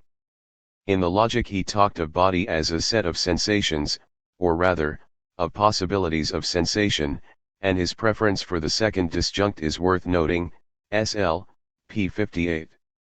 Then in the examination he wrote that, the conception I form of the world existing at any moment, comprises, along with the sensations I am feeling, a countless variety of possibilities of sensation. These various possibilities are the important thing to me in the world. My present sensations are generally of little importance, and are moreover fugitive. The possibilities, on the contrary, are permanent, which is the character that mainly distinguishes our idea of substance or matter from our notion of sensation, pages 179 to 80. This may be just a way of saying that bodies cannot be identified with our actual sensations, something Mill explicitly maintained. Our actual sensations and the permanent possibilities of sensation, stand out in obtrusive contrast to one another, pages 186-87, but it may indicate a deeper distaste for identifying them with sets of sensations actual or possible. Phenomenalism in its modern manifestations holds that sentences about physical objects can be translated into sentences about the sense data we actually have, or would have if certain conditions were fulfilled. The phenomenalist claims that the sense data sentences offered as translations of physical object sentences are logically equivalent to the sentences they translate, and a common way of expressing the claims of phenomenalism is to say that, for the phenomenalist, physical objects are logical constructions out of sense data. Phenomenalism is thus a reductive theory of physical objects. This is superficially similar to Mill's account. I believe that Calcutta exists, though I do not perceive it, and that it would still exist if every percipient inhabitant were suddenly to leave the place, or be struck dead. But when I analyze the belief, all I find in it is, that were these events to take place, the permanent possibility of sensation which I call Calcutta would still remain, that if I were suddenly transported to the banks of the Hooghly, I should still have the sensations which, if now 181 present, would lead me to affirm that Calcutta exists here and now. We may infer, therefore, that both philosophers and the world at large, when they think of matter, conceive it really as a permanent possibility of sensation, p. 184. Like the modern phenomenalist, Mill placed great weight on subjunctive conditional analyses of the form, if a percipient were placed in such and such circumstances, then he would have so and so sensory experiences. Yet it cannot just be assumed that when Mill cited the availability of such conditionals in support of his claim that physical objects are permanent possibilities of sensation, he was defending just the same claim as is the phenomenalist who holds that physical objects are logical constructions out of sense data. 8. What is obscure about both Mill's theory and modern phenomenalism is the precise nature of their ontological commitments. Common sense has no doubt that physical objects remain in existence when no one is having sensory experiences of them. Berkeleyan idealism maintains the odd but at least forthright view that objects remain in existence when no finite subject is perceiving them, because God continues to perceive them. But it is hard to resist the impression that phenomenalism is merely evasive about the nature of objects which no one is perceiving. Phenomenalists say that they do not want to deny that objects can exist unperceived, and claim that construing objects as logical constructions out of actual and possible sense data enables them to sustain this position. Yet consider the following pair of sentences: A. My bedroom table exists now. B.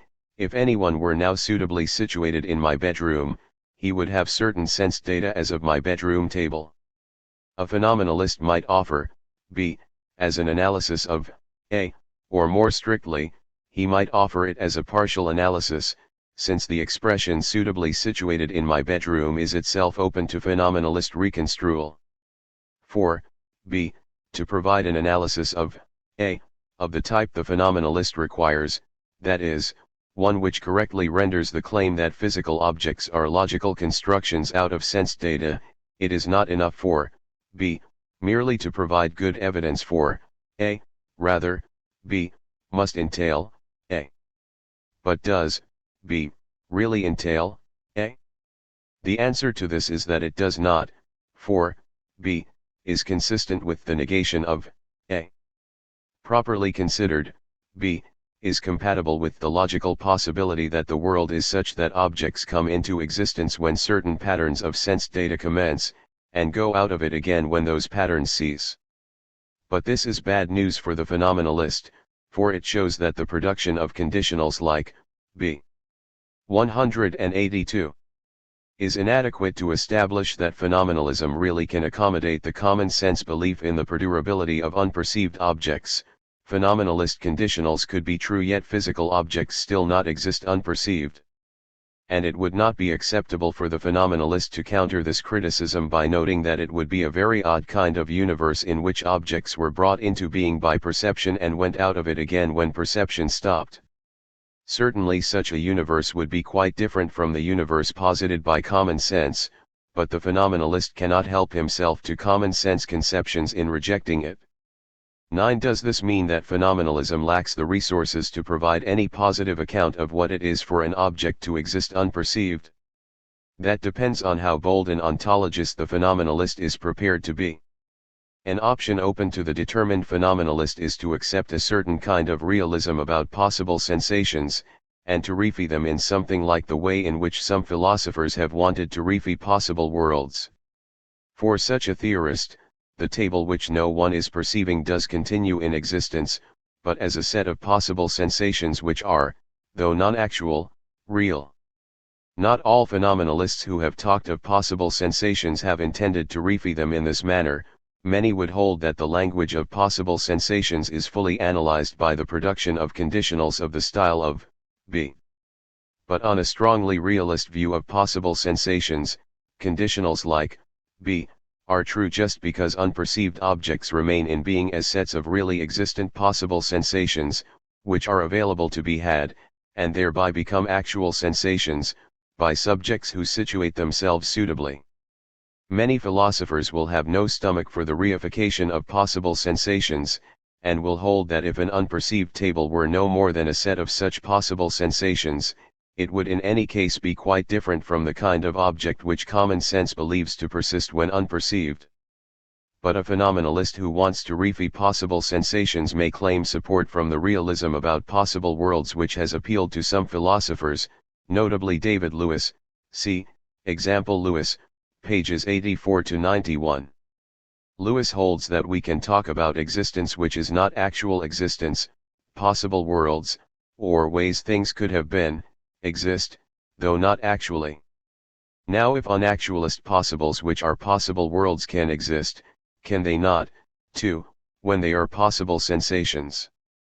However, most philosophers have had too robust a sense of reality to look kindly on the notion of unactualist but real possibles, and if that response should seem to have something of an air of prejudice about it, it 183 can still very reasonably be said that if phenomenalism is reduced to the strait of preferring such odd candidates for existence as reified possible sensations to common sense physical objects, it is a singularly unappealing doctrine. Furthermore, it seems to be a non-contingent feature of actual sensations that they have subjects, and the strangeness of reified possible sensations appears greater still when we ask the question whose sensations they are.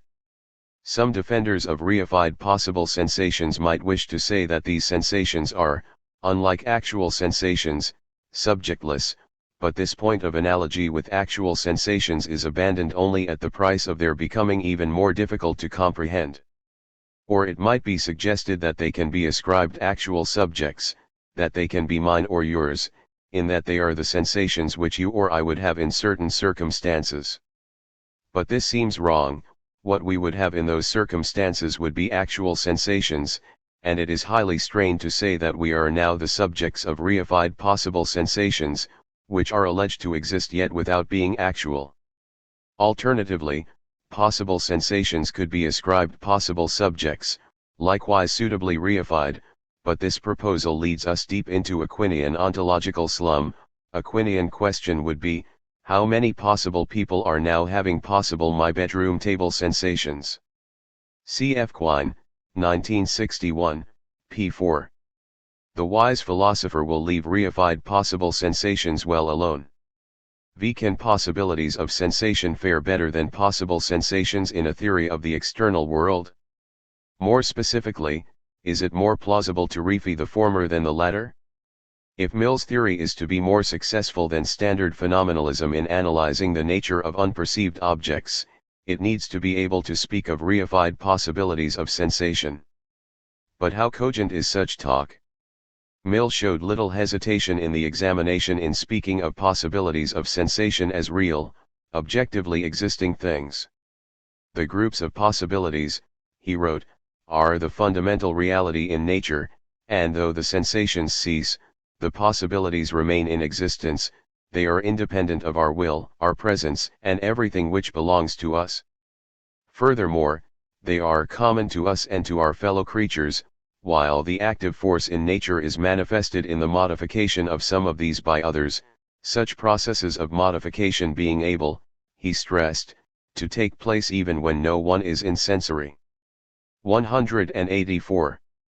Contact with them, pages 181 to 82.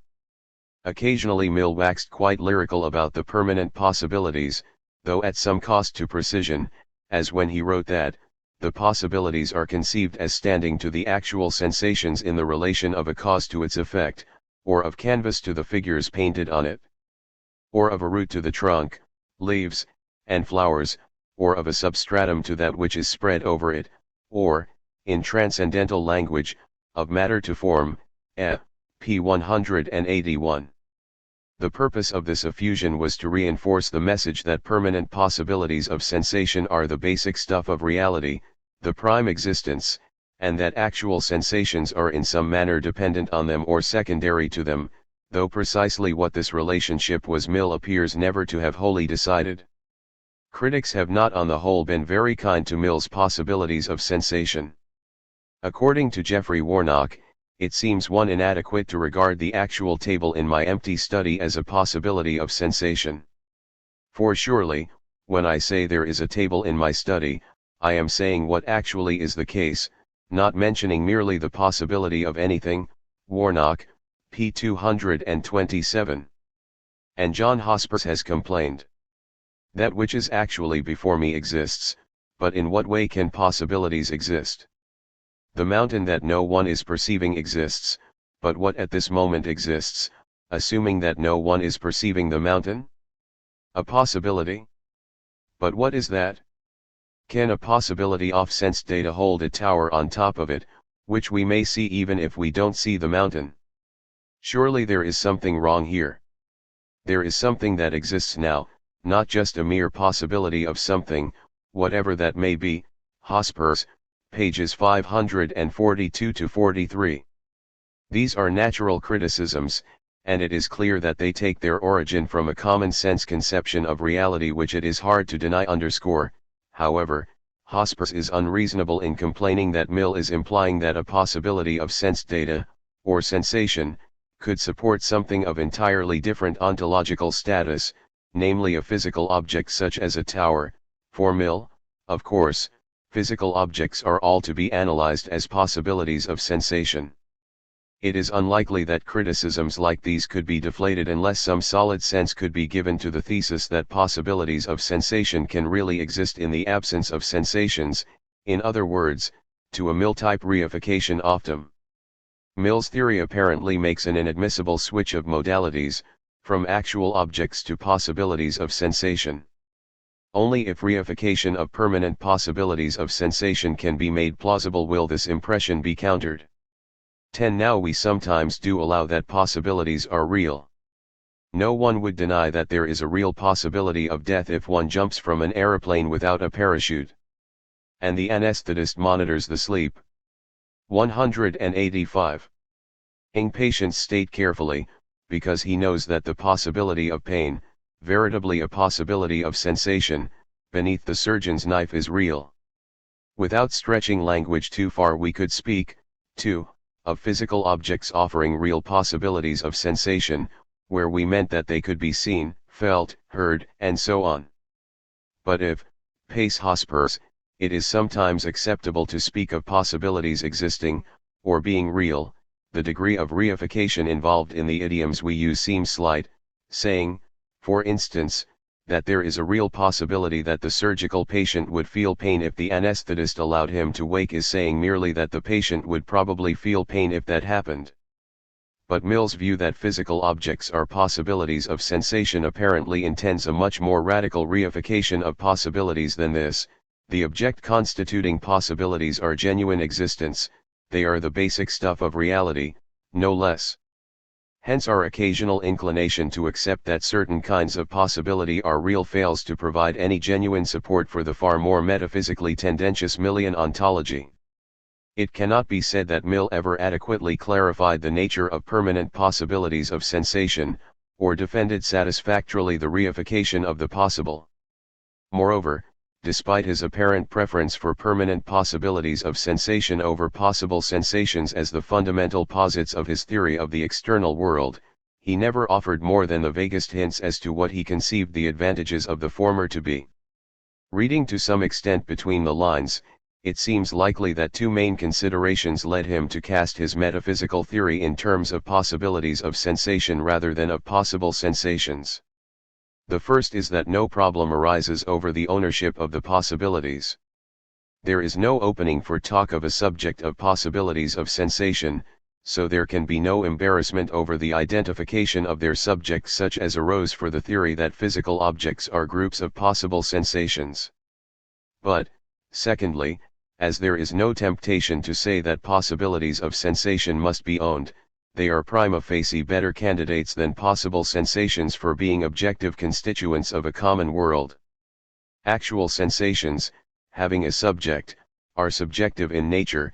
Reified possible sensations, though it is hard to identify a subject for them, can make at most a dubious claim to objective status, but permanent possibilities of sensation, whatever problems they might have, would at least appear, as Mill said, to be common to us and to our fellow creatures. Now it is undoubtedly a great advantage of a theory of the external world that it is able to represent that world as being objective in nature. One of the problems of a theory like Berkeley's is 186. That it is incapable of making proper sense of the objectivity of the world. Strictly speaking, it is a consequence of Berkeley's view that there are as many worlds as there are subjects of ideas. On the other hand, as we shall see later, Mill's philosophy faces the problem that representing the world as objective and common to different subjects is not at all obviously consistent with rigorous adherence to the principle of the relativity of knowledge. Mill never intended to hold that all permanent possibilities of sensation can be identified with physical objects, though he held that all physical objects are identifiable with permanent possibilities of sensation. There is, for instance, a permanent and not merely ephemeral possibility of getting a nasty shock if you feel about at the back of your television set with wet hands, but that possibility cannot intelligibly be identified with an object. Mill's view was that we form the concept of a physical object where the possibilities have reference, not to single sensations, but to sensations joined together in groups. When we think of anything as a material substance, or body, we either have had, or we think that on some given supposition we should have, not some one sensation, but a great and even an indefinite number and variety of sensations, generally belonging to different senses, but so linked together, that the presence of one announces the possible presence at the very same instant of any or all of the rest. P. 180. This, though vague, is promising. It is a reasonable supposition that only certain kinds of groups, or complexes, of individual possibilities of sensation constitute the possibilities of sensation which could at all plausibly be identified with objects. But which groupings might we be inclined to think of as objects? Like other philosophers before and since, Mill considered that sensations which correspond to the primary qualities of things, that is, sensations of resistance, extension, and shape, are peculiarly important for our belief that we are confronted with a world of external objects. He did not believe these to be necessary for the formation of the idea of matter. I am disposed to believe, that any of our senses, or at all events any combination of more than one sense, would have been sufficient to give us some idea of matter, p. 213, but he did allow that, the permanent possibilities of sensations of touch and the muscles, form a group within the group, a sort of inner nucleus, conceived as more fundamental than the rest, on which all the other possibilities of sensation included in the group seem to depend. Ibid. Bain thought this part of Mill's account on the right lines, but too short for the theme. What he should have done, suggested Bain, was to make more of the contrast of active energy and passive feeling as an important 1e world and its subject 187. Constituent of the subject and object distinction, instead of relying on an undifferentiated notion of resistance. Bain, 1882, pages 120-21. This is fair criticism, and though it may be said that Mill was less interested than Bain in the construction of detailed psychological theories, his sketchiness in the present instance carries over into a weakness in his metaphysical account of what objects are. A common-sense view of the world may happily accept the proposition that physical objects provide complex possibilities of sensation, though it will stress that these possibilities exist only because objects have qualities which enable them to be touched, seen, smelled, and so on. But Mill's theory maintains that objects are real possibilities of sensation and no more than that, and common sense will object that there cannot exist bare possibilities of sensation without a basis in the tangible, visible, olfactable, and other qualities of things. However, in the appendix added to the 1867 edition of the examination, Mill made an intriguing supplementary proposal about the nature of object constituting possibilities of sensation. A body, as a group of possibilities of sensation, is, he said, a power of exciting sensations, p. 201. Unfortunately, he did not elaborate on this suggestion, either in the examination or elsewhere. Yet it does hint at a strategy for construing reified possibilities of sensation which is worth some attention. Perhaps what Mill was gesturing vaguely towards was a variety of dispositional analysis of objects. To say of a glass bottle that it is fragile is to ascribe to it a disposition to shatter in certain specifiable circumstances. Its dispositional quality of fragility can be characterized by means of such subjunctive conditionals as, if it were hit with a heavy hammer, it would, probably, shatter. A way in which one might redscribe the bottle's fragility is to say that it has associated with it a permanent possibility of shattering, under certain conditions. Fragility is uncontroversially a disposition, but many other qualities of things can also be regarded as dispositional without stretching that notion unduly. Take, for instance, a physical object's tangibility. Ascribing this quality to it can be explained by saying that were we to bring parts of our bodies in contact with it, it would provide us with sensations of a tactile sort. And just as we might say that a bottle has associated with it a permanent possibility of shattering, we might say that it has associated with it too a permanent possibility of providing tactile sensations.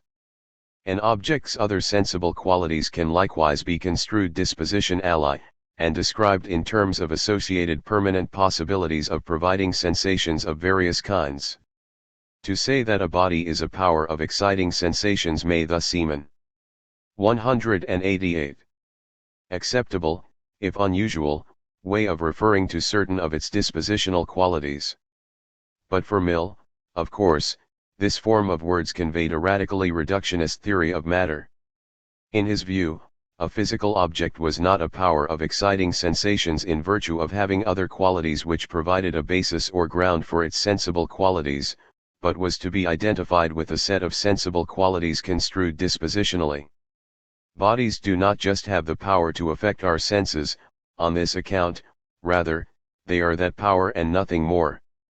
One might be reminded here of Locke's view of secondary qualities, which in truth are nothing in the objects themselves but powers to produce various sensations in us, Locke, Volume 1, p. 104.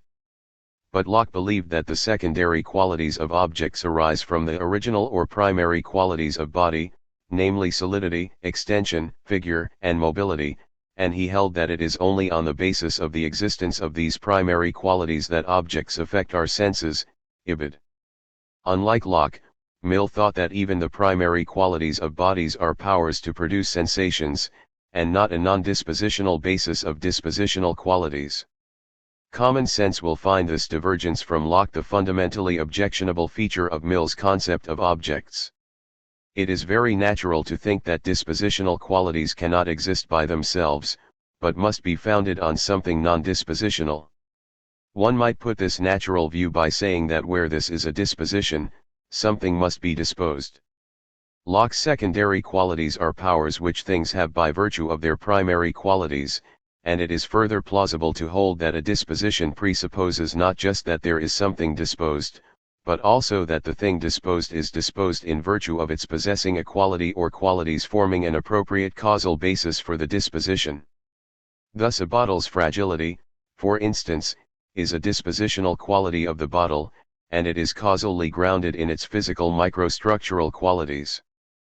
but Mill's view appears to be that there can exist bare powers to cause sensations which lack both possessors and causal grounds.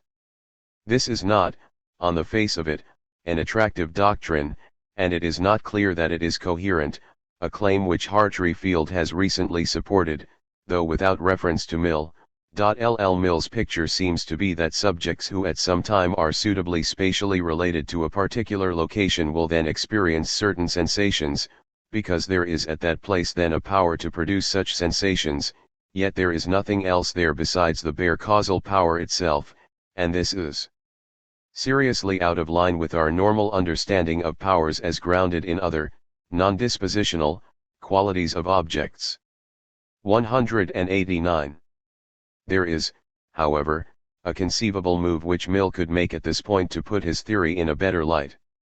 To the objection that he has posited dispositions without foundations, he could reply that it is spatial locations which, though immaterial, are the possessors of dispositions to produce sensations. As a subject moves around space, this line of thought would run: his presence serves to provoke different locations to manifest the dispositions they possess to excite sensations.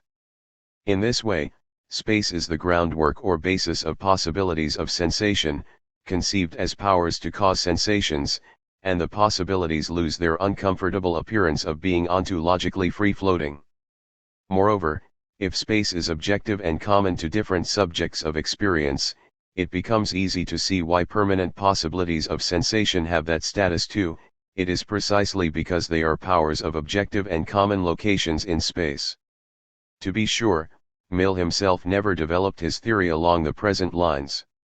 Yet it is tempting to see this extension as providing an underpinning for many of the things he did say.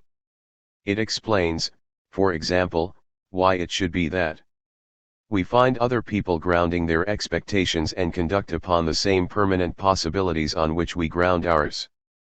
But we do not find them experiencing the same actual sensations. Other people do not have our sensations exactly when a 1D as we have them, but they have our possibilities of sensation.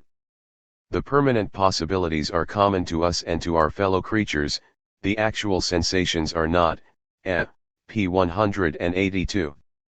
And it now becomes more reasonable to hold that our sensations we carry with us wherever we go, and they never exist where we are not, but when we change our place we do not carry away with us the permanent possibilities of sensation, they remain until we return or arise and cease under conditions with which our presence has in general nothing to do. P. 186. But such a view of the nature of objects is nevertheless very problematic. One counterintuitive consequence of it, though possibly one which Mill might have been happy to live with, is that our normal criteria for the identification and re-identification of objects are merely fictitious, and quite out of accord with reality. For where we would naturally speak of an object moving through space without loss of its numerical identity, the present theory can accommodate only the notion of a pattern of qualitatively similar sensations to be obtained through a sequence of adjacent spatial locations, nothing in what is experienced actually 190.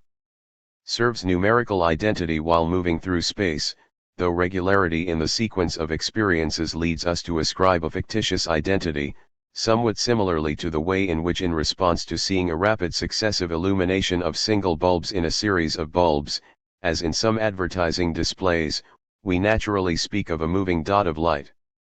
12. There remains, too, a fundamental unclarity about how bare spatial locations can support powers to cause sensations. There seems to be no answer to the question of what it is in virtue of that spatial locations possess such dispositions, and it is thoroughly obscure how two different spatial locations should possess different causal powers, or why a single location should possess different powers at different times. Merely asserting that spatial locations are available to play the role of bearers of dispositions to cause sensations is not good enough in the absence of any explanation of what qualifies them to do this. It seems reasonable to insist that dispositions can only coherently be ascribed to things which have other qualities which provide a suitable causal ground for the dispositions in question. But it is impossible to see how spatial locations, merely qua spatial locations, can have any qualities which are able to support powers to cause sensations. Now Mill himself did not put forward the view that permanent possibilities are dispositional powers of spatial locations. In fact, he did not even believe in the objectivity of space. His philosophy of space and time is one of the less rewarding areas of his thought, being particularly sketchy and obscure, but his refusal to admit that space and time exist objectively is clear enough. He admitted that time is a condition of experience, without which it would be impossible to recognize an order within our sensations, yet he denied the reality of time, insisting that an entity called time, regarded as not a succession of successions, but as something in which the successions take place. I do not and need not postulate, p. 199.13. Having quickly summed up time as an indefinite succession of successions, unequal in rapidity, ibid, Mill very oddly defined space in terms of time, holding that the idea of space is, at bottom, one of time, p. 223.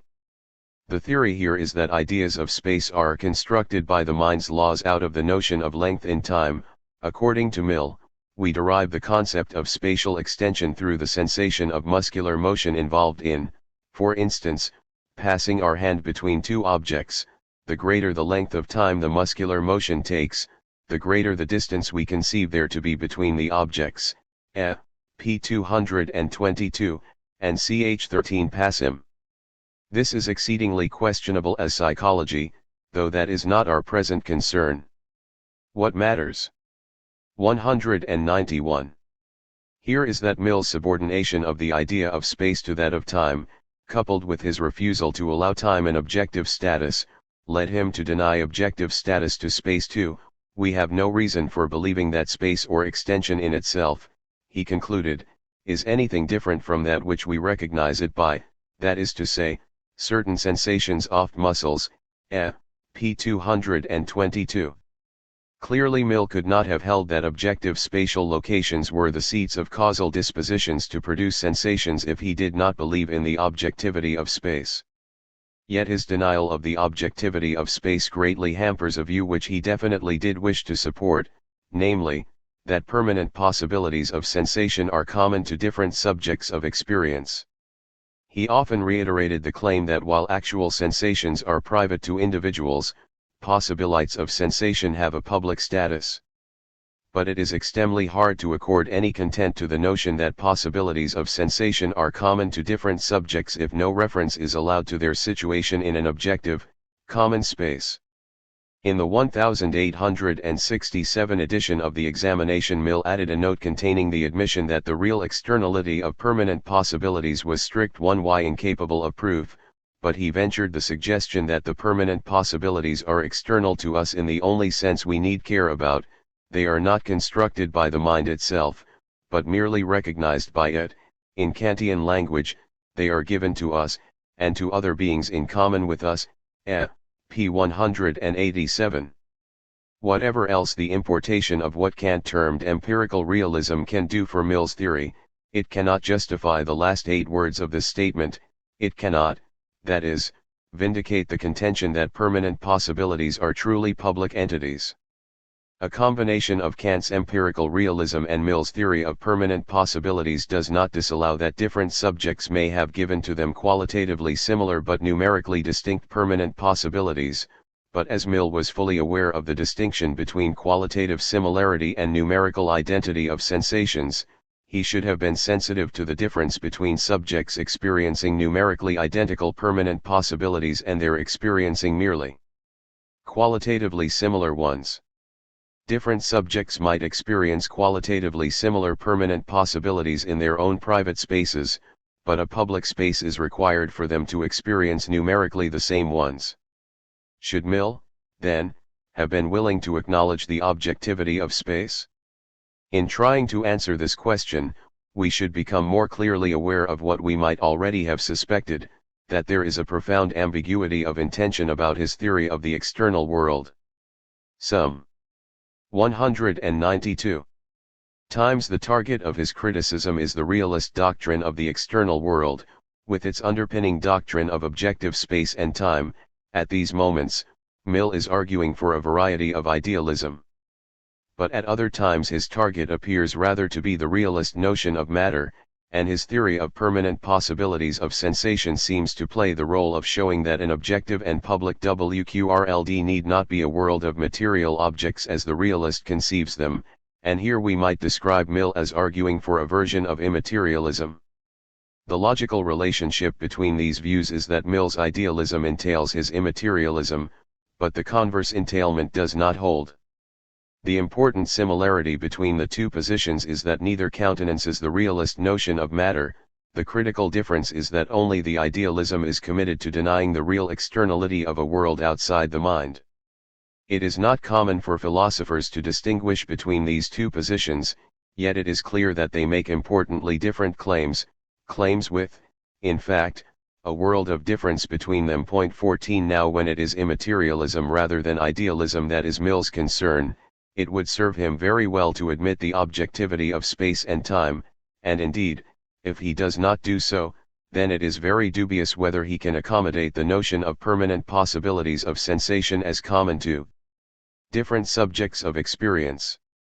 It is interesting that although he never actually said that space is objective, he often talked as if he believed this when it was the case for immaterialism which he was presenting, as, for instance, when he spoke of permanent possibilities remaining put when the subject changes his place, and of their being available to other subjects even after he has died, p. 186.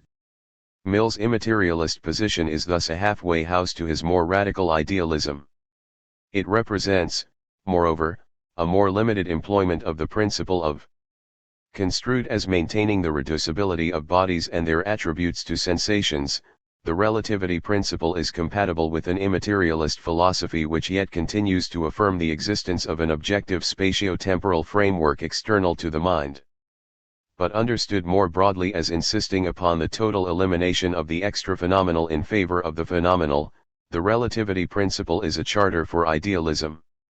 An objective spatial matrix, containing within it causal powers to produce sensations in suitably placed subjects, hardly seems to differ essentially from a common-sense realist world of physical objects in respect of being no merely phenomenal affair. Both are truly external to the mind in a fully realist sense of external. Yet if our only source of knowledge is sensation, and 193. If sensation informs us solely about phenomenal appearance, as Mill claimed, then even to affirm the existence of an objective spatial matrix is to affirm something of a recognition transcendent kind, which was presumably Mill's point when he said that the real externality to us of permanent possibilities is incapable of proof. To say that permanent possibilities of sensation are objective causal powers common to all subjects of experience, whether or not one adds that they are dispositions of spatial locations, is to say what cannot, on Mill's presuppositions, be established by sensational means.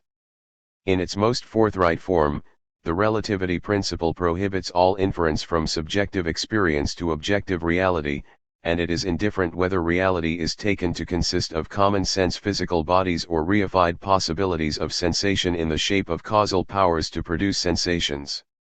But could Mill not have opted to accept the relativity principle in the weaker form which, calling merely for the reducibility of bodies and their attributes to sensations, is compatible with the postulation of a common external space? This suggestion meets trouble because it is not clear why someone inclined to find the basic thrust of the relativity doctrine persuasive should wish to limit its application to knowledge about bodies and their attributes only, while accepting certain recognition transcendent claims about the nature of space.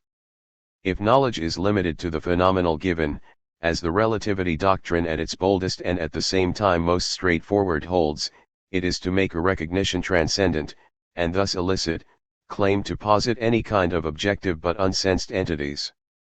Mill therefore, though he was unaware of it, properly faced a dilemma.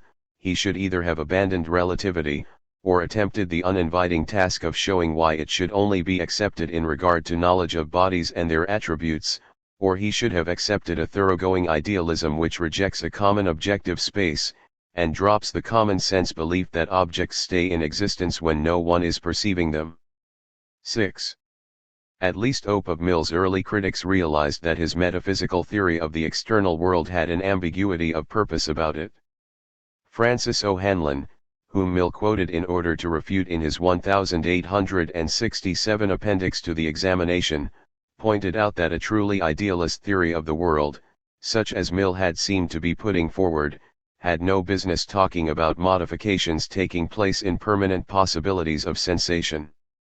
194.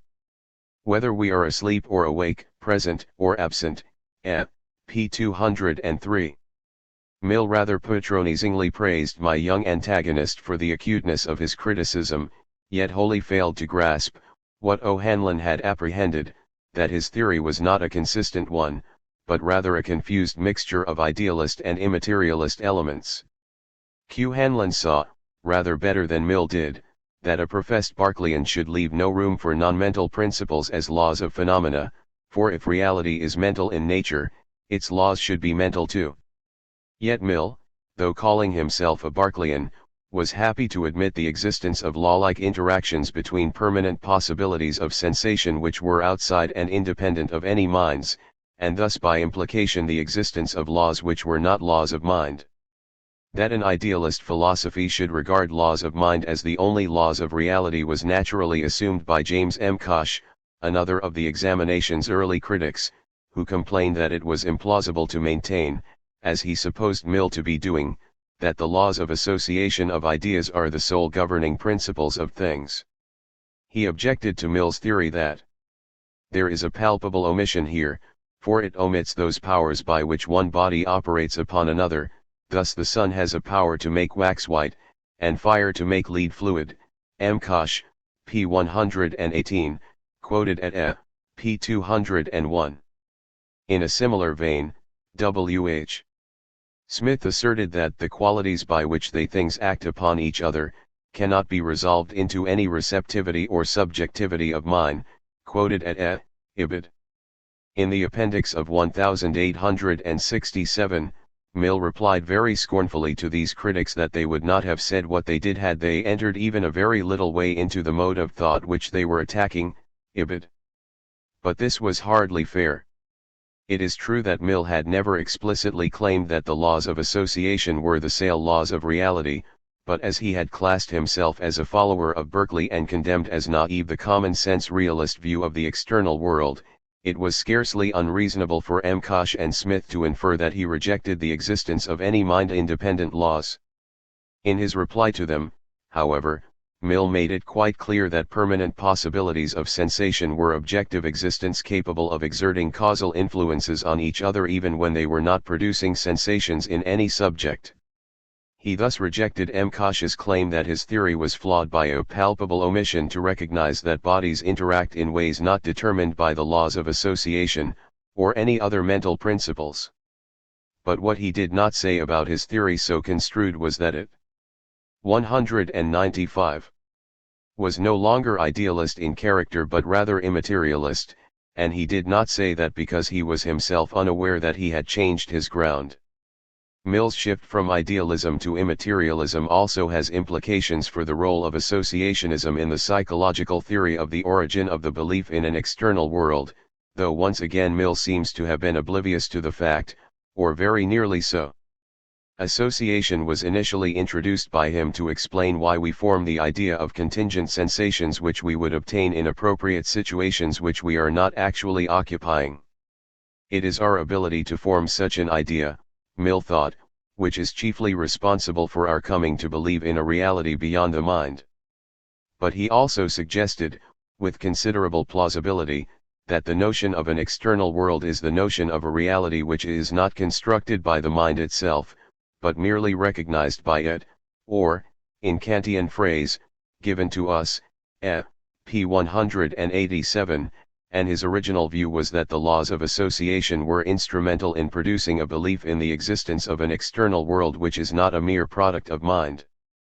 But if permanent possibilities of sensation are truly objective and external existence of the sort envisaged by Mill's immaterialist theory, it ceases to be clear why the laws of association should be needed at all in setting up the belief in an external world, for one's experience of a world of causally interacting permanent possibilities of an objective character should be quite sufficient in itself to produce a conviction that what one is encountering is a world in which things happen quite independently of one's mind, or, in other words, a world which is given to, and not made by, us. Associationism would appear, then, to have a greater role to play in a psychological theory of the origin of belief in an external world, where an idealist metaphysical theory of the nature of that world is preferred to an immaterialist one.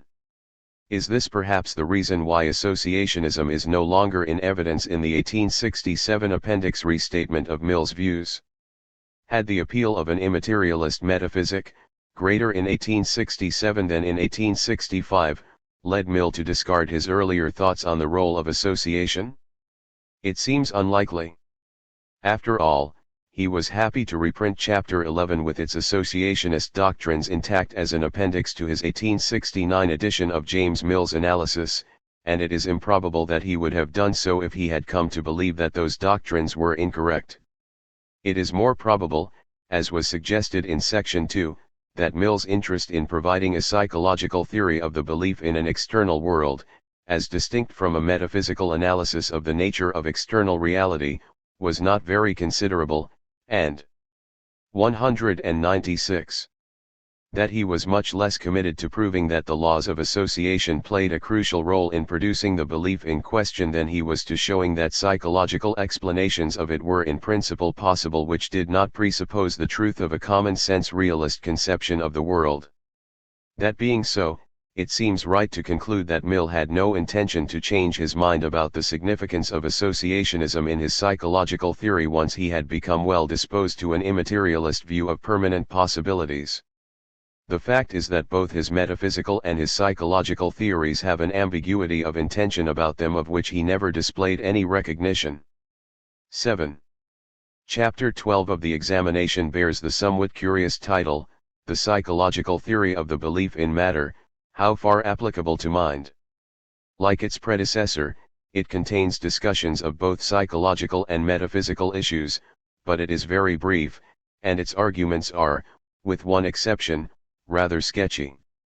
The exception is the analogical argument for the existence of other minds, which was powerfully stated by Mill, and is happily detachable from the other arguments of the chapter, pages 190 to 92.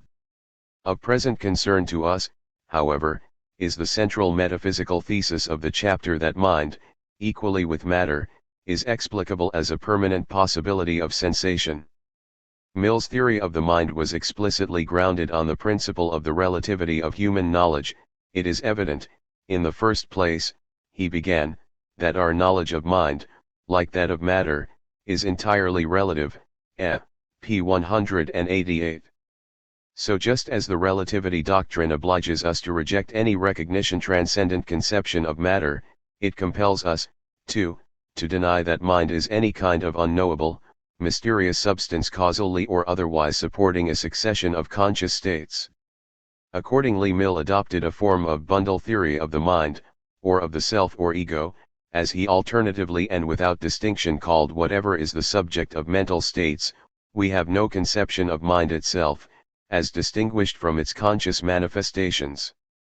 We neither know nor can imagine it, except as represented by the succession of manifold feelings which metaphysicians call by the name of states or modifications of mind, p. 189, 15. But for all that, he continued, an adequate account of the mind needs to acknowledge that we think of minds as retaining their identity over time, as if there were an underlying mental substratum which was the mind. 197. Itself and the real subject of mental states, we naturally believe in as something which we figure as remaining the same, while the particular feelings through which it reveals its existence, change, ibid.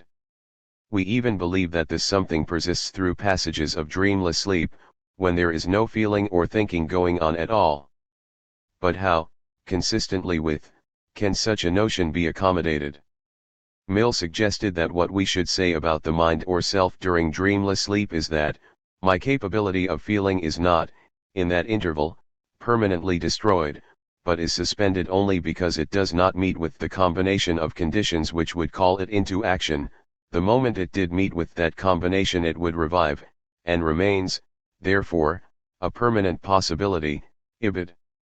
And that issue clarified, there was now no apparent hindrance, Mill proposed, to characterizing the mind or self as nothing but the series of our sensations, to which must now be added our internal feelings, as they actually occur, with the addition of infinite possibilities of feeling requiring for their actual realization conditions which may or may not take place, but which as possibilities are always in existence, and many of them present, ibid. In fact, Mill did not adhere with complete consistency to this account of mind, sometimes in chapter 12 speaking of it as nothing but a permanent possibility, rather than as a combination of actual sensations and a possibility, or possibilities, of sensation, e.g. the permanent possibility of feeling, which forms my notion of myself, ibid. Neither mind or matter is anything but a permanent possibility of feeling, p. 191. A theory which treats mind as wholly or partially definable in terms of possibilities of sensation faces some very considerable problems. One particularly thorny difficulty for Mill is that as he also wanted to explain physical objects as being really nothing more than possibilities of sensation, it is unclear how he could distinguish physical objects from minds. Alan Ryan has written that it was very natural for Mill, after having construed matter as a permanent possibility of being sensed, to go on to characterize mind in a similar fashion as the permanent possibility of having sensations. Ryan, 1979, p. Slayi. But this makes it sound as if Mill recognized two varieties of permanent possibilities, possibilities of being sensed, and of having sensations, which is something he never did. Moreover, he would have rejected the notion of a possibility of having sensations as being comprehensible only on a model which construes the mind as a substratum not to be identified with the sensations which belong to it. A possibility of having sensations can only be understood as a possibility of something's having sensations, and even though 198. Committing oneself to the existence of such possibilities would not necessarily involve committing oneself to the notion of real mental substrata existing during periods of dreamless sleep, it would still involve acceptance of the possibility of such substrata to have sensations in those periods. But for Mill, minds are quite incorrectly conceived on a model of substrata plus mental states which belong to or inhere in them, and he could not have meant to consider them, as Ryan suggested, as possibilities of having sensations. Yet if both bodies and minds are, as Mill held, composed wholly or partly of permanent possibilities of sensation, it becomes unclear what the difference between them is, and obscure how there can be any significant content to the distinction between subjective and objective which is so fundamental a part of our normal conceptual scheme. In a paragraph found only in the first two editions of the examination, and deleted later without replacement, Mill proposed that whereas those possibilities of sensation which are external objects form small and perfectly definite parts of the series of possibilities which I might experience under certain conditions, my notion of myself includes all possibilities of sensation, definite or indefinite, which I may imagine inserted in the series of my actual and conscious states, p. 189. But this, as Mill must have come to realize, is quite hopeless. I do, as a matter of fact, recognize certain actual and conscious states as my own, and I also recognize that there are experiences which I have not had but might have done. Now to identify myself with the series of actual and conscious states I regard as my own, as simpler forms of bundle theory would enjoin me to do, may be to make a mistake about my self-identity, but it is not to make an egregious one. Views of the mind as a bundle of actual sensations may ultimately fail, but if they are false, they are not transparently so. But it is strikingly less plausible to suppose that myself consists not just of such actual sensations, but additionally of the indefinitely large, perhaps infinite number of experiences that though I have not had I might have done. For instance, I have not visited, and may never visit, Australia, so my biography may never include the visual and other sensations that I would have if I were to ascend Ayers Rock. On Mill's view, however, myself partly consists in the possibility of those sensations of Ayers Rock. This theory of the self becomes still less attractive when we reflect on the nature which Mill ascribed to permanent possibilities of sensation. They are, to begin with, public in status, common to ourselves and other beings, p. 202, which means that myself cannot be wholly constituted out of components unique to me. 199. For while my actual sensations are mine alone, the possibilities of sensation of which I am also composed are not. Moreover, in so far as the same public possibilities which are part of me are part of you also, it follows that to that extent we are literally identical.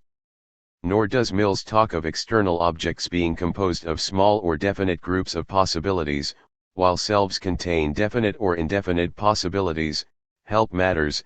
If this vague language could capture anything, it would be the difference between, on the one hand, such small and definite objects as tables, and, on the other, such complex objects as towns or such fuzzy ones as sunsets.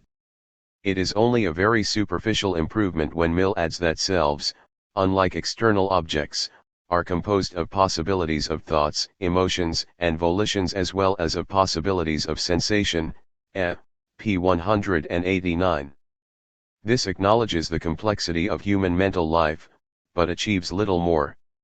For one thing, it is not clear that external objects could not be regarded as possibilities of thoughts or emotions or volitions with as much, or as little, plausibility as they can be regarded as possibilities of sensation. Thus one might speak, in an extended Millian vein, of objects as possibilities of those mental states which, in more standard parlance, one might talk of their causing in people, of £5 notes as possibilities of pleasure, or of guns as possibilities of grief, for example. But, further, it seems just as incredible that I should be partly composed of the possibility of a sense of awe before the massive bulk of Ayer's rock as that I should be partly composed of the possibility of certain visual sensations of it. And if selves include not merely myriads of possibilities of sensation but also myriads of possibilities of other mental states, they are even more flabby and indistinct entities than they appeared to be on Mill's first account of them. Apart from the special difficulty about the distinction of selves which Mill's theory meets because of the public status he ascribed to possibilities of sensation, it encounters the general problem of bundle theories about how to determine the boundaries between selves.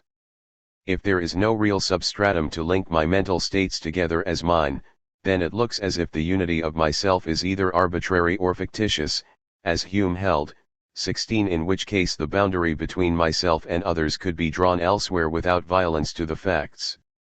But the faculty of self-consciousness which we all possess makes it impossible to accept that the boundary between ourselves and others could have been equally well drawn in another place. I cannot believe that those states I ascribe to myself could with just as much correctness be alternatively ascribed to some different. 200. Subject: I recognize my mental states not just as instances of perceptions, satisfactions, pains, and so on, but as my perceptions, satisfactions, pains, etc. Now Mill was aware that his theory faced a weighty difficulty arising from the fact of self-consciousness, and considered it to surface in a specially sharp way in connection with memory and expectation. The thread of consciousness which composes the mind's phenomenal life, consists not only of present sensations, but likewise, in part, of memories and expectations. Now what are these? In themselves, they are present feelings. But they are attended with the peculiarity, that each of them involves a belief in more than its own present existence. Nor can the phenomena involved in these two states of consciousness be adequately expressed, without saying that the belief they include is, that I myself formerly had, or that I myself, and no other, shall hereafter have, the sensations remembered or expected, pages 193-94.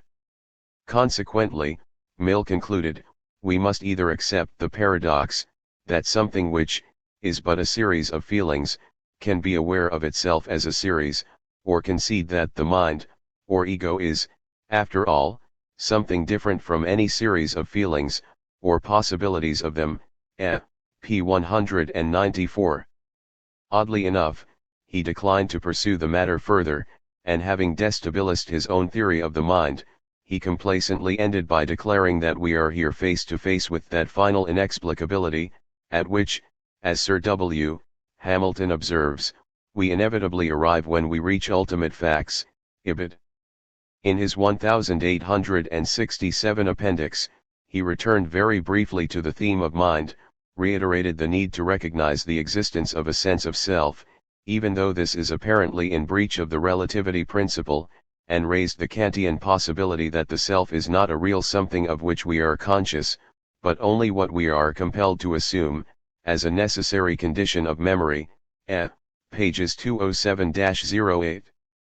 Unsurprisingly, Mill's treatment of the mind has not been among the most praised of his philosophical discussions, and perhaps has satisfied no one except Bain, who confessed himself unable to grasp what the difficulty over memory and expectation was. Bain, 1882, pages 121-22. Mill may not have realized that his problem about memory and expectation is just an aspect, or a special case, of a general problem about self-awareness. Memories and expectations which concern past or future states of myself raise a specific puzzle about the nature of the temporal continuity of the self. 17 But many other mental states have a content which includes a sense of self, feelings of pride, jealousy, remorse, ambition, and many others have an essential reference to oneself. 201. And could not be had by a subject who, if this were possible, lacked a sense of his own identity. Such mental states have an element of internal direction on the self, yet even mental states without that direction are experienced not as isolated and unconnected, but as forming part of the history of a continuing self. If I see a tree, or hear a bird sing, or think of Napoleon, the content of my states has no reference to myself, but I am nevertheless aware of them as my states. If I were asked whose was the sighting of the tree, or the hearing of the bird, or the thinking about Napoleon, I would without hesitation reply my own, and I would do that not on the basis of any evidence that they could be ascribed to me, but simply because I had experienced them as my states. The nature of self-consciousness in all these cases, and not just in those of memory and expectation, calls for elucidation. Bertrand Russell, whose penchant for reductive metaphysics was highly reminiscent of Mill's, submitted reluctantly to the view that we are probably aware of bare selves which are distinct from our particular thoughts and feelings. Russell, 1911, pages 27-28. Mill too felt forced to acknowledge this to be probable, though he did not entirely relinquish hope that the mind might yet be established to be a self-aware bundle of mental states and their possibilities. Is there in fact any promise in the idea that self-awareness could be explained in terms of a series of feelings Liebgeside tor now posloyi 6 free nngsj where 6 are itself? Philosophers have often dismissed the notion of a reflexively aware series of feelings as transparently nonsensical. Mill himself thought it was paradoxical, but Don Garrett has recently argued that there is less of a difficulty here than is usually thought. For a perception to become itself an object of thought, he suggests, is for an idea of it to occur, and his claim is that for a bundle of feelings to become aware of itself, all that is required is that an idea of the bundle should be incorporated into it. Garrett, pages 343-344n. Now could Mill have adopted this account of self-awareness, and so explained his final inexplicability? It is very dubious whether he could. There is surely more to self-awareness than is captured in the notion of a bundle of feelings, or other mental states, containing an idea of itself. One problem is that it fails to explain the kind of awareness involved in those mental states like jealousy or pride which have an intrinsic reference to the self. Furthermore, an idea of a bundle of mental states, even if it collects together all and only the mental states which as a matter of fact belong to oneself, and it is hard to believe that one could actually frame such an idea, would still 202 seem to lack the extra content provided in the thought that all those states are one's own. This problem is not removed even if the following modification is made to Garrett's proposal to render it more plausible.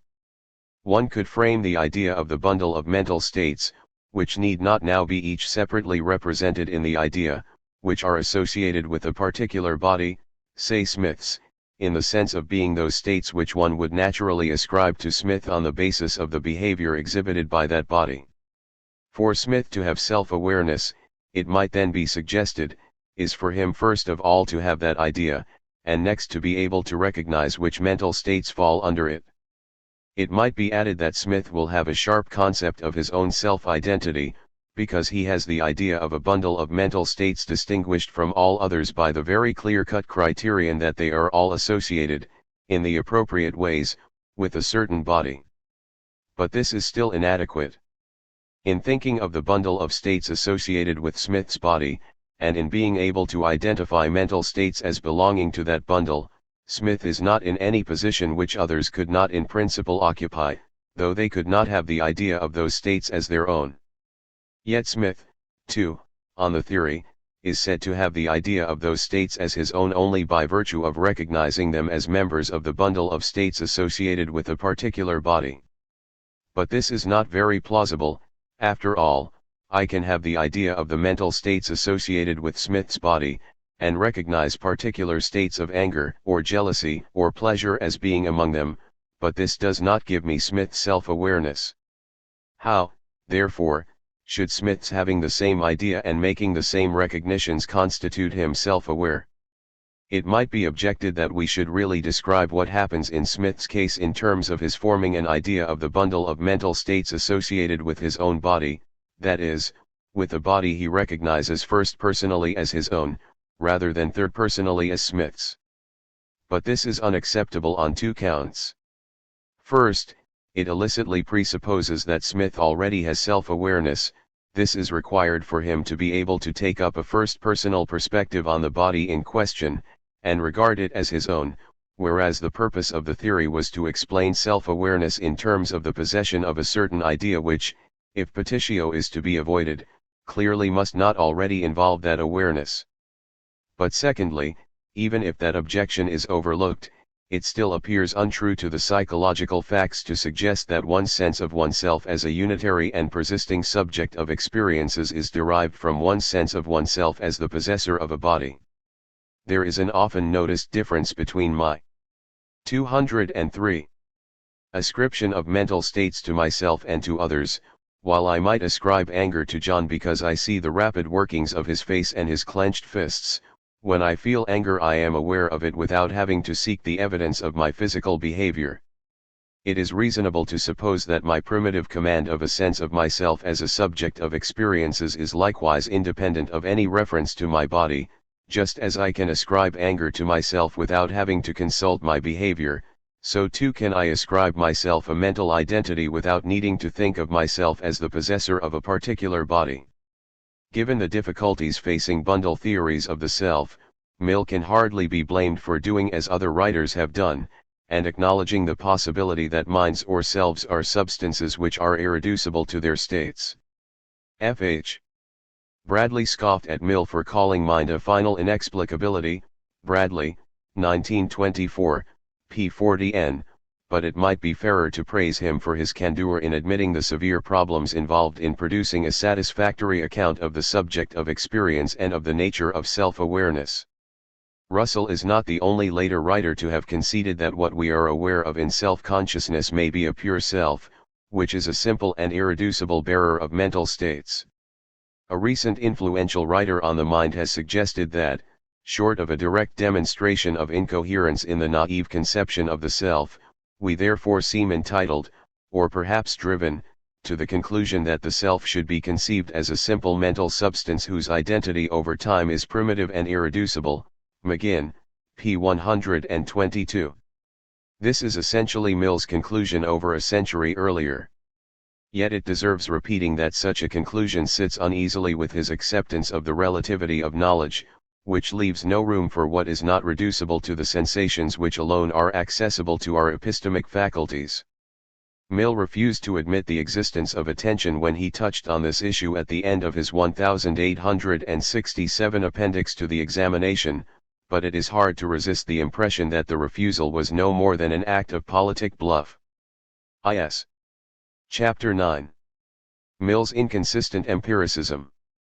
Philosophy, for Mill, was a Manichean struggle between two opposed schools of thought, that of a priorists who believe it to be possible by direct intuition, to perceive things, and recognize truths, not cognizable by our senses, and that of the empiricist followers of Locke, who maintain that, of nature, or anything whatever external to ourselves, we know nothing, except the facts which present themselves to our senses, and such other facts as may, by analogy, be inferred from these. Co. p. 125.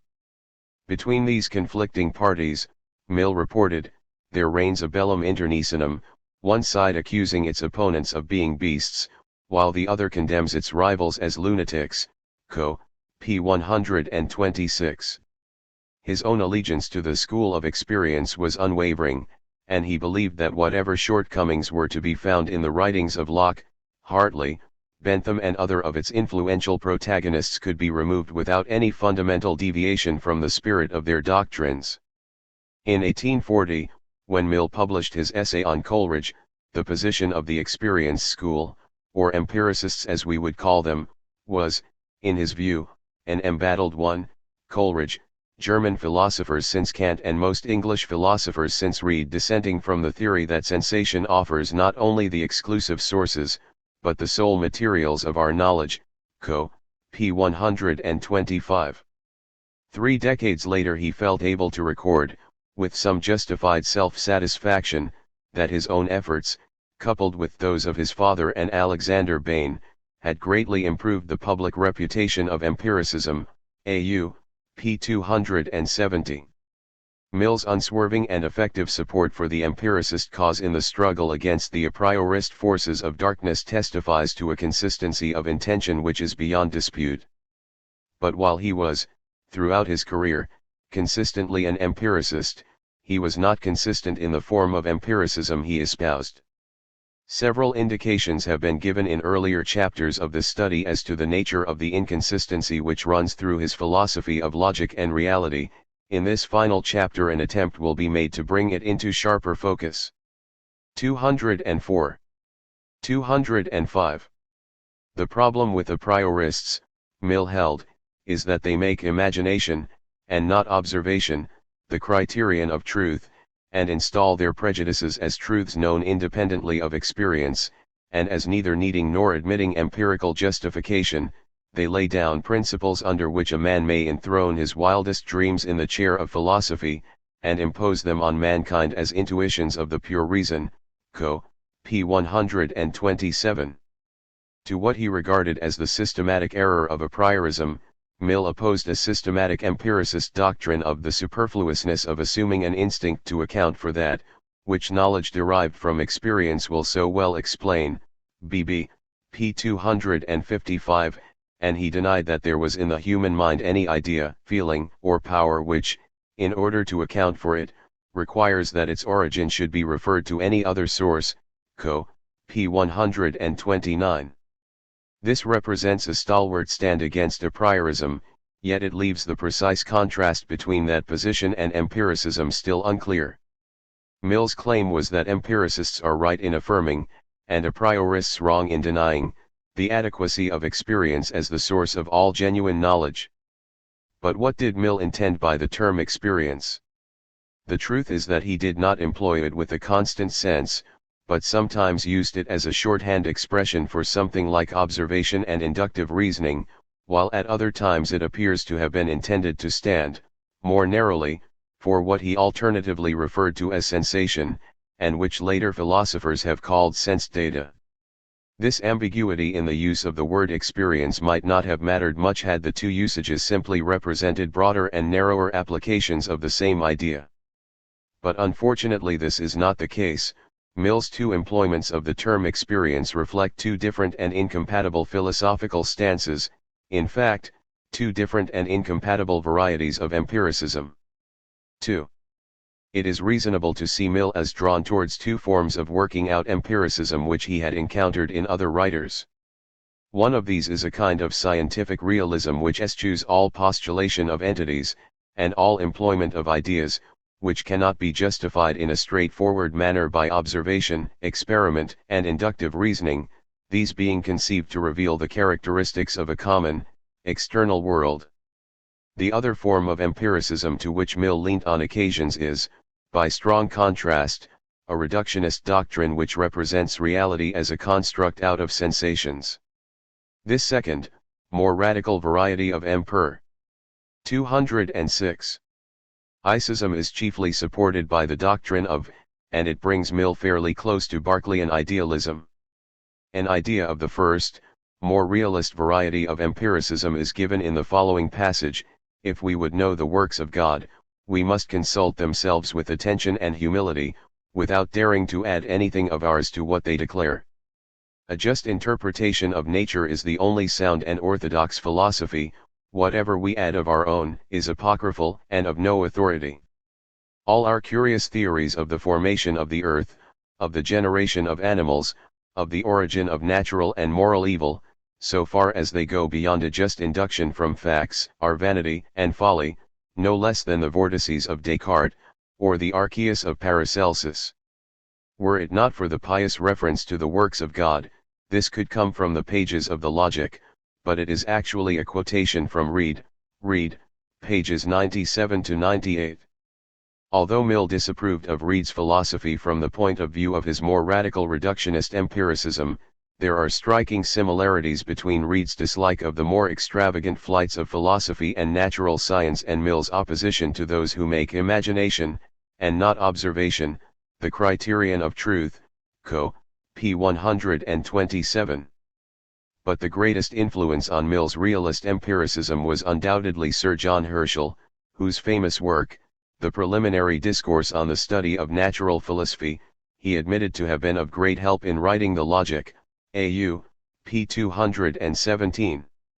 Herschel, in his turn, confessed a debt to Bacon, to whom, he said, we owe the development of the idea, that the whole of natural philosophy consists entirely of a series of inductive generalizations, commencing with the most circumstantially stated particulars, and carried up to universal laws, or axioms, which comprehend every subordinate degree of generality, and from which we then deduce testable consequences.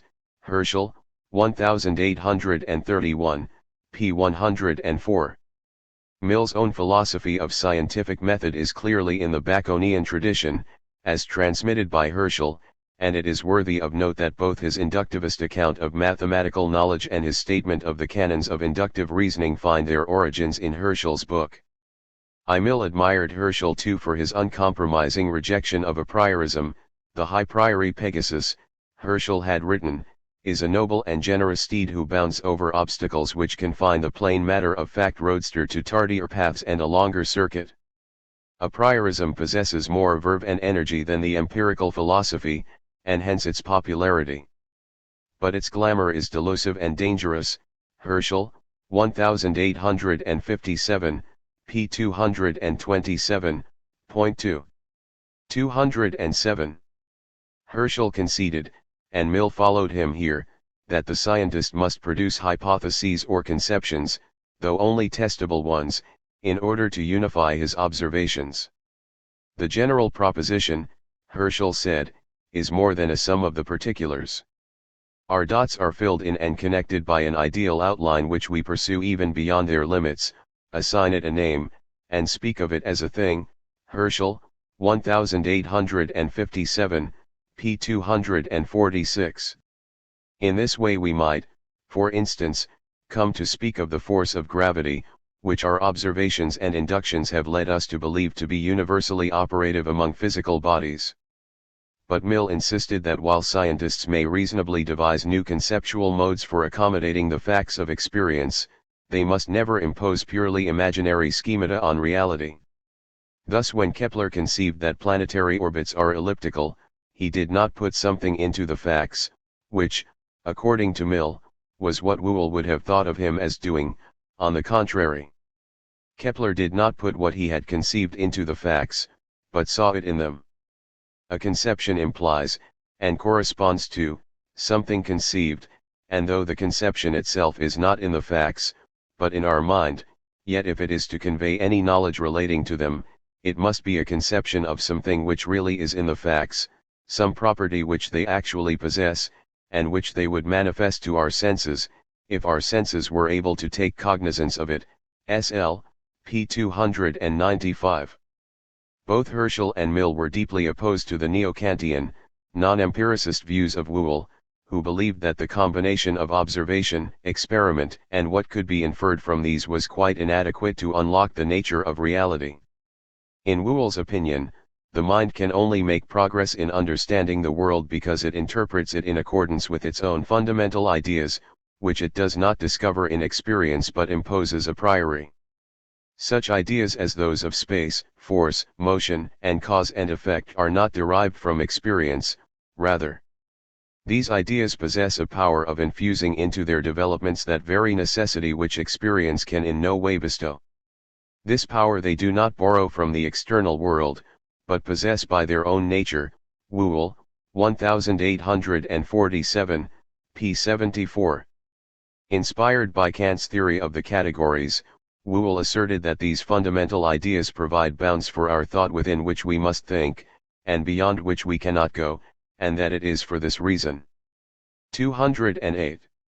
That we are disposed to look on certain relationships in nature as necessary, a response, he claimed, which the empiricist cannot satisfactorily explain. Ibid. Mill was perfectly correct to declare the difference between Whewell's view and that of those who believe that experience is a sufficient basis of all our knowledge to be fundamental. SL, p. 297. The kind of empiricism which, influenced by Herschel, informs Mill's philosophy of science provides the background, too, for his philosophy of logic. We saw in that Mill held that logic is concerned with the ascertainment of objective truth, and that he believed its study would assist us in avoiding conclusions which are not grounded in the realities of things. p. 301, SL, pages 10-11. The purpose of inference is to supplement simple observation in the business of attaining knowledge about a world whose characteristics are fixed independently of the constitution and operation of our minds, and which are all in principle discoverable by a combination of observation and inference from observation, without assistance from any faculties of a priori intuition. Mill's theory of logic incorporates a realist theory of error. It is held to be possible to infer and believe false propositions, which misrepresent reality. Thus the account of inference developed in the early books of the logic is a major contribution to the empiricist methodology which the work as a whole presents. It serves the essentially practical role of demonstrating how our knowledge of an objective world can be advanced by inference from the observations we make of it.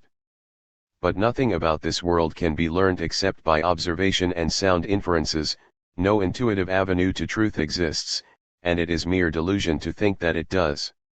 Mill made clear, moreover, that logic tells us how we ought to think, and that logical laws are not descriptive of psychological processes. The structure of thought is not identical with the structure of things, but the study of logic should help us to capture the structure of things more accurately in our thinking. Idealism carried into logic would naturally construe the structures of thought and of things as one and the same. As Bradley remarked, it would account for the truth of the conclusions of our inferences by maintaining that the facts are themselves inferential. Bradley, 1883, p. 530. No such idea ever surfaces in Mill's philosophy of logic, which is undeviatingly realist in tenor. Also anti-a priorist while at the same time realist is the immaterialist theory of permanent possibilities of sensation in the 11th chapter of the Examination. Admittedly this is a very Spartan form of realism about the external world, and far from the kind of common-sense realism espoused, for example, by Reid. Yet it is realism all the same, for while it 209 rejects matter, it preserves the notion of a world outside the mind, and holds that world to be common to different subjects of experience. On this theory, there remains a distinction between how reality actually is, and how it is thought to be. Even though the world is composed of immaterial causal powers to produce sensations, it is objective in character, and whatever the physics of such a world, it is logically possible for subjective representations of the world to fail to coincide with the objective facts.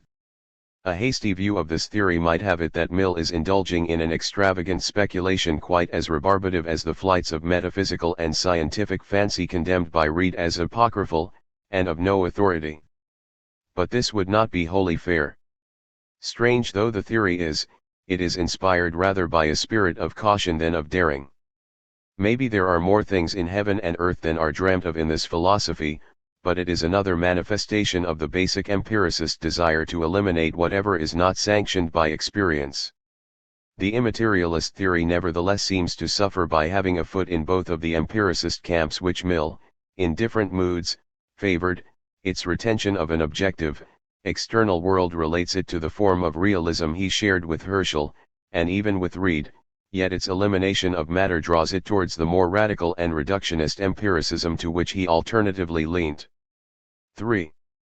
Mill's reductionist empiricism is anchored in the principle of the relativity of human knowledge. This principle, as he carefully pointed out, had been understood in different ways by different writers, but for him it expressed the fundamental proposition, which he represented as a legacy from the Lockean tradition, that sensations, and the mind's reflective awareness of sensations as resembling and contrasting, and as falling into particular sequences and groups, were not only the sole sources, but also the sole materials of our knowledge. As we saw, Mill never made up his mind whether to treat the relativity principle as a purely epistemological thesis about the bounds of the knowable, or as making, rather, a semantic claim about the limits of meaningful language, to the effect that we cannot speak meaningfully of what is not reducible to a sensational basis. But in spite of this vagueness about the precise sense of the principle, in adopting it he committed himself to a variety of empiricism which adds to the claim that all knowledge comes from experience, the further claim that, in the last analysis, what is known is only sensations. 210. And the mind's reflective awareness of them. On this more radical empiricist line, both matter and mind are held to be explicable in sensational terms. Idealism is, indeed, the inevitable consequence of Mill's relativity principle. If sensation is not merely the sole path to knowledge but its sole object, it is impossible that the world which confronts us in experience should be an external world in any realist sense of external, for external objects as realists would construe them exist independently of our sensations of them, while by the relativity principle what we know when our experience presents us with sensations of shape, color, texture, and so on is that subjective reality has the presented characteristics. In his most resolutely idealist moments, Mill spoke of permanent possibilities of sensation, his favored proxies for objects, as external only in the non-standard, and common sense would hold, very thin, sense that they are not deliberately constructed by the mind, but given to us, presumably in accordance with the laws of mental operation. Of course he did not always adhere to this literal and rigorous application of the relativity principle, and often exchanged an idealist for a merely immaterialist account of the permanent possibilities. Maybe he fight qualms about idealism once it was spelt out starkly. But be that as it may, idealism is the natural destination of anyone who accepts the relativity principle understood Mill's way. It is the relativity doctrine rather than associationism which supplies the basic theoretical underpinning of Mill's bolder empiricism. This is not to deny that Mill believed that the laws of association play a very important role in the formation of many of the mind's conceptions and convictions. Nor is it to ignore the fact that at the beginning of chapter 11 of the examination he went so far as to propose that the laws of association play a central part in our arrival at the belief in an external world. Nevertheless, it is not associationism which Mill saw as justifying a reductionist empiricism. The associationist account of the origin of the belief in external reality is not logically incompatible with the denial of Berkeleyan or Millian idealism. To say that certain psychological laws are responsible for our forming a particular conception of reality is not to say anything which in itself entails that an objective and external world either does or does not exist. Once idealism is accepted, associationism could be taken, as Mill presumably meant to take it, to double as an account of the structure of things as well as of the structure of thought, but while associationist principles might be utilized in the enterprise of articulating an idealist worldview, they have no proper role to play in. 211. Establishing that view. The sensationalistic reductionism which issues in Mill's idealism takes its origin in the relativity doctrine with its explicit limitation of our knowledge of reality to our knowledge of sensations. At this point it is appropriate to repeat the claim made in the introduction to the study, that the importance of associationism in Mill's philosophy has often been overrated. As a determining element of his thought, the relativity doctrine, which commentators have tended to neglect, is of much greater significance than associationism. Mill certainly thought that associationist principles were of much importance to the thinker of the school of experience eager to provide a unified and anti-a priorist account of the psychological origin of many of our ideas and conceptions. Yet associationism is not the fundamental principle of his reductionist empiricism, and even less does it establish his alternative scientific realist empiricism, which has its roots rather in a dislike of claims to knowledge which are not grounded on observation or on inference from observation. Mill had little doubt of the superiority of associationist psychology, such as that expounded in Bain's major work, To All Rivals, and would have seen it as forming an important component of a scientific realist theory of the world, but he did not treat it as vindicating the truth of scientific realism. From an early date Mill had serious reservations about the wisdom of building a system of philosophy on associationist principles, as his father had done, and he confided to John Sterling in 1839 that I am very far from agreeing, in all things, with the analysis, even on its own ground, meaning by its own ground its reliance on the laws of association, L. p. 406. The chief source of his doubts about associationism as the foundation of a philosophical system we examined in The Laws of Association, being purely mechanical in operation, cannot produce rational belief, this being essentially sensitive to evidence in a way for which associationist principles leave no room, therefore associationism fails to be able to account for a crucial aspect of our mental natures. The view that belief is but an inseparable association, wrote Mill, seems to annihilate all distinction between the belief of the wise, which is regulated by evidence, and the belief of fools, which is mechanically produced by any accidental association, N. Volume 1, p. 407. But this being so, associationism is irrelevant to logic, its laws neither being identical with the laws of logic nor in any way illuminating them. In Mill's view they do not even throw light on the psychology of rational thinking. 212. It is curious how often Mill's works have been approached with a set of preconceptions about the significance in them of associationist principles. John Passmore claimed that Mill never questioned the adequacy of associationism, which is quite untrue, Passmore, p. 15. Richard Walheim supposed him to believe that logical thinking involves a movement of ideas in accordance with the laws of association, equally untrue, Walheim, p. 23. The view that Mill founded logic on associationism, though utterly without any textual sanction, appears in several commentators, among whom J.H. Randall J.M. is perhaps the most serious offender. According to Randall, Books I and II of the Logic show Mill applying the associationist psychology as an empiricist logic, an extraordinary claim, given that his only reference to associationism in those books, at BKICH 3 section 7, is contained in a brief anticipation of the theory of the belief in an external world later developed in chapter 11 of the examination, Randall, p. 65. Randall's opinion that in Books I and II Mill undertakes the dialectical elaboration of the laws of association, attempting to reduce all mental operations to those laws, is possible only for someone whose Mill is wholly a creation of his own fantasy, Randall, p. 67. Ernest Nagel appears to come close to a similar view when he writes that it is the psychological assumptions of sensationalistic empiricism that are made to support the principles of evidence which emerge in the logic, Nagel, 1950, pxxxii. If by psychological assumptions Nagel means associationism, this is false, and it would still be false to say, even without reference to associationism, that Mill's bolder version of empiricism underlay his theory of logic. However, Nagel is much more accurate about the kind of empiricism which informs the logic when he writes that, the chief emphasis of the logic is upon the final authority of experience as the general warrant for beliefs, and upon the necessity for verifying propositions by observation of facts if futile speculation is to be avoided, ibid. More careful critics have avoided these misreadings. Dennis Christopher has recently pointed out the importance of Mill's reservations about associationism in his notes to James Mill's analysis. And half a century ago O.A. Kubitz observed that Mill did not base logic on association. Eventually his doctrine was that while association accounts for the manner in which we come to believe, it does not tell us when we ought to believe. It may provide a description of mental processes, but it cannot supply any norms for the operations of the mind in the pursuit of truth.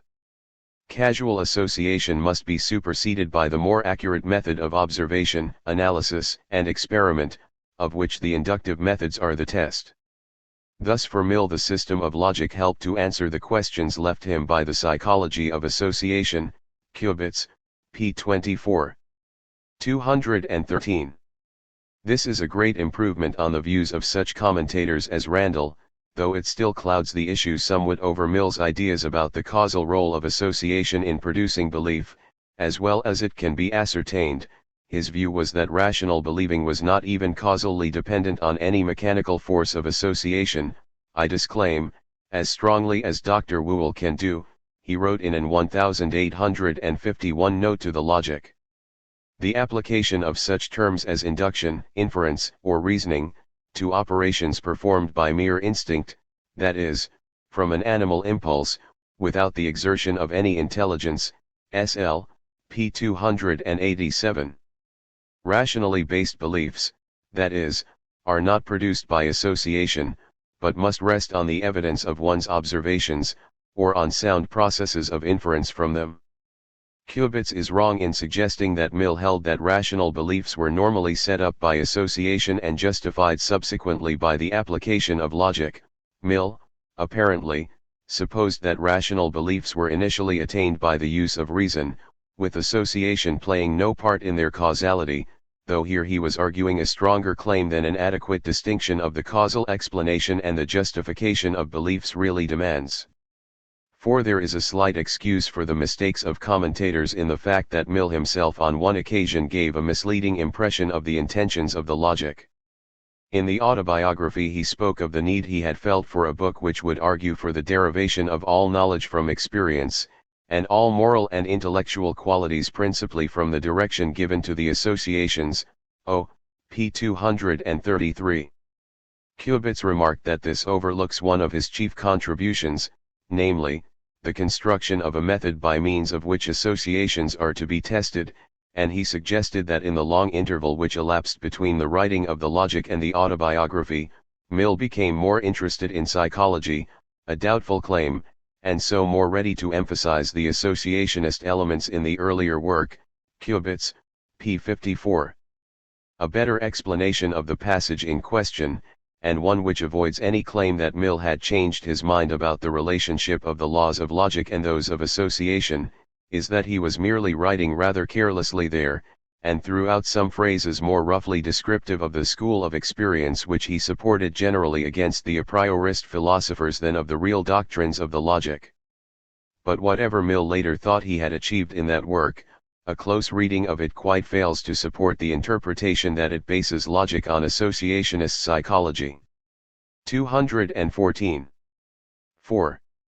Mill's realist and reductionist forms of empiricism, though differing from each other in the way they render the notion of experience, have in common the important feature that they are rejecting the possibility of thick a priori knowledge, and insisting that all justification is empirical justification.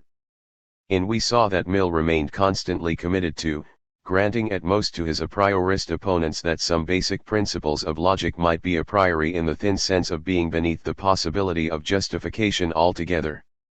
Experience, and only experience, is able, on global empiricist thinking, to provide the justification of those beliefs which are amenable to it. Mill's inconsistency arose over the manner in which he conceived of empirical justification.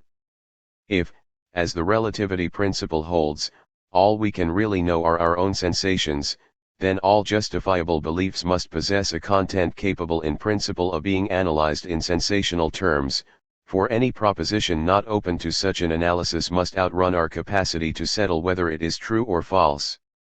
Inspired by the relativity principle, Mill represented propositions about matter and mind as being warrantedly assertable by us only because they are really about sensations, and not about any recognition transcendent noumenal objects or egos.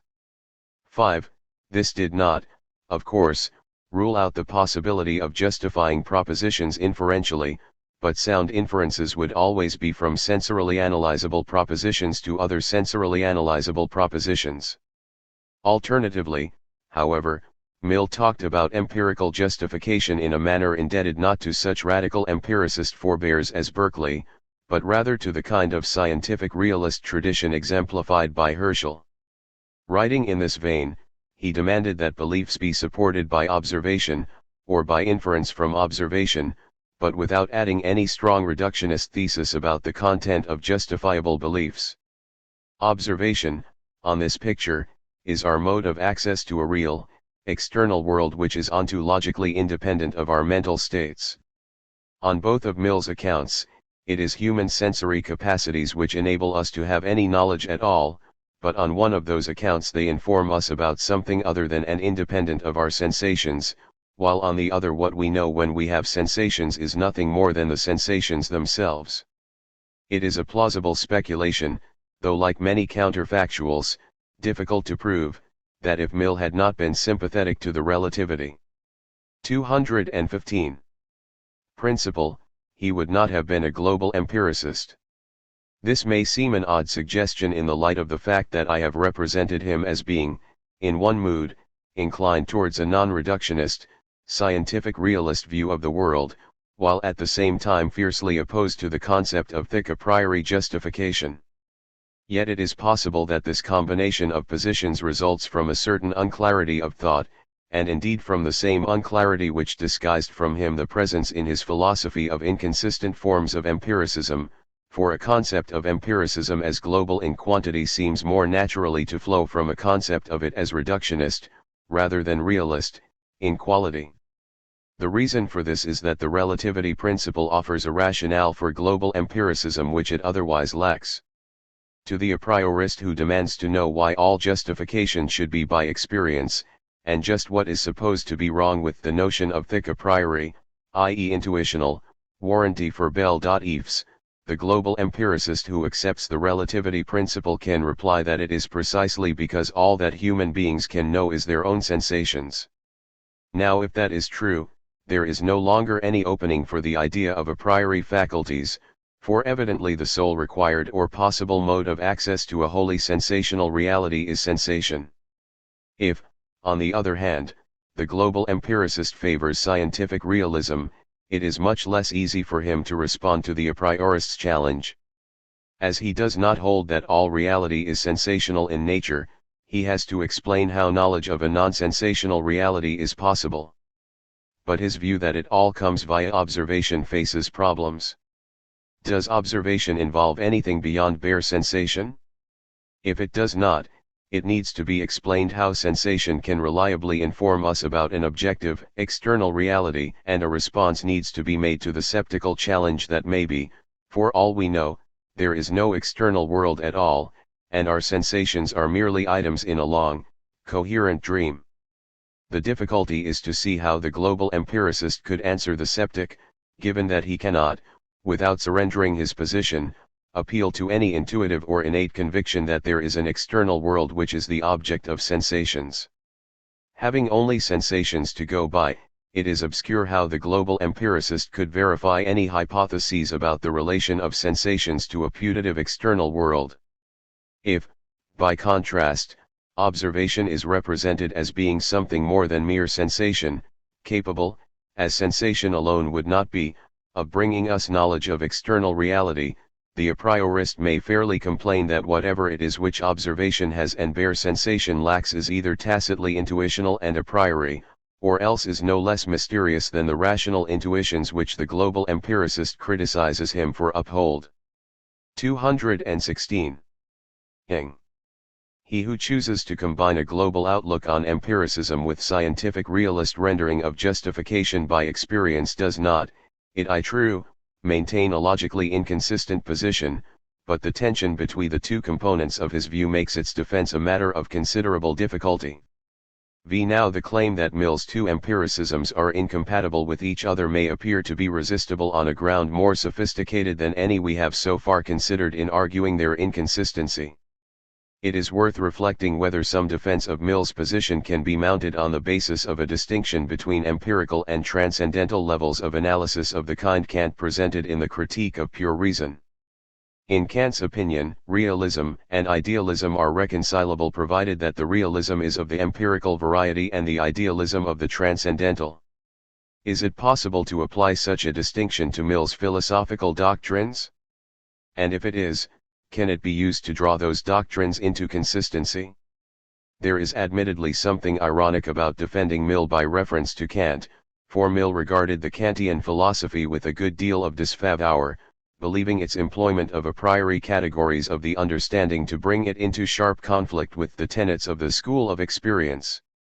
Moreover, in a note to the final edition of the examination to be published in his lifetime, he specifically took issue with Kant's thesis that bodies exist in an external space which, however, does not exist out of the mind. The reasoning behind this position seemed to Mill to be strangely sophistical, p. 154. Yet elsewhere in the examination Mill quite openly supported the view that while we cannot prove the real externality of bodies, we are entitled to say that they are external in the only sense we need care about. They are not constructed by the mind itself, but merely recognized by it, and he added, significantly, that in Kantian language, they are given to us, p. 187. Evidently Mill, while officially an anti-Kantian, occasionally felt it convenient to allow that the devil has the best arguments. By transcendental idealism, wrote Kant in the fourth paralogism, I mean the doctrine that appearances are to be regarded as being, one and all, representations only, not things in themselves, and that time and space are therefore only sensible forms of our intuition, not determinations given as existing by themselves, nor conditions of objects viewed as things in themselves. Kant, A 369, Ks, p. 345.6. 217. On this theory that time and space are not objective constituents of reality, but rather the sensible forms of our intuition, sin-like form and unsere Anschauung, which we impose on our experience as its framework, the common sense view that we perceive by our senses objects in an objective, common space and time existing independently of our perceptions falls. But Kant did not leave the matter there. For he believed that the doctrine of transcendental idealism could be accepted quite consistently with the view that, in one perfectly legitimate sense of external, the objects of perception are external. They are external in the sense that they are represented as being in space, thus on this empirical level, the level, in other words, on which they are experienced as phenomena, objects are real inhabitants of a space. In Kant's words, empirical realism holds that, matter is, only a species of representations, intuition, which are called external, not as standing in relation to objects in themselves external, but because they relate perceptions to the space in which all things are external to one another, while yet the space is in us. Kant, A 370, Ks, p. 346. However, Kant did not believe that, even at the transcendental level, there was nothing outside the mind. For as the causes of our intuitions, roughly, sense impressions, noumena are admitted to the Kantian scheme, though these objects cannot be directly experienced and are not in space and time, we see a thing in a place, not because the noumenon, the thing in itself, is in any place, but because it is the law of our perceptive faculty that we must see as in some place, whatever we see at all. Place is not a property of the thing, but a mode in which the mind is compelled to represent it. This is, in fact, not Kant, but Mill, giving a succinct and accurate account of Kant's doctrine, p. 9. Kant was, then, a realist about noumena, and might even be described as a transcendental realist about them, in so far as he meant to accept the reality of a species of existence which are recognition transcendent, incapable of being experienced, though for reasons that need not concern us here, having to do with his denial that noumena are in time and space, which are merely forms of intuition, Kant did not characterize his own view of noumena in quite these terms. Mill distinguished in the examination two different accounts of noumena. He noted that the term noumenon had been borrowed from the schoolmen by the German transcendentalists, and meant primarily the permanent reality, of which the other the phenomenon is but the passing show, p7. But Kant had employed the word with an extra 218 bit of content. The Kantian noumenon is not situated in space or time, p9. On Mill's preferred version of the relativity principle, noumena in neither the original nor the reformulated Kantian sense were acceptable. But despite this difference over noumena, there are interesting parallels between Mill's and Kant's metaphysics. Mill took care to stress that his view that reality is phenomenal is not antagonistic to another one, namely that what is presented to us in perception is a world of objects standing in spatial relations to one another and to us as percipients. But this is just what Kant termed empirical realism. On the empirical level, the level of description of how things appear in experience, there is a world of external objects, and Mill repeatedly emphasized that he did not wish to deny what the plain man believes about externality when he supposes that in his experience he confronts a world which is apparently objective in character, and not a mental construct. As Mill said, experience is of matter, p. 183. At the empirical level, therefore, there is an external world, and Mill and Kant agreed not just about this, but also that at a deeper level of analysis, which Kant termed the transcendental, experience is of phenomena only, and phenomena are not occupants of an objective spatio-temporal world. It seems reasonable to conclude that Mill, like Kant, combined empirical realism with transcendental idealism, which is a position one may or may not feel to be extravagant, but which is at least not crudely inconsistent. Now, is it possible to utilize the distinction between idealism at the transcendental level and realism at the empirical to draw Mill's two forms of empiricism into mutual consistency? The problem which faced Mill's philosophy was that it contained apparently irreconcilable realist and idealist elements. But if the strain of scientific realism in his thought could be identified with empirical realism, and the idealism classified as of the transcendental variety, that seeming inconsistency would vanish.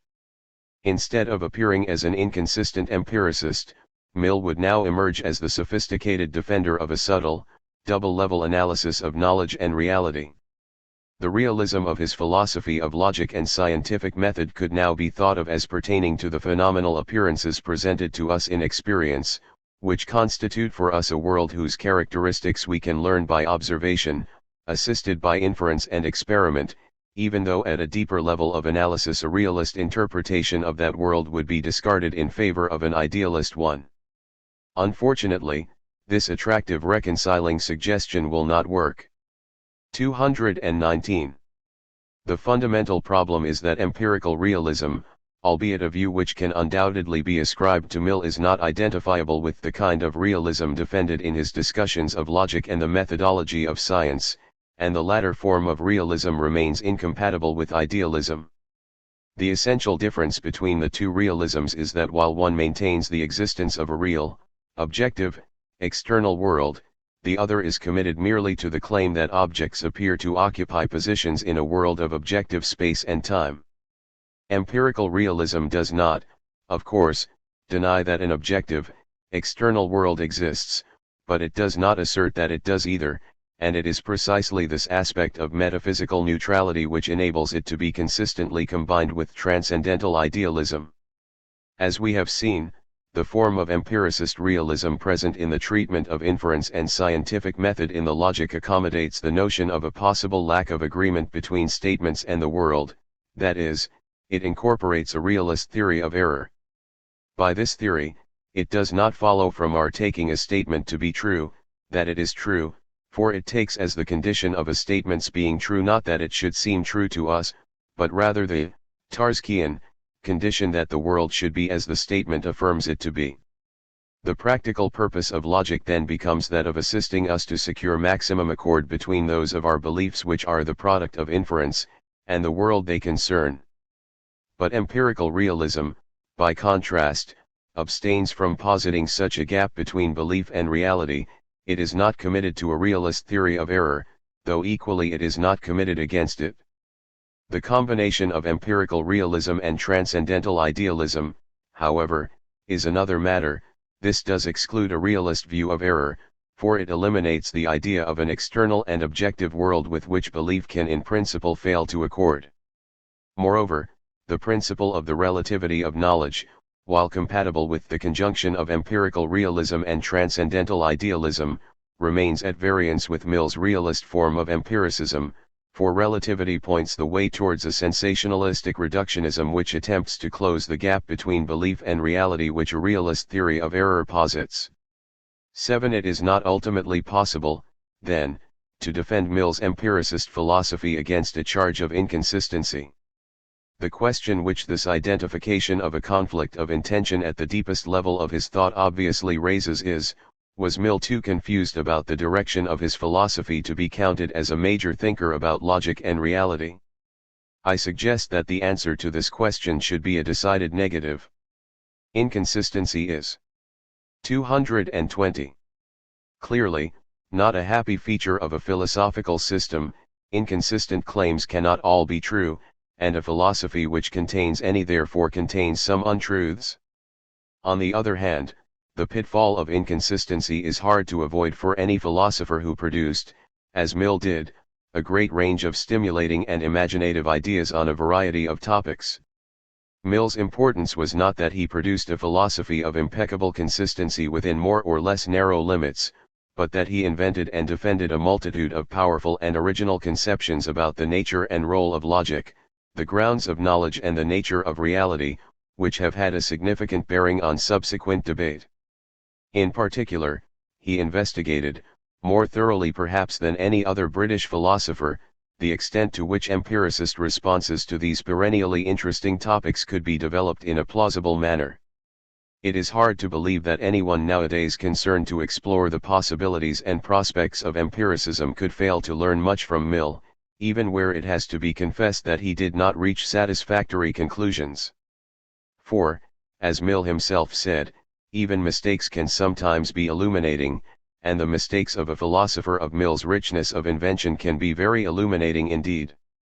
He himself spoke of his willingness and ability to learn from everybody, AU, p. 253, and we do well to approach him in the same spirit as he approached other writers, making a point of examining what was said in defense of all opinions, however new or however old, in the conviction that even if they were errors there might be a substratum of truth underneath them, and that in any case the discovery of what it was that made them plausible, would be a benefit to truth. Ibid.